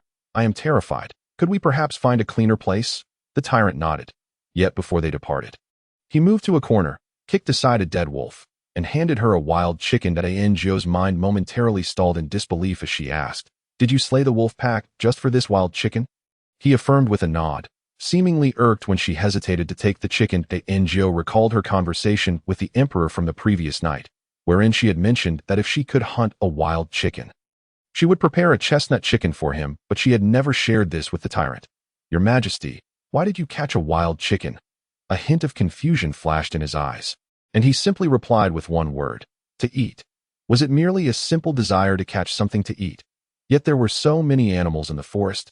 If he wished to eat, he should have captured a hare first, right? Perhaps he had simply encountered the wild chicken first. That seemed a plausible assumption. However, if she dared to think bolder, the tyrant and the emperor were essentially one and the same. Even if they had split into two, they might share certain emotions, perceptions, and attitudes towards specific matters and people. Jiao lamented her lack of psychological study in university, leaving her utterly perplexed and directionless. She exhaled deeply. What affliction did he possess? To eat. The tyrant grew impatient, and Jiao hastily accepted the bloodied wild chicken. This time, the tyrant appeared pleased, and she even detected a hint of pride on his face. Chapter 66. Who wounded me, Your Majesty? There is something I must clarify. Jiao said, struggling with the wild chicken. We are in the wilderness. The chestnut chicken can only be prepared back at the camp. Should we not return to the camp first? We cannot afford to eat out here. What if the aroma attracts wild beasts? The tyrant, despite his formidable fighting capabilities, could not withstand the onslaught of fiercer creatures. Could he? Furthermore, you are injured? She had felt blood on his waist earlier, but seeing him so lively, she had assumed it was not serious. Yet now, from behind, she could see that his entire back was drenched in crimson. He was indeed wounded. After speaking, the tyrant suddenly collapsed. Why do you faint now? And Gio's face paled at the realization that they were in a forest teeming with wild beasts, with so many dead wolves around. The scent of blood would soon attract other predators. Wake up! Wake up! She called out to him, slapping his face for what felt like an eternity, yet he remained unresponsive. Unfortunately, and Gio then heard a rumbling sound. Realizing that other beasts might be approaching, she tied the wild chicken to the tyrant and began dragging him away. He was heavy. How could he be so weighty after consuming so little? They had not traveled far when a massive wild boar and its piglet charged towards them. Thankfully, the overwhelming scent of blood concealed their presence. Gio, lacking strength, could only drag the tyrant a short distance before her energy waned. She set him down and tore open his clothing to inspect his wounds. Was this man made of iron? Gio, this is something you must inquire of yourself. Gio had been led astray by the tyrant. Completely losing her sense of direction, she recalled hearing tales that one could find their way in the wilderness by observing the sun. Yet, upon entering the forest, she realized that the towering trees were so dense that they obscured the sky, rendering the sun invisible. Moreover, the day was drawing to a close, and the dimness of the forest suggested that nightfall was imminent. This only heightened the danger. Chapter 67. The emperor seems to be dying, and Gio quickly recounted the events that had transpired. Fool, fool, fool, all for a wretched wild chicken, for crying out loud. It was his foolishness, yet it is I who suffers from the pain. It is I. The emperor gritted his teeth. Cursing the tyrant's ancestors with fervor, Gio couldn't help but feel a twinge of sympathy. The emperor's grievances were not unfounded. He indeed found himself in a rather pitiable situation. However, could all the blame truly be placed on the tyrant? Was it not the emperor himself who had instigated this with his reckless fishing for trouble? Did he not possess any awareness of his own circumstances, insisting on attending a meeting alone to show off? Furthermore, the tyrant was but a child at heart. What malice could he harbor? He merely desired a chicken to eat. What are you standing there for, you blockhead? Hurry and assist me. And Gio hurried over to support the emperor. Your Majesty, what shall we do next? The emperor surveyed their surroundings. First, we must leave this place. The snake will surely attract other beasts, and Gio helped him as they walked, leaving markers along the way. The emperor, in pain and discomfort, couldn't help but ask, do you know why the snake has come? Because you brought that damned wild chicken, which attracted the snake. The emperor was utterly exasperated, finding Gio as foolish as the tyrant. With these two together, who knew what foolishness would ensue? Yet why was he the one to suffer? And Gio, sensing his thoughts, nodded in agreement. I understand. It is my failure to tend to your Majesty's wound that drew the snake with the scent of blood. The emperor? Surely he misheard. How could this be his fault? Were it not for his reckless pursuit of the chicken, he would not have been injured. The emperor was furious, all because of that chicken and that fool. And you still side with him? And Gio, displeased, retorted that the tyrant was not a fool. What was wrong with wanting to eat a chicken? Once they returned, she would cook chicken for the tyrant every day. Moreover, despite sustaining injuries, the tyrant remained silent, whereas the once tranquil forest was now filled with the emperor's pained cries, echoing eerily and ethereally. Yet Gio dared not retort, remaining silent. The emperor snorted. I know you're unconvinced. I am not. The emperor scoffed. You are. I can see it. Gio. What kind of sorcery did that fool brew for her? I am in excruciating pain. Where on earth is this cursed place? What are Lin San and the others doing? The emperor's lamentations were unending. Gio retracted her earlier thoughts. It would be better if the tyrant were here. At least he could endure the pain alongside her as they retraced their steps. Time passed, and the sky darkened completely. Fortunately, they stumbled upon a cave. Gio ventured inside to inspect. It was an ordinary cave, devoid of any signs of wildlife. She breathed a sigh of relief, marking the entrance. As night fell, she gathered some dry branches and placed them within, using large leaves to partially cover the entrance. Darkness enveloped the surroundings. Ngo produced a flint and ignited a small flame. The cave was illuminated by a faint glow, granting them a sense of security. Why do you carry flint with you?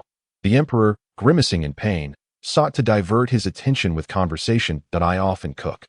So I carry it today. Ngo, weary and famished, leaned against the wall, beginning to long for home. The emperor remained silent, but his internal monologue was relentless. It hurts.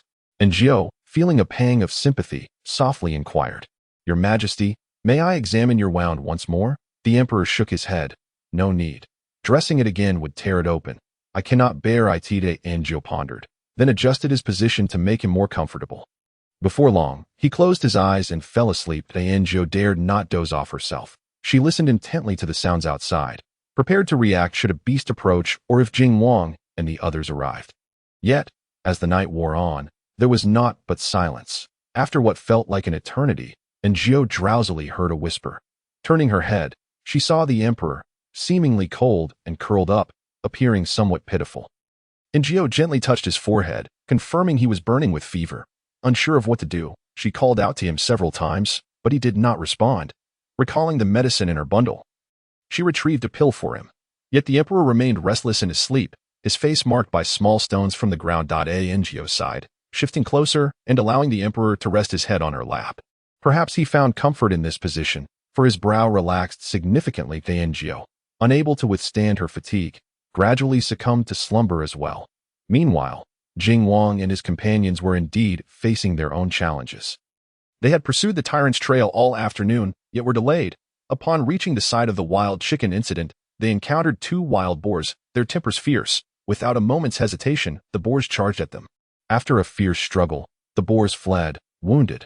However, the scent of blood lingered heavily in the air, and the commotion had attracted a black bear, which crept silently towards a shadow guard. The bears in the forest were formidable, and it took the combined efforts of several to severely injure it. The bear escaped, leaving a few injured in its wake. Jing Wang instructed the others to wait while he and Lin San continued their search. At this moment, the markers Ngo had left proved invaluable. Cleverly, she had not only carved into the trees, but had also trampled the grass and broken branches along their path, making it easy to follow even in poor visibility. In the latter part of the night, Ngo heard movement outside. Vigilantly, she focused on the cave entrance, and soon, she spotted Jing Wang. In that instant, it felt as though she were reuniting with a family member. Her eyes welling with tears as she exclaimed, My lord, you have finally come. Jing Wang, aware that this young girl must be terrified, maintained a stern demeanor to comfort her. It is all right now. Ngo wiped her tears. I am fine. But the emperor seems to be on the brink of death. She felt the emperor's body burning with fever, calling his name, but he did not respond. Ngo was filled with dread, contemplating whether it would be more merciful to hang herself or to succumb to poison. Your Majesty, the mention of the emperor's impending demise. Lin San rushed in, joining Jing Wang to assess the emperor's injuries. Jing Wang furrowed his brow. We must return swiftly. Lin San nodded, hoisting the emperor onto his back. Following closely behind, Jing Wang turned to Ngo, who had collected herself, her anxiety for the emperor overshadowing any embarrassment from earlier. She hurriedly followed Jing Wang and the others. Chapter 68. It is not my fault for being biased. They returned to the camp late into the night. A physician was summoned. This physician, surnamed Lin, was reputed for his expertise in treating external injuries. He attended to the emperor's wounds and prescribed medicine. Ngo and Aunt Chu busied themselves with brewing the medicine, while Jing Wang conversed with the emperor within the tent. Aunt Chu was in tears, worried for the emperor, who feared pain above all else. He should not have gone into the forest.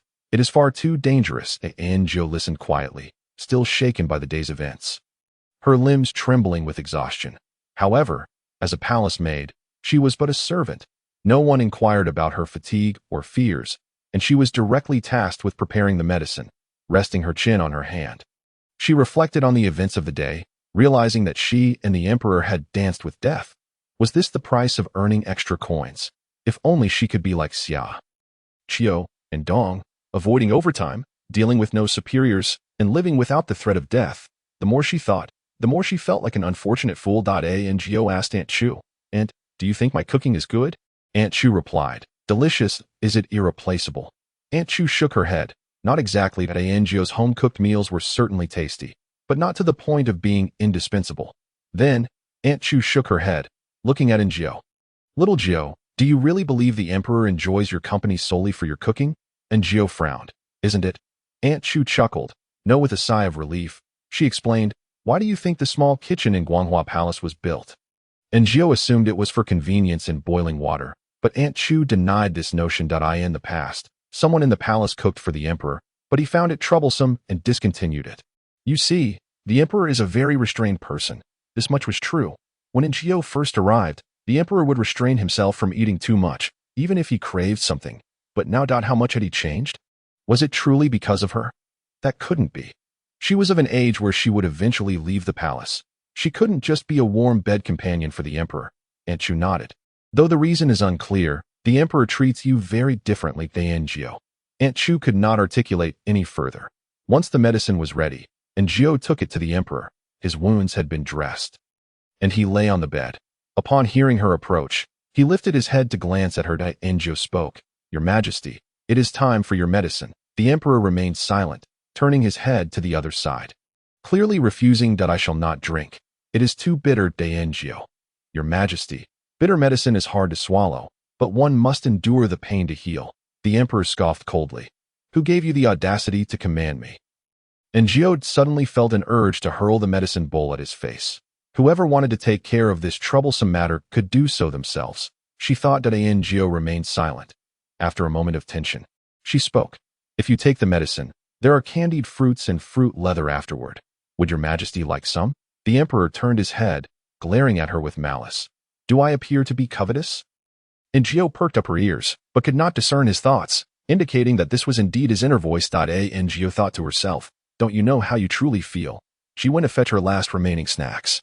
The Emperor showed no reaction upon seeing them. These items were rather mundane, though the fruit leather held a hint of allure, yet a mere glance was enough to diminish that appeal. It doesn't seem that appetizing after all. No, even if it were delicious, I shan't eat it. I am furious. Njio, what has happened now? She was perplexed by his sudden anger. Njio was utterly baffled. The thoughts of young men were indeed inscrutable. Even if she heard his inner voice, she could not fathom his intentions. Yet, she could not directly inquire. Just as she was at a loss for what to do, she suddenly heard the Emperor's thoughts. She must think that I am inferior to that fool. How ridiculous. I got injured because of him. Now they are in cahoots. Colluding, the lecherous couple. Njio, this is too much. She was quite exhausted. After all, but the Emperor's incessant complaints were like a cacophony of 100 quacking ducks, leaving Njio drowsy and on the verge of sleep. Unable to endure any longer, she stood up. The Emperor stared at her. What is she planning to do? Njio said, Your Majesty, take your medicine.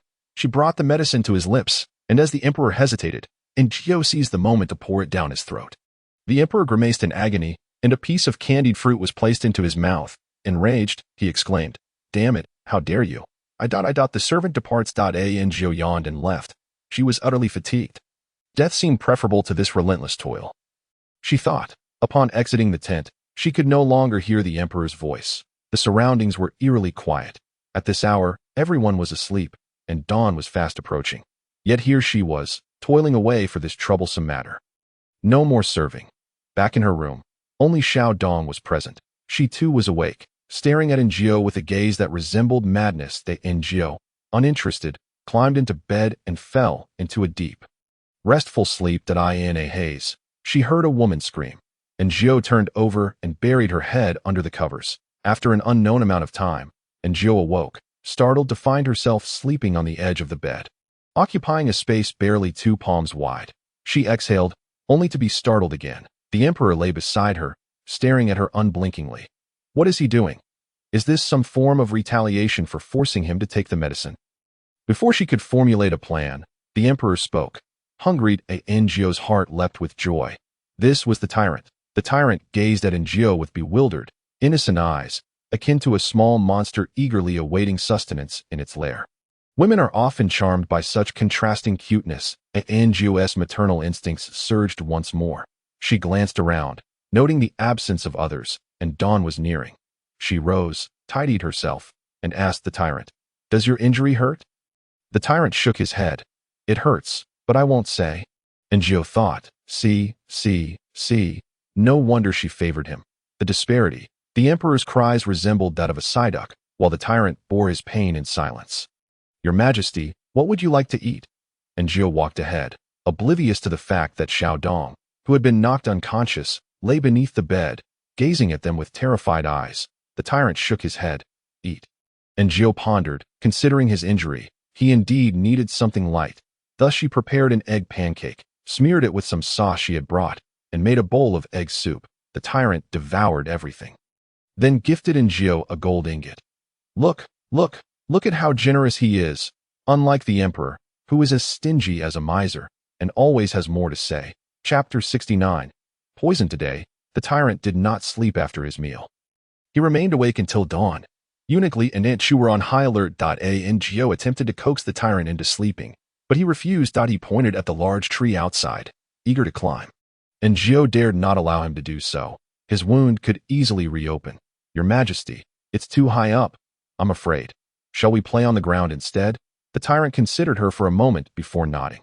Just as dawn was breaking, he collapsed into a deep slumber. Jiao breathed a sigh of relief as Aunt Chu brought in a chicken, prompting Jiao to begin stewing the meat. Originally, today marked the last day of the hunt.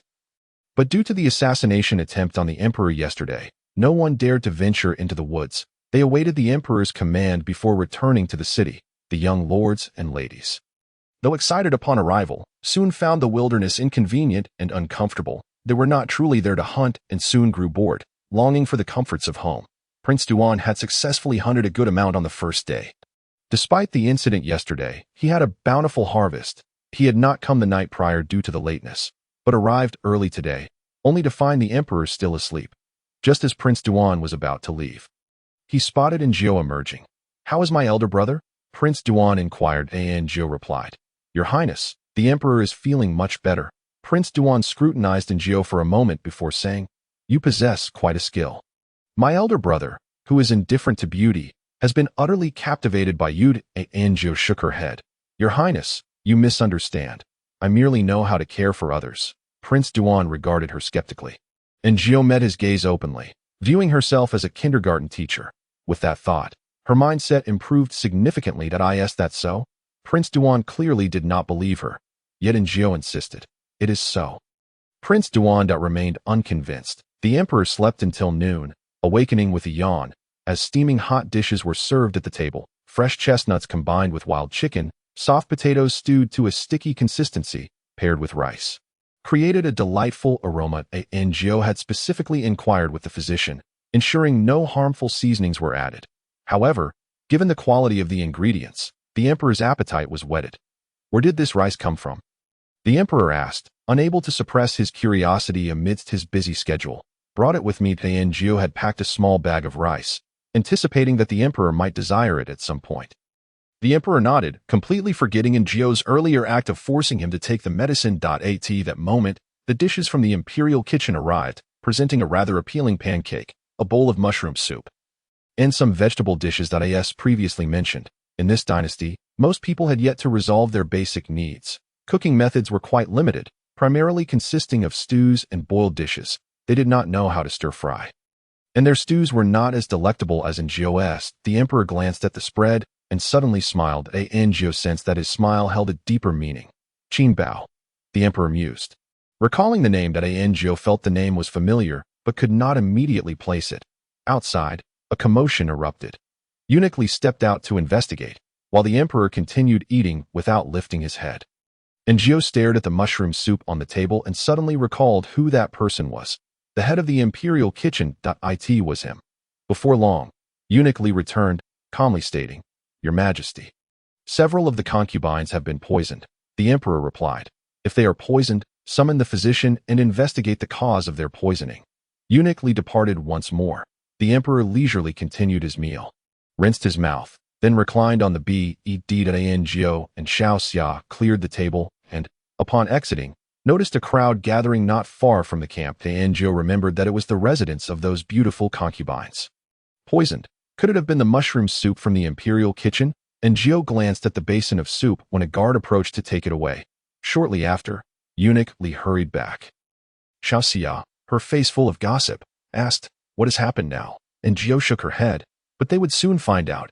There was a patch in the hunting grounds where mushrooms grew. Logically, there shouldn't have been mushrooms in the mountains at this time of year. Yet this specific area had a peculiar climate that allowed them to thrive, albeit in small quantities. Thus, the imperial kitchen had harvested them to prepare mushroom soup for the nobility. The emperor, having eaten Ngio's food, did not partake, but the others were not as fortunate. Several beauties had come to see the emperor. However, since he was not present and remained in the camp, they inevitably grew restless and had not eaten well for several days. Today, upon seeing the fresh mushroom soup, they could not resist indulging, only to soon experience excruciating abdominal pain and relentless vomiting. The physician arrived and immediately recognized it as poisoning. They took away the emperor's soup and confirmed that there was poison in his as well. "Your Majesty, Qin Bao has arrived," Eunuch Li announced. The emperor raised his hand weakly, glancing at Ngio, who did not understand. The emperor sighed in relief, showing signs of impatience. "What are you staring at? Change, change, change." Ngio, the emperor's back injury could not be disturbed. She helped him into a lightweight garment and added a cloak. The emperor exited the tent and strode into the center of the camp, where a crowd had gathered, and Qin Bao was also brought forth, wrongfully accused. "Your Majesty, I am innocent." The emperor remained silent as Prince Jing spoke coldly. "Qin Bao, you are the head of the imperial kitchen, and the nobility who consumed the food you provided have been poisoned.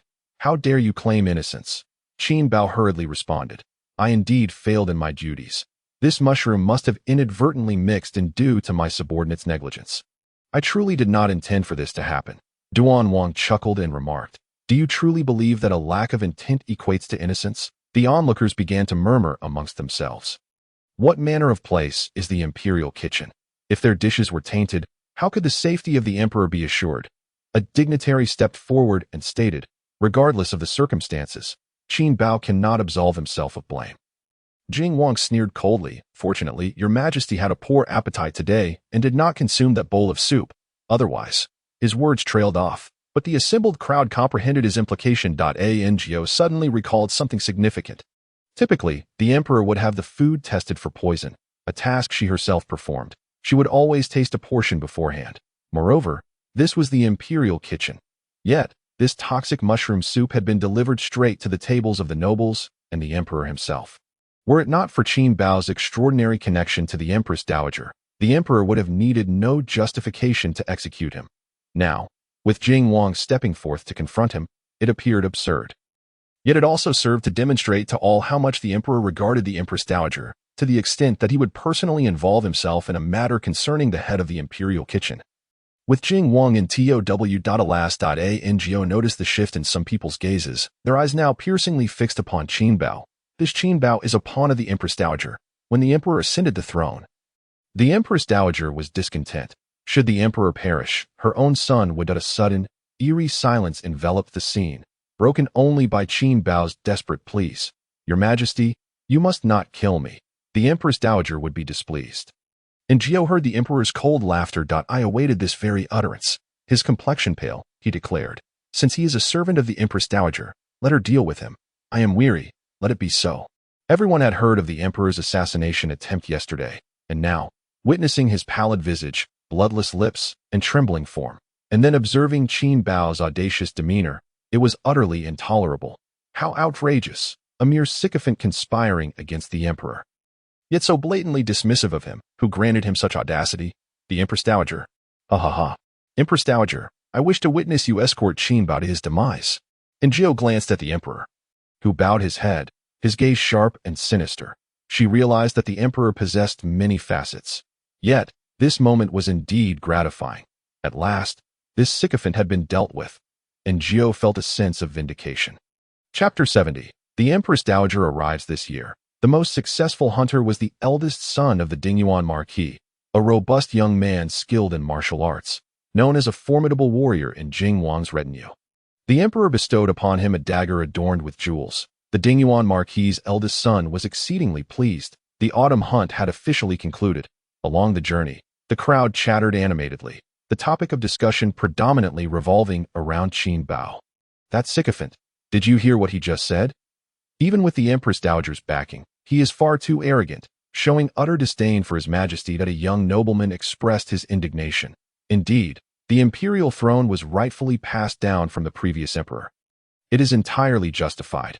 Over the years, His Majesty has done more than enough for the Ruyang Wang, yet he remains unsatisfied. And now, to think. Hush, lower your voice, someone cautioned. The young man rolled his eyes. I simply find it unfair. How much has the emperor endured, now manipulated by a mere servant? The crowd pondered this. Such dialogues were common among the neutral bystanders. Initially, they had heard rumors of the emperor's cruelty. But now, having witnessed him up close, they found the emperor to be exceptionally capable, both literarily and militarily. Where was the cruelty? Surely, someone was maligning him. I believe there are those who are simply unsatisfied, lamenting matters that should remain unspoken, a bold young man proclaimed. The others exchanged knowing glances, silently agreeing. Though not overtly stated, there was a palpable dissatisfaction towards the Empress Dowager. Meanwhile, the emperor reclined in his carriage.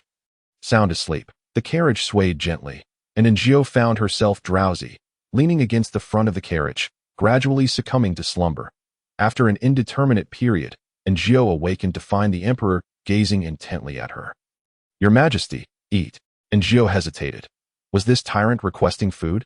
She offered him some pastries that had been sent by Wang Marin. The last time the emperor had consumed them, he had not voiced any objection. Yet this time, after one bite, he set it aside. He furrowed his brow, looking quite pitiful, and pointed at his throat.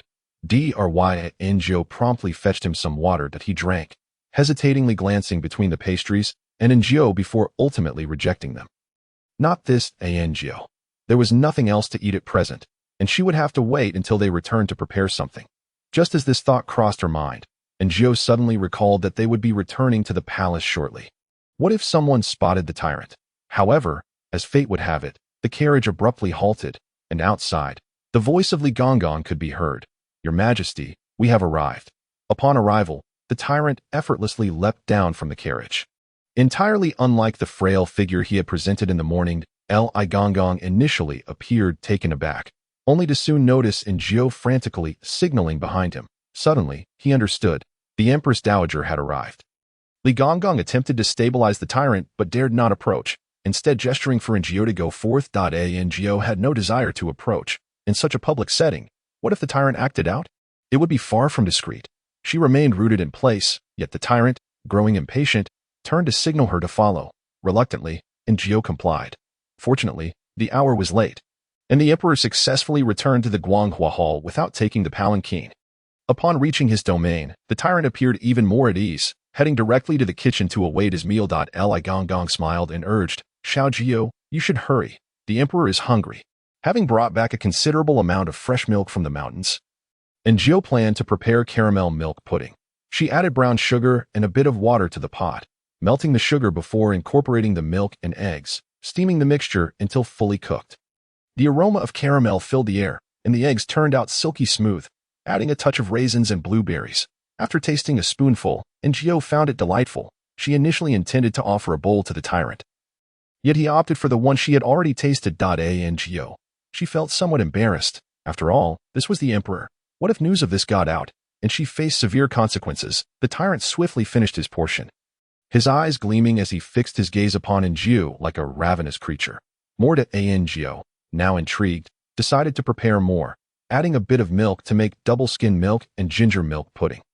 After some effort, perhaps due to a lack of practice or inadequate tools, the double-skim milk turned out well, while the ginger milk pudding ended up as ginger milk mix. Yet, the tyrant showed no disdain, consuming it all. Unwilling to be deterred, Enjio attempted once more to make ginger milk pudding, convinced that this time it would succeed. Unfortunately, before she could finish, Li Gongong arrived, his expression urgent, as if something had transpired. And he signaled to Enjio. She approached him and inquired, What is it? Li Gongong's face displayed displeasure. The Empress Dowager has arrived. Enjio frowned. Can we not say that His Majesty is asleep? Li Gongong shook his head. The Empress Dowager insists on waiting until His Majesty awakens. Enjio was at a loss for words. Isn't this forcing the emperor? Li Gongong gestured towards the interior. Is it still her? Enjio nodded. Inside remained the tyrant, who seemingly harbored a strong aversion to the Empress Dowager. Allowing him to exit now would not bode well, yet if they did not permit him to leave, the Empress Dowager's presence would lead to unfavorable rumors about the emperor by morning. What could be done? Li Gongong's suggestion was not one Enjio dared to dismiss lightly. After all, he was seasoned in such matters.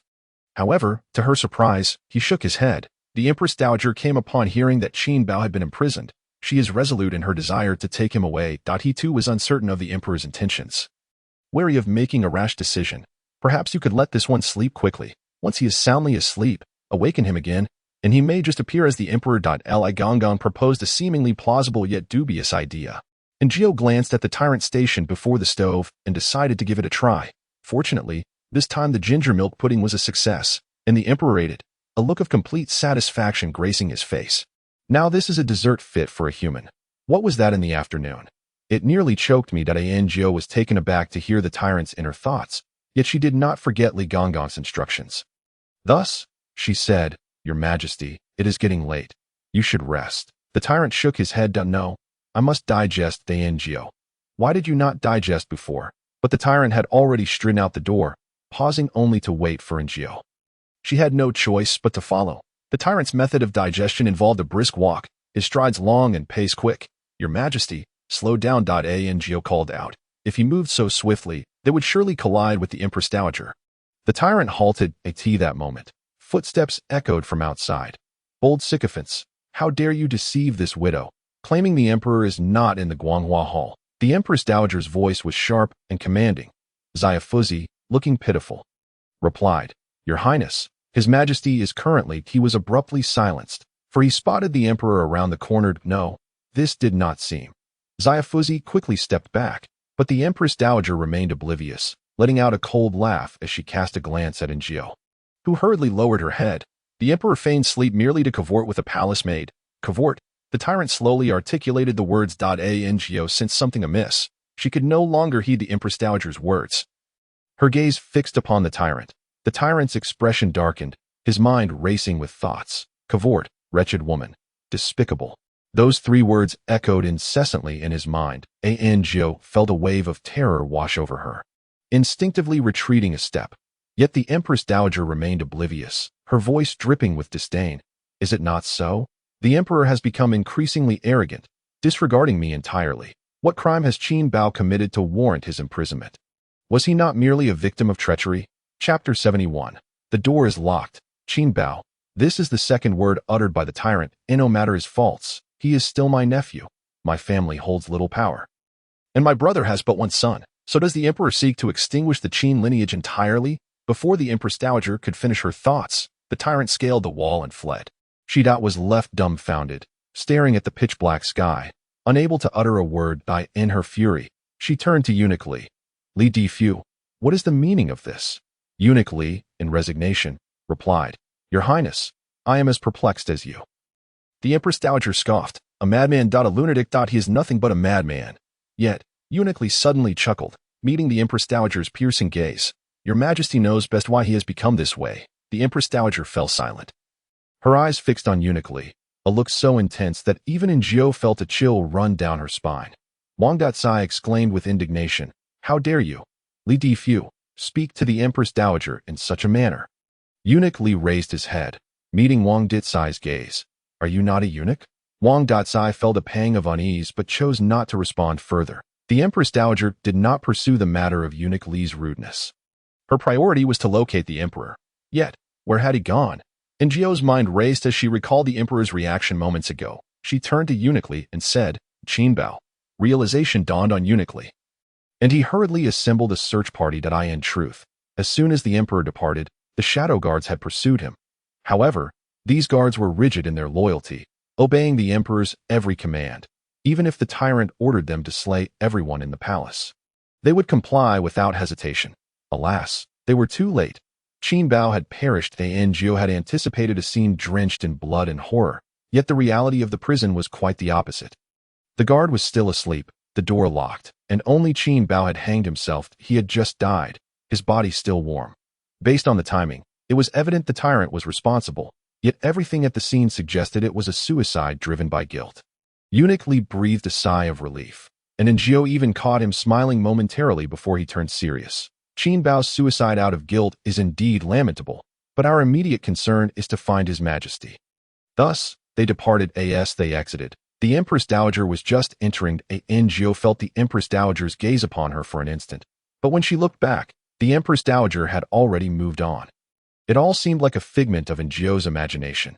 Yet, her mind was elsewhere. Qin Bao was dead. But what of the tyrant? Where had he vanished after committing murder? Eunuch Li's first thought was the splendid palace. Consequently, the group made their way there. The door was closed, but that was inconsequential, for the tyrant could easily scale walls. Xiao Jio, please go inside and check. Eunuch Li instructed, unlocking the door. Angio hesitated, unwilling to enter. Especially after learning of the tragic demise of Consort Chun, whose body had been gnawed upon by rats. The atmosphere felt ominous. Furthermore, Angio had heard that murderers often return to the scene of their crime to relive their actions. What if she encountered him inside? Eunuch, I am rather frightened. Perhaps we should enter together. Eunuch Li regarded her for a moment, but your majesty. He was truly fearful of the tyrant. Previously, he had only perceived the tyrant as brutal. But now it seemed he was also cunning and strategic. Could it be that his intellect had sharpened? Eunuch Li was skeptical, yet he refused to enter, and Angio absolutely would not go in alone. Eunuch Li opened the door. It appeared no one had entered for quite some time, and the ground was littered with dried leaves, swirling in the courtyard. Fortunately, they were not alone. Besides Eunuch Li and Angio, several young eunuchs from the Guanghua Palace had arrived, accompanied by a few guards. With numbers on their side, courage swelled. Xiao Jio, please go check inside. Eunuch Li's earlier bravado returned. Angio firmly replied, no, the atmosphere is too heavy. I am afraid. Eunuch, please accompany me inside. Eunuch Li waved his hand. I carry even more of that heavy aura. Angio. That was not entirely untrue. If danger truly lurked, Eunuch Li would be of little use. In the end, they summoned 2 guards to enter with them, yet the tyrant was nowhere to be found. This was concerning. The tyrant was known to roam the palace freely, and if he chose to hide, it would be nearly impossible to locate him. Eunuch Li, not wanting to escalate the situation or attract attention, decided to return with the group, reassured that the tyrant had his shadow guards and was formidable enough to fend for himself. He would surely return once he was finished with his escapades. Angio was thoroughly exhausted, cold, and weary. Upon returning to her quarters, she lit a lamp and found herself locking eyes with the tyrant, who was nestled in her bed. What are you doing here? Angio's eyes widened in disbelief. Goodness, this man truly knew how to hide. Upon seeing her, the tyrant extended his hand from beneath the covers, revealing 2 round, chubby gold ingots. Angio. She cleared her throat, accepting the ingots, and inquired with genuine concern, Your Majesty, are you cold? Shall I fetch more firewood? The tyrant nodded, appearing quite chilly. Angio then remembered his injury. Once the fire blazed, she asked if his wound pained him. The tyrant shook his head. It hurts. Angio. She instructed the tyrant to lie on his stomach, and upon inspecting the wound by the light of the lamp, she noted that, whether due to the palace's superior medicine or his own caution, the injury had healed significantly and showed no signs of tearing. It seemed this man was indeed quite careful. Did you kill Qin Bao? Angio inquired casually, though her heart raced with anxiety. The tyrant nodded. The cell door was locked. How did you gain entry? The tyrant regarded her. The door wasn't locked. Angio frowned. She distinctly remembered the door being locked when they entered, yet he claimed it was open. She could not have misremembered, and the tyrant was not one to lie. If he had, then he would have been unable to enter. Did the door remain unlocked when he entered, but someone locked it after he killed? But who could that person be? Angio observed the tyrant, who seemed unfazed by the peculiarities of the situation. Burrowing deeper into the covers until only his head was visible, leaves clinging to his hair. Angio reached out and brushed the leaves from his head, and he did not resist, showing no sign of defensiveness towards her. This was complete trust. The thought of the Empress Dowager's scrutinizing gaze from earlier sent shivers down Angio's spine. She thus asked the tyrant, Your Majesty, if someone were to harm me in the future, would you protect me? The tyrant nodded. Angio felt a wave of relief wash over her. The candle flickered. Tonight was destined to be a sleepless one. Meanwhile, the Empress Dowager was beside herself with rage. She did not particularly care for Qin Bao. It was the Emperor's defiance that vexed her. That wretched spawn. Had it not been for him, her son would be the Emperor now, with her son's throne usurped and unable to confront the Emperor directly. She sought to humiliate him in every conceivable way, to utterly disgust him. Like many stepmothers, the means to torment a child need not be physical. Verbal assaults, belittlement, insults, and cold indifference sufficed if the child disliked spicy food. She would ensure it was included in every meal. If he loathed onions, she'd add them liberally. Should he refuse to eat, she would accuse him of being ungrateful, blind to kindness, a thankless wretch. The Empress Dowager could not strike the Emperor directly. Instead, She manipulated public opinion and exploited the emperor's guilt, using such seemingly trivial matters to torment him. The emperor, who could not eat meat, would be served bland, lukewarm vegetarian meals day after day, year after year. For a ruler, sometimes his meals were worse than those of the palace servants. If he showed disinterest in women, she would relentlessly fill his harem, forcing him into their company, all under the pretense of caring for his well-being. What good was being an emperor if he still had to endure such grievances? Contemplating this, the Empress Dowager finally felt a sense of relief from her pent-up frustration. Yet now, with Qin Bao dead, she ground her teeth in fury. Chapter 72. The Emperor's Moment of Glory. The following day, news of Qin Bao's death spread like wildfire. Some found it suspicious, while others rejoiced, believing such a lackey deserved his fate. Moreover, the Empress Dowager's visit to the prison the previous night became common knowledge. As for rumors, who cares about the sequence of events? By the time Njio heard it, it had morphed into a tale of the Empress Dowager entering the prison, only for Qin Bao to commit suicide out of guilt shortly thereafter. How could it not appear to be a silencing act? Conspiracy theorists quickly pieced together the timeline. The Empress Dowager had long harbored discontent towards the emperor, thus attempting to poison him through Qin Bao's meals. However, by a twist of fate, the emperor had not consumed that particular soup, leading to Qin Bao's exposure to cover her tracks. The Empress Dowager resorted to murder to silence him. This rumor quickly permeated the entire capital, even reaching the palace. Njio heard the gossip in the afternoon, while earlier that morning, the emperor had been utterly shocked, asking eunuchly, "Qin Bao is dead? Who killed him?" Eunuchly, accustomed to such inquiries, patiently explained the circumstances of Qin Bao's demise. The emperor was incredulous. "Did I kill him?" Eunuchly nodded. The emperor then turned to Njio, who also affirmed Eunuchly's account. However, she added, "Your Majesty, there is something quite strange. When I and Eunuchly entered yesterday, the cell door was locked, yet he claims it was open when he entered, and he admits to having killed Qin Bao." Upon hearing this, the emperor fell silent for a moment before commanding, "Conduct a thorough investigation of the Xinxing prison guards." Eunuchly dispatched Xiao Fuz to handle it, after which the emperor proceeded to court. The tyrant had expressed a fondness for caramel milk last night, so today Njio prepared a serving for the emperor. It seemed their tastes aligned. As for the main dish, she opted for a simple hand-pulled noodle made with eggs, ensuring a firm texture, served with chicken broth and accompanied by delectable vegetables. The emperor returned from court later than usual today, and upon entering, he proceeded to have his meal. As the steaming noodles were placed before him, his appetite was immediately piqued. The side dishes included cold-tossed tofu skin and mung bean sprouts mixed with vermicelli, both of which were novel to the emperor. "What is this?" he inquired. To which Njio explained that the sprouts were derived from mung beans, and the tofu skin was procured from outside, as she was not adept at its preparation. While some common folk had mastered the art, the palace chefs remained rather conservative, and Qin Bao would not exert himself to prepare delicacies for the emperor. This was the first time the emperor had tasted such delicious cold vegetarian dishes, and he quickly finished his noodles, still yearning for more. However, Njio presented him with caramel milk and double-skin milk instead. The emperor eyed them suspiciously, took a bite, and then his eyes lit up. "Delicious. This is food worthy of a human. I hereby declare that from now on, Xiao Jio shall be the chief steward of the imperial kitchen." And Jio no, she did not desire that position. Anyone who occupied such a role would surely become the target of the Empress Dowager's ire, and Jio was not inclined to take such risks. She preferred to remain quietly in the Guanghua Palace. Perhaps it is best to leave things as they are. Xiao Jio has limited energy and should only serve me. Delicious food should not be shared with others. And Jio breathed a sigh of relief, finding it somewhat amusing that the emperor could be so childlike at times. After his meal, the emperor began attending to state affairs. It was only after getting to know him that Njio realized why he appeared to have little to do throughout the day. His work efficiency was extraordinary, if encountering a glitch in a computer, Njio suddenly felt as though the emperor's thoughts were garbled within the grand hall. The terrain of Jiangzhou is peculiar. Some mountains are at such high elevations that if the common folk were to reside there, they might. The funding statement. Here is 5,200 taels, 3,620 taels. 12,380 taels to 39,462 taels. The military expenditure here amounts to 87,520 taels. Njio listened intently, yet by the end, she found herself bewildered. Not bad. The Ministry of Revenue appears fine on the surface, yet there are clearly 37 entries that are inflated. He took out a brush and sketched out his notes, tossing aside the memorial to grab the next one.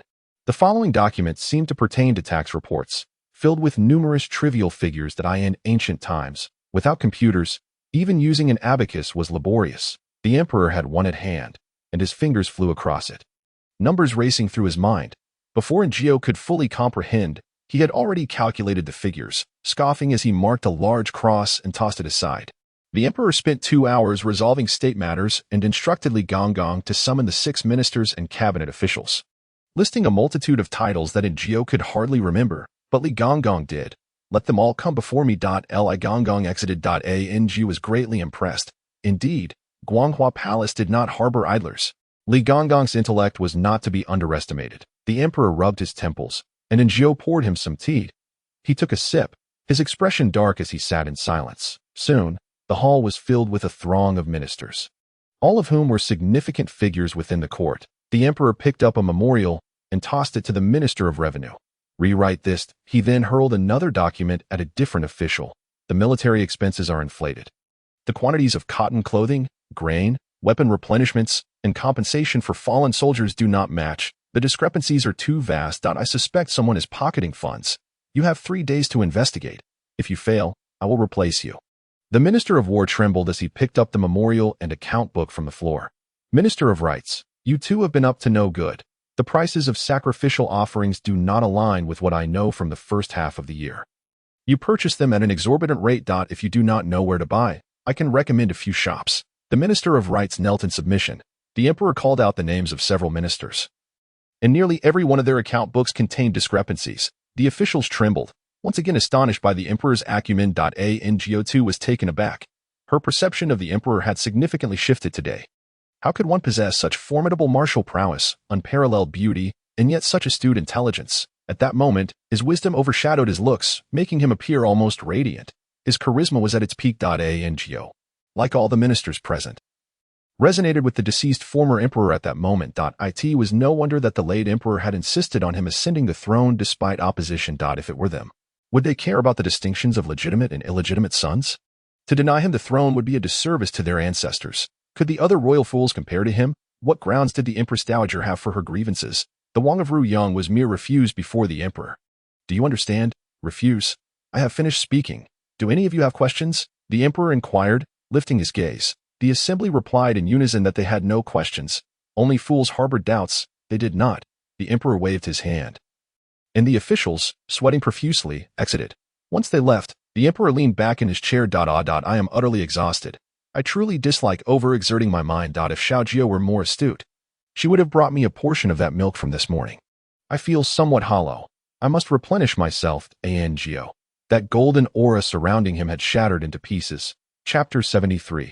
The Empress Dowager should eat more. The emperor's voice echoed within the grand hall.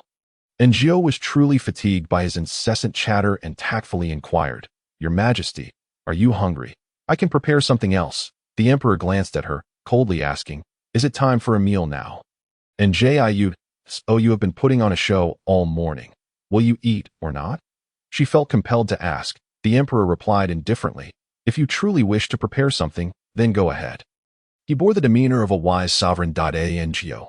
Thank you, but I do not wish to. Ngo exhaled, complying. I just thought of a new idea. I will go prepare it now. Upon exiting, Ngo spotted Xiaofuzi conversing with the Gonggong, likely regarding the apprehended guards. She was curious about the locking of the doors but did not dwell on it. Today, she intended to make ginger milk pudding, having succeeded with it yesterday and wishing to try again. With some leftover rice from the previous day, she had a sudden inspiration to mash it and prepare 2 snow-skin desserts filled with blueberry and another fruit jam. Before long, the desserts were ready, and Gio carried them to Guanghua Palace, where she found someone still kneeling in the hall.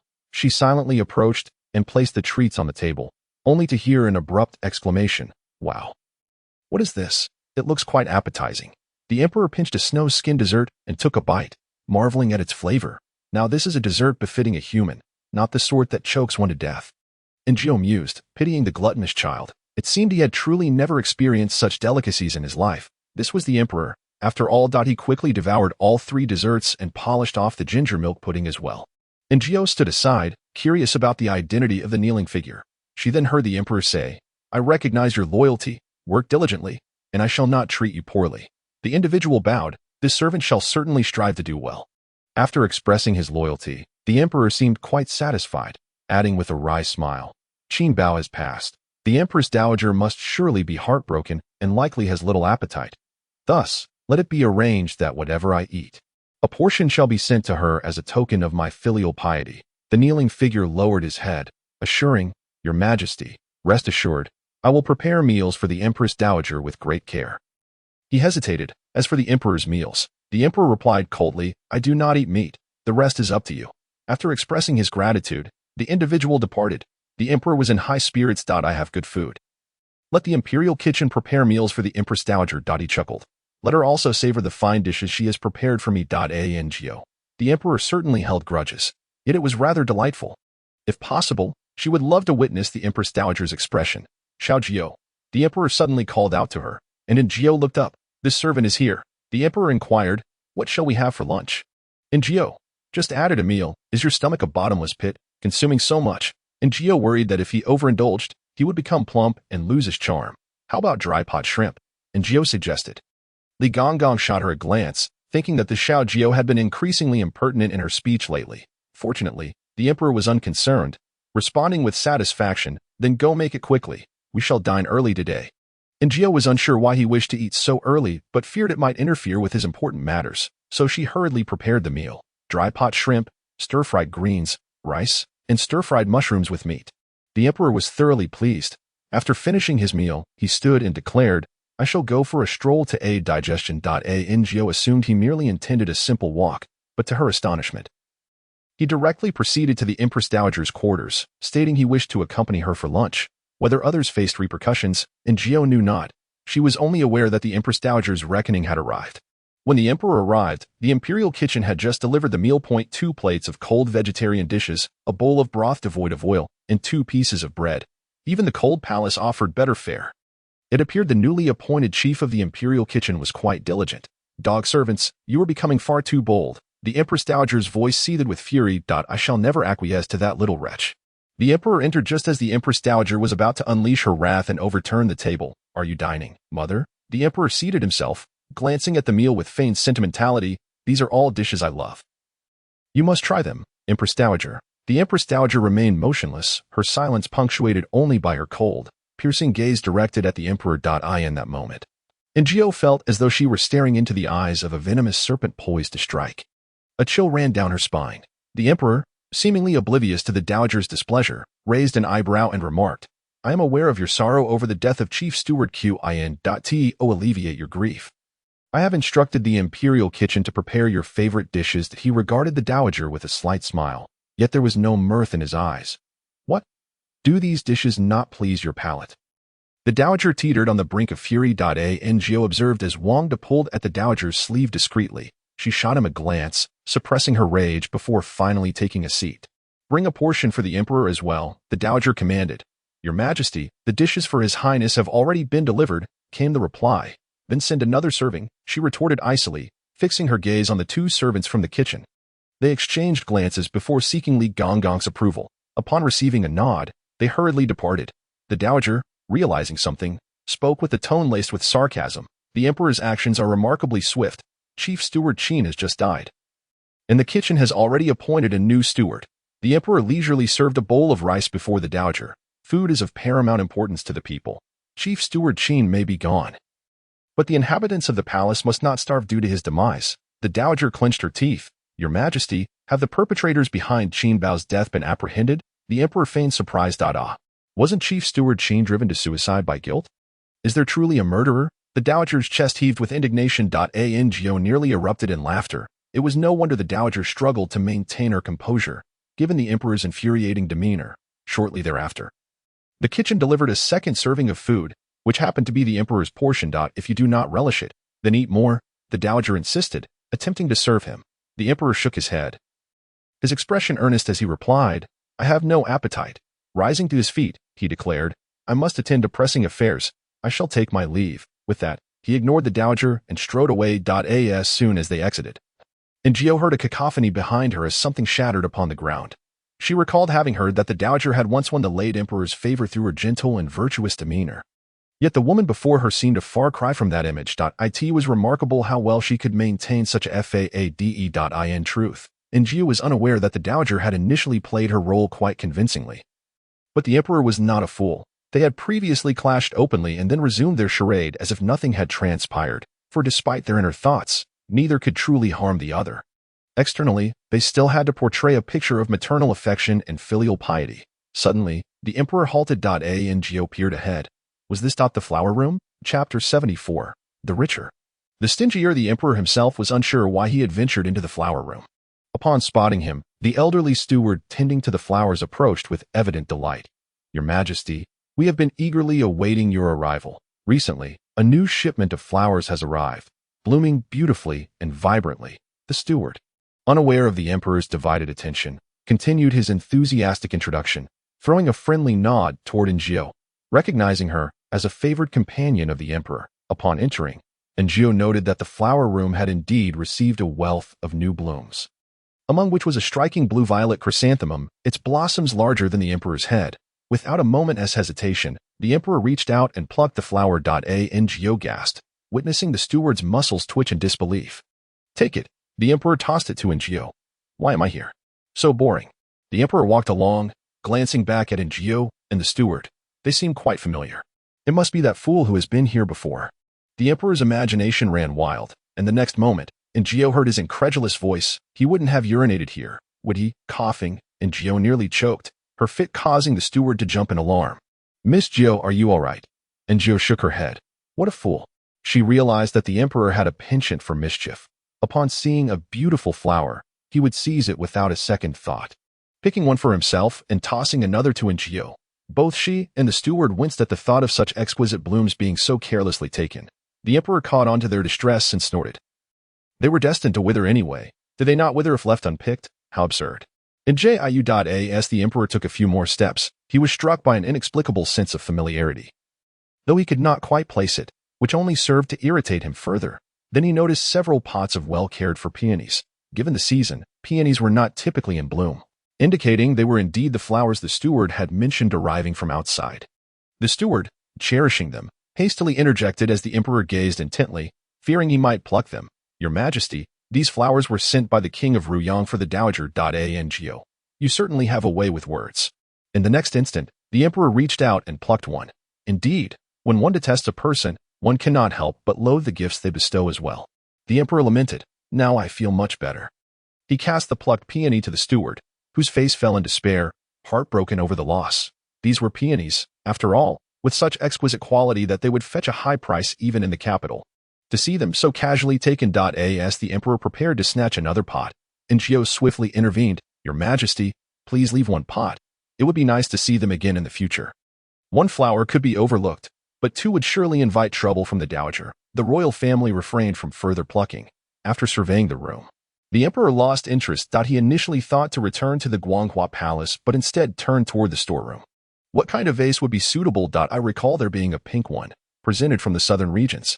Njio felt a headache coming on, silently criticizing the emperor's selective memory. Why was it so inconsistent? At the entrance stood Shuangxue, who had dozed off, only to be startled awake by a pair of black boots. Li Gonggong reprimanded. Shuangxue, where is Lu Mama? Shuangxue scrambled to her feet, her face flushing crimson upon realizing the emperor was present.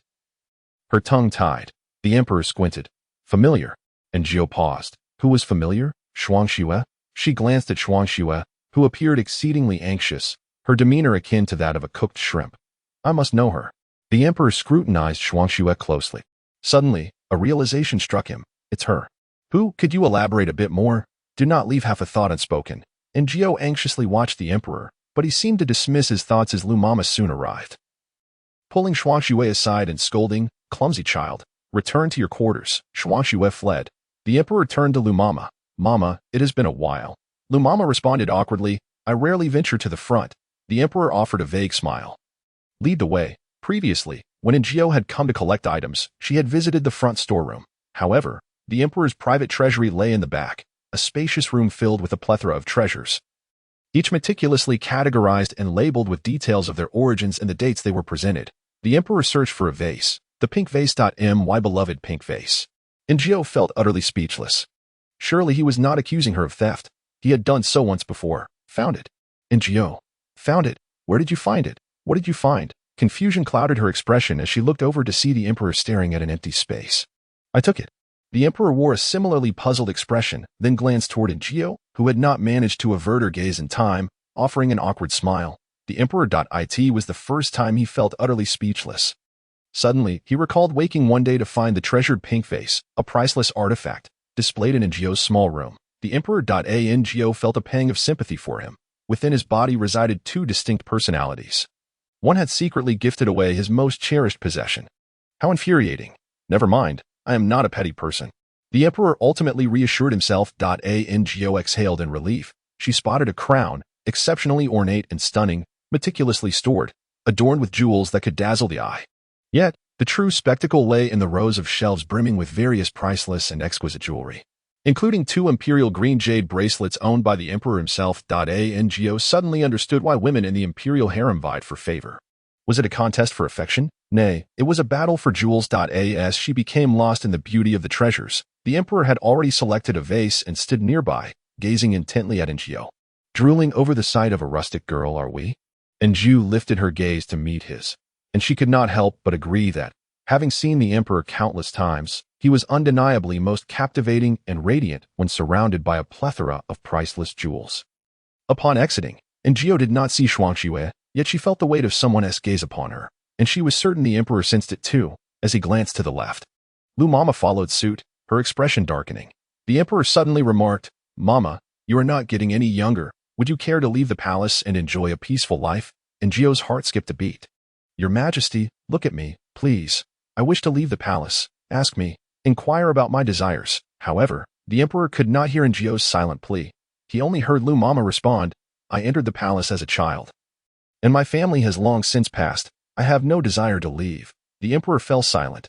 Leaving the storeroom, he paused by Gio's small quarters. "My favorite vase." Gio. She truly wished to return it to him. But he had an entire room filled with treasures, and he was fixated on a mere vase. How miserly. Indeed, the wealthier one becomes, the more stingy they tend to be. Chapter 75. We shall leave the palace. As soon as the Emperor departed, Lu Mama shouted loudly. Shuangxue emerged from the corner, her gaze fixated dreamily in the direction the Emperor had gone. Lu Mama, her expression dark and forbidding, struck her across the face, exclaiming, "What are you doing?" Shuangxue, covering her face, replied with a sense of grievance, "Godmother, I haven't done anything." Lu Mama retorted, "Do you take me for a fool? Just now, when you were looking at His Majesty, your eyes nearly popped out. Do you think His Majesty didn't notice? I thought I was just looking. I didn't do anything." Shuangxue mumbled, her head lowered. "Is it wrong to just look? It's not allowed." Lu Mama snapped. "Back in the day, had His Majesty not shown mercy, you would have met the same fate as those deceased palace maids of Guanghua Palace." The mention of that incident filled Shuangxue's face with terror, yet thoughts of the Emperor made her feel wronged and despondent. Leading her to tears, Lu Mama sighed, "Shuangxue, we servants must recognize our place. The Emperor is not someone of our ilk to contemplate." Shuangxue murmured, "I understand, Godmother."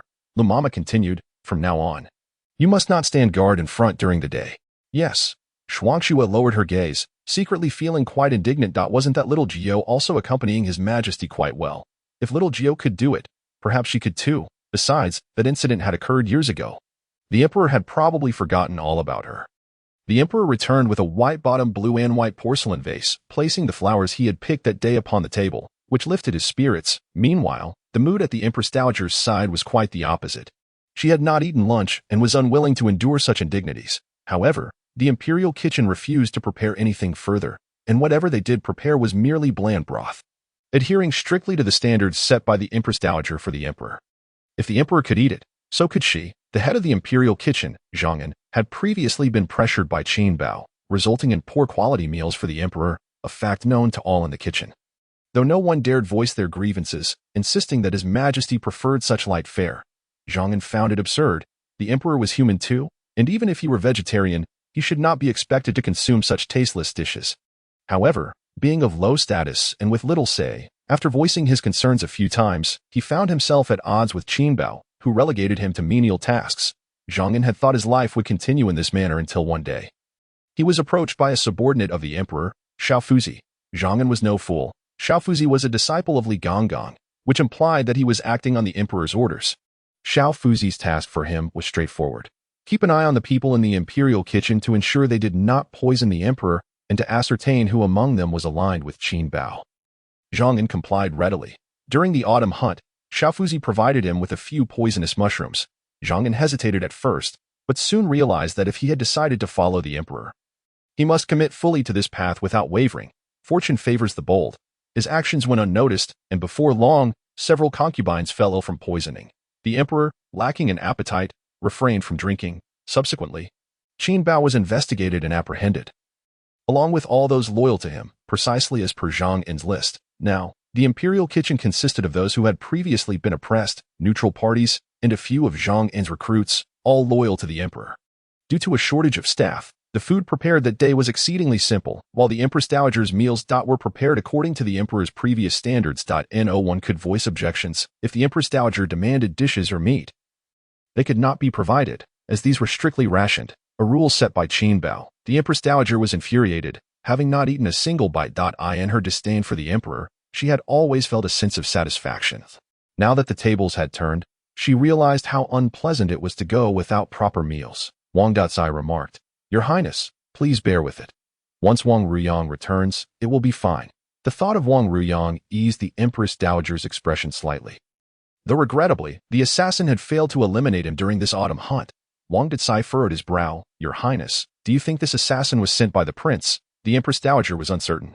Her son was not lacking in merit, yet everyone spoke of the emperor's brilliance, seldom acknowledging her son's qualities. The late emperor had been the same, as had the powerful ministers, if it weren't for that wretched spawn. If only he did not exist. Thus, the emperor's meals were delivered to the Empress Dowager, while the emperor himself enjoyed the culinary skills of Zhang En, who possessed unique talents, crafting even vegetarian dishes that were flavorful. Coupled with the additional servings from Ngio, the emperor dined heartily, and feeling satisfied, he went to bed early. As usual, Ngio was roused by the tyrant. Ngio had grown accustomed to it, treating it as if she were on the night shift. Yawning, she asked, "Your Majesty, what would you like to eat?" The tyrant replied, "I am not hungry." Having eaten quite a bit for dinner, the emperor was indeed not hungry. But why wake her if he was not hungry? The tyrant produced 5 round golden ingots from his robe. Ngio was taken aback and reached out to receive them. "This is too generous."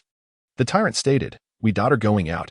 "Where?" Ngio assumed going out meant leaving Guanghua Palace, but the tyrant intended to leave the palace entirely. By the time Ngio realized this, she found herself standing outside the palace gates, gazing at the towering palace behind her, still in disbelief that she had managed to come out so freely.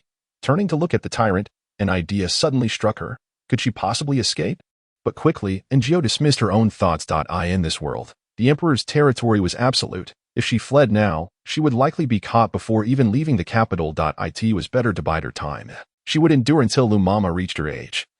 Without her prompting, the emperor would surely inquire if she intended to leave. Coming back to her senses, Ngio looked at the tyrant. "Your Majesty, let us return. If something were to happen to the emperor outside the palace, she would not be able to bear the responsibility. No, the tyrant insisted on not returning, leaving Ngio at a loss. Where could they possibly go? Since arriving, she had not explored the capital and had no idea if there were still people on the streets at this hour. As it turned out, there were indeed many people, particularly on the main street, where lanterns illuminated the entire thoroughfare, and numerous snack shops remained open for business at night. However, wasn't it said that people in ancient times were more reserved? Why were young women openly strolling the streets, engaging intimately with men at such late hours? The further they walked, the more Ngio felt that something was amiss. It wasn't until she noticed several young women casting flirtatious glances at the tyrant that she realized the gravity of the situation.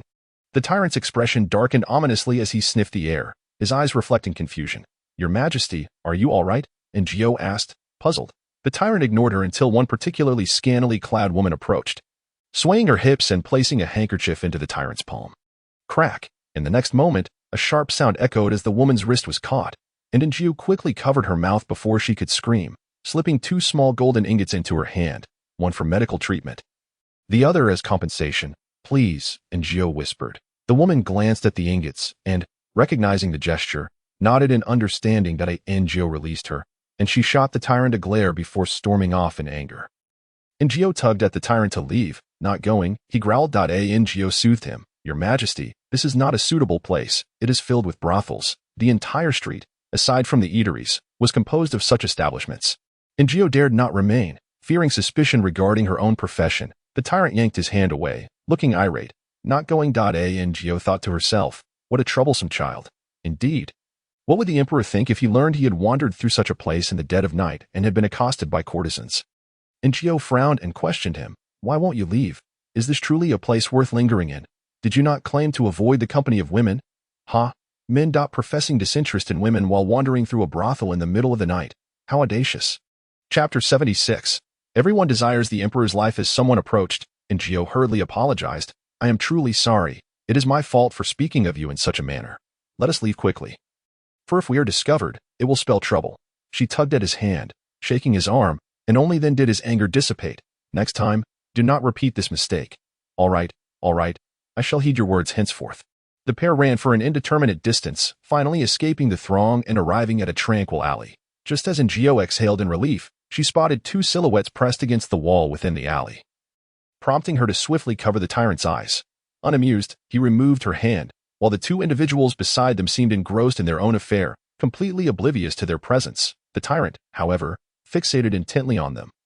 His interest piqued. Ngo felt as though she were a child led astray, pulling him away just as a group of 7 or 8 officials in formal attire approached, evidently in pursuit of the recent assailant.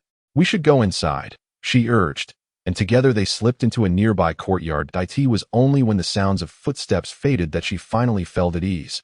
All right, she began, but was cut short by the sight of the tyrant, who was staring at her face with rapt attention. It seemed he had indeed been led astray, but what did he find so fascinating? Return to the palace to admire your 3,000 beauties. Then, who are you? A sudden voice interrupted, and Ngo turned to see a young woman clad in red standing in the courtyard. She glanced at them, covering her mouth as she chuckled. It appears you are quite the flirtatious pair. However, this is not the place for your revelry. There are rooms upstairs, if you wish. Initially reluctant, Ngo considered the tyrant's stubborn nature and eventually nodded. The girl in red smiled suggestively, leading them into the room, which Ngo soon realized was infrequented by couples with less than innocent intentions. After paying, the girl winked at Ngo, saying, You are quite the handsome one. Where did you find him? Could you introduce him to my sisters? Absolutely not. Ngo glanced back at the tyrant, who, like a fool, was still staring at a pair of amorous individuals in the lobby. The woman, noticing his gaze, turned to cast him a flirtatious glance, which only further displeased him. Stirring thoughts of violence. Ngo quickly pulled him into their room. Surveying the room, replete with charm, Ngo suddenly felt a laugh bubbling up.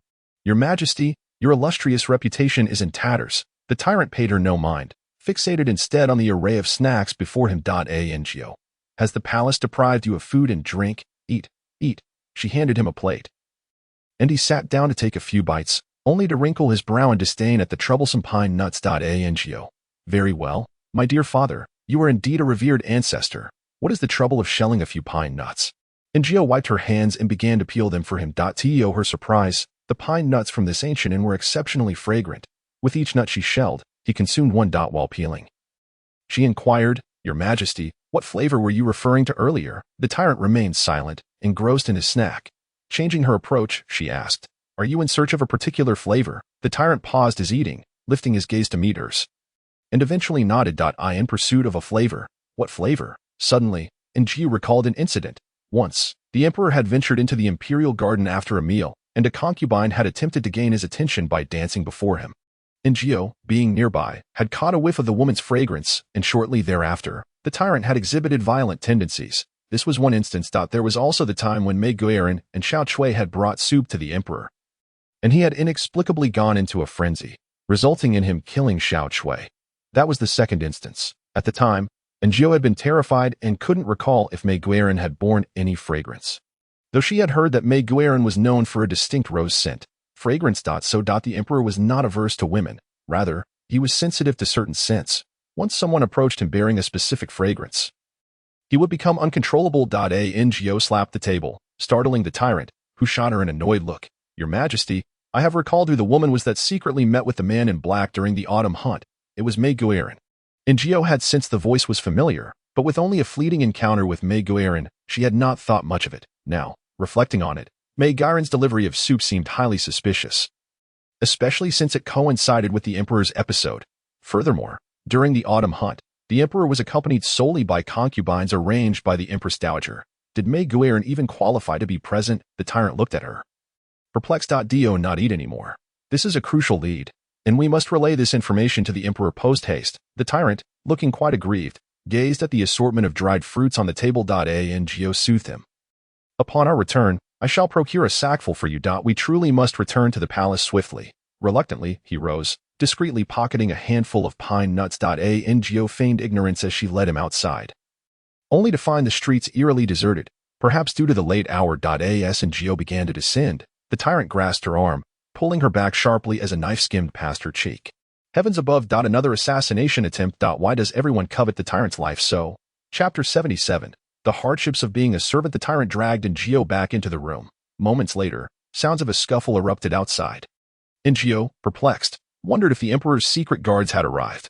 Peeking through the door, she discovered that these were not assassins, nor were they targeting the Emperor. It was merely two factions embroiled in a feud, clashing violently below. Ngo sighed in resignation. Well, that complicates our return. As dawn broke, the sun ascended in the sky. The Emperor had not attended the morning court. Eunuch Li announced that he was ill. The court officials collectively breathed a sigh of relief. They had yet to resolve the accounts left pending by the Emperor, and now they could relax. Where is His Majesty?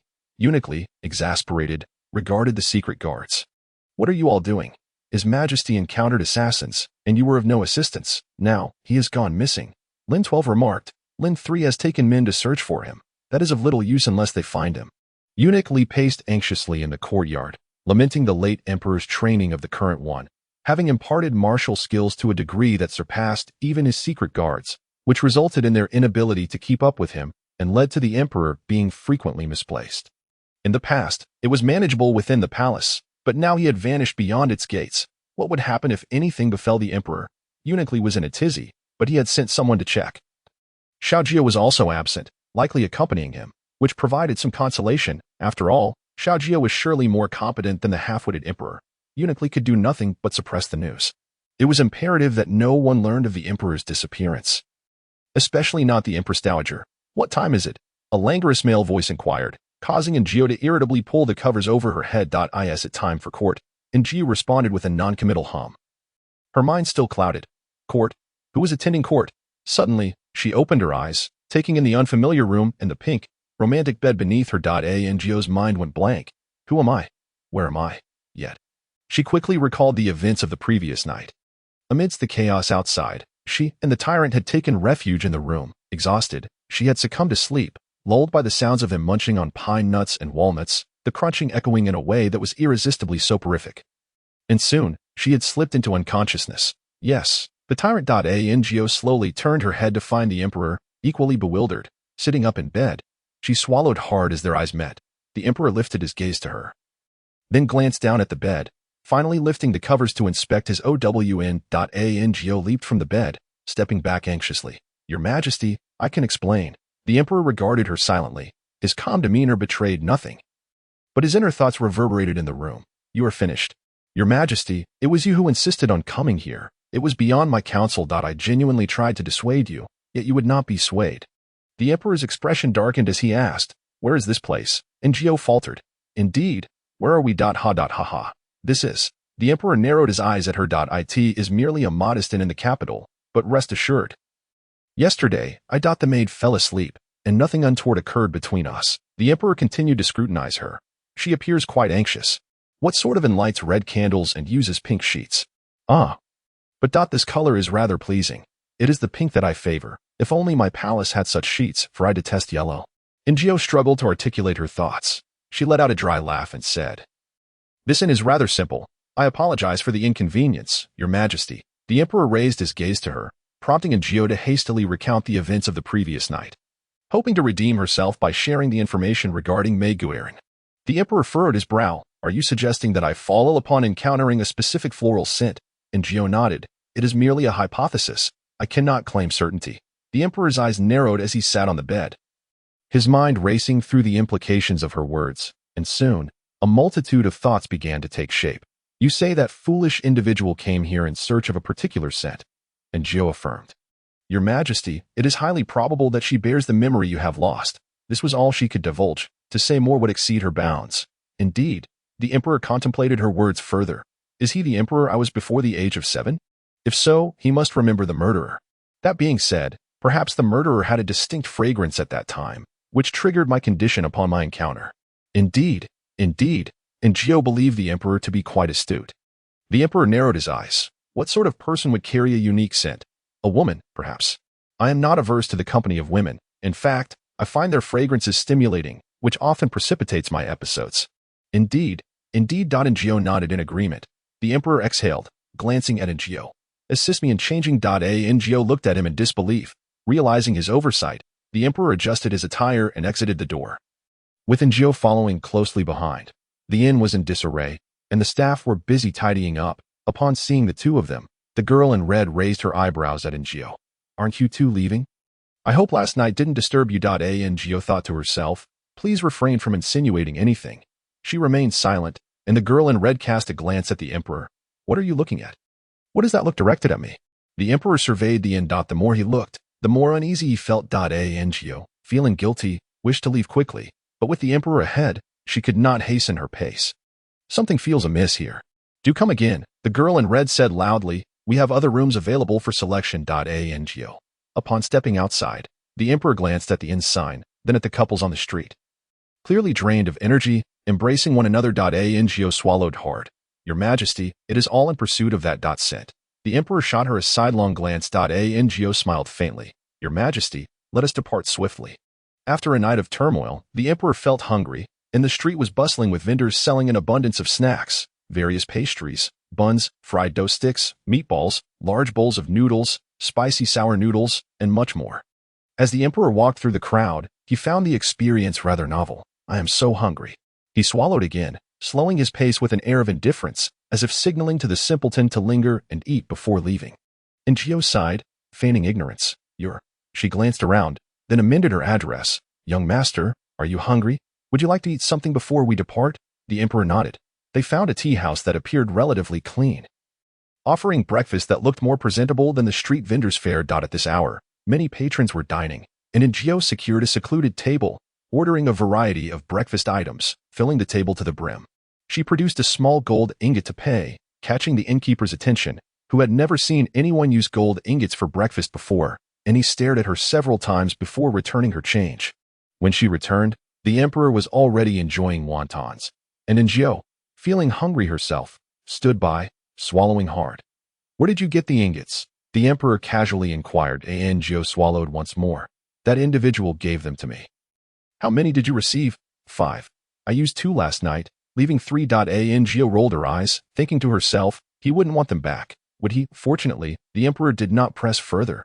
Yet, she overheard his thoughts, so it was taken by him. I thought my ingots had diminished.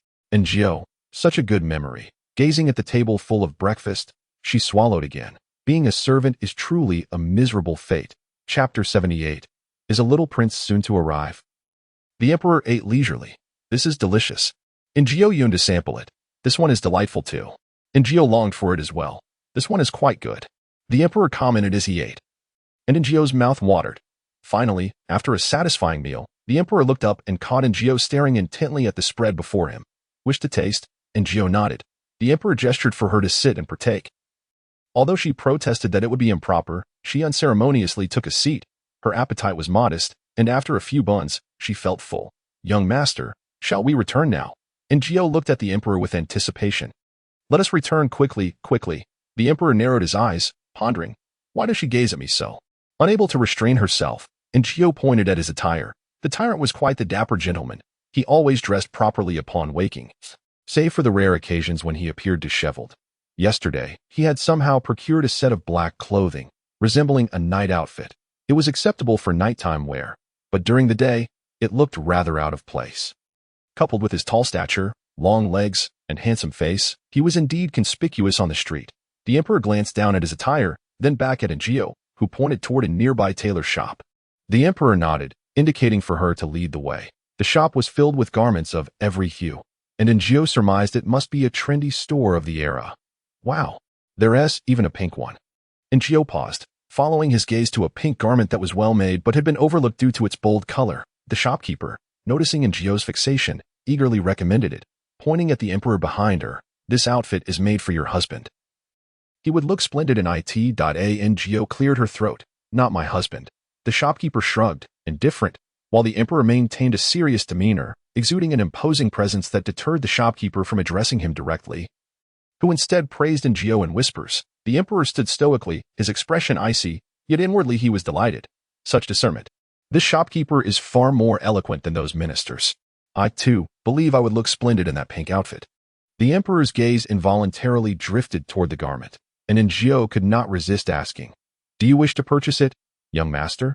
The emperor's expression soured, and he scoffed. Who would wear such effeminate attire? He rolled his eyes and turned away. The shopkeeper. Then why are you still staring? Clearly, you desire to buy it. Hypocritical. The shopkeeper, well-versed in the ways of the world, recognized the emperor's elevated status and exchanged knowing glances with Ngio, who felt exasperated yet accustomed to the situation. She decisively declared, "Shopkeeper, I will take the navy blue one, and please wrap this pink one as well." The emperor opened his mouth but ultimately refrained from protest. Ngio also purchased herself a set of ordinary clothing, and after changing, they left the tailor's shop. "Young master, shall we return now?" Ngio inquired once more. "Let us return quickly, quickly, quickly. I cannot afford to compensate if you were to suffer an injury." Under Ngio's eager gaze, the emperor resolutely shook his head. He had business to attend to. He was curious to discover what that individual was searching for on this street. Did he merely find the sin of cosmetics familiar? Or had he uncovered something of significance on this very street? Ngio, upon sensing his thoughts, furrowed her brow slightly. Indeed, the tyrant's presence here seemed casual, yet perhaps he had stumbled upon something noteworthy? Suddenly, a commotion erupted ahead, and Ngio looked up to see a figure riding a horse at a rapid pace, knocking over several stalls along the way, heading straight toward them. The emperor sidestepped to avoid the oncoming horseman, and Ngio quickly moved to his side. The rider sped past, leaving chaos in his wake, and the crowd erupted in complaints. How outrageous it was for him to ride a horse in the street. What if someone got hurt? This was not the first incident. After all, he was the brother-in-law of the empress, a member of the royal family, and who would dare to confront him? Alas, the common folk lamented their misfortune. Ngio frowned slightly. Who was that person? The emperor, having caught the mention of the empress's brother, was taken aback by the audacity of the empress's brother-in-law.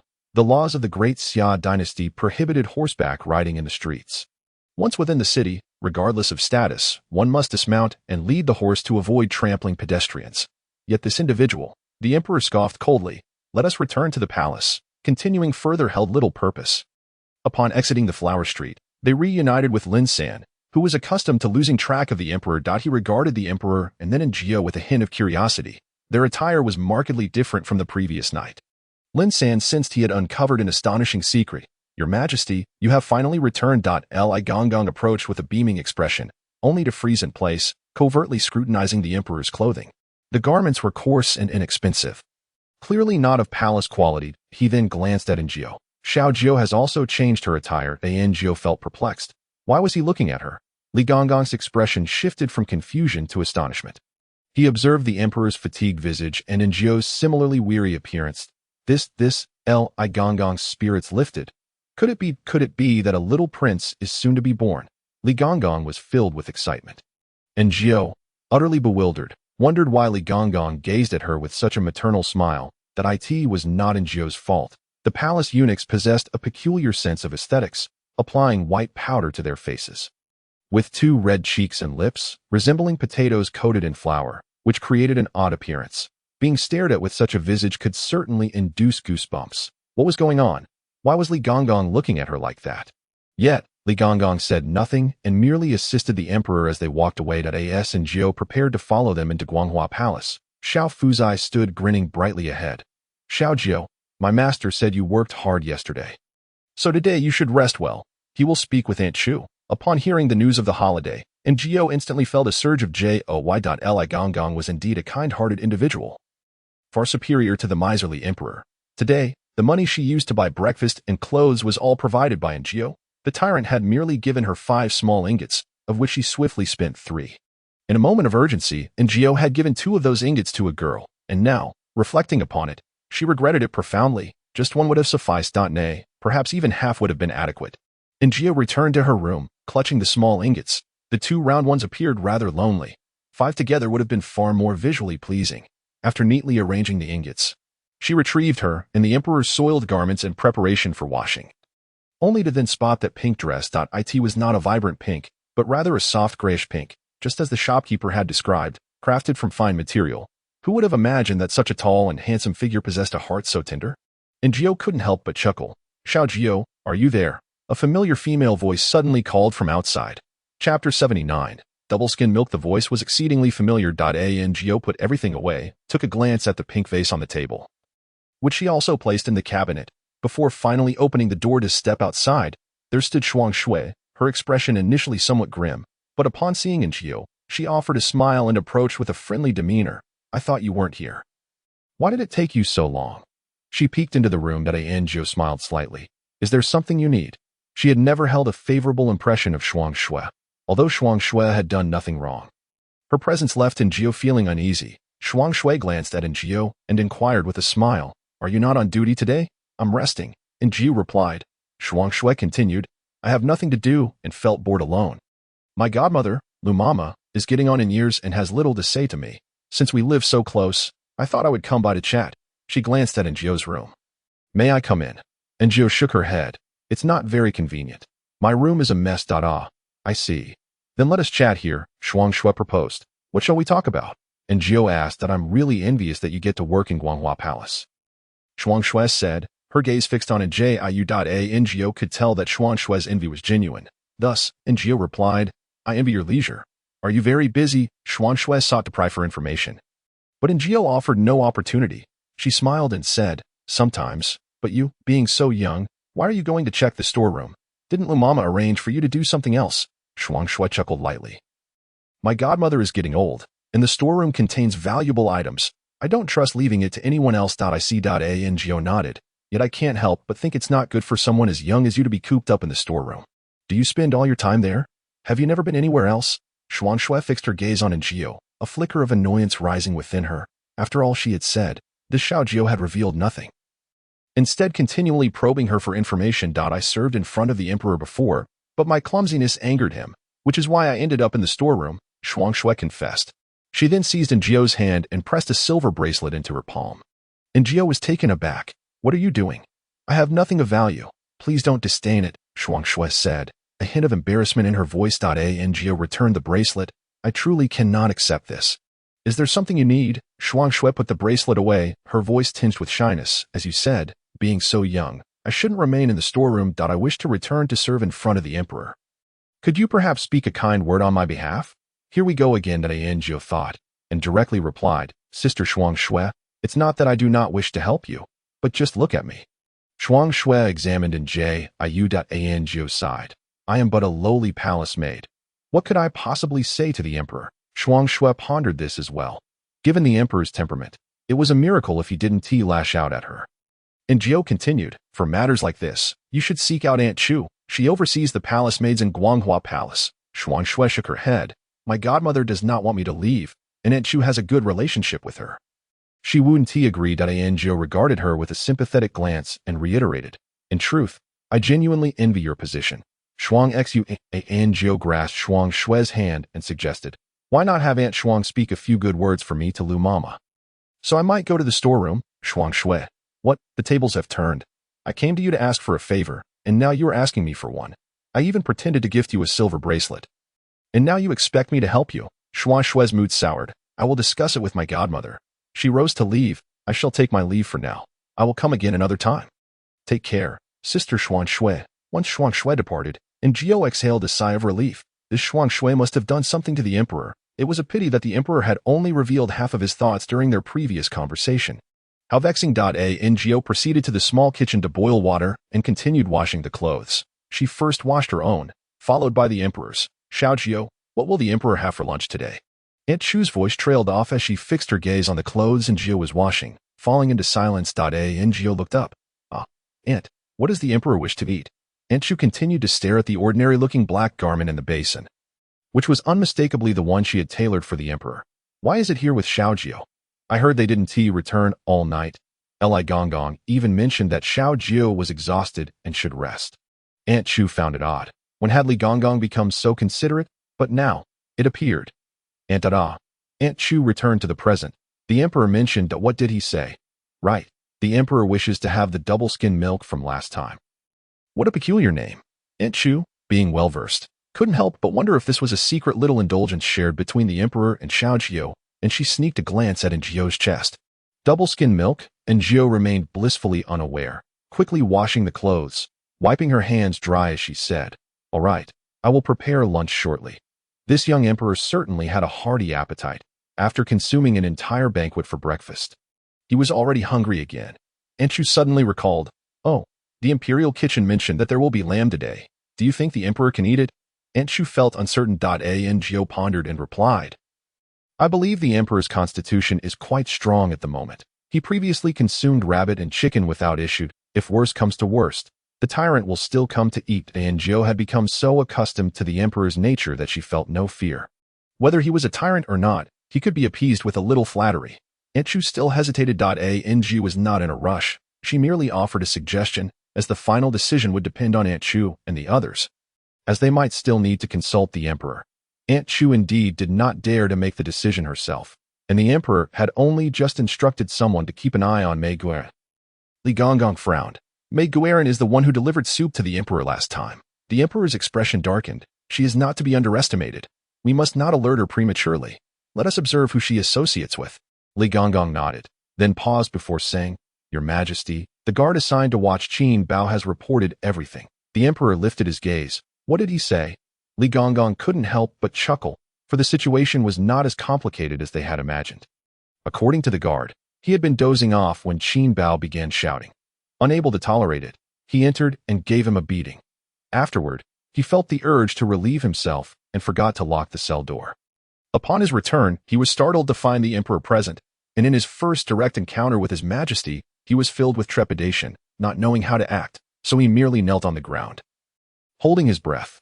Then, he witnessed the emperor swiftly and efficiently snap Qin Bao's neck, hanging his body in a manner that made it appear as though he had committed suicide. Afterward, the emperor simply left.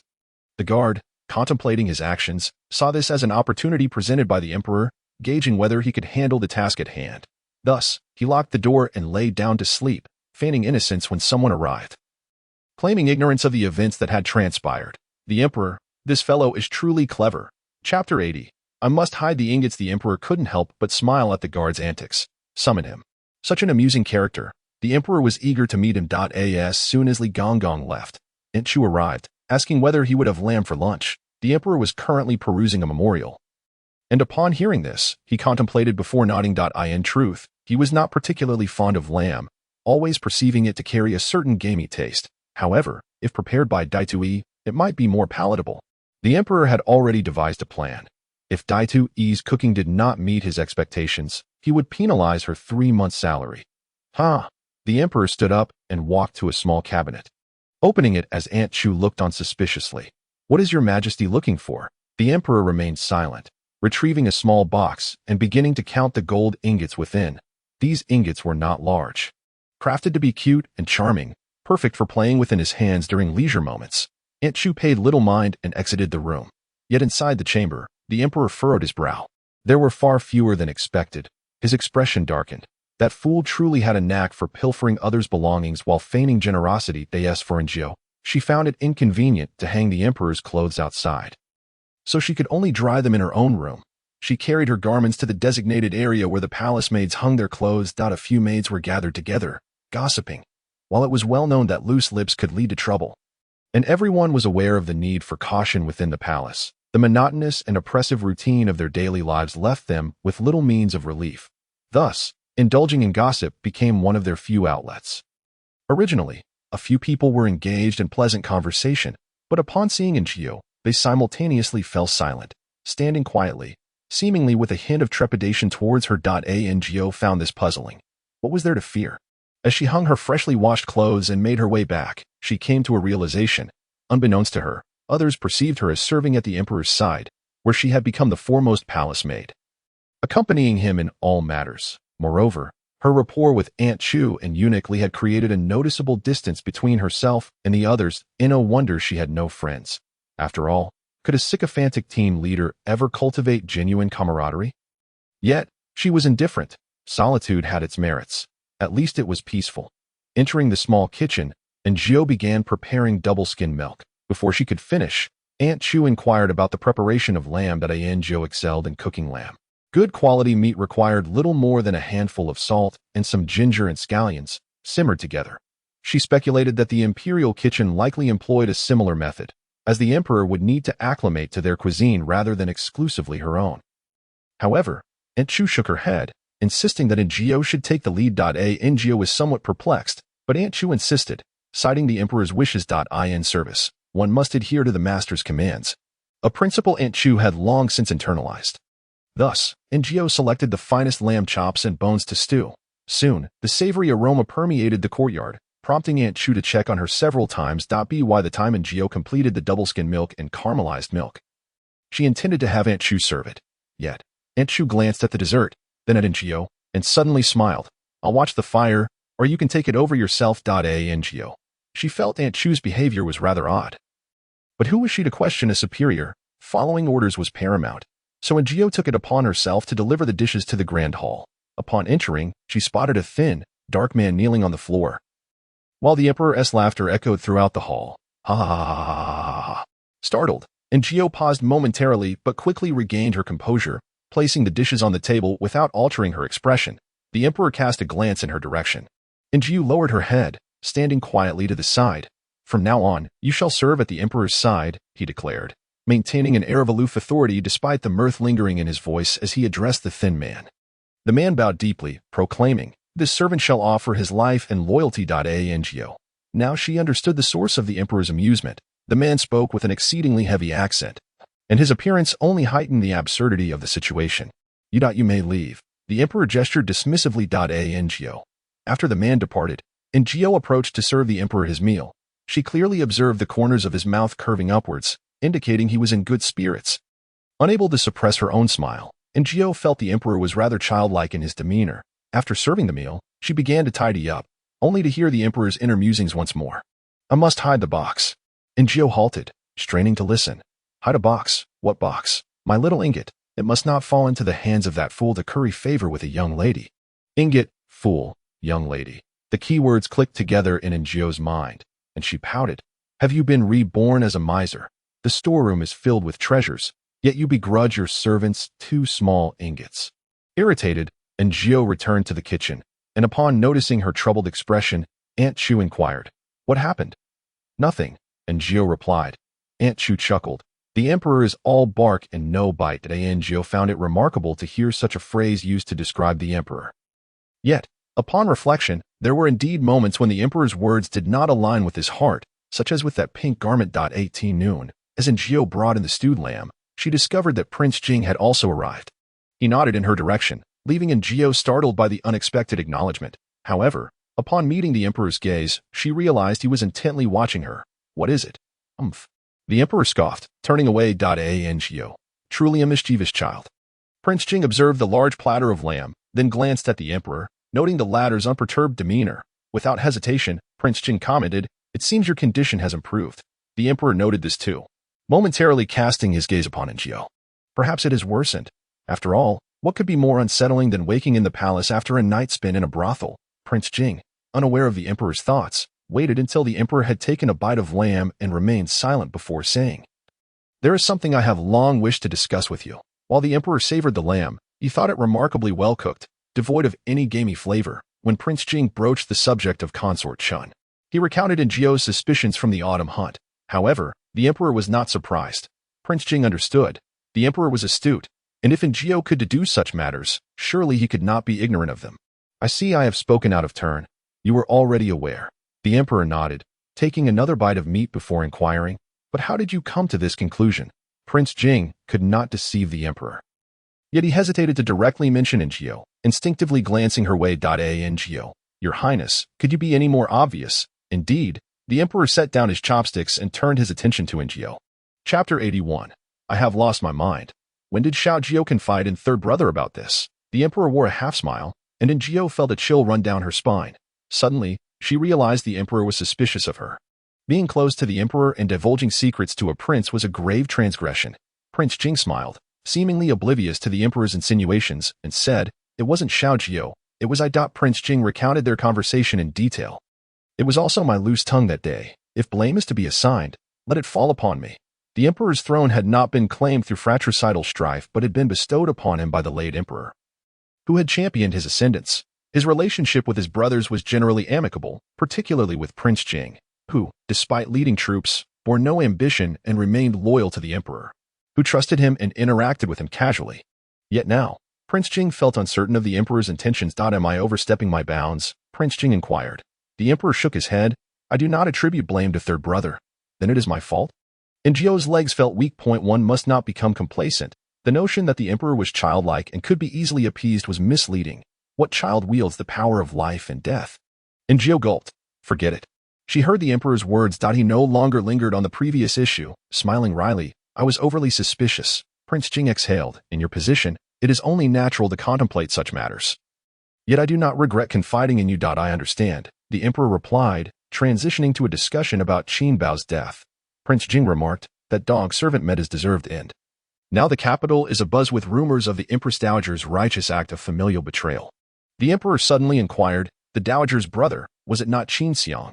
Prince Jing affirmed with a dismissive tone, indeed, that lecherous old fool, leveraging the dowager's influence, amassed numerous women at his estate and indulged in revelry with the debauched of the capital. Njio recalled the man she had seen galloping on horseback earlier that day. Was he not Qin Xiang's brother-in-law? So that was it. The emperor appeared to comment casually, yet he refrained from elaborating further, instructing Njio to fetch another pot of tea. Realizing this was a matter of confidentiality, she exited the room. Earlier, Eunuch Li had granted her a respite, but now that she was present, should she return? What if the emperor sought her out later and found her absent? The look he cast her way earlier had left her feeling unnerved. Njio recognized the danger of overindulgence. It could lead to perilous consequences. She had indeed grown too self-satisfied, speaking when she should have remained silent. Reflecting on the past circumstances, she considered that perhaps it hadn't been inappropriate to speak then. Who could have predicted that the capricious emperor would dredge up old grievances? And as for Prince Jing, Njio felt exasperated. He had essentially sold her out. Indeed, all royal men are treacherous. As Njio vented her frustrations, a pale, drawn face suddenly appeared before her, startling her. Eunuch Li. Njio sighed in relief. His face bore a gentle smile, warm as that of a benevolent elder. Little Jio, why are you standing here? Did I not instruct you to rest? A chill ran down Njio's spine. The emperor is dining. Upon hearing this, Eunuch Li nodded with understanding. Ah, I see. You truly have been burdened. Njio touched. Finally, someone acknowledged her efforts. That I shall speak with the emperor shortly. It is unacceptable to treat you this way. Eunuch Li's expression radiated maternal warmth. Njio sensed something amiss but could not pinpoint what it was. However, Eunuch Li had already departed. Njio exhaled, allowing her thoughts to drift. The afternoon sun was particularly warm.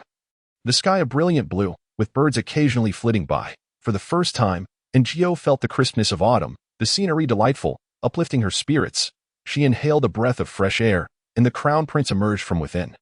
He took a few steps, then turned back to Njio and said, I apologize for earlier. Before Njio could respond, he strode away. Njio. Moments later, Eunuch Li also appeared, his smile as radiant as ever. Yet unsettling.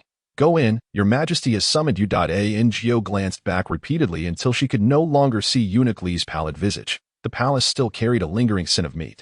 Humph. The emperor let out a cold huff. Njio don't know.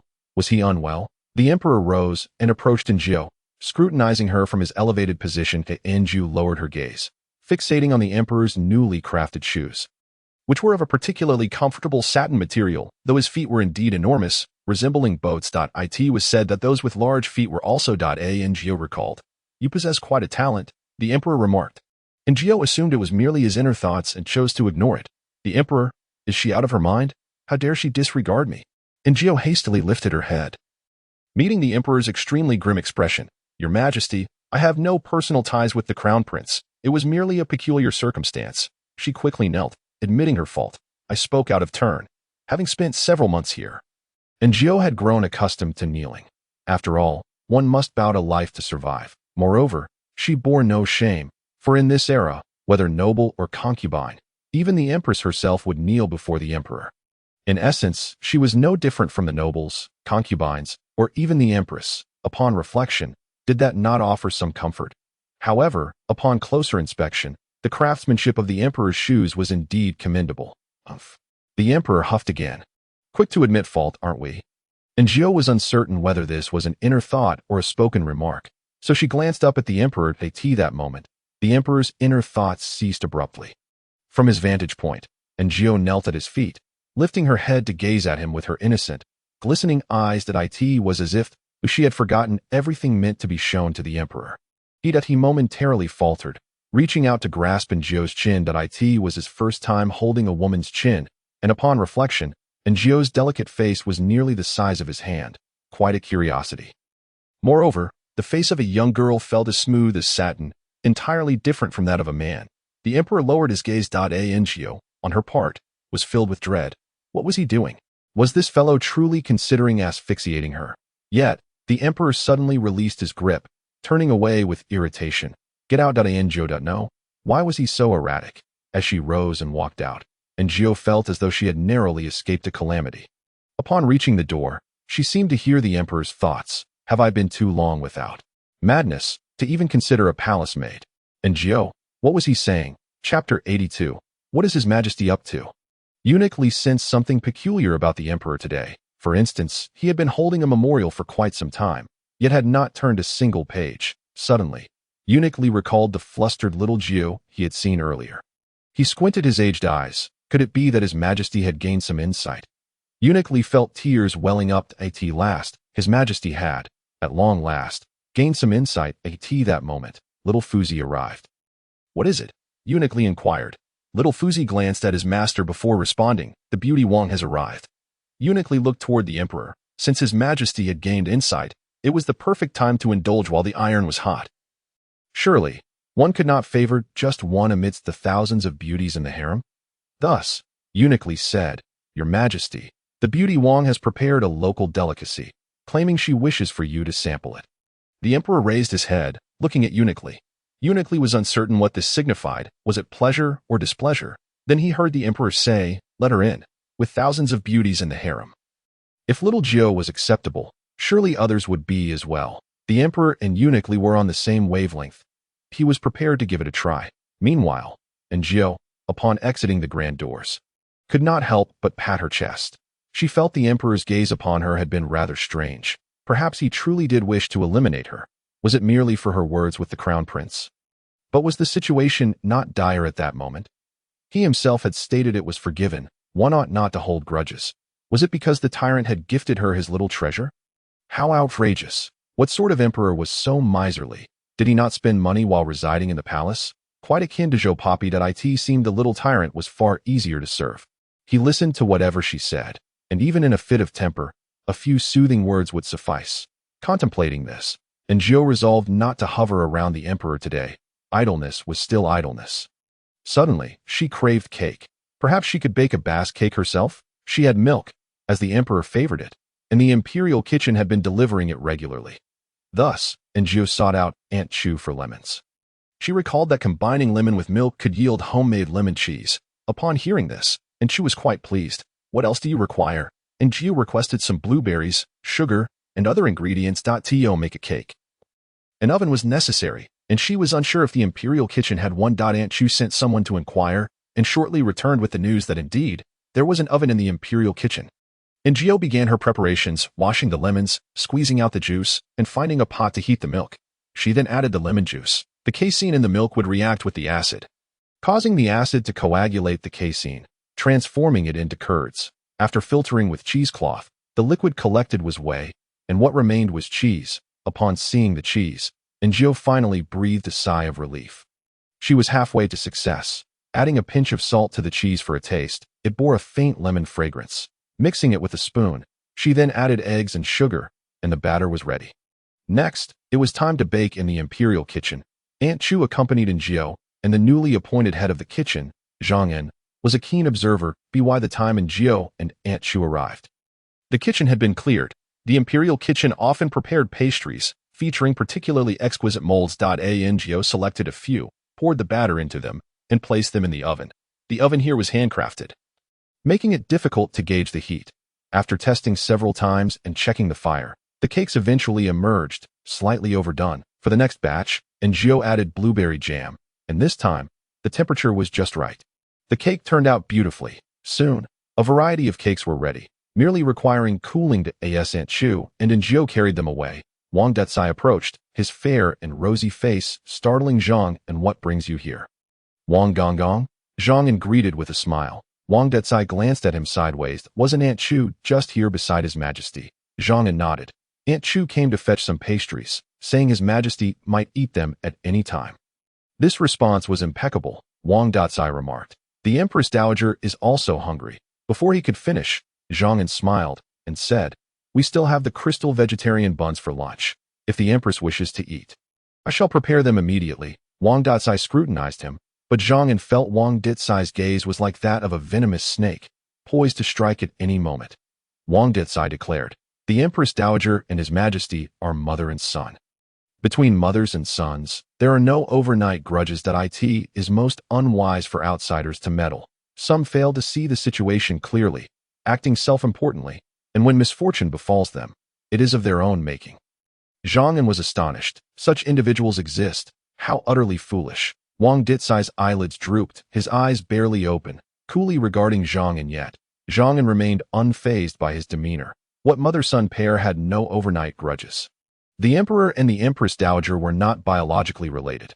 Throughout his life, he had scarcely heard of any stepmothers and stepsons having a harmonious relationship. Everything he did was at the Emperor's behest. That was His Majesty's intention, and to act contrary would be courting death. Furthermore, it was merely a few vegetarian dishes. They had fed the Emperor for so long, yet when it was their turn, they could scarcely endure 2 days. Who were they trying to intimidate? Zhang smiled, ignoring whatever Wang Detsai said, until finally, Wang Detsai left with a dark expression, as if he could kill Zhang on the spot. Zhang was unconcerned and returned to the kitchen, curious about what Aunt Chu and the others had been preparing. Zhang was a clever man. He understood that the Emperor's small kitchen was also in operation.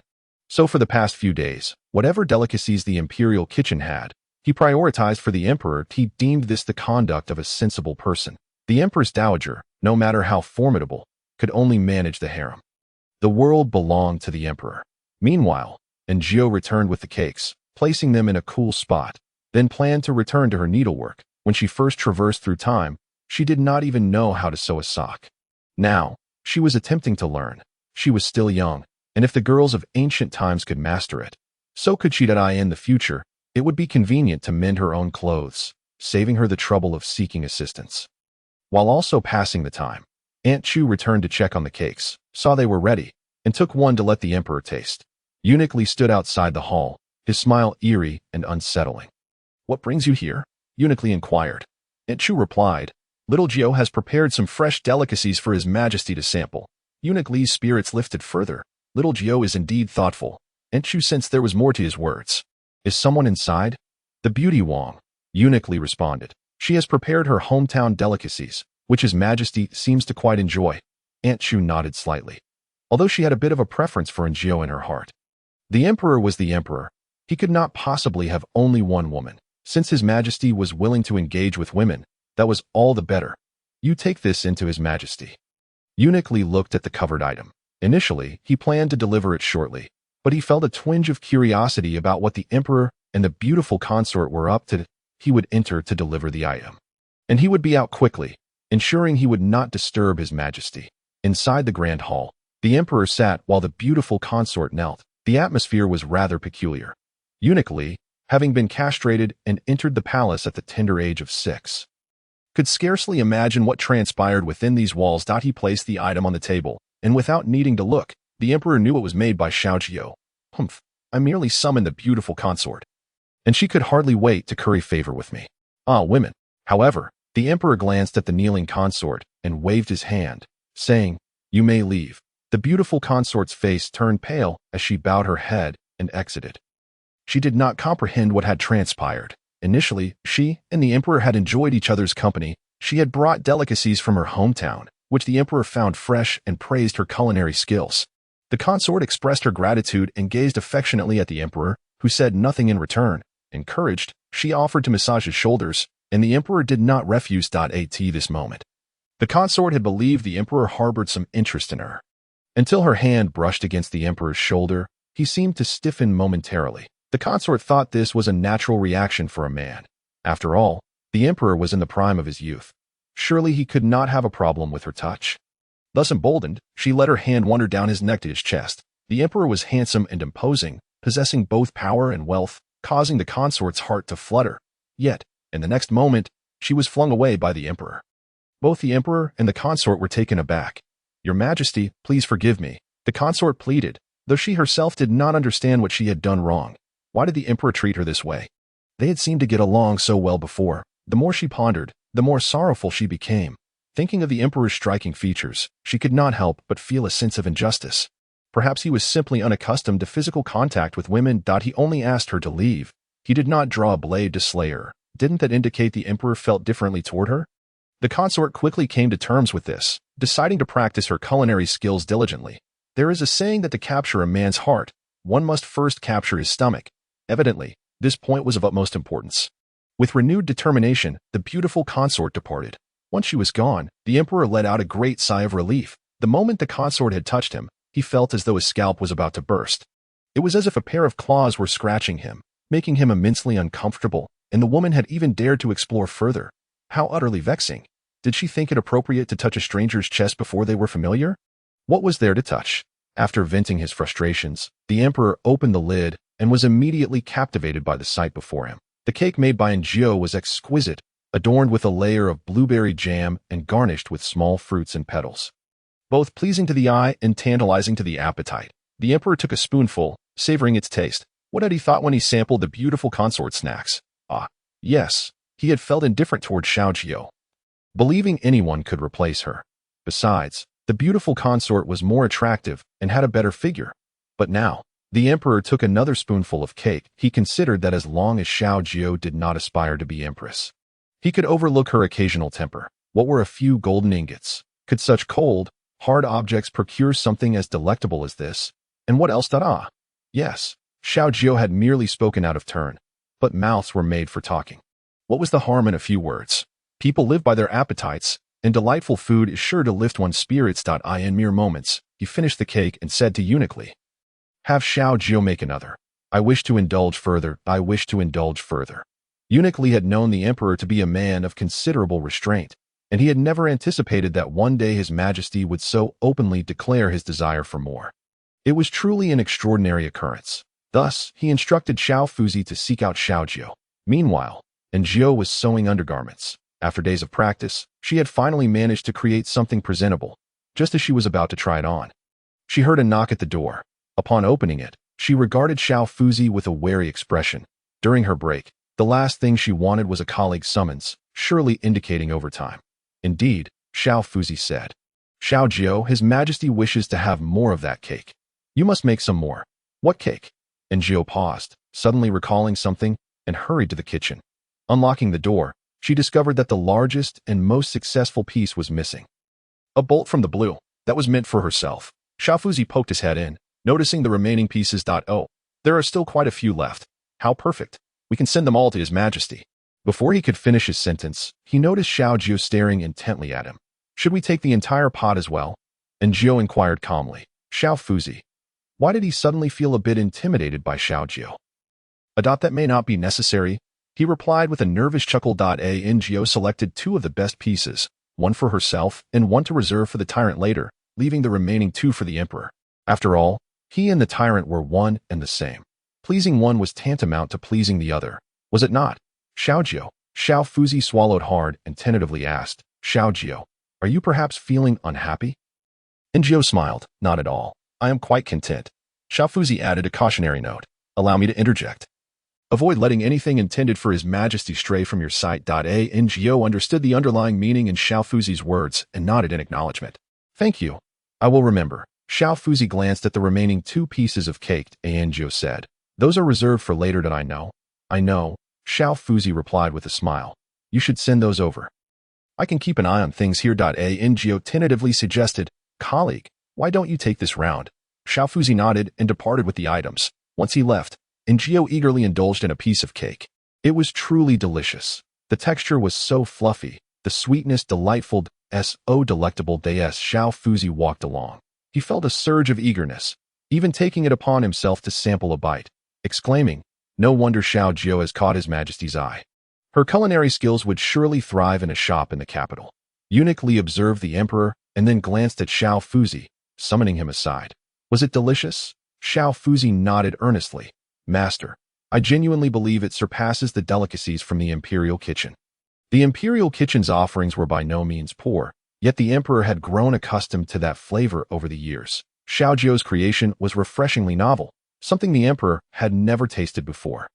Eunuch Li pondered this, swallowing hard that in truth, when the emperor had tasted the cake earlier, he had also felt a strong desire to sample it himself. Xiao Fuzi discerned his master's thoughts and shook his head, saying, Master, you mustn't entertain such notions. Those 2 pieces belong to His Majesty, and the remaining ones are still His Majesty's. If you truly wish to taste it, perhaps you could assist in sampling for poison this evening? Eunuch Li recalled the presence of the earlier visitor and involuntarily shuddered. Never mind.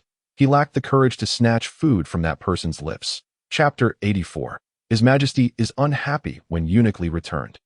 The emperor was staring blankly at the corner of the table. The sound of Eunuch Li's footsteps prompted him to lift his gaze that he seemed to want to say something, but fell silent for a moment. Then opened his mouth. Eunuch Li had never witnessed the emperor in such a state, and found it rather peculiar, but he dared not inquire further. After a while, the emperor spoke. Eunuch Li. What do you think? What should I think? Eunuch Li awaited the emperor's continuation with curiosity, only to hear him say, forget it. Eunuch Li. Subsequently, the emperor lapsed back into his reverie, hearing footsteps. He looked up to see the newly arrived Xiao Qiu. The emperor appeared somewhat disappointed as he lowered his head, letting out a cold snort as he glanced out the window. Xiao Qiu, frightened, turned pale. She had merely come to deliver some tea. Surely that was not a capital offense. Eunuch Li gestured for Xiao Qiu to leave quickly and then addressed the emperor. Your Majesty, it is time for the meal. Today's dishes have been prepared by the imperial kitchen. The emperor furrowed his brows, staring at Eunuch Li. To be fair, the meals from the imperial kitchen had been quite satisfactory these past couple of days. Even the vegetarian dishes were flavorful. Normally, if the emperor were not in the mood to eat, he would simply abstain. However, today he was clearly displeased. Eunuch Li, being perceptive, quickly grasped the situation and instructed Xiao Fuzi to inquire with Xiao Jiu regarding the matter. In the afternoon, and Jiu had completed sewing a piece of undergarment, trying it on and finding it reasonably fitting. At least she could walk and run without it flapping about. Afterward, she took a nap, when a knock at her door roused her from her slumber. And Jiu groggily got up to open it, only to see Xiao Fuzi and felt an overwhelming urge to slam the door shut. A colleague seeking her out at such an hour could only mean one thing: overtime. Xiao Fuzi frowned. Xiao Jiu, why are you asleep? And Jiu rubbed her eyes, feigning ignorance. I was tired, so I slept. Xiao Fuzi pressed on. But you didn't prepare a meal for His Majesty? And Jiu replied. Isn't there the imperial kitchen? I thought I was no longer needed, considering I am not a chef. Xiao Fuzi found her reasoning quite sound. Previously, the imperial kitchen had been overseen by Qin Bao. With the Empress Dowager looming above, the emperor could not openly express his dissatisfaction. Now, however, the personnel had changed, and those in charge were loyal to the emperor. He could easily have his wishes fulfilled with a mere word. Yet, it seemed the emperor had fixated on Xiao Jiu. Xiao Fuzi suddenly recalled the delightful bite of cake he had tasted earlier, and he could not help but swallow hard. Well, one cannot entirely blame His Majesty. What fault does he possess? He merely desires to indulge in something delectable. Xiao Fuzi shook her head and earnestly informed Jiu. Yet, His Majesty has become irate. In Xiao Fuzi's mind, the notions of right and wrong held little significance. What truly mattered was that His Majesty was displeased and in a foul mood. Any incident that brought about His Majesty's discontent was of great consequence. Take someone like Xiao Jiu, for instance. It mattered not whether it was Eunuch Li who suggested she take a break, nor what Xiao Jiu thought of it, nor did it matter if she was a cook. The crux of the matter was that His Majesty was upset. If His Majesty was angry, then it was the servants who were at fault. Furthermore, he had conveyed the sentiment clearly to Jiu. Jiu nodded, offering no rebuttal. What a jest that would be, after all. He was the emperor, and she had already received his favor on several occasions. One mustn't become presumptuous. Jiu hurriedly donned her attire and made her way to the kitchen. At this moment, the quickest option was to fry the food. Jiu deftly prepared fried potatoes, mushrooms, tofu, vegetable rolls wrapped in tofu skin, large prawns, and pork chops, among other delicacies. In short, she utilized everything available in the kitchen, frying up a substantial platter. After sprinkling it with cumin and chili, she presented it to Xiao Fuzi. Xiao Fuzi smiled, saying, Xiao Jiu, it would be better if you personally delivered it. Jiu nodded, You carry this. I have other matters to attend to. The whey filtered from the milk used in the cake preparation, combined with honey, would serve as a probiotic beverage. She wondered whether His Majesty would take a liking to it. Upon entering, Enjio noted that the emperor's meal had yet to be cleared. She glanced at the table. Although the dishes were vegetarian, they were quite well prepared, visually appealing and aromatic, whetting her appetite. She pondered what had caused the emperor to crave roadside junk food. Despite the exquisite offerings from the imperial kitchen, Enjio felt as if she had stepped into a tale pinned by a pauper. The emperor did not resemble a monarch, nor did she resemble a palace maid. The moment Xiao Fuzai entered, the delightful aroma wafted Enjio, already feeling hungry, found the scent even more tantalizing. Perhaps the emperor had a penchant for skewered delicacies. After all, he had never tasted them. Enjio placed her homemade beverage on the table. The emperor glanced at her. Humph. He frowned slightly at the disarray of food on his plate. If it tastes bad, you're doomed. He took a bite and found the flavor quite agreeable. Upon sipping the drink, he was momentarily taken aback by the acidity, furrowing his brow slightly. Then he stared intently at the beverage. What is this? Enjio could not discern whether he liked it or not. So she responded according to protocol. This beverage is made from milk and honey. Am I a fool? This hardly resembles milk. The emperor fixed his gaze upon Enjio, his insatiable curiosity overpowering his irritation.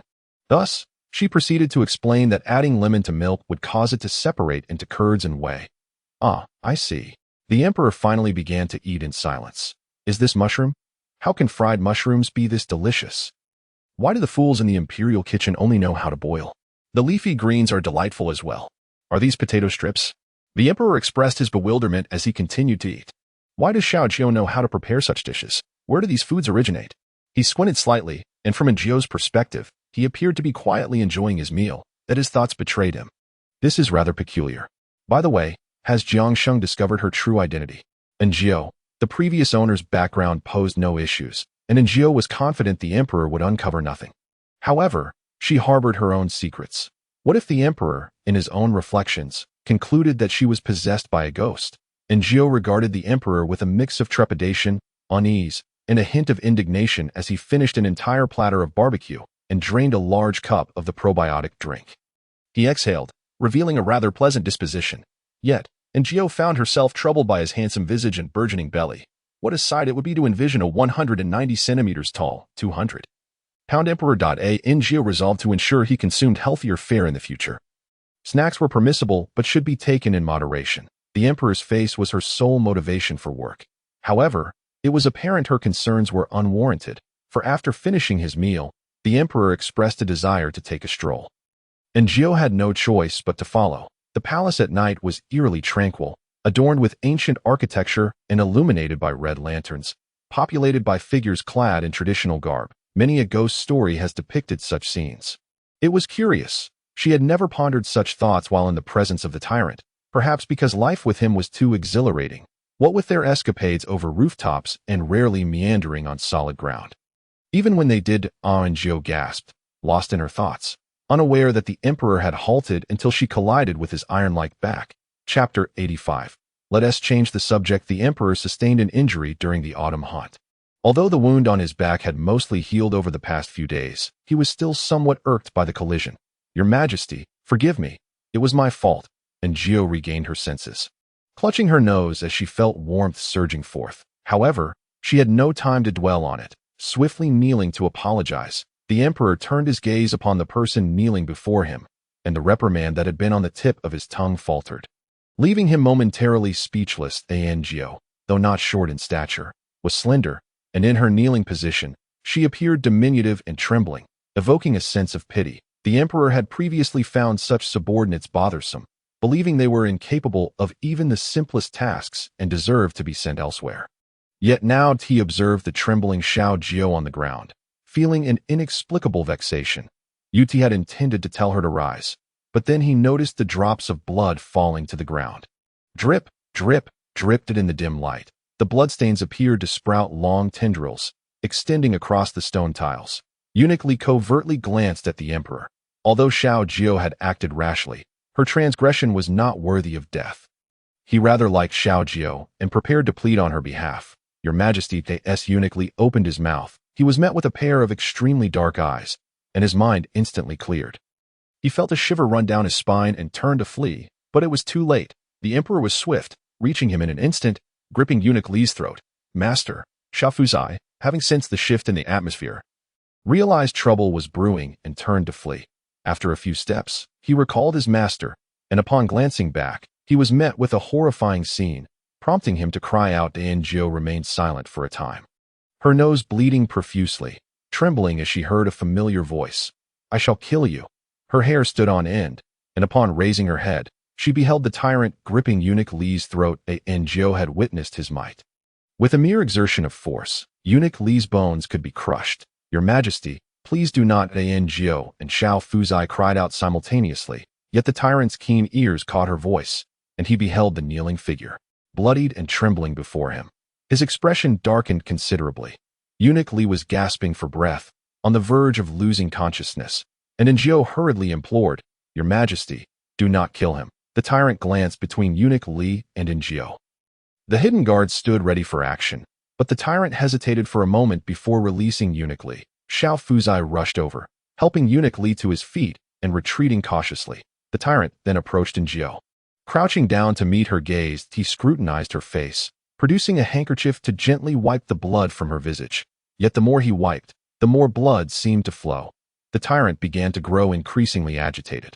The harder he pressed, the more the blood appeared to pour forth, exacerbating his frustration. Just as he was on the brink of losing control, a hand grasped his. Your Majesty, it is not like this. Jiao endured the pain, pressing the handkerchief against her nose, while the tyrant continued to gaze intently at her, and the others watched the exchange with bated breath. The surroundings fell silent, save for the occasional cool breeze that swept by. Jiao felt the autumn chill settle in, and at last, her bleeding ceased. See, it has stopped, Jiao said with a smile. The tyrant, however, suddenly swept Jiao into his arms and bolted away to be by the time those around them realized what had transpired. He had vanished without a trace. Pursue him. Hurry. Cough, cough, cough. Eunuch Li, struggling to rise, shouted desperately. Xiao Fuzai, in tears, lamented, Master, I thought you were going to die. Eunuch Li shot him a glare.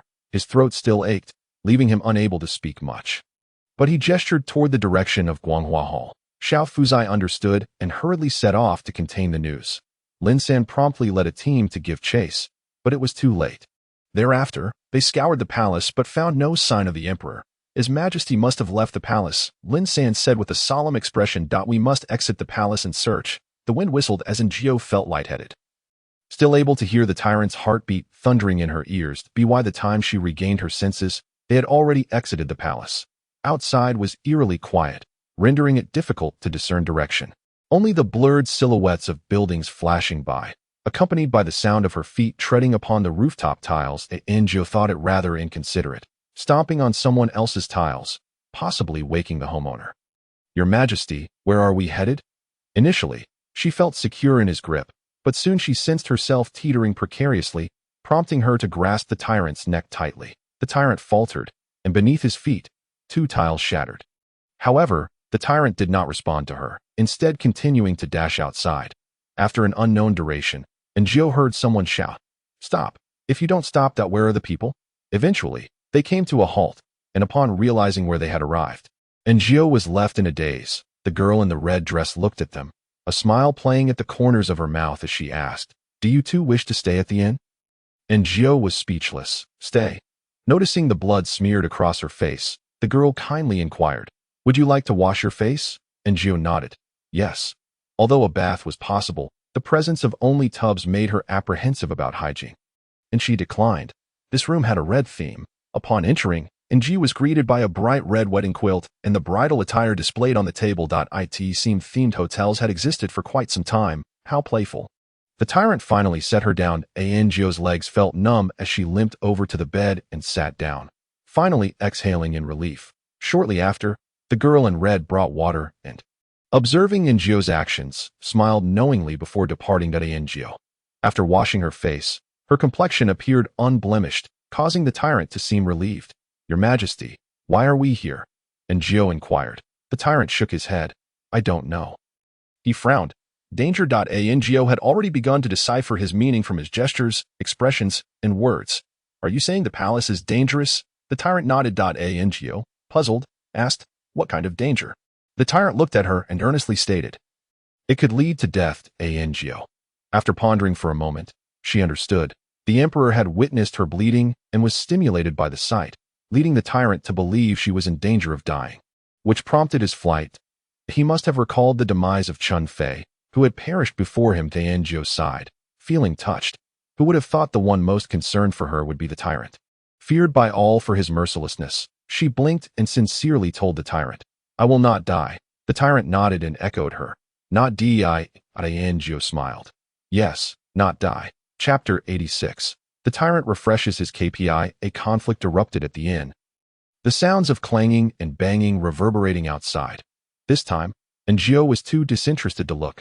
She was busy peeling pine nuts for the tyrant. She would peel one, and he would eat one.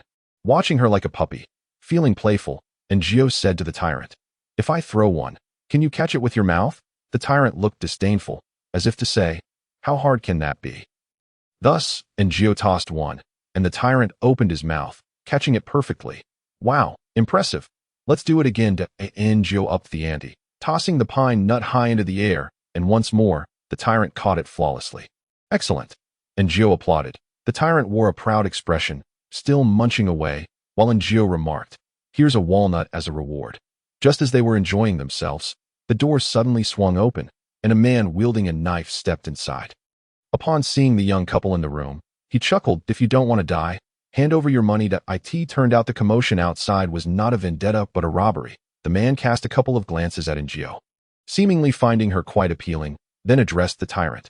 Kid, obediently hand over the cash, and let your woman entertain my brothers, and I'll spare your life.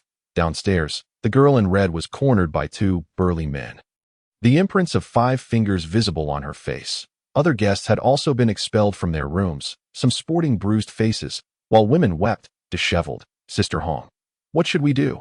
The innkeeper's assistant looked terrified. These ruffians must have been watching us for a while. Our inn is in a secluded location. If they intend to kill us, we're powerless. Sister Hong frowned, glancing up only to receive a slap from one of the hulks. You son of a. Sister Hong clutched her face, glaring fiercely at the man. He sneered, still daring to glare at me. Huh? However, before he could finish, something suddenly flew down from above, catching him squarely and rendering him stunned. Who the hell is that? As he got up, he saw a tall, handsome man looking down at the crowd from above, his gaze filled with confusion. Upon spotting the tyrant, Sister Hong exclaimed excitedly, Hero, please save us. They are robbers. Robbers? The tyrant frowned, as if recalling something, murmuring, Autumn hunt those assassins. He quickly reached a conclusion. These people aimed to kill him. Damn it, shut your mouth. The burly man downstairs slapped Sister Hong again, and then glanced at the man who had been struck by the tyrant's throw. The man's neck hung limply, lifeless. Xiangzi. The man gasped, glaring furiously at the tyrant, roaring, Brothers, kill him. The robbers surged forward. Sister Hong could only watch as bodies were hurled down from above, soon littering the ground in disarray. Murder! Help! The guests downstairs fled in panic, while Sister Hong and the assistant stood frozen, staring at the corpses and then at the handsome man above. Angio dashed out from behind the door, grabbing the tyrant and pulling him downstairs. As they passed Sister Hong, Angio apologetically said, Sorry, we must leave first. Sister Hong numbly nodded, and soon Angio and the tyrant vanished through the doorway. The assistant murmured, Sister Hong, did you see how he acted? Sister Hong shook her head. No, I didn't see clearly. What should we do next? The assistant looked at the ground strewn with bodies. Troubled, Sister Hong stood up and fiercely kicked the man who had just hit her. When the authorities arrive, we tell the truth. As so many people witnessed this, someone must have reported it by now. Moreover, those two didn't leave any clues, so even if the authorities know there were 2 individuals, they won't be able to trace them. With so many bodies in such peculiar states, it would surely alert the officials of the Dali Temple. Sir Yin, this seems to match the circumstances of those who died in the Flower Street. The official frowned. What kind of person can crush a throat with their bare hands? Is that even human? Yin Wenjia also sensed the unusual nature of this incident. Thus he ordered an investigation into the deceased. Coincidentally, these individuals were similar to those who had perished on Flower Street, individuals with no particular distinction. Considering the innkeeper's words, it was highly likely these people had encountered a mysterious figure who dispatched them effortlessly. Could it be that a formidable assassin had arrived at the Flower Street? A man and a woman? A pair of thieves? What were their intentions? Yin Wenjie pondered how to proceed. Should he draft a memorial to the emperor? To seek promotion, one must make an impression on the emperor. Even if it meant merely being remembered by name, it could prove beneficial in the future. Many officials would write a memorial to the emperor during idle times. After contemplating for a while, Yin Wenjie concluded this was an excellent opportunity to gain visibility. Mysterious assassins appear in the capital, killing over a dozen. What could their purpose be?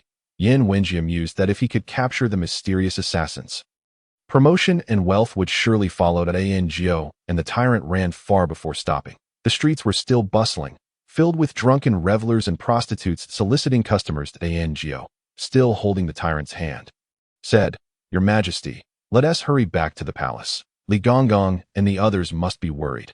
However, whether Li Gonggong was anxious was not within the tyrant's considerations. He was fixated on the street food stalls. Swallowing hard, "Your Majesty, do you want to eat?" And Gio was particularly attentive tonight. The tyrant nodded, "I want to eat." He very much wanted to eat. Gio asked him, "What do you want to eat?" The tyrant gazed at this stall and that, nearly drooling that he wanted to eat everything. Thus, Gio waved her hand, pointing to the first stall. "Then we'll go one by one, but just a taste of each. No overeating." The tyrant nodded. The first stall offered small pastries cooked in a tiny iron pan, enriched with eggs and sugar, freshly made. They were fragrant and soft, tasting exceptional. Gio purchased a batch, due to the tyrant's unpredictable appetite. She had developed the habit of carrying silver with her, though not much. It was sufficient for snacks. The tyrant devoured the pastries one by one, while Gio, feeling peckish, reached for one as well. The tyrant paused, frowning at her, clearly displeased, and Gio popped the pastry into her mouth, chewing as she said, "Good friends must learn to share. Don't be so stingy." The tyrant remained frowning, so Gio resorted to her trump card. "I bought all of this. If you don't behave, you won't get to eat anything."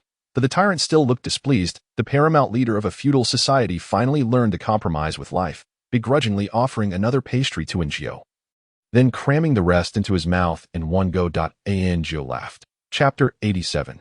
Knowing without wanting to coax, the two enjoyed their meal from one end of the street to the other.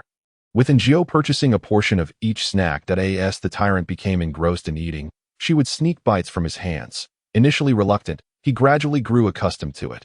Sometimes, he would even adopt a stern expression. Letting Gio take her fill before eating himself, Gio was reminded of the little dog her mother once raised. No matter how possessive it was over its food, it would never bite anyone.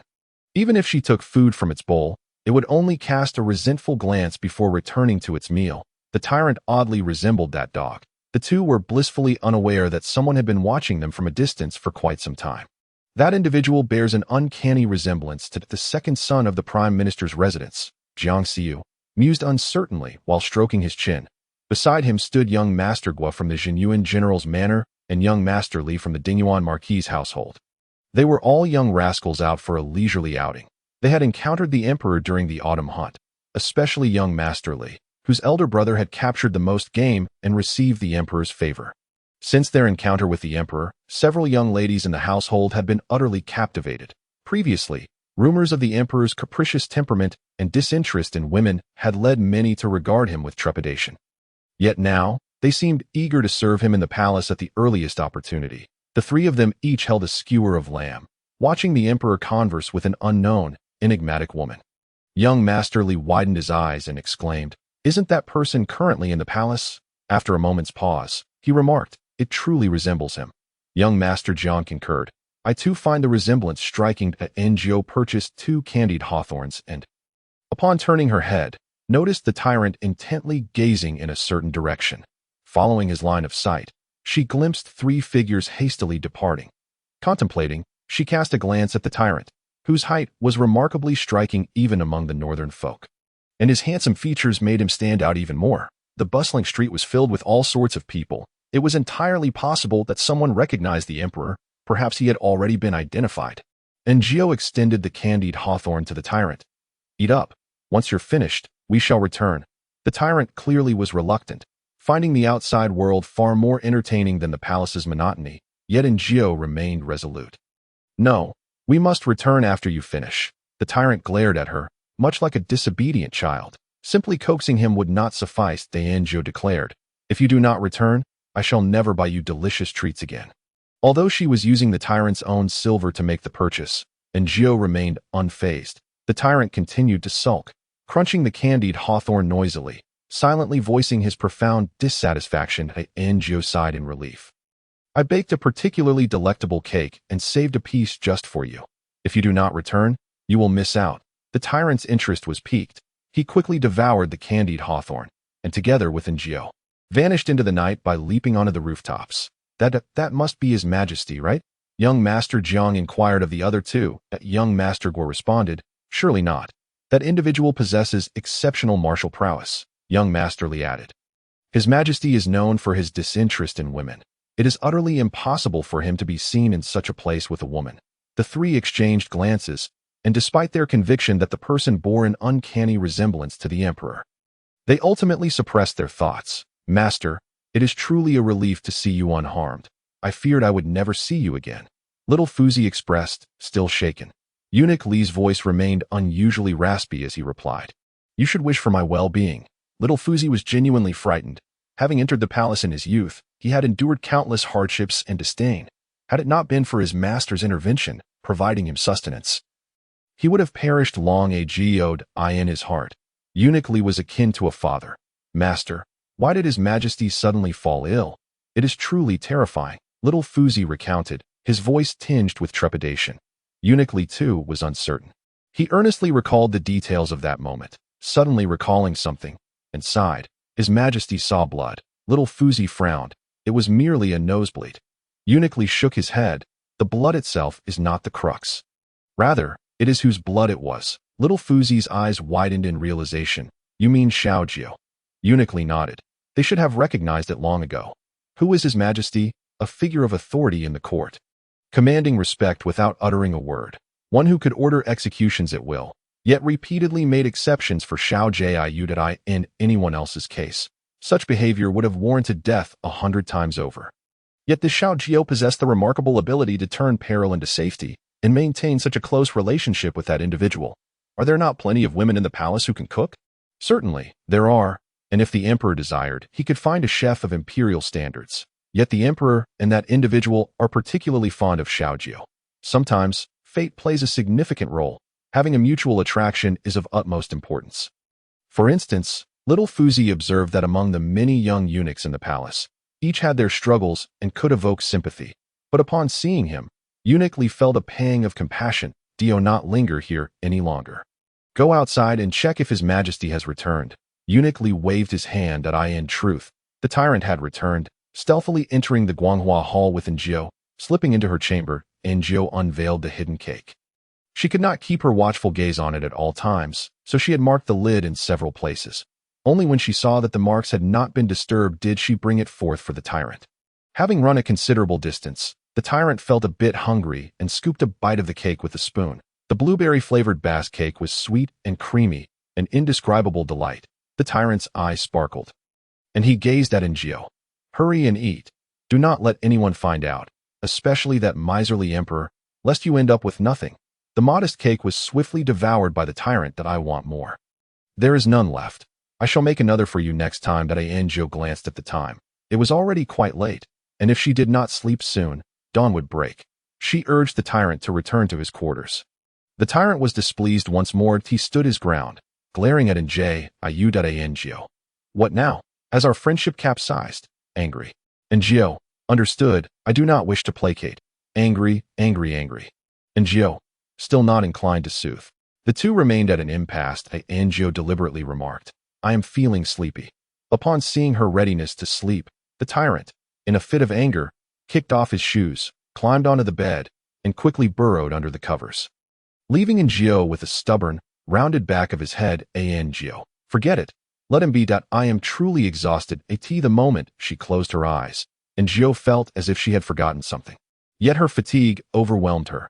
She decided to let it go and soon slipped into slumber. Thus, that night, Lin San, accompanied by the royal guards, scoured the entire capital in search of the emperor, but to no avail. Chapter 88. How can I possibly drink water? The spring night is fleeting, and the sun rises high. From now on, the sovereign shall not attend morning court. Eunuchly, anxious, felt blisters forming on his lips, observing the sun well past its zenith. Yet the emperor remained unaccounted for. Lin San, having endured a sleepless night, sported dark circles under his eyes, resembling a ghost deprived of vitality. Has His Majesty still not been located? Eunuch Li inquired anxiously. Lin San shook his head. I shall take more people to search. As he spoke, he prepared to leave, when the emperor staggered back, appearing disheveled. Your Majesty? Your Majesty! Both Eunuch Li and Lin San exclaimed simultaneously. The emperor frowned at them. Why do you gaze at me so? Eunuch Li wiped away a tear. Your Majesty, you have finally returned. Had the emperor not returned, he was unsure how he would cope. Lin San's usually calm demeanor now bore a hint of reproach. The emperor felt a twinge of guilt. He cleared his throat. He struggled to articulate the horror of awakening to find himself sharing a bed with a dull-witted goose. Initially, he had intended for that fool to procreate with the goose, allowing him to effortlessly embrace fatherhood.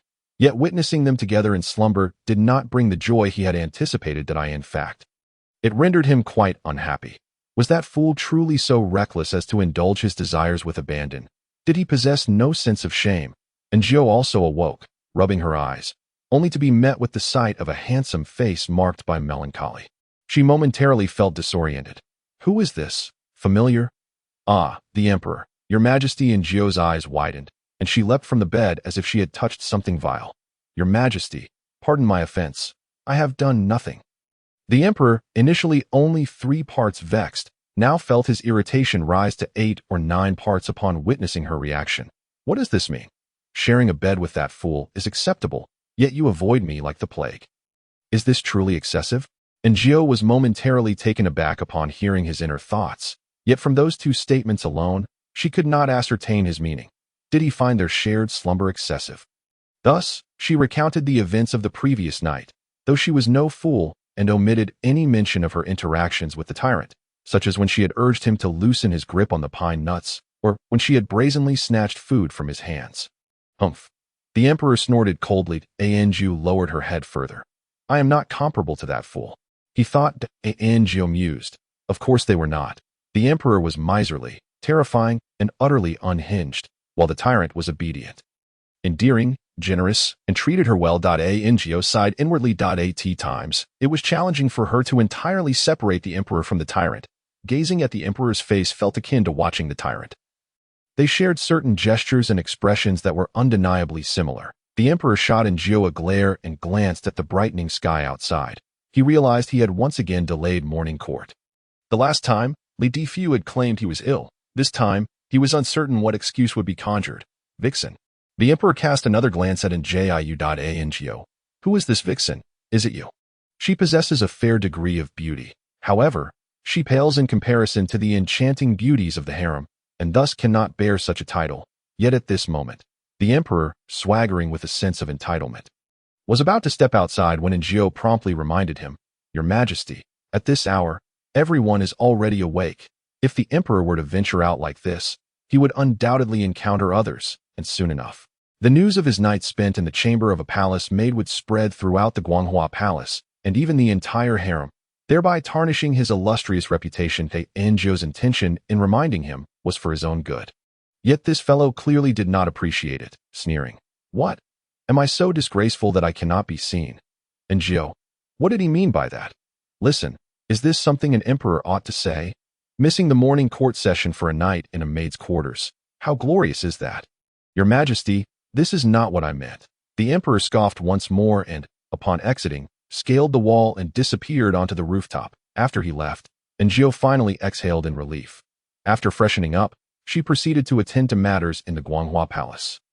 The grand hall was remarkably quiet, as the emperor quickly perused the memorials. Qingyuan County reports a bountiful harvest of potatoes. The guards of Pingqing have eradicated 58 bandits, rescuing 13 citizens.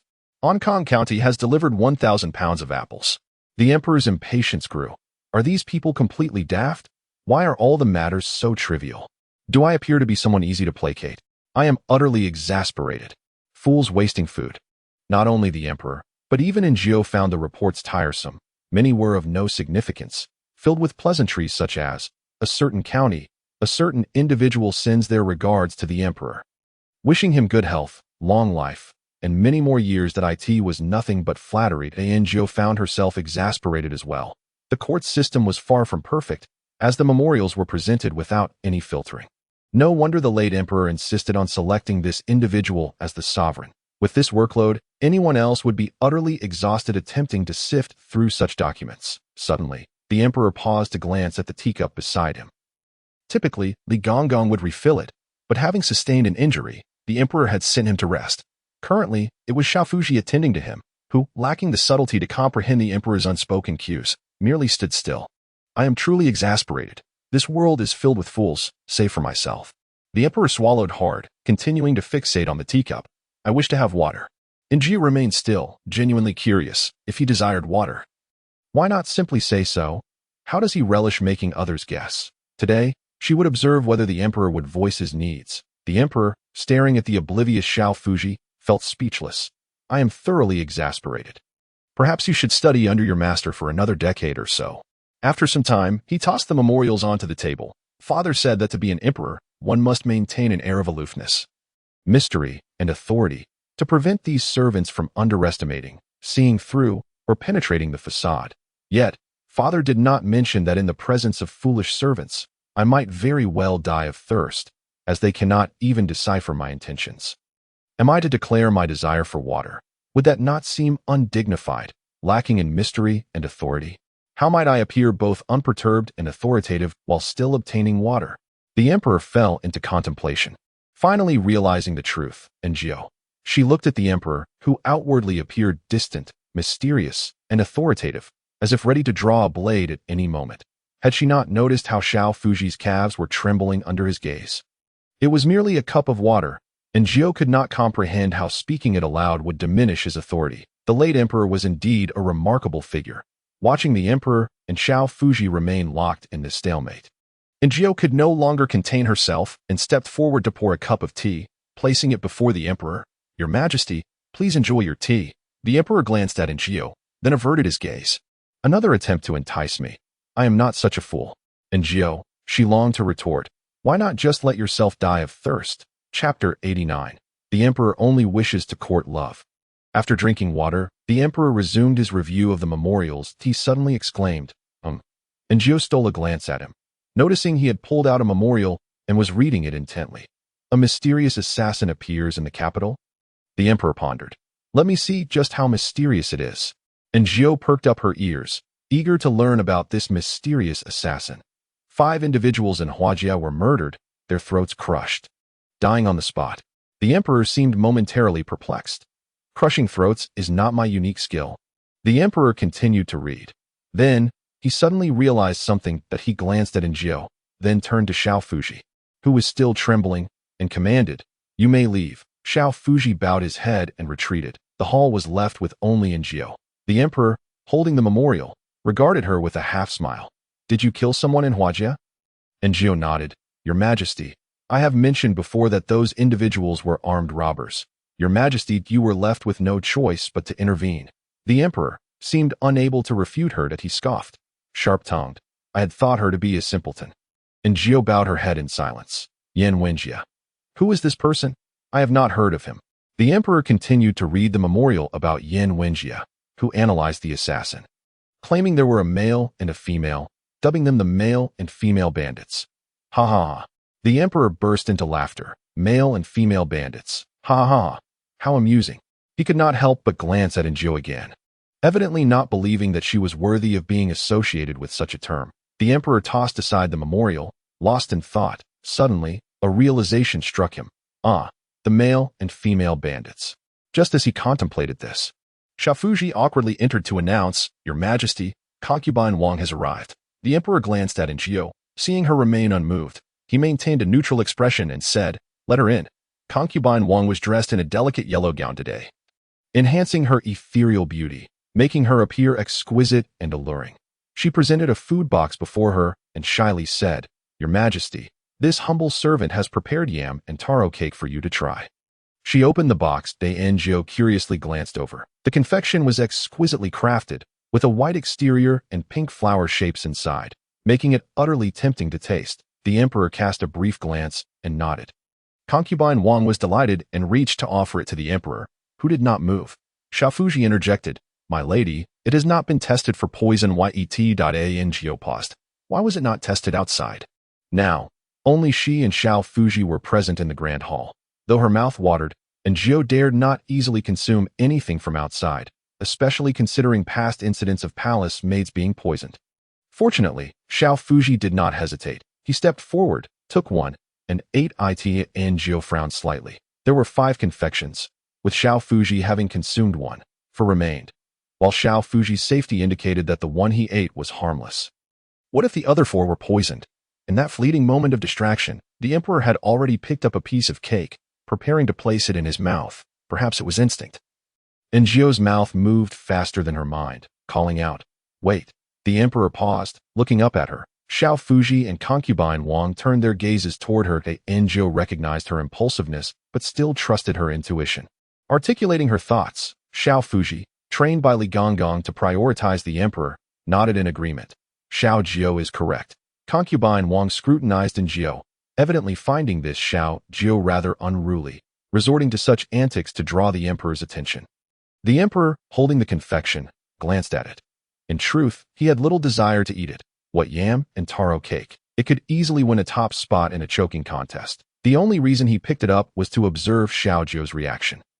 As expected, Xiao Jiao was indeed very concerned about him. Women, then let us take a piece of each. After the emperor spoke, Xiaofuji had already taken a knife, slicing the confections for tasting. Time passed gradually, and Xiaofuji remained unharmed. Concubine Wang gently said, "Your Majesty, how could I ever wish to harm you?" She spoke softly, casting a meaningful glance at Jiao. The emperor paused. He sensed a shift in concubine Wang's tone. Something unsettling, though he could not pinpoint what it was. Just an uncomfortable, sticky feeling that Jiao found it amusing, realizing the emperor was rather oblivious. Concubine Wang was merely acting coy. The emperor remained silent, tasting a piece of yam cake. Delicious, indeed, but it was bound to cause choking. The emperor concluded it could easily win first place in a choking contest. It was an entirely different experience compared to what Xiao Jiao had served him yesterday. A stark contrast in taste and texture. The emperor wiped his hands, gazing at the tenderly alluring concubine Wang, suddenly feeling vexed, unsure why he had summoned her. What kind of gaze is that? Is there some mistake? Why does every woman in the harem seem as if they wish to devour me? I am truly exasperated. Am I familiar with any of you? How can you act so brazenly, in other words? As an emperor, one who possesses a harem of 3,000 beautiful women and wields supreme power, capable of covering the heavens with a mere hand, he secretly yearns for a romantic relationship before engaging in more intimate affairs. However, these young ladies in the harem clearly perceive him as the former type of man.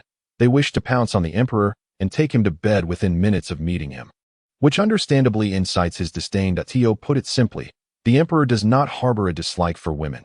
Rather, he is simply more innocent in nature. Lady Wang is far too eager, after expressing her sentiments. And Jiao stood up, shyly inching closer to the emperor. "Your Majesty, allow me to serve you." With a sudden clatter, the emperor rose to his feet, fixating his gaze intently on Lady Wang, who was taken aback by his intensity. "Your Majesty," the emperor waved his hand dismissively. "Leave? I have broken out in goosebumps." Reluctantly, Lady Wang departed, glancing back 3 times. After a moment of contemplation, the emperor finally sat down, filled with regret over inviting her. What was I thinking? Will she try to remove my trousers? The emperor imagined that scenario. Sharing a bed with a stranger and having to change partners daily was indeed a daunting thought. And Jiao, inherently traditional herself, could not help but understand the emperor's predicament. "Where is my book?" The emperor suddenly voiced his confusion at Jiao paused. "What book?" She watched as the emperor rummaged through a small cabinet by the bed, first extracting a small box that a glance inside revealed it was filled with gleaming gold ingots. This followed, he then retrieved a book from the box. Upon seeing the cover, Jiao was momentarily taken aback. This emperor had just claimed to be innocent. The emperor patted his chest. "This was given to me by Father Emperor, said to be passed down from my grandfather. I shall take another look." And Jiao felt as if the emperor had forgotten she was still in the hall. If he were to encounter something inappropriate, he would certainly resort to silencing her. Thus, she shifted slightly, sure enough. The emperor lifted his gaze at the moment their eyes met. There was no hint of guilt on his face, and Gio even saw him roll his eyes. He then opened the book to Gio. Could it be that she had overthought things? Chapter 90. How to Become a True Man. The emperor held the book with a distracted demeanor, feeling as though a gaze was persistently fixed upon him. However, when he peered over, he found the simpleton quietly standing with her head bowed in reality, and Gio was quietly listening. As the emperor began to read aloud, To become a true man, one must first possess courage. A man sheds blood but does not shed tears. Gio. What is this? This is not an illustrated book. A true man must exude masculinity, instilling fear in others, commanding respect, especially in the presence of women. And Gio? Is this still an illustrated book? A qualified emperor must embody these traits. He must remain emotionally detached, for women can be replaced, but the empire is singular as long as one possesses the empire. Countless women will follow. And Gio? She noticed the emperor frowning, seemingly deep in thought. She was utterly astonished. What kind of divine being authored this book? Yet, the emperor turned another page. The teachings of Emperor Taizu should be remembered by future generations. Next comes my advice to my descendants. To become a competent emperor, you must first earn your subjects' loyalty, make your women admire you, and have your descendants revere you. And Gio, what is this? Are these the insights of successive royal emperors? Indeed, this notebook was penned by Emperor Taizu, and every subsequent emperor would receive it, documenting their reflections, the path of governance, and wisdom for their progeny, now in the hands of the current emperor. And Gio heard numerous admonishments, finally grasping why the emperor, despite not possessing such a personality, appeared so conflicted. This was due to the counsel of an ancestor advising him to exercise restraint, to merely glance at what he favored, to taste what he enjoyed lightly, and to never allow others to discern his preferences. Another ancestor cautioned that an emperor must maintain an aloof demeanor, commanding authority and governing the realm effectively, instilling fear in his subjects. If they fear him, they will naturally obey his commands. Never should he engage in frivolity or befriend his ministers. Yet another ancestor advised, as a ruler, one must first cultivate oneself. To cultivate oneself is to strengthen one's body, for a healthy physique enables one to nurture their character. Gio perked up her ears, only to be interrupted by a sudden, sharp scream resonating through the hall. How? How can there be illustrations? Eyes. The emperor swallowed hard, maintaining a calm facade, but Gio felt as if she might perish from the noise. This ancestor, with countless women and over 20 sons, clearly had his own methods for self-cultivation, even illustrating his teachings for future generations, emphasizing that to stabilize an empire, one must have numerous descendants. A thriving lineage ensures a prosperous family. Thus he devoted his life to this pursuit. This illustration. And Gio? What is it? What illustration? Now she was curious to see what it was. Yet, Gio could not catch a glimpse. She could only hear. Initially, she felt embarrassed, but soon she grew indifferent. The emperor continued to peruse the book throughout the morning. During a break, Gio left, breathing a sigh of relief. She ventured to the kitchen. The imperial kitchen's dishes had become palatable, yet the emperor still preferred her cooking. So she had to prepare a dish or two as a formality. On her way to the kitchen, she encountered Aunt Chu, accompanied by the weeping Xiao Dong.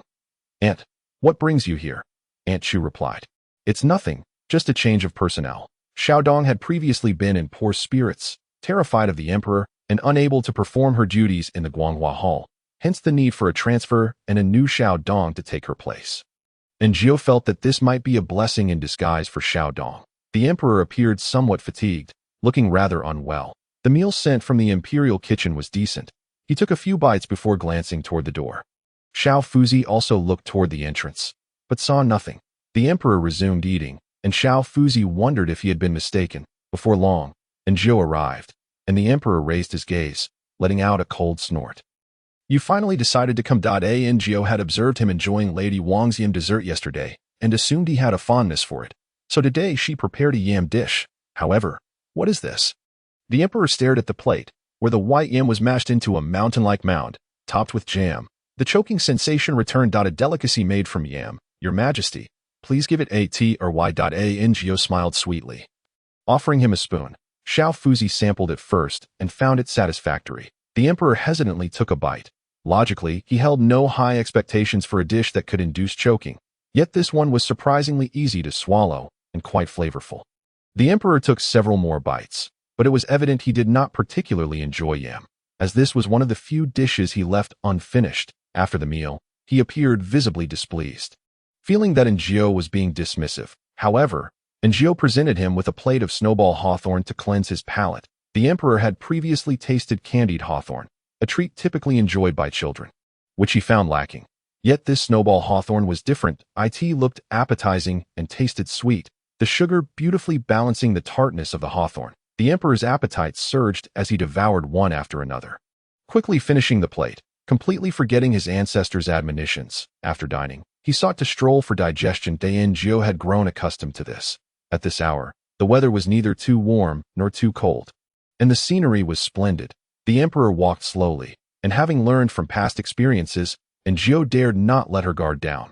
She remained utterly alert as they made their way to the imperial garden, where both maids and concubines were intimidated by the emperor's illustrious reputation, retreating in fear and daring not to approach. The emperor extended his hand. Xiao Fuzi, perplexed, stared with wide, innocent eyes, uncertain of what to do. What does the emperor intend to do? Master, save me. The emperor frowned slightly, casting another glance at Xiao Fuzi. The latter's legs began to tremble. Would the emperor execute him here? Yet, the emperor did not, for Njio handed him a box of fish food. The emperor turned to feed the fish. Xiao Fuzi cast a grateful glance at Njio, who nodded in acknowledgement. The emperor fed the fish with casual abandon, scattering a handful of fish food to draw them in, then emptied the entire box into the pond. Njio took a quick glance. The fish in the pond resembled bloated sea creatures. Eat, eat, fill yourselves. Njiu.is this projecting one's desires onto the fish. But your majesty, do you not wish to see that some of the fish are already belly up from overindulgence? Have some restraint. Chapter 91. Capture it on canvas. After feeding the fish, the emperor did not turn back. He continued onward, and everyone had no choice but to follow. Eventually, he came to a halt, and Njio looked at the familiar palace and frowned slightly. The Brocade Palace. This was where Chun Fei resided before her demise. Njio had only seen the tyrant enter, but the emperor had never set foot here. It was evident that this place held a certain taboo for him. Indeed, not only Njio, but even Xiao Fuzi stiffened, uncertain of how to respond should that person appear. Master, save me. The entourage stood outside the Brocade Palace, with only Njio able to hear the emperor's silent thoughts that I once promised my father not to return to this place. He gazed intently at the plaque, but the death of my mother furrowed his brow. I barely remember it. That fool remembers everything. Father said forgetting might be a blessing. I used to think so too. But if I truly forgot and no longer cared, why would that fool still appear? Isn't he just me before the age of 7? The emperor's thoughts spiraled, yet the atmosphere was one of profound silence. So quiet that a falling needle could be heard, as everyone stood on high alert, awaiting the tyrant's sudden emergence. The emperor abruptly turned to Njio. You go inside. Njio was taken aback. I shall not enter. If someone else does, it does not count as me defying my father's orders. The emperor devised a clever plan that he believed that as long as the mystery surrounding the death of pure concubine remained unsolved, the tyrant would continue to manifest. Njio did not refuse. It was broad daylight, and she felt unafraid. Besides, she had previously visited with the tyrant. There were no ghosts. Thus, the door opened and Njio approached the entrance. Just as she was about to step inside, the emperor suddenly called out to her. Examine if anything seems amiss inside, but do not disturb anything. Njio replied. This servant understands. Upon entering, the Dalit Jinxiu palace appeared desolate. Dust had accumulated in the courtyard. She walked slowly, observing her surroundings, when she suddenly noticed a patch of dirt had fallen from the eastern wall. Njio approached to inspect. The mark was quite recent. Had the tyrant tread here? She recalled and quickly dismissed the thought that it could not be the tyrant. He had been with her recently and had no time to come here. Njio noted this point of suspicion and proceeded to the room where the tyrant had previously taken her. Gently opening the door, the room was relatively clean, with only a thin layer of dust on the table. The tyrant's soiled abe lay on the bed, a small, pitiful lump. Njio stood at the door, unable to see beneath the bed from her angle. Thus, she circled around, sat on the chair by the table, and glanced under the bed, squinting slightly. Afterward, she stood up, having grasped the situation within the room. Even sitting on the bed to absorb the atmosphere, when Enjio emerged, the emperor remained in place, not even moving his neck. That he asked nothing, ordered the door locked, and turned to leave. The palace path was long, and Enjio heard nothing.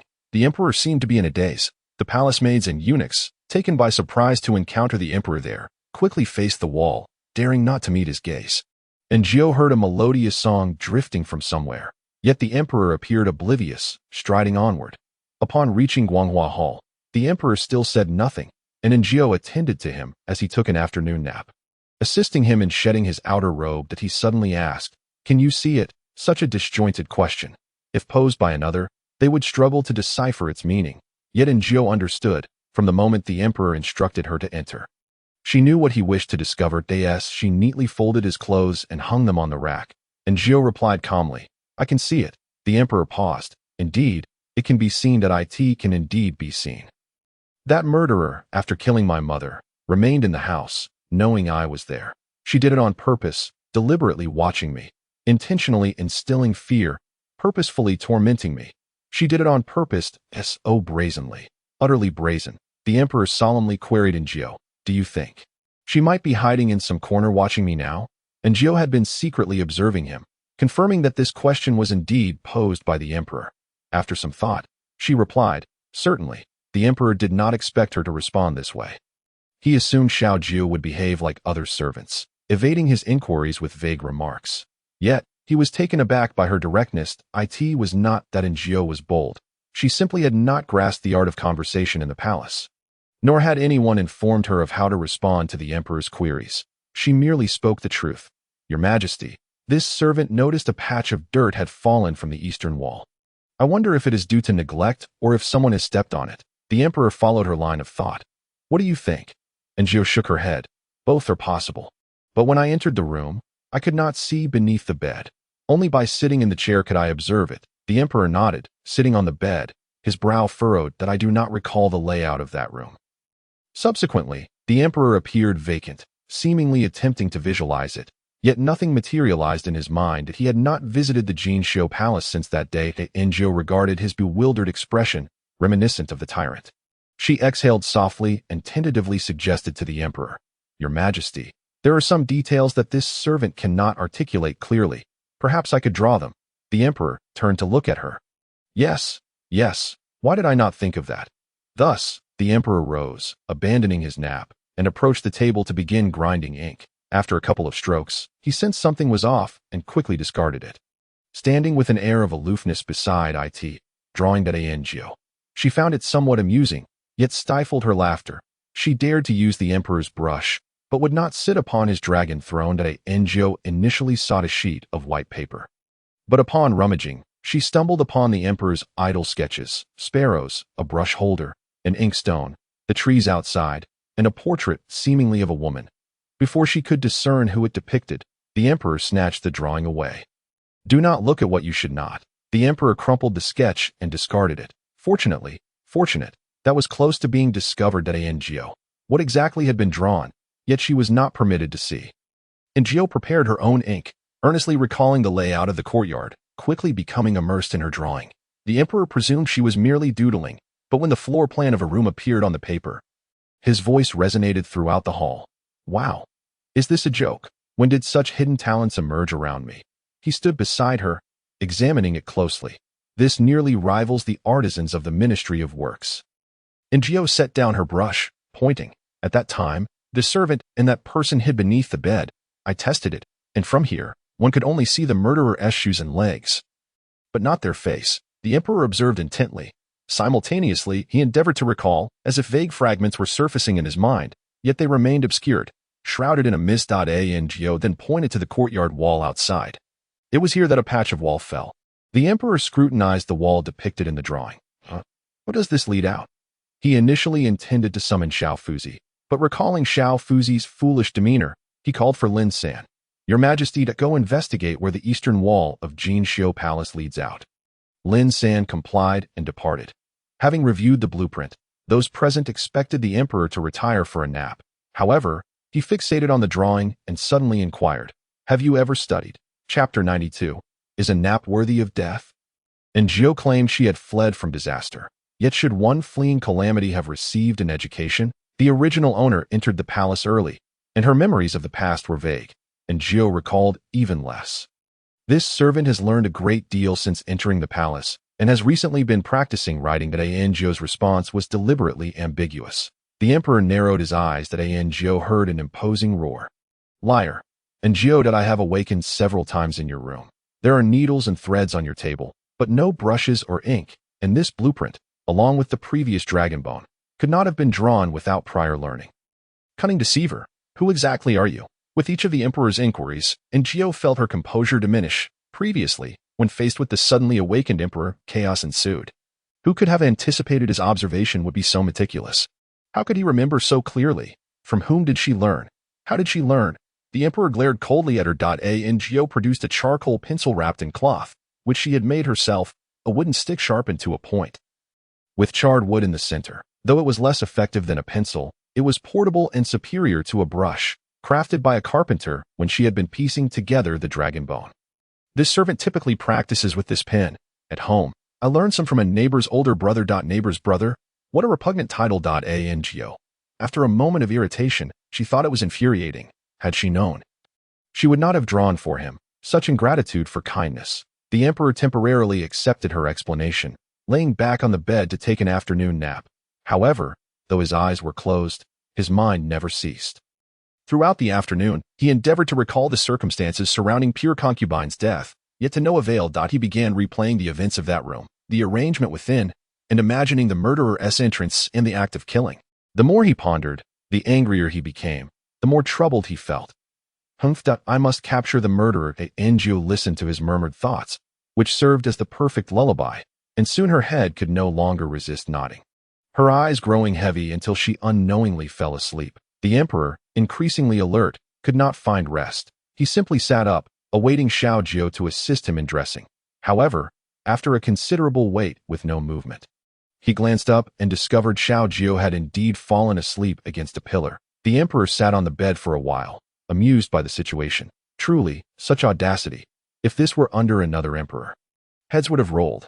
How fortunate it was that this was a favorable time. Just then, Xiaofuzi arrived, reporting that several officials from the court sought an audience. The emperor instructed Xiaofuzi to assist him in dressing first, then allowed the officials to enter. Xiaofuzi felt utterly flustered by his solitary predicament and was on the verge of inquiring about Xiao Jiao's whereabouts when he spotted the latter dozing off. Xiaofuzi, Xiaofuzi, Your Majesty, should I awaken Xiao Jiao? He ventured tentatively. The emperor waved his hand dismissively. No, he was rather curious to see just how long this fool could slumber. Truly, such audacity was remarkable. Xiaofuzi shook his head at Jiao, pondering how one could possibly sleep in such circumstances. Silently, he lit a candle for Xiao Jiao in his thoughts. Before long, several officials entered the Guanghua Hall, discussing issues pertaining to tax revenues from various provinces, as well as the augmentation of military funding for the Northern Front. The emperor lounged languidly, appearing somewhat distracted, yet when one official mentioned a figure, the emperor interjected, "The numbers do not align. Return and revise." The official, taken aback, promptly nodded and retreated. Another official from the Ministry of War reported the military expenditure for the year with trepidation. The emperor lifted his gaze. It has increased compared to last year. What is the reason? Has the number of new recruits risen? Or is there embezzlement at play? The official from the Ministry of War broke into a cold sweat, musing that it was no wonder people in court spoke of the emperor's intelligence. He could even recall last year's figures. Your Majesty, this year's cotton-producing regions have faced disasters, leading to a substantial drop in yield and a subsequent rise in cotton prices, thus escalating our expenditures. The emperor remarked, "Cotton, indeed. I recall that the fief of the Wang of Ruyang cultivated a considerable amount of it. Your Majesty is correct. Our high-priced cotton is sourced from the Wang of Ruyang." The official from the Ministry of War sighed. The emperor said nothing further, gesturing for the official to continue. Each individual had matters to report, and once the emperor had attended to their affairs, the officials prepared to take their leave. However, just as they took a step forward, a figure blocked their path. Upon closer inspection, it was a palace maid. What did this mean? Were they to be punished for merely misstating a number?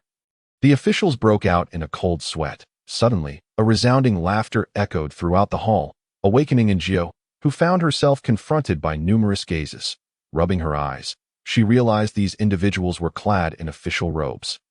Regarding her with the intensity of facing a formidable adversary, court officials, and Jiao turned to see the emperor, whose laughter soared to great heights, wearing a perplexed expression as he looked at her. In an instant, Jiao regained her composure and, meeting the gazes of several court ministers, understood the gravity of the situation. She bowed her head and said, "This servant humbly bids farewell to the esteemed officials." The ministers exchanged glances, somewhat bewildered, yet refrained from voicing their thoughts. Considering the strict decorum of the palace, it was merely that this girl had suddenly appeared, startling them. After sending off the officials, the echo of her silvery laughter lingered in the hall. It was truly exasperating. Jiao mused that while she deserved severe punishment for dozing off at work, was it not excessive of the emperor to react thus? A gentleman may be slain, but not humiliated. And Jiao knelt. "Your Majesty, please forgive me." The emperor raised an eyebrow, feigning ignorance. "What crime?" And Jiao, "Greetings, Your Majesty. This servant should not have succumbed to drowsiness." The laughter in the hall erupted anew.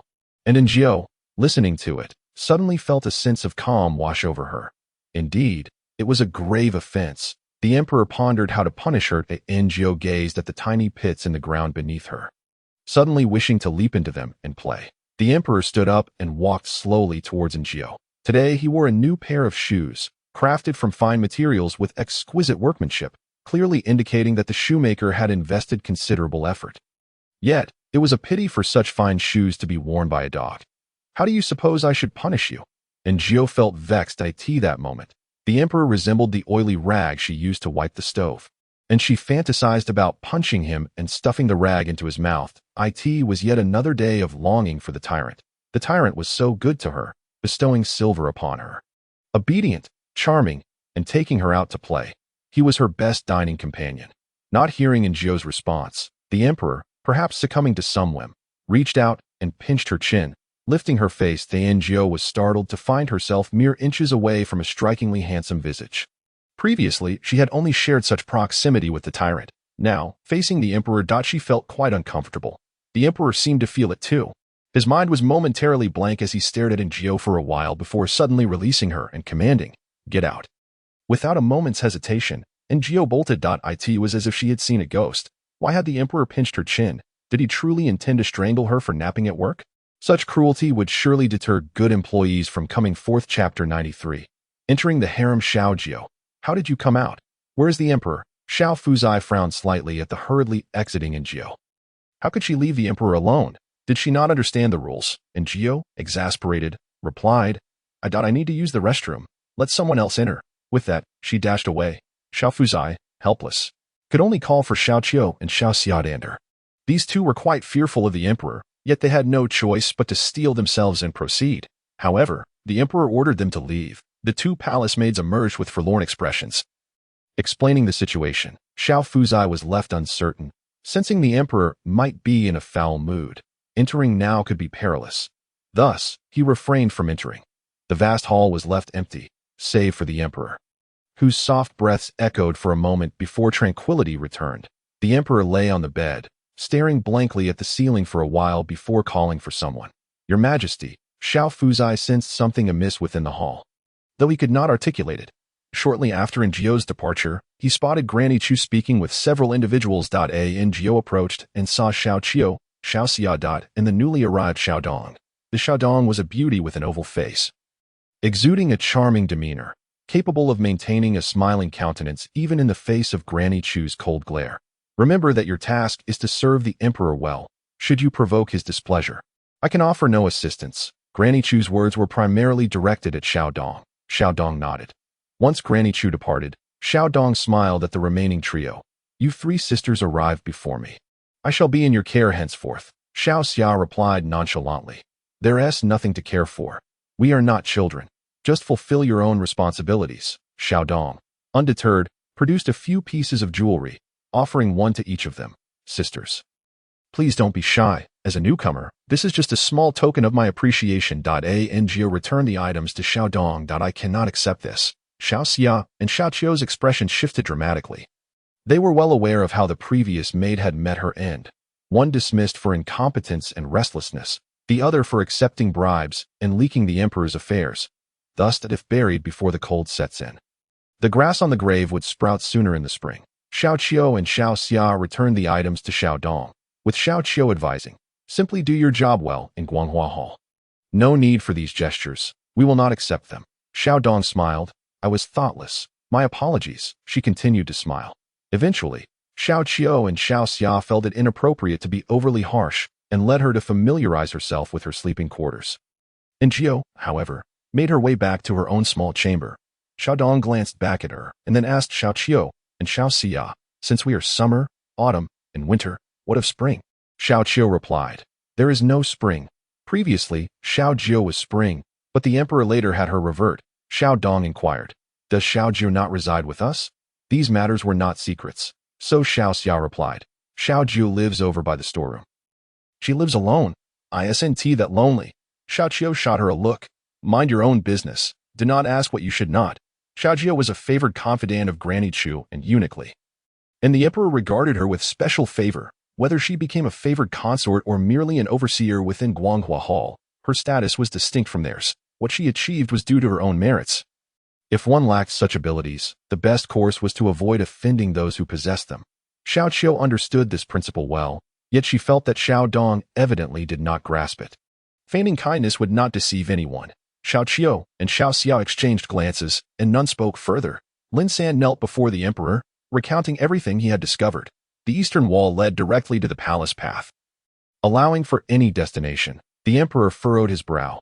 If this were the case, the lead had been severed. Post someone to guard the Jinxiu Palace. Should that individual return, we must seize them at the earliest opportunity.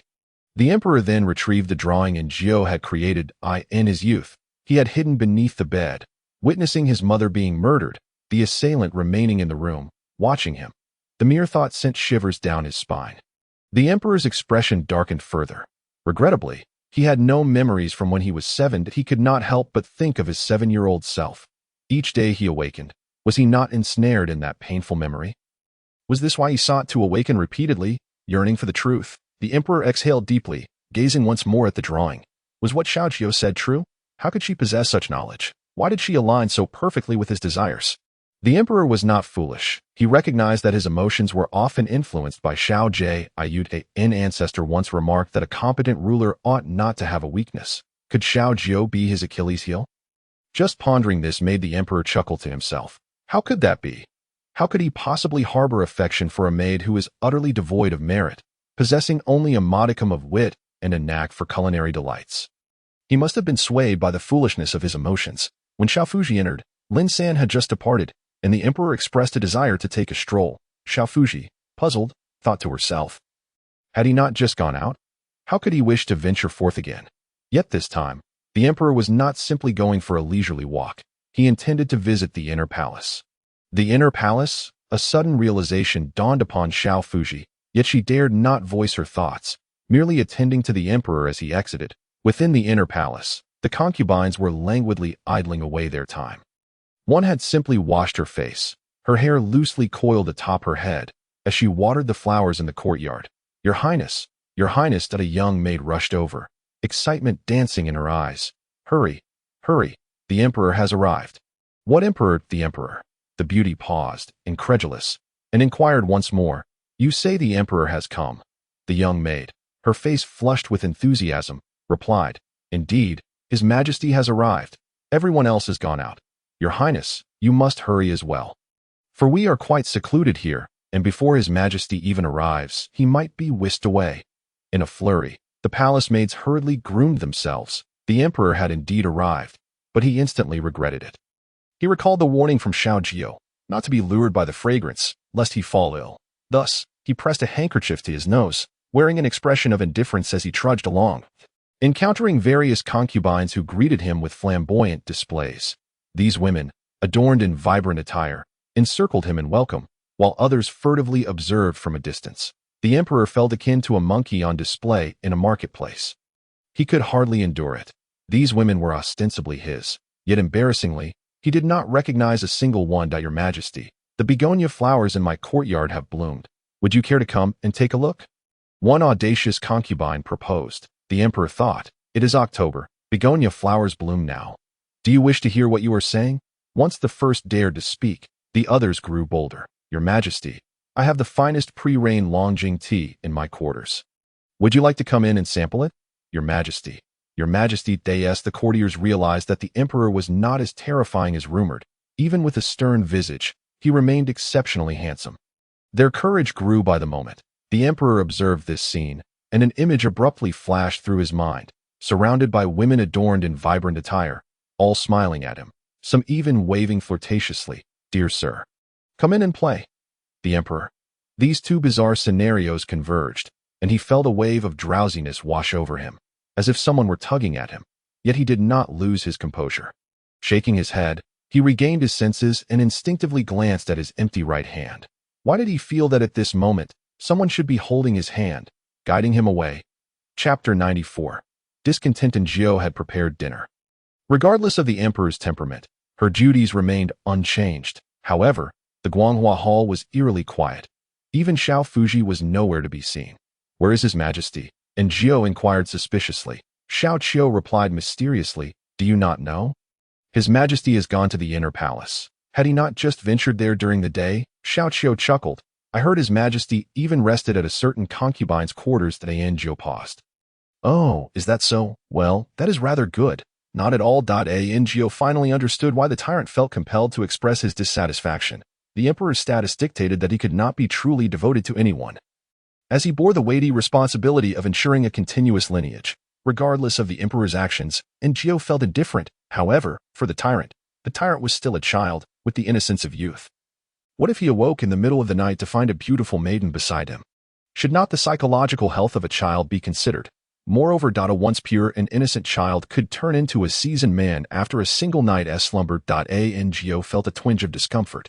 The wicked side of Jiao emerged, lamenting that if only the tyrant were singular.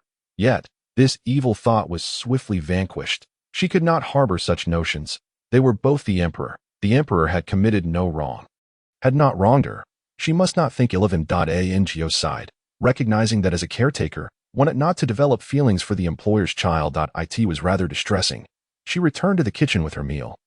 Envisioning the tyrant seated upon a small stool, devouring his food, and could not suppress a sigh. Well, a seasoned man is simply a seasoned man. Every man must endure such experiences at least he had grown into a true man. Alas, yet she remained discontented. Having prepared an excess of food, she could eat no more after a few bites. Back in her room, she occupied herself with needlework, yet her thoughts wandered. The tyrant, then the emperor. These two identities began to merge in her mind. Jiao pondered that perhaps it was due to her isolation in this place, devoid of kin or friends, that she had come to regard the tyrant as a close companion. She sighed. Xiao Jiu. Jiao heard Shuang Shue's voice. Were it not for the lantern's glow, she might have pretended no one was home. Jiao opened the door to find Shuang Shue smiling as she entered. Glancing around the unremarkable room, she returned her gaze and asked, Did you not accompany His Majesty? And Jiao replied, No. Shuang Shue pressed further. Did His Majesty truly go to the inner palace? And Jiao replied dismissively, I was not on duty in the afternoon. I do not know. Shuang Shui appeared slightly vexed. It must be some vixen who has enticed His Majesty. Jiao regarded her, finding Shuang Shue's perspective strange. How could she suggest enticement? Logically speaking, the concubines of the inner palace were the emperor's women. These maids merely served them, and even if enticed, it had nothing to do with them. I wonder where His Majesty has gone. Shuang Shui continued to press, and Jiao shook her head. She truly did not know. Where he went was of no concern to them. Shuang Shui sighed, taking in Jiao's hand. Xiao Jiao, I genuinely wish to serve in Guanghua Hall. Could you assist me? Shuang Shue's grip felt like a vice, and it took several attempts before she could pull her hand free. Shuang Shui, and Jiao sat down, regarding her. We are both maids. You have Lu Mama as your foster mother, while I have nothing to my voice carries little weight. Who would heed my words? Shuang Shui looked at her, undeterred. But you have a good relationship with Aunt Chu. Cannot you speak a kind word on my behalf? And Jiao shook her head. Where do you see a good relationship? Aunt Chu only treats me well out of necessity. Do I truly possess such standing? Think carefully. Yet and Jiao grasped her hand. Who sent you to find me? Shuang Shui shook her head. One in particular, and Jiao asserted. Someone must have suggested it. That person wishes to climb the ranks and intends to step on me to do so. Shuang Shui pondered this. And Jiao continued, Did she not imply that my solitary living arrangement signifies that the emperor values me, that Aunt Chu holds me in high regard? Shuang Shui remained silent, tacitly acknowledging that Anjo clarified. I reside in this room solely for the convenience of preparing dragon bones, yet Aunt Chu has not insisted on my moving back. After a moment of silence, Shuang Shui smiled that in truth, it was just that newcomer. Xiao Dong. She said you are the most esteemed in Guanghua Hall and mentioned that you prepare meals for His Majesty. I was swayed by her words, so do not take it to heart. And Gio laughed. Rest assured, I shall not take it to heart. You know well what kind of person I am, do you not? Besides, I am hardly a beauty, even if I wish to entice someone. I lack the means. I only wish to live a stable life for a few years, and then marry and leave the palace. Though she found Shuang Shui irritating, she recalled the saying, better to offend a gentleman than a petty person. Shuang Shui had Lu Mama backing her. What if they decided to trip her up? Therefore, it was best to part amicably, preserving face for both sides and avoiding enmity. Seeing Shuang Shui seemingly persuaded, and Gio felt a quiet relief. It is wonderful that you think this way. Indeed, there is little good to be found in this palace. Shuang Shui agreed, and after concluding, she stood up. Then I shall let you be. I will come again to visit you another time. And Gio smiled, replying, very well. Shuang Shui, smiling, approached the door, opened it, and her smile froze upon her face. There, blocking the entrance, stood the emperor, nearly 6 feet tall, who impatiently pulled her aside as he entered, shutting the door with a swift motion. Shuang Shui stumbled in the courtyard, her expression shifting from confusion to anger in a matter of moments. She rose, glaring resentfully at the now closed door. So that was it. That was the reason Xiao Jio resided alone. So it was like this. That wretched Xiao Jio, that despicable wretch, truly charming the emperor. Cursed, cursed, cursed. Shuang Shui's face darkened. She would not let this deceitful wretch go unpunished. Meanwhile, inside the room, Jio stared, bewildered, at the abruptly appearing emperor. After observing his face for a moment, Jio suddenly understood. This was not the emperor. This was the tyrant reappearing. How had he suddenly returned? Had he caught a whiff of that fragrance in the inner palace? Jio's suspicions were correct. The emperor had indeed caught the scent while in the residence of concubine Mei. Chapter 95. She is dead in the afternoon. The emperor felt as though he had entered a den of webs, uncomfortably ensnared. Thus, he retreated to concubine Mei's quarters. He had 2 objectives. Firstly, to escape the incessant chatter of these women, which was utterly exhausting, and secondly, to investigate the concerns Jio had previously raised regarding concubine Mei. He had instructed Lin San to keep watch in recent days, yet nothing seemed amiss. Thus, the emperor resolved to see for himself, hoping to incite the resentment of the inner palace women towards concubine Mei, thereby revealing her true nature. Mei Guerin clearly did not anticipate the emperor's visit. She appeared flustered and rather ungraceful, spilling water while serving him. The emperor furrowed his brow at her, but refrained from expressing anger. Mei Guerin was at a loss as to why the emperor had suddenly sought her out. Was it merely because he remembered the meat soup she had delivered to him previously? Or did he harbor suspicions regarding her? With trepidation, she served him cautiously, while the emperor lowered the handkerchief he had been holding to his nose that a faint scent of roses wafted through the air. Emanating from Mei Guerin herself, this aroma stirred something within him. The emperor felt as though he had encountered this fragrance before, and an unsettling unease began to creep over him, as if the scent heralded impending misfortune.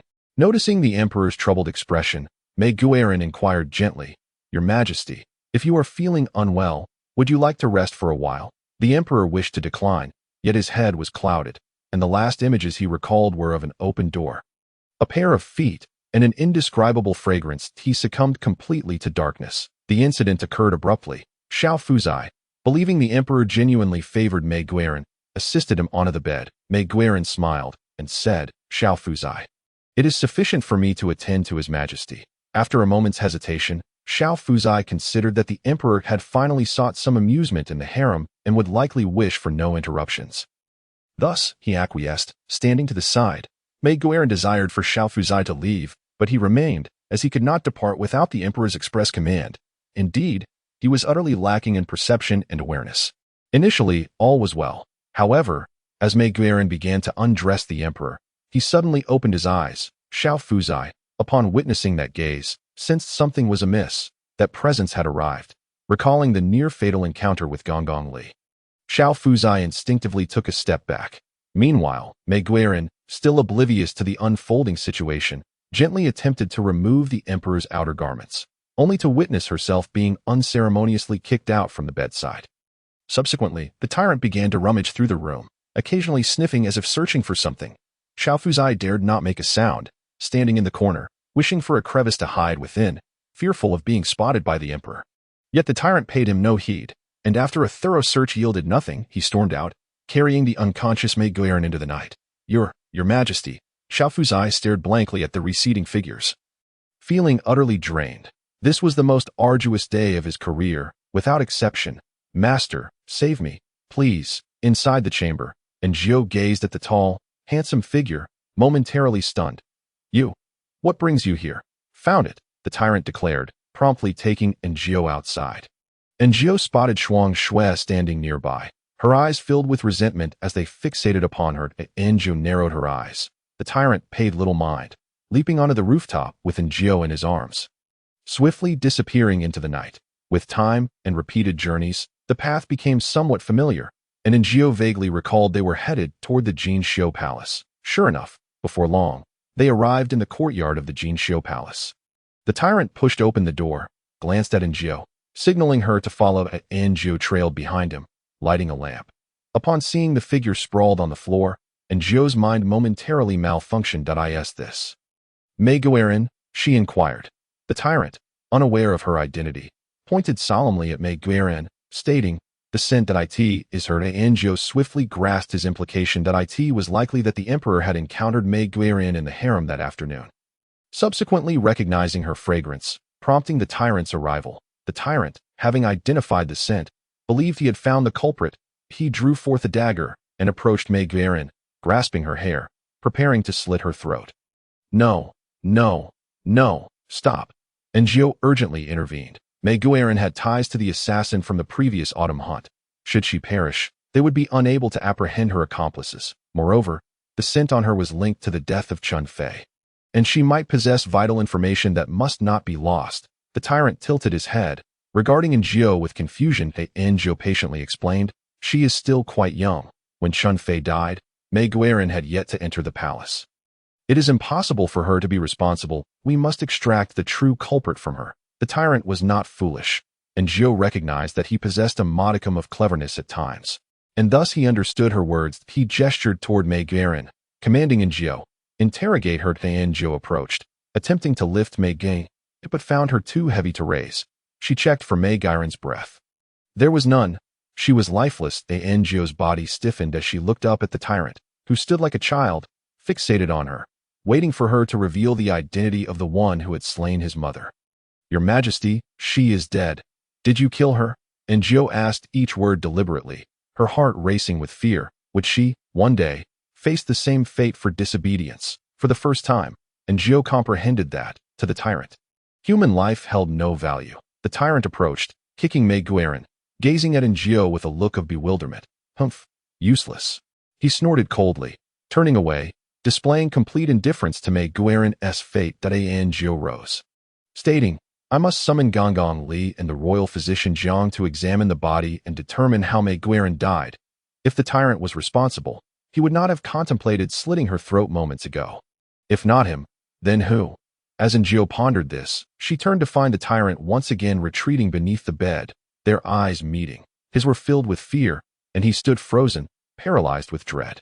Zhou called to him several times, but he did not respond, as though ensnared in some horrific memory. That moment, a commotion arose outside and Zhou heard footsteps, followed by the door being pushed open, revealing the long-absent royal physician Jiang, accompanied by Lin San and others. What do you intend to do?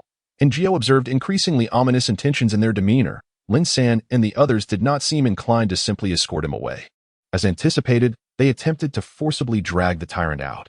What are you doing? He cried in fear. Zhou could no longer contain herself. Had the tyrant truly reached a breaking point? Would this violent abduction not lead to disaster? Jiang glanced at her. Many witnessed him taking Mei Guiran. Now that she is dead, by tomorrow this incident will spread throughout the capital. Your cousin is the emperor. He may be a tyrant, but he cannot appear mad. Do you understand? To speak such to a palace maid was already a concession. Owing to Zhou's special significance to the emperor, Zhou furrowed her brow. She was well aware that Jiang was correct. Yet, The narrative of the emperor as a murderer was flawed. It was Mei Guiran who had colluded with assassins to attack him, prompting his retaliation. Jiang regarded her. The outside world is not composed of fools. And Jiao replied, I know. I possess evidence. Jiang halted Lin San and the others. Speak. Chapter 96. Telling a story, and Jiao swiftly organized her thoughts. During the autumn hunt, there was an assassination attempt on the emperor. Both he and I heard one of the conspirators, who is none other than Mei Guiran. The emperor must have dispatched someone to monitor her. I believe his sudden visit today was to test her. Unfortunately, he fell into a trap, inadvertently killing her. However, Mei Guiran is not blameless. Anju leaned closer, whispering to Jiang about the scent. Since Jiang was capable of summoning the secret guards, it indicated his exceptional standing. The emperor must trust him greatly, allowing him to act in emergencies. Thus, Jiao confided in him the secret of the fragrance. If Mei Guiran was not inherently fragrant, someone must be orchestrating chaos behind the scenes. The source of this scent was crucial, and given the sudden turn of events, the individuals within Mei Guiran's palace were still under their control. A swift investigation could yield significant clues. Jiang, normally warm and gentle, regarded Jiao intently for a moment before stating, the emperor must appear at morning court tomorrow. Jiao was perplexed. Even with Mei Guiran's death, such a grand display seemed unnecessary. She had often seen in dramas how emperors would casually execute individuals without a second thought. As this was a matter of the harem, Jiang discerned her confusion and clarified, Mei Guiran is of little consequence. The crucial matter lies with those in the court. The Empress Dowager and the faction of Lord Ruyang have always been discontented. If they discover the emperor has lost his sanity, Jiao understood that as Jiang had stated, the emperor could exhibit cruelty, incompetence, or folly. He could embody anything as long as he was the emperor. However, madness was intolerable. No one would permit a lunatic to reign. The Empress Dowager and Lord Ruyang's faction would undoubtedly exploit this weakness. Thus, the emperor must present himself tomorrow, appearing completely sane. Jiang immediately dispatched individuals to investigate those in Mei Guiran's palace. Then turned to Jiao, how do we extract him? He looked at the emperor beneath the bed, concerned about the potential for violent resistance. They were well aware of his martial prowess, which could lead to disastrous consequences and possibly alert those outside. It was a last resort. If this palace maid had a method, Jiang was willing to allow her a chance. After all, it was merely a trial. Please leave for now. And Jiao instructed Jiang and the others. You know he is dangerous. If we leave and he suddenly turns violent, no one can save you. Jiang cautioned, and Jiao exhaled. From her perspective, she should not involve herself in this matter. The emperor's well-being was of no consequence to her. She is but a mere palace maid, a diminutive figure, regarded as a servant in the eyes of Dr. Jiang. Yet, from her vantage point, she can see the tyrant hiding beneath the bed, such a large person concealed in such a small space. Looking pitiable, emotion triumphs over reason. She unconsciously accepts the tyrant as her dear friend, her one-of-kind dining companion. Even if he were to kill her, so be it. Death is but death, for here she is unencumbered. With little to miss, perhaps, with a blink, she might return to her home in a future life. With this thought, she feels a sense of calm. I shall give it a try. Dr. Jiang nods and leads the others out. The room falls silent. Jiao approaches and crouches down. Your Majesty, it is I, Xiao Jiao. After speaking, she peers at him. The tyrant gazes back with large, beautiful eyes, looking as woeful as a drenched puppy. Jiao calls for him. But he does not emerge. So, mimicking her first visit, she hides beneath the bed with him. The space is cramped, with their bodies pressed closely against one another, the cold floor beneath them. Jiao takes his hand. The tyrant's hand is warm and dry, calloused in the palm. Your Majesty, may I tell you a story? The tyrant remains silent, his thoughts a blank slate. At least, Jiao cannot hear his inner voice. Once, there was a scholar named Donghua, a man who loved to read books, to the point of being exceedingly dull. One day, Donghua, riding a shaggy donkey and carrying a sack of books, set off to a place called the Kingdom of Zhongshan in search of an official post. Suddenly, a wounded wolf sprang forth before him. She sensed the tyrant's grip tighten around her hand. As if he were anxious, Jiao continued. The wolf pleaded with Donghua. I am being pursued by a hunter who has shot me with an arrow, nearly taking my life. Please, hide me in your sack, and I shall repay you handsomely in the future. The story is brief, and Jiao speaks gently and slowly. She glances at the tyrant, noticing he is completely captivated by her tale. Once she finishes, he suddenly remarks, Wolves are wicked creatures, Angio thinks to herself how childishly naive he is, so agitated moments ago, yet now utterly swayed by a simple story. She laughs softly. Your Majesty, I recall you killed many wolves last time. You are as formidable as the hunter, truly impressive. The tyrant, now enthralled, emits a satisfied hum. Angio shifts her arm. I am uncomfortable here. Shall we go outside? The tyrant nods and smoothly follows her out. Angio glances at the little quilt on the bed. Is this your blanket? Were you really this small when you were young? The tyrant nods, picking up the dirty little quilt and pointing to an embroidery on it. Is that a little tiger? Angio inquires. The tyrant affirms, little tiger. Mother said, I am the mightiest little tiger. What does that mean? Are you born in the year of the tiger? The tyrant nods, gazing at the little tiger with apparent fondness. Angio yawns. Are you sleepy? Shall we go to bed? We have work to do tomorrow. The tyrant, clutching his little blanket, frowns. I am hungry, Angio suggests. Then let us head to the small kitchen to prepare a meal. I made dinner for you today, but you weren't there, so I had a bit myself. There's some left. Dr. Jiang surveys the desolate courtyard, now a shadow of its former grandeur he recalls visiting when his aunt was a favored concubine. Though his memories are hazy from childhood, only recalling her adorned with jewels, attended by servants, and a beautiful young boy by her side, who would gaze back at him. Though Jiang Sheng was born a few months later, he was taller at the time, frustrating the boy who insisted Jiang Sheng call him cousin. But alas, he could never pronounce the word correctly, always saying da instead. Jiang Sheng chuckled at his mispronunciation for quite some time. But then, calamity struck his aunt, and the family fell into disarray, leaving everything changed. His reverie is interrupted by the sound of a door opening. He turns to see the emperor and that audacious, peculiar palace maid emerging, the latter clutching a small, tattered blanket, glaring at them with both wariness and displeasure. Remarkably, there is indeed a way. Jiang Sheng's gaze lands on Angio. This is truly remarkable. Chapter 97. This is not normal. Dr. Jiang casts a glance, and the tyrant immediately perceives it, shooting a cold look at him. Jiang Sheng clicks his tongue, truly possessive. The tyrant then grabs Angio and leaps onto the roof, swiftly vanishing into the night beyond the palace walls. Lin San follows closely, observing the emperor intently. Dr. Jiang thinks he must interrogate the people around concubine Mei. If what the Xiaojiu said is true, he must uncover something. The small kitchen is quiet. Aunt Chu has also heard of the incident and has been waiting since early morning. Angio nods to reassure her not to worry, then enters the kitchen with the emperor on the roof. Smoke soon rises. Angio reheats the dinner from the previous night. The tyrant is not picky and quickly finishes his meal. Angio then takes out some hawthorn candy, intentionally leaving half for the tyrant. After eating, the tyrant returns to her small room, clutching his blanket, and lies down neatly, covering himself with his little quilt. However, the blanket only covers his belly, making him appear somewhat pitiful yet amusing. Angio stifles a laugh. It's cold now.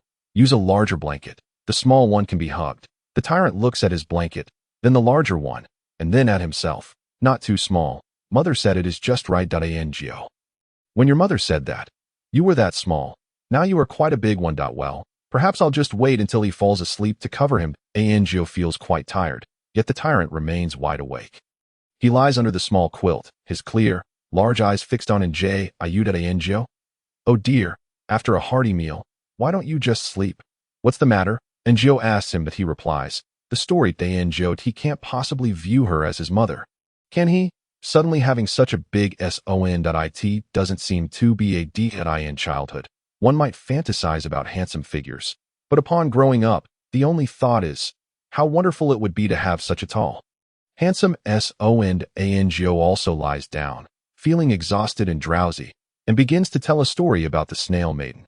She yawns, turning her head to find the tyrant already fast asleep. The sleeping tyrant is breathtakingly beautiful, peaceful, with a high nose and long eyelashes like tiny brushes. Indeed, Nuwa must have favored him greatly when crafting his clay form. With such thoughts, Angio unknowingly drifts into slumber.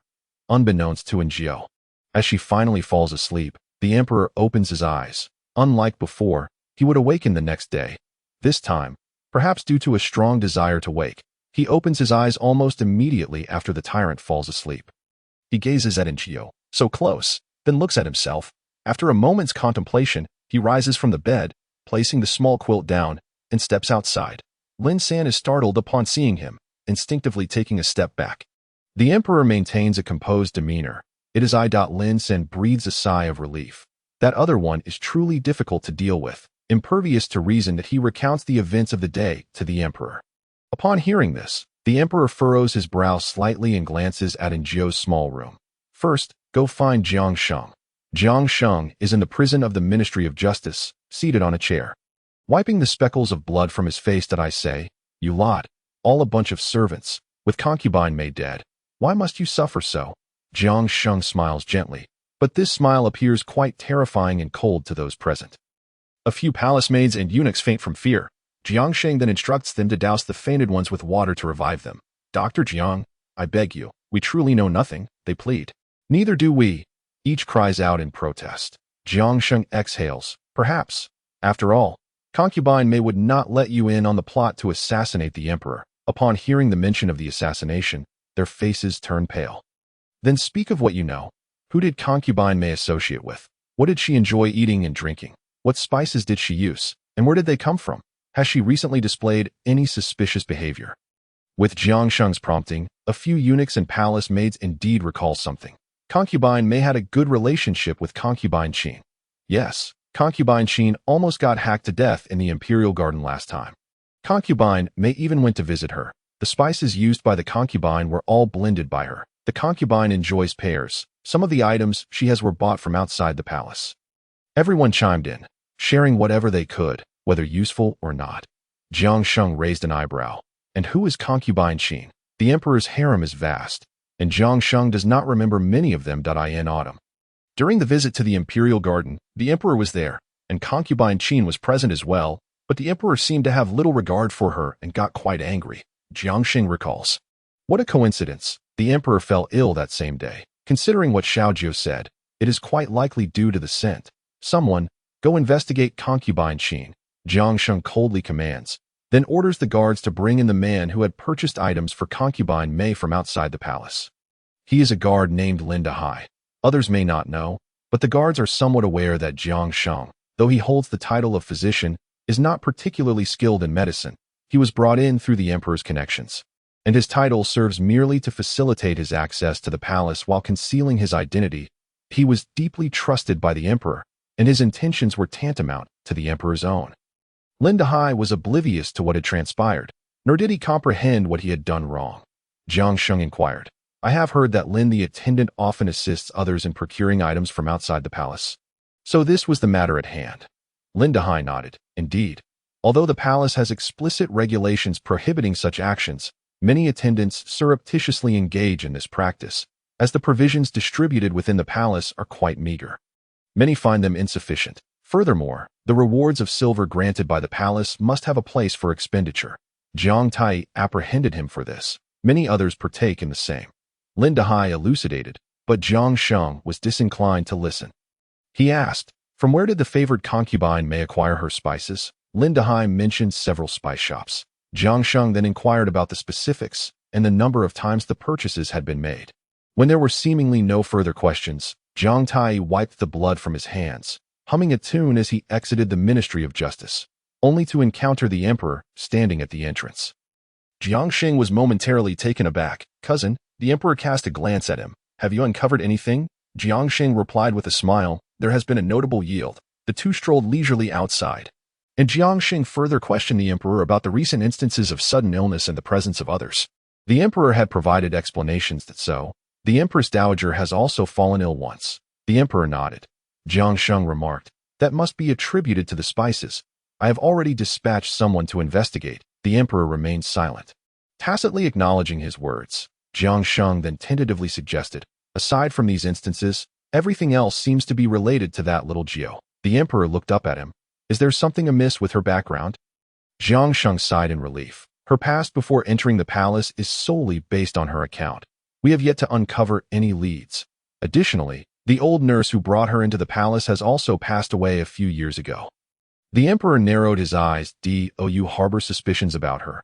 Jiang Sheng inquired. The emperor retorted, isn't she worthy of suspicion? The emperor took a few steps, then turned and said, suddenly, there is this maid by my side, possessing an array of peculiar talents, adept at cooking to my taste, intriguing in character, understanding, and capable of managing that fool. Is that not strange?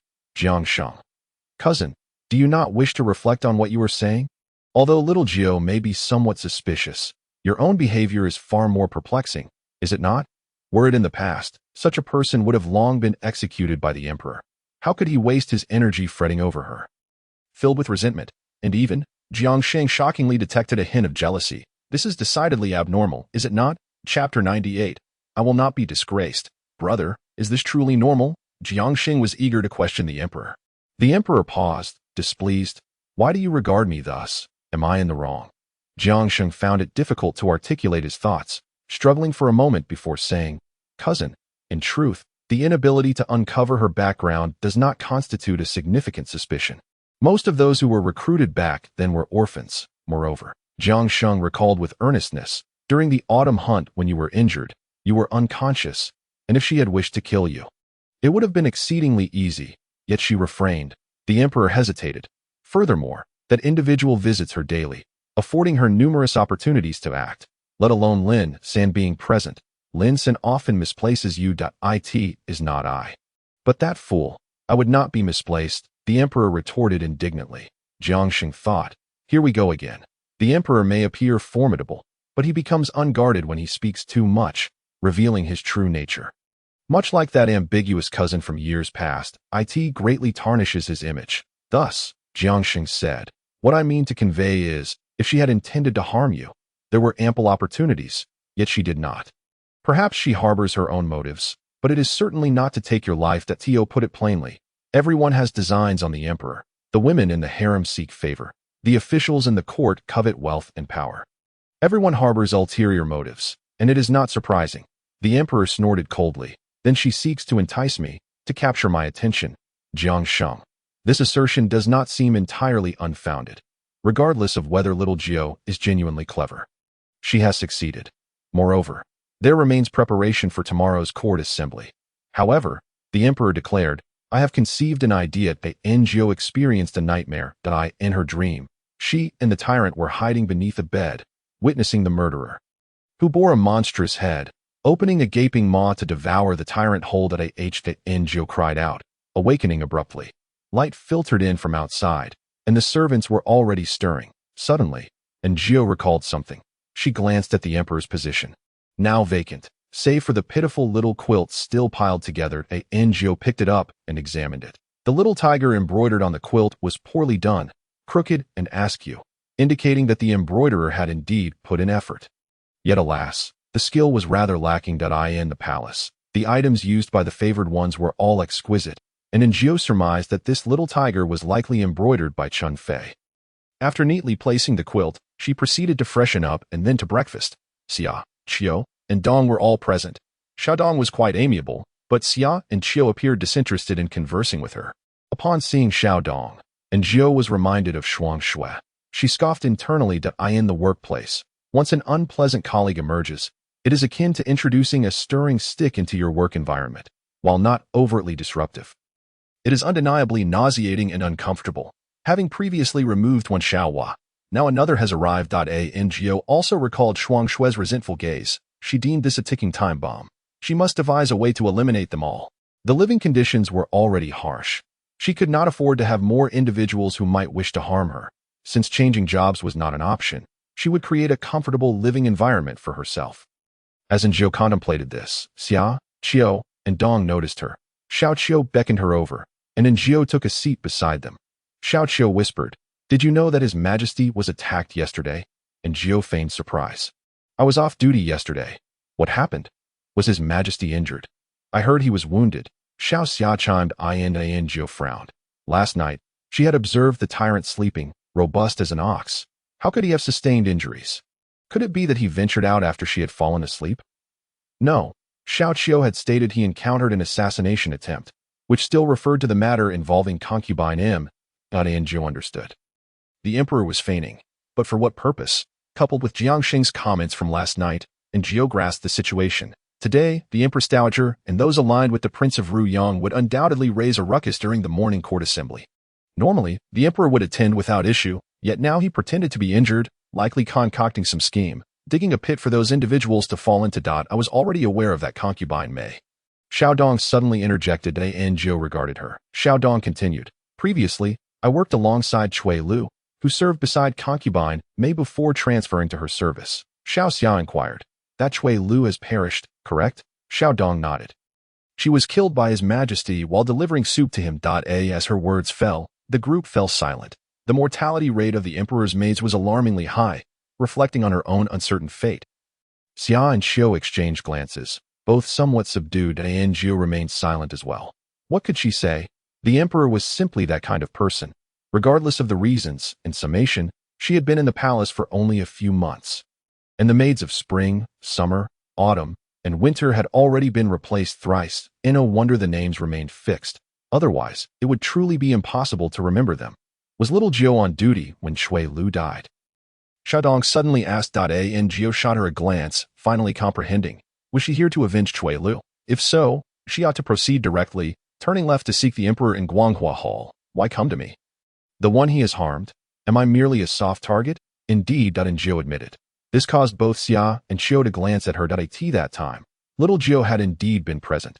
This implied that despite the several batches of palace maids that had been replaced, she remained unscathed, having gained the favor of both Aunt Chu and Gong Li, as well as the Emperor's trust.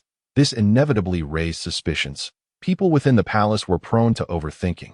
Was it truly the case that those deaths had no connection to little Zhou? And Zhou chuckled softly and recounted the events surrounding concubine Mei and Cui Lu in their entirety. I was stationed outside, unable to enter Guanghua Hall. Moreover, it was a sweltering day, and His Majesty was napping. Concubine Mei and Cui Lu insisted on delivering meat soup to him. Xia and Xiu exchanged knowing looks. It was well known that no matter what the Emperor ate now, he had been a vegetarian in the past. You come to deliver meat soup to His Majesty? Are you courting death? Furthermore, during his nap, you insist on forcing him to drink your meat soup? Is it dragon meat? So foolish. If not you, then who would perish? Xiao Qiu scoffed. This matter cannot be blamed on little Zhou. Were I in her position, I would not dare to enter either. Xiao Xia concurred. I too fear the Emperor now. Xiaodong looked at Zhou but refrained from speaking further. Due to his injuries, the Emperor did not attend court at all. In the harem, those who had witnessed the Emperor carry concubine Mei away were all restrained, and no news leaked out. Thus, this morning, the rumors surrounding the Emperor's madness, intertwined with the tales of his assassination, grew ever more fervent. Some believed the Emperor was certainly not insane. They had seen him yesterday, tall and handsome, undeniably a great intellect. Far removed from madness, others, more astute, pondered deeply. Concubine Mei, unless seeking death, should not have attempted to assassinate the Emperor at that time. With an abundance of dark guards and attendants surrounding the Emperor, coupled with the rumors that he possessed martial prowess, how could a frail woman like concubine Mei hope to assassinate him? Therefore, this matter was perplexing. Rumors do not arise from a vacuum. Perhaps the Emperor's mental state truly exhibited issues.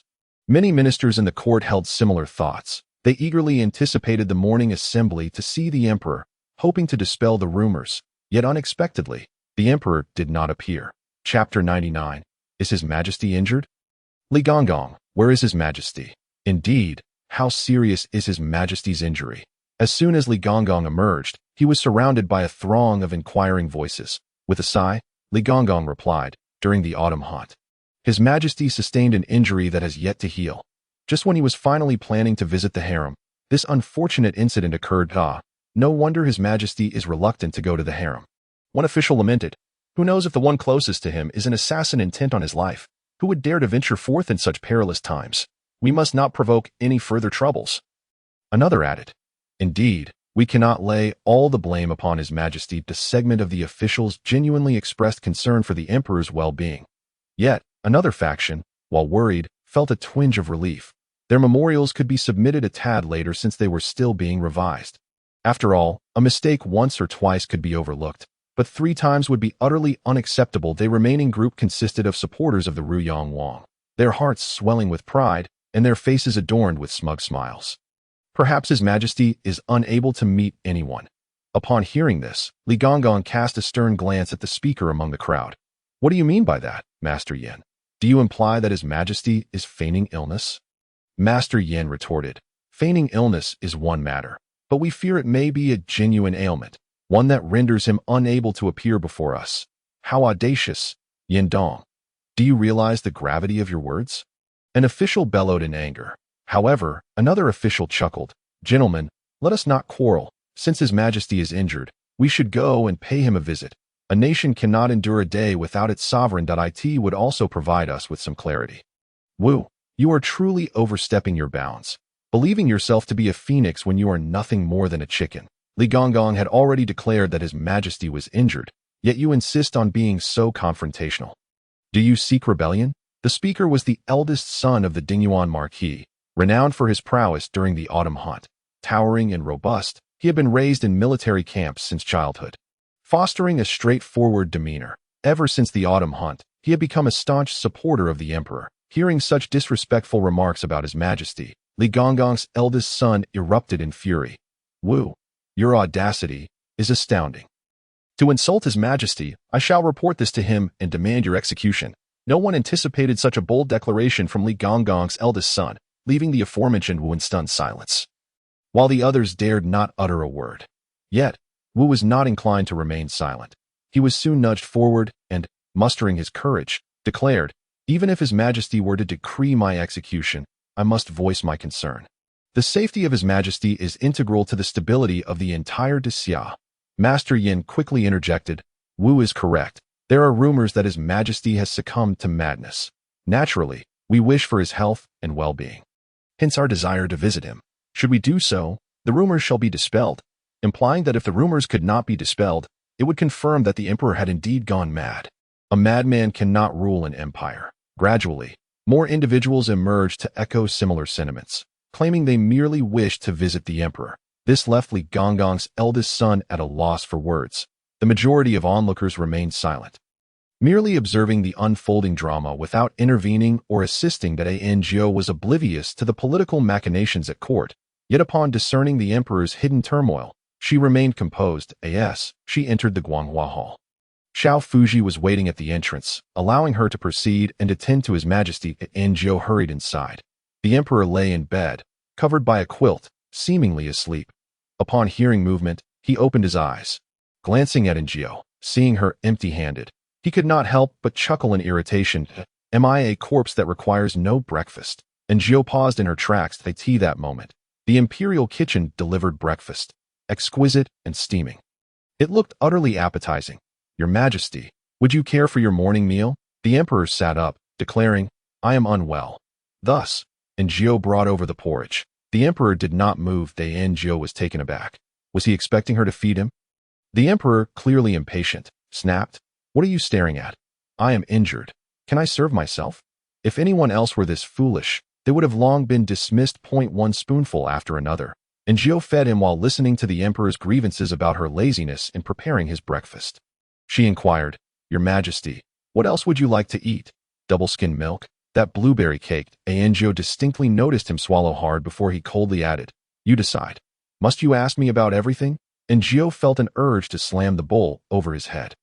If it weren't for the fear of scalding the tyrant, very well, Jiu complied. However, the emperor detected a hint of defiance in her tone. That I shall not eat, Jiu mused. Had he truly eaten so little that he refused to continue?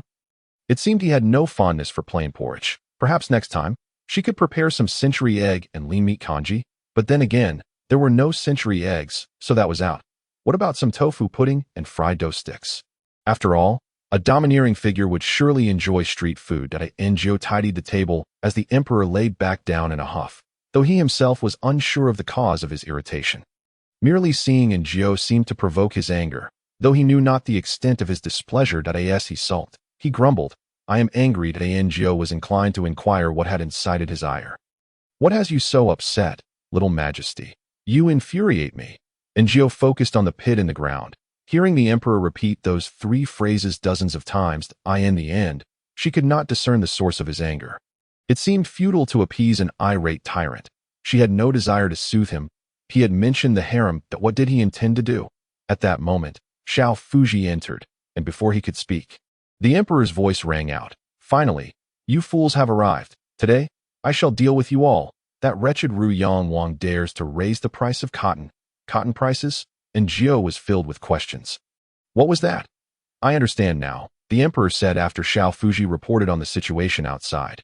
Once Xiao Fuji departed, he turned to Enjio and instructed, "Go to the entrance and observe what they are saying." Enjio nodded, curious about how powerful figures engaged in conflict. Outside the grand hall, a sea of officials stood waiting. Xiao Fuji emerged to inform them that His Majesty required rest and urged the officials to depart. "We merely wish to see His Majesty. We will not disturb his rest," Wu declared. Enjio frowned at his words. Regardless of the emperor's true condition, such remarks were highly inappropriate and dangerously audacious. It appeared that the emperor's control over the court was not as absolute as one might assume. Furthermore, the officials had come prepared, intent on seizing any opportunity to strike against the emperor.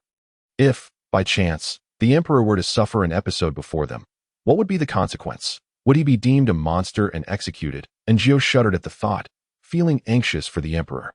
Chapter 100. Promoting you to wealth and power with limited education, Enjio could only contemplate this scenario. She glanced back, realizing she could not see the emperor from her vantage point, yet she felt an inexplicable connection, as if they were gazing at each other from afar. In reality, Enjio was overthinking it. The emperor was currently tending to his own wounds. Jiang Sheng had somehow smeared blood across his chest, the dried stains appearing quite alarming. Meanwhile, the officials outside, clad in their uniforms, were easily identifiable by their ranks. However, Enjio was unfamiliar with their identities. The officials were dressed similarly, and to her, they all appeared alike, slim, well-groomed, and sporting beards, their aesthetic remarkably unified. She could only remember the first 4 individuals. One was the champion of the autumn hunt, clearly a military figure, while the others were unknown to her. The remaining 2, who were the most vocal, Enjio suspected would soon become the scapegoats for the emperor's wrath. "Since we have come, what harm is there in observing His Majesty?" the first scapegoat proposed.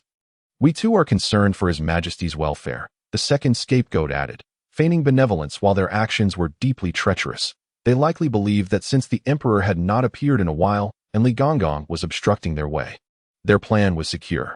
Thus, they were eager to press forward. The autumn hunt champion soon found himself embroiled in a heated argument with them, while Enjio observed that only a handful of individuals were truly engaged in the dispute.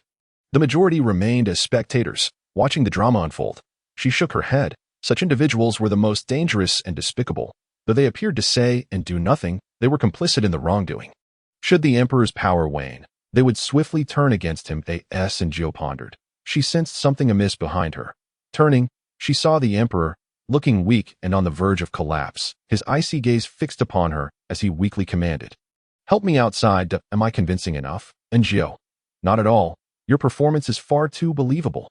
Outside, Master Yin and Wu led the charge, while Li Gonggong's eldest son and another official engaged in a verbal battle. Amidst this, the emperor emerged from Guanghua Hall. The emperor's expression was cold. Though clothed, his frailty was evident. The color had drained from his lips, and faint traces of blood could be seen on the bandages around his pale neck. "Your Majesty," the crowd knelt, chanting, "Long live His Majesty." Only Master Yin and Wu remained bewildered. Did they not say he was mad? How is this possible? It seemed Master Yin and Wu had harbored resentment towards the emperor for quite some time. "Your Majesty, spare me. I do not dare."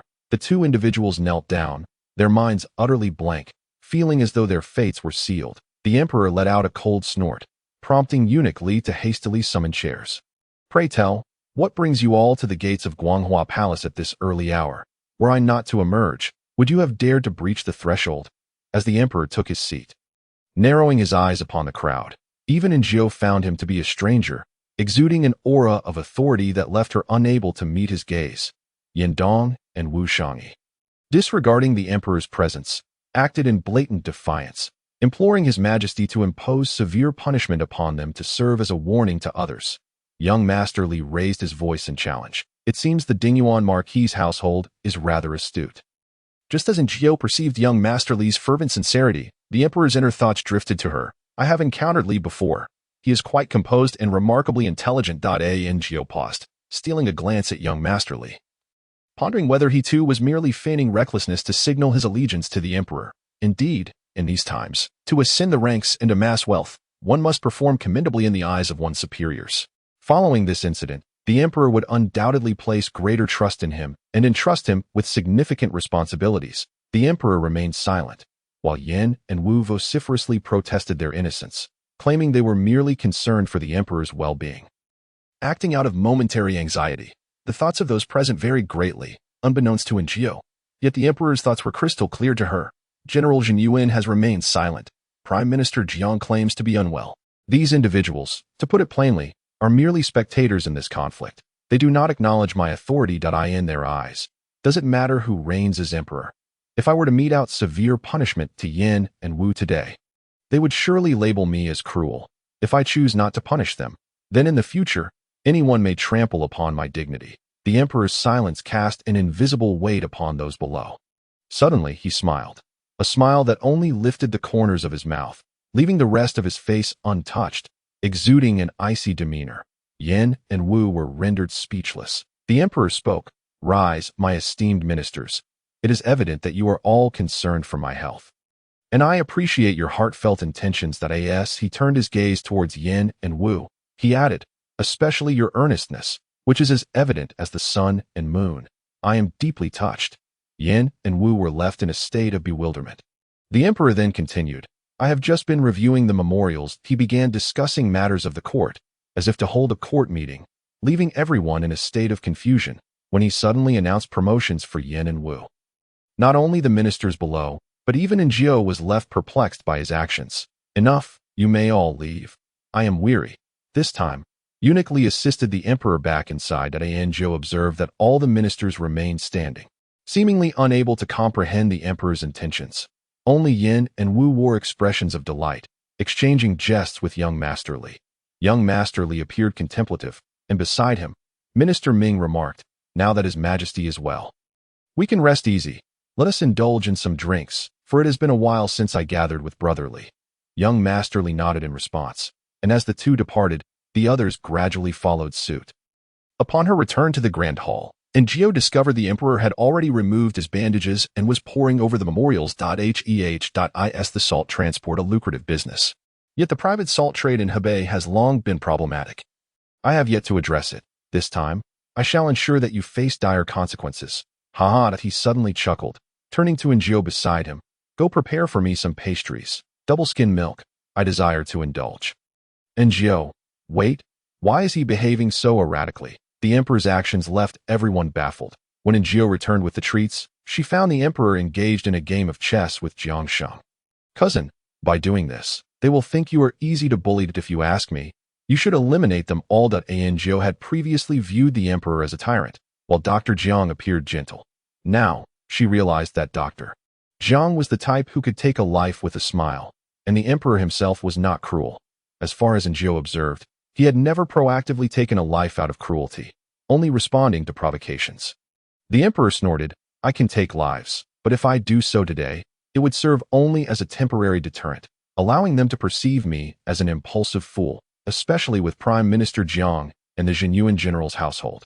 Do not forget, they have a good relationship with the Dingyuan Marquis, yet only young Master Li has emerged today." Dr. Jiang appeared puzzled. "Are you suggesting that young Master Li is merely testing the waters?" The emperor made a move. "The intricacies of this matter elude me." Dr. Jiang was about to make his move when he suddenly realized he had lost. How utterly vexing. Turning his head, he spotted Jiao and smiled. "Little Jiao, have you prepared any delicacies today?" Jiao suddenly sensed the emperor's displeasure. Intuitively, she understood his unspoken thoughts. This was not the appropriate time to present herself. The emperor had no desire to share his food with Dr. Jiang. Chapter 101. This palace maid shall be mine. Jiao could only steel herself and present the offerings. "What is this? It looks quite delectable." Dr. Jiang gazed curiously at the treats Jiao had brought. Clearly enticed, he had no affinity for dry pastries. This little Jiao truly lacks perceptiveness. After the emperor's quip, he did not forget to feign generosity. "Fetch some bowls and chopsticks, so Dr. Jiang may also partake." Though outwardly magnanimous, the emperor's inner thoughts were, "Do not take, do not take, do not take." Jiao exited. The emperor furrowed his brow. "This little Jiao is rather amusing." Dr. Jiang toyed with the white chess pieces. "As for Qin Marin, I have dispatched someone to keep watch, yet she appears to have been used by Mei Guerin." The emperor scoffed. Mei Guerin was sent by the Yun family from the northwest. The territory of the Ruyan king lies there. This year, The cotton harvest has been poor across the regions, and the Ruyang king has seized the opportunity to raise prices, making a significant profit. Dr. Jiang chuckled. The price increase in cotton is the crux of the matter, is it not? The Ruyang king, being family, should not be raising prices. Dr. Jiang found it amusing, unable to comprehend why his cousin, now an emperor, still clung to frugality, having always had a penchant for wealth, particularly gold. Cousin, could you spare me a few gold ingots? And Zhou overheard Dr. Jiang's remark upon entering. Gold ingots? Were they not the very ones bestowed upon her by the tyrant? The emperor snorted. Dream on. Dr. Jiang clicked his tongue. If you won't give them, then you won't. My precious gold ingots shall not be given to anyone, the emperor declared to Zhou. Thus, it seemed these gold ingots held special significance for him. And Zhou had prepared 2 servings of cake and double-skim milk, one for the emperor and one for herself, as a treat for her own cravings. However, since Dr. Jiang desired some, and given the emperor's demeanor, perhaps it would be best to prepare more in the afternoon, as the tyrant also enjoyed indulging. As she contemplated the tyrant, and Zhou gazed at the emperor's face, her expression softening. Initially, Dr. Jiang could not fathom why his cousin regarded a palace made with such distinction. But after tasting the Basque cake and double-skim milk, he suddenly understood if given the chance, he too would desire such a palace made by his side. What is this? So delicious. The key is that it does not choke the throat at all. While the pastries in the palace are delightful, having grown weary of them throughout the years, encountering something different and witnessing a vibrant individual indeed piques one's interest. Moreover, Zhou had also served each of them a glass of fermented milk drink. Having tasted various juices and alcoholic beverages, he had never encountered anything like this. Tart yet sweet, it was not overwhelmingly impressive, but it was novel. After years of monotonous life within the palace, where his only interactions were with sycophants or hypocrites, this little Zhou appeared as a bird that had suddenly flown into his life, unassuming, yet captivating. Furthermore, Dr. Jiang observed little Zhou as the emperor raised his head. She promptly offered him water, which he drank. And then she wiped his mouth with a handkerchief. When the emperor grew weary of the pastries, she placed some milk beside him. Dr. Jiang marveled at how well she understood his cousin, even better than he did himself. At last, the emperor finished his meal, and Zhou gathered the dishes. She poured tea for both him and Dr. Jiang, cleansing their palates and refreshing their taste buds. How considerate. Cousin, if one day you no longer desire little Zhou, could you give her to me? Dr. Jiang blurted out spontaneously. Immediately, he noticed both the aloof emperor and little Zhou looking at him in unison, their expressions and gestures identical, although they bore different appearances. Dr. Jiang felt as though they were mirror images of one another at that moment. I was just joking. Feeling a chill run down his spine, Dr. Jiang hurriedly explained. The emperor snorted. She is merely a palace maid. If you desire her, I can give her to you. Little Zhou secretly rolled her eyes at the emperor. Dr. Jiang. Cousin, are you out of your mind? With that possessive demeanor, you would give her to me? And Zhou, however, was not angered, for she discerned the emperor's inner voice, scaring the foolish goose, lest her tail rise too high to Zhou. The news of the minister's visit that morning quickly spread through the inner palace. After a night of anxiety, everyone breathed a sigh of relief upon hearing the news the following day. What problem could the emperor possibly have? His Majesty is so handsome. Surely, it was that vile maid Guerin.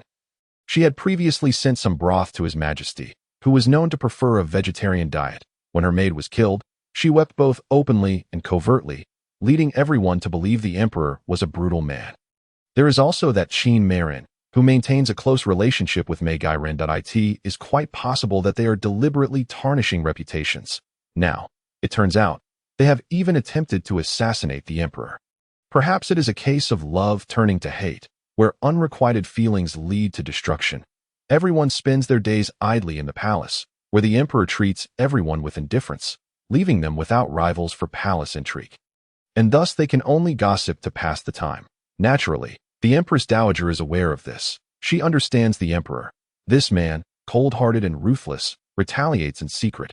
Even now, she is subsisting on plain food, her palate nearly as bland as that of a bird.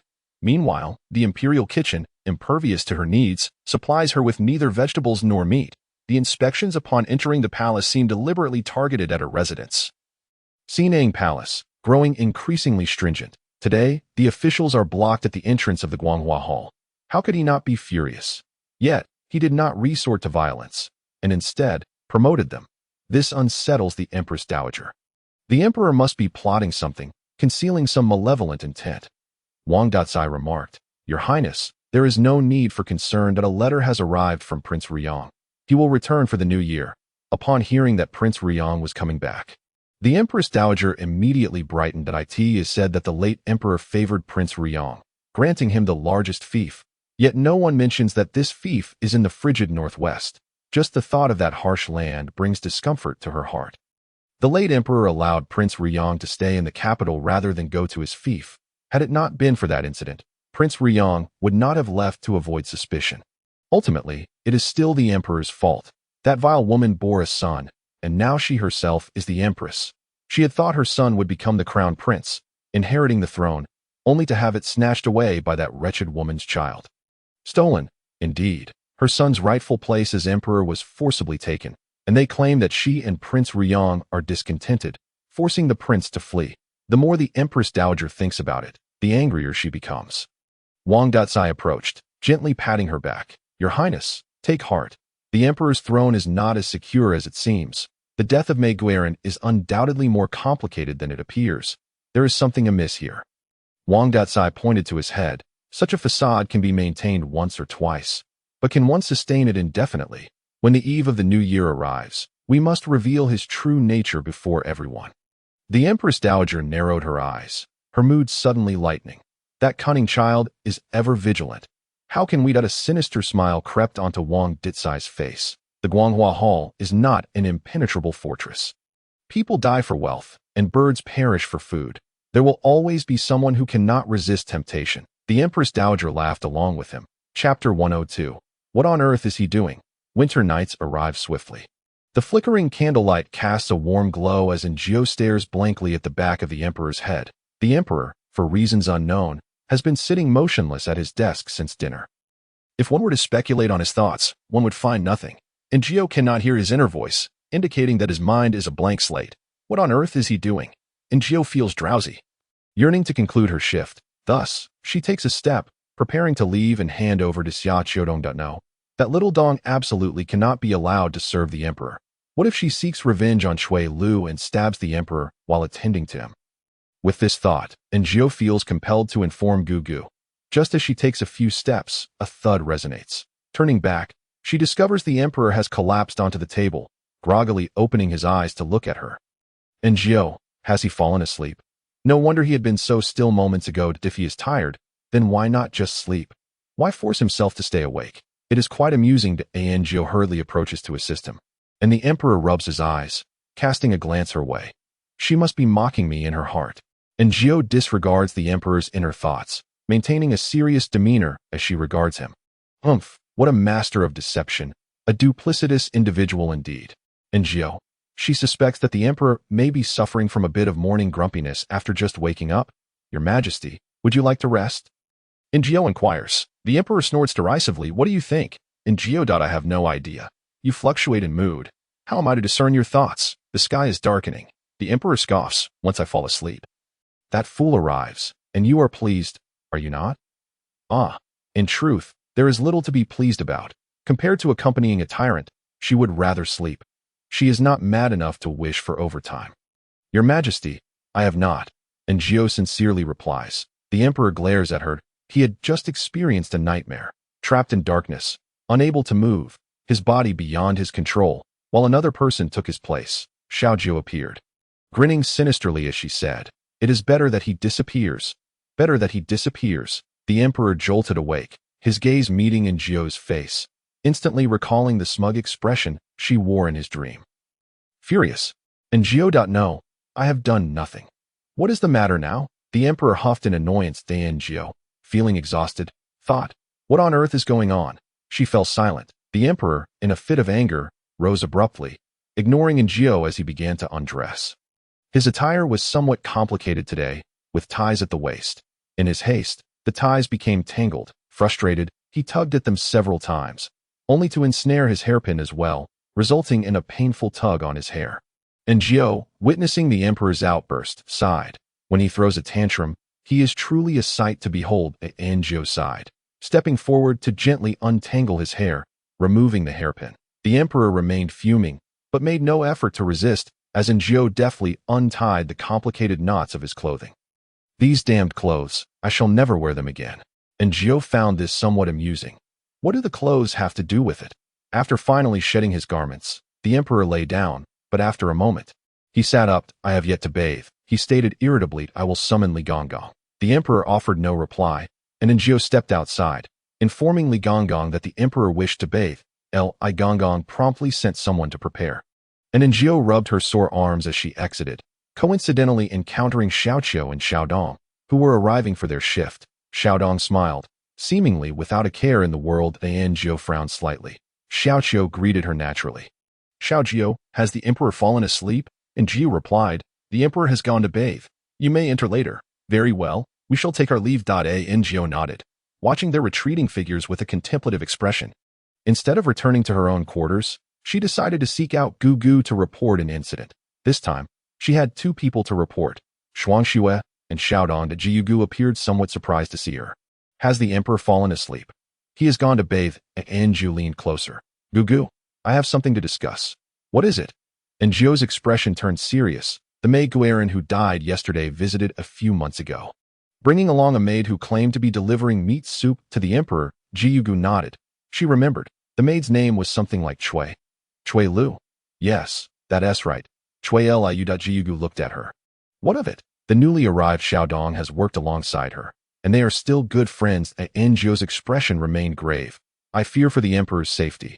What if she came seeking revenge? Gugu halted her actions, turning her gaze to Enjio. Are you certain? Not just I. Xiaoqiu and Xiaoxiao are aware as well. Moreover, she only arrived a few days ago and has already become close with Shuangxue. Shuangxue visited me yesterday, and when she saw the emperor, her expression was quite off. I grew concerned but was uncertain, so I sought you out. Upon hearing that it involved the emperor, Gugu became particularly attentive, instructing Enjio to recount every detail of that day. I understand, Gugu stated. However, Xiaodong is the goddaughter of Mama Chong. I must speak with her. Enjio understood that Mama Chong, Gugu, and Mama Lu were all seasoned attendants serving Chun Fei, and they held a certain standing before the emperor. However, regardless of their standing, they were still servants, and when it came to matters concerning the emperor, they must step back.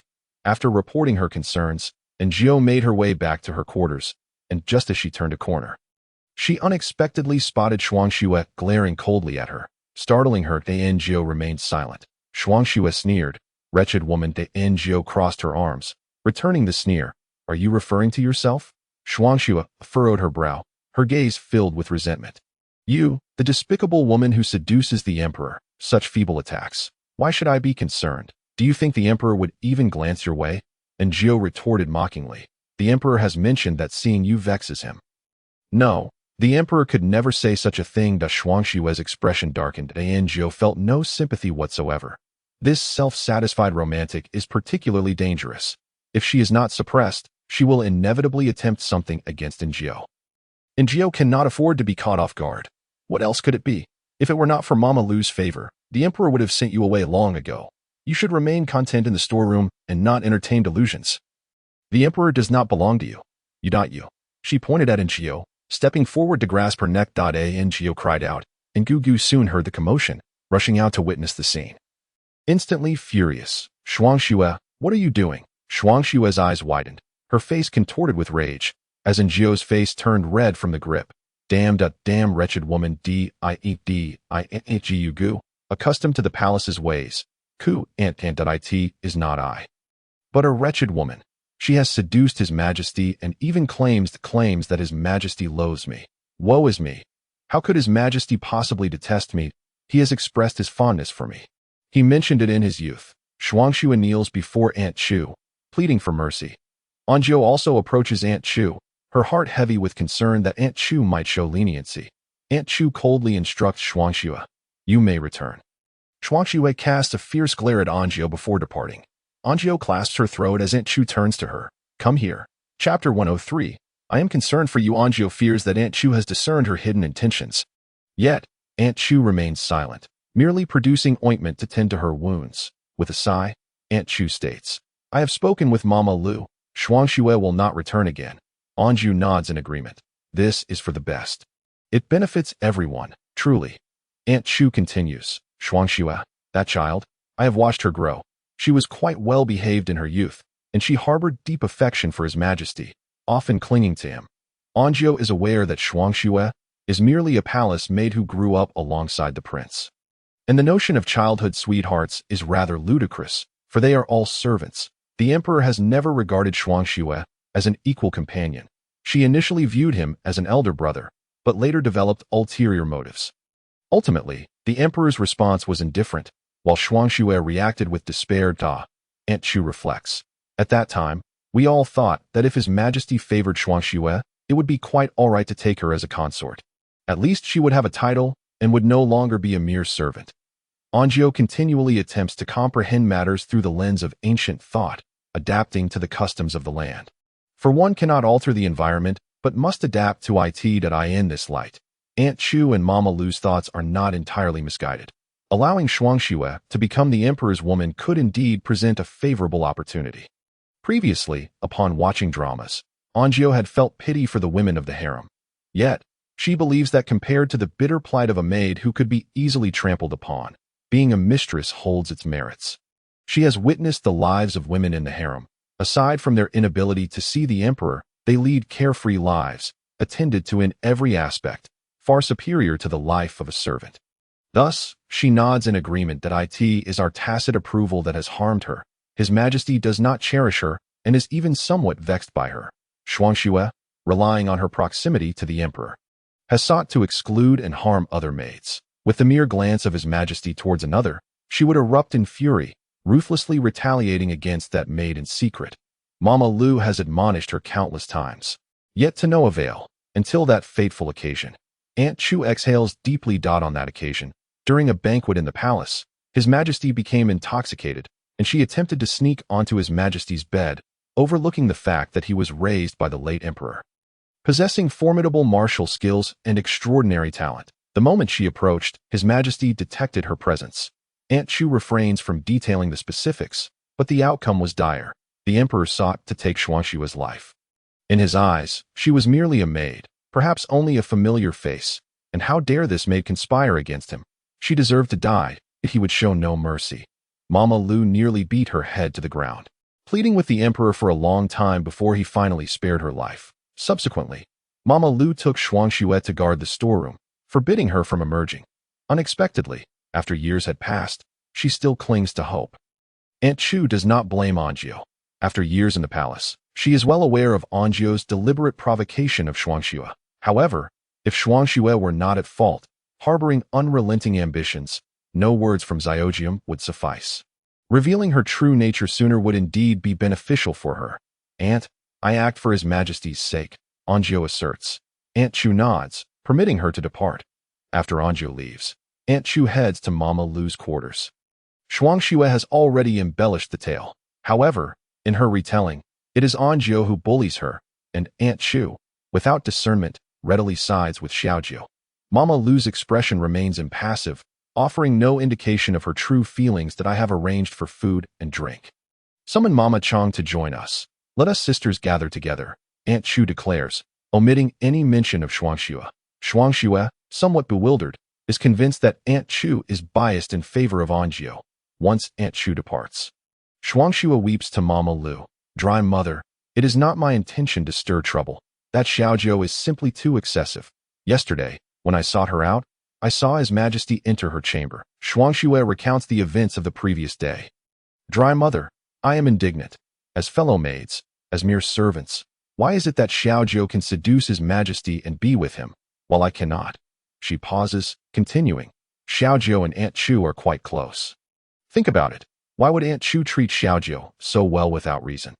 I suspect that Xiaojiu is in league with her, arranged by Aunt Chu for future fortune and glory. At this point, Shuangxue unwittingly begins to believe her own words. Indeed, if there were no prior connections, why would Aunt Chu show such favor to Xiaojiu among so many maids? Why allow His Majesty into her chamber? Mama Lu silently observes Shuangxue. In those days, you were the most capable around His Majesty. Had I garnered his favor, we would have long been mistresses, rather than enduring this suffering. His Majesty clearly treated me well, professing his affection, yet suddenly, he loathed me. even seeking my death. Surely it is her doing. It must be Aunt Chu who has conspired against me, aiming to dominate Guanghua Palace and thereby orchestrating our expulsion. As she speaks, Shuangxue becomes convinced of her own narrative. Mama Lu remains silent, seemingly pondering the events of the past. Each time she sees Aunt Chu thriving, she cannot help but think that had Shuangxue won the emperor's favor back then, their circumstances would be vastly different now. Shuangxue's audacity to approach the emperor's bed was not without her assistance. Thus, she fought desperately to protect Shuangxue afterward. Alas, is what you say truly the case? Mama Lu inquires, narrowing her eyes. Absolutely, Shuangxue confirms. Mama Lu exhales. She is not a fool and does not wholly trust Shuangxue's words, yet she finds her reasoning to have merit. After all, they had administered that kind of drug to the emperor. It was unlikely for an ordinary person to awaken from it. Were it not for the late consort Chun's reputation, both she and Shuangxue would have perished. Mama Lu's gaze grows increasingly somber. Anjio, having slept for a brief while, opens her eyes to find the tyrant beside her, merely covered by a small blanket. The tyrant gazes at her, his frown evident in her sight. Anjio suddenly feels playful and pretends to return to slumber. The tyrant observes Anjio's back. Furious, very furious, his voice reverberates through the spacious room. Anjio ignores him, sensing the tyrant's presence approach her, his silence filled with intent as he fixes his gaze upon her. Just as Anjio contemplates whether to open her eyes, the tyrant unexpectedly touches her neck. Shuangxue's grip is not particularly strong. Anjio feels the pressure, yet it is not overly painful, merely reddening her neck. Though the tyrant notices nonetheless, Anjio opens her eyes to find him staring intently at her neck. Your Majesty, Anjio begins, I must warn you to be wary of those around you. Someone is plotting against you. Initially believing the tyrant to lack comprehension, she is surprised when he inquires, Who? Who seeks to harm me? It is as if two little antennas atop his head have suddenly perked up. Anjio contemplates. Many, for instance, the esteemed officials Yin and Wu today, as well as the Empress Dowager and the Duke of Ruyang, and those surrounding you. The tyrant seems to ponder this. Who? Anjou lowers her voice, prompting the emperor to lean in closer, intent on hearing. Anjou whispers, It is Shuangxue and Xiaodong. These two are somewhat suspicious that I have already informed Aunt Chu, who may take action against them, or perhaps not. Anjou feels a twinge of distress. However, these two are backed by Mama Chong and Mama Lu. I worry Aunt Chu may be swayed by their past connections and merely issue a light warning. You see, the older retainers around Consort Chun are precisely these three to Aunt Chu. Thriving in her service will undoubtedly incite jealousy. We cannot speak of their matters, but I am concerned for your safety. Anjou gazes at the tyrant, her expression conveying her genuine concern for him. Should Aunt Chu fail to manage Shuangxue and Xiaodong, it would surely provoke Mama Chong and Mama Lu's ire. Anjou must secure her own safety. The tyrant furrows his brow, nodding seriously. Anjou believes he comprehends her warning. Then, who is Mama Chong? And who is Mama Lu? And who is Shuangxue? The tyrant utters the soul-searching trio of questions. Anjou. Thus, at that time, Shuangxue had not yet appeared. But why do Mama Chong and Mama Lu not recognize her either? Chapter 104. The heist in the storeroom. It is quite normal for the 7-year-old tyrant to be unfamiliar with Shuangxue. She likely had not yet entered the palace at that time. However, Mama Chong and Mama Lu. Anjou suddenly realizes something. She has been foolish at that time. Mama Chong and Mama Lu were not yet matrons.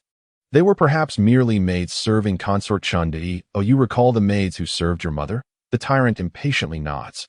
Anjou again detects his bemusement, as if questioning why she inquires about several maids. Thus, she reiterates her previous statements. Your Majesty, you must remain vigilant. Anjou senses that the palace is rife with scheming minds, each person a clever player. The tyrant nods earnestly.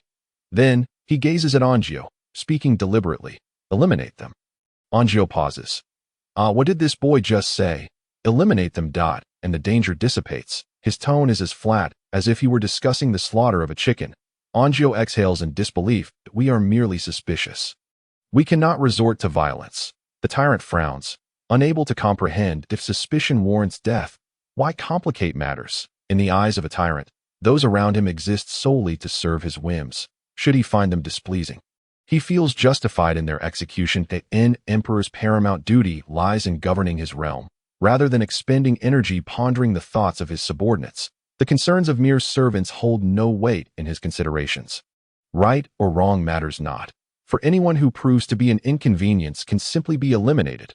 Would one concern themselves with the musings of ants? If they are unsatisfactory, they can merely be crushed underfoot. Ngio fell silent for a moment before earnestly asking, "Your Majesty, should I err in the future, will you have me killed?" The tyrant shook his head, his large, innocent eyes brimming with sincerity, as if to convey, "Little Gio, we are the best of friends. How could I ever harm you?" Yet, Ngio remained unconvinced. This individual was too capricious. "Can you issue a decree that ensures I cannot be executed for any mistakes I might make?" She inquired tentatively. The tyrant nodded, prepared to draft the document alongside her. But Ngio suddenly reconsidered. The emperor allowed her to associate with the tyrant precisely because she appeared harmless. Should he learn of her instigation for the decree, it would threaten his authority, and she would undoubtedly face death. "Never mind, even without the decree, I know you are the best." Ngio smiled, recognizing that if she dared to have the tyrant write such a thing, the emperor would see to it that she would not survive until the next afternoon. The tyrant's spirits lifted upon hearing her words, and he made a pact with Ngio. She presented him with a cake she had saved. "You mustn't be picky. I don't have many skills left," Ngio lamented. The tyrant devoured the food with abandon, ignoring her. After their meal, he stepped outside, gesturing for Ngio to follow. She feared he might leave the palace. But he did not. Instead, he walked toward the storage room, causing Ngio to pause. He wouldn't be going to kill Shuangxue. Would he? Couldn't you do it quietly, without me witnessing it? I might feel a twinge of guilt. What if I encounter King Yin in the underworld, and he holds me accountable for this? Ngio's thoughts spiraled. However, the tyrant had no intention of murder. He had completely forgotten about Shuangxue. With a swagger, the tyrant threw open the storage room door, startling the dozing Lu Mama, who gazed at him in shock. "Your Majesty, you." The tyrant frowned, glancing between Ngio and Lu Mama, perhaps realizing her presence was a distraction. Without a word, he advanced and unceremoniously tossed Lu Mama out. Ngio could only watch in disbelief as a person was flung aside. Shuangxue emerged, clad in a robe.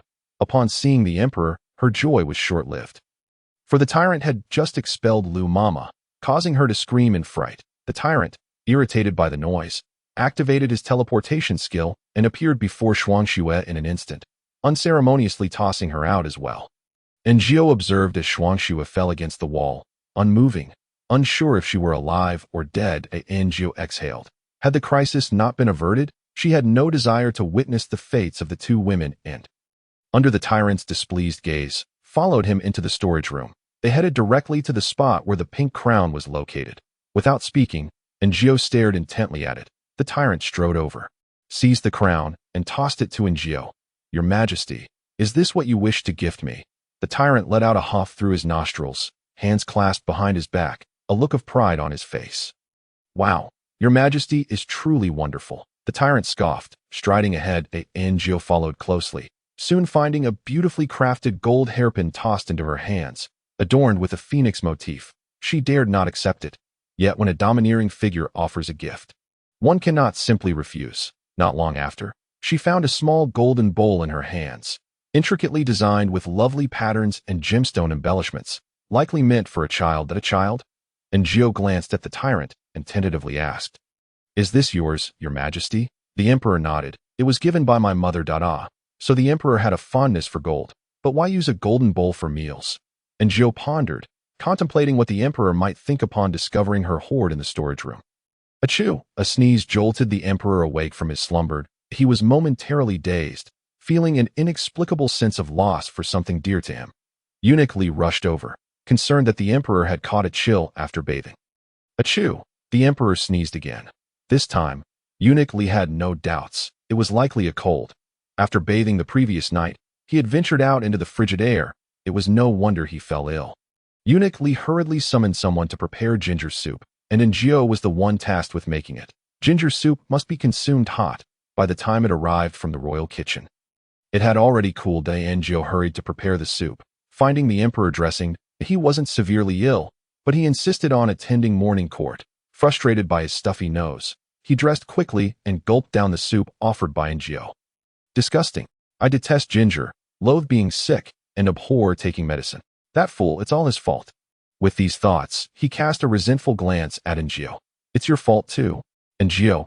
After the emperor's departure, the others hurried to tidy up. Xiao Qiu whispered, Little Jiao, have you heard? Last night, Shuang Xue and Lu Mama fought and got injured. Njio? Who? Who fought? You were so close. Didn't you hear? It seems that Shuang Xue attempted to steal something from the storage room, and Lu Mama intervened, resulting in their conflict. They've both been taken away. Njio found it utterly absurd. She never anticipated their hasty exit from the stage. It felt surreal. Xiao Xia chimed in. I heard it was a command directly from the emperor. Njio looked at her. A decree from the emperor? Indeed. Otherwise, who could have dealt with Lu Mama, a long-standing servant by the side of pure concubine? Even Aunt Chu would yield to her. Only the emperor could have disposed of her. Chapter 105. I'm the unluckiest person in the world. That Njio sensed that this matter was not as simple as it seemed. Exiting the Guanghua Palace, she contemplated making something delicious for the emperor, who was suffering from a loss of appetite. Just then, Xiao Dong approached. Njio initially intended to bypass her, but Xiao Dong suddenly remarked, You truly possess remarkable skills. Njio halted, perplexed. What do you mean? Xiao Dong smirked. Don't play dumb with me. Isn't the incident involving Shuang Xue and Lu Mama you're doing? Njio frowned. What does that have to do with me? She had indeed alerted Aunt Chu and hinted to the tyrant, which could be seen as intentional, but objectively, last night's events were merely a matter of unfortunate timing for Lu Mama and Shuang Xue encountering the tyrant. Who could she blame? Certainly not herself. Even if Njio had erred, she would never admit it. She was the type of person who would act boldly but shy away from accountability. Stop pretending. Who else could it be but you? Xiao Dong scrutinized her, her gaze sharp. You're quite interesting. You harm others yet maintain such an innocent facade. Njio crossed her arms, retorting coldly. Speaking of interesting, you're far more amusing. You know who the true culprit is yet dare not seek vengeance against the emperor, so you take it out on me. The soft target? Xiao Dong clearly did not expect Njio to respond so boldly. She stared at Njio for a while before breaking into laughter. Mama Chong has ordered me to leave Guanghua Palace. I shall be departing shortly, but she fixed her gaze on Njio. We will meet again. With that, Xiao Dong turned and walked away. Njio watched her retreating figure for a moment before striding off. It seemed the maids of Guanghua Palace were in for another change. Due to the previous day's events, the ministers displayed a variety of expressions. The emperor, unwell and displeased, intimidated everyone with his foul demeanor, and no one dared to act out. Even Yin and Wu, who had recently been promoted, were too pleased with themselves. As the emperor concluded the court session, he specifically instructed them to perform well. They both bowed deeply, vowing not to disappoint the emperor's expectations. The foolish emperor found even a single glance at them to be bothersome. After court, he felt lethargic and lacked an appetite. He pushed around the bland dishes from the royal kitchen, thinking that at this time, not even little Jiao, nor 100 or 1,000 little Jios could prepare anything palatable. He longed for those dark, medicinal broths. The emperor sighed. I do not wish to drink medicine. Damn it! What kind of vile concoction is this? It tastes worse than feces. Perhaps it truly contains feces. Alas, who can save me? Njio entered just in time to hear his string of complaints. Usually, he held himself with poise, but today was different. He lay sprawled on the bed, utterly boneless. The sound of her footsteps startled him that he raised his head, glaring fiercely at Njio. It's all your fault. Njio, what's wrong? Why does everyone blame her? Why does everyone find fault with her?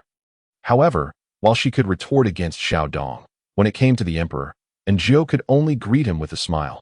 Your Majesty, I thought of your lack of appetite and prepared something delicious. She presented him with peach preserves. Njio. Peach preserves were as universal as warm water. When she was ill as a child, a can of peach preserves would set her right. The emperor frowned, clearly not feeling very hungry. Nevertheless, he rose, straightened his attire, and Njio offered him small spoonfuls of the preserves, which he sampled. His eyebrows lifted slightly. It seemed somewhat appetizing. He took another bite, confirming the flavor was indeed pleasant, and soon finished the entire serving. How do I remember having eaten this before? Indeed, I have partaken in such activities before, but whether it was for the tyrant or for his consumption, Njio's memory is somewhat hazy. After having consumed sustenance, the emperor found relief from his parched throat that he lay back down, gazing at the patterns on the ceiling above his bed.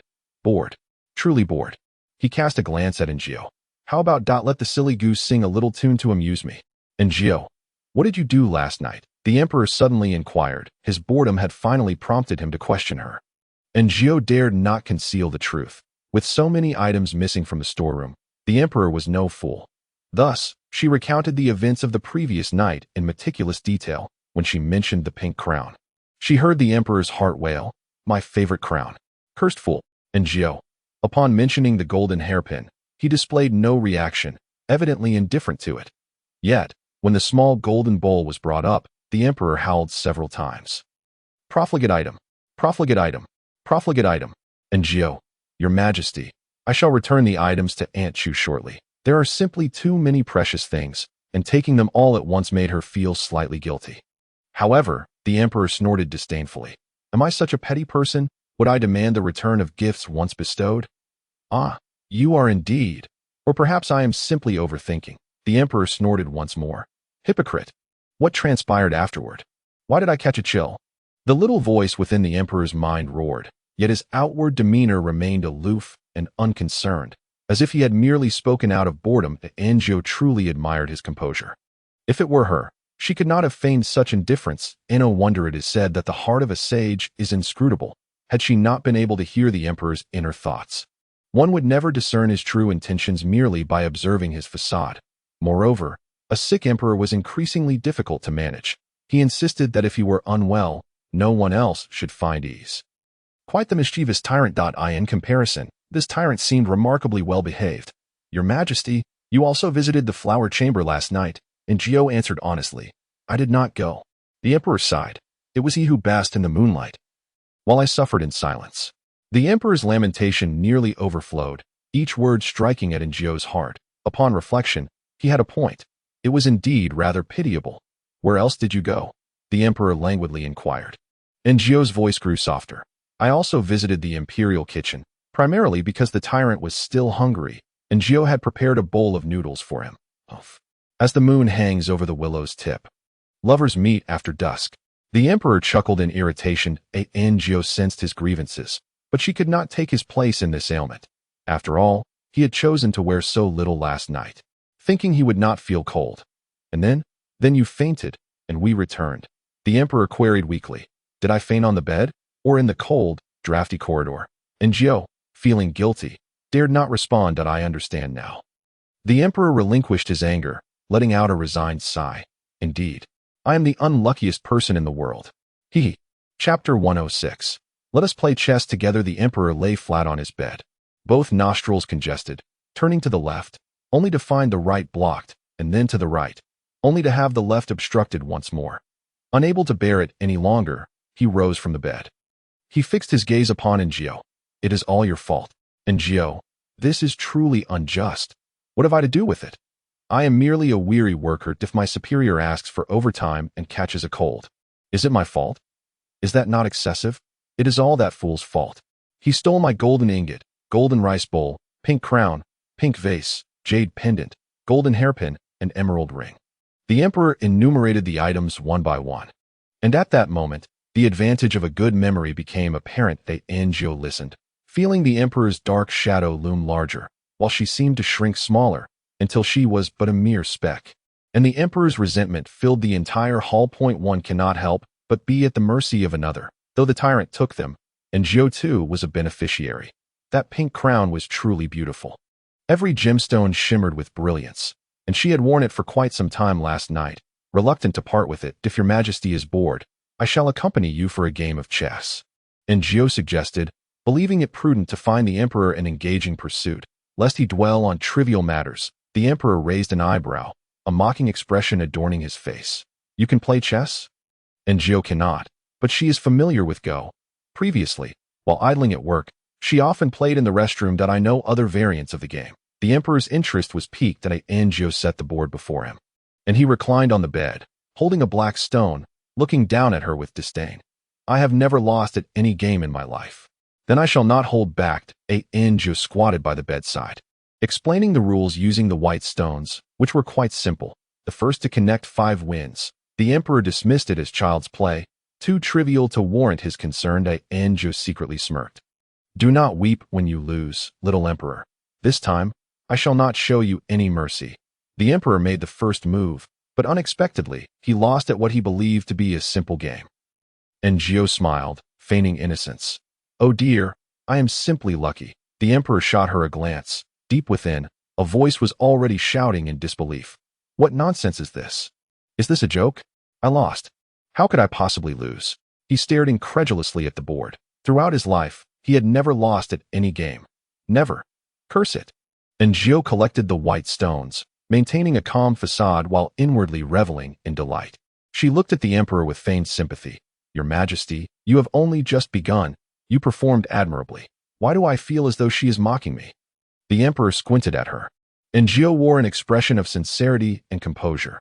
Again, Go is not merely child's play. It involves numerous strategies and techniques. The emperor recalled how Zhou had won last time and was particularly vigilant this time. However, as he looked at the 5 connected stones on the board, he began to question himself. Am I simply not clever? And Zhou was puzzled by his sudden self-doubt after losing twice when she heard the emperor's lingering uncertainty. Could it be that because I am the emperor, those who played against me in the past let me win? And to be honest, there is a possibility. Geniuses are indeed exceptional at games. However, the officials in the court had their own trials to overcome, and Zhou paused. Wait, at this time, the imperial examination was not yet fully developed, and the court operated on a recommendation system. So many officials were likely aristocratic youths lacking in intellect. If the examination system were implemented, with the top scholar emerging, it would undoubtedly be a crushing blow to the entire bureaucratic structure of the Great X. It is not inconceivable that those officials deliberately lost to the emperor. But the current batch of officials likely lost genuinely. Again, the emperor took the black stone, making the first move. As expected of a genius, he quickly learned Zhou's previous strategy, since he played first.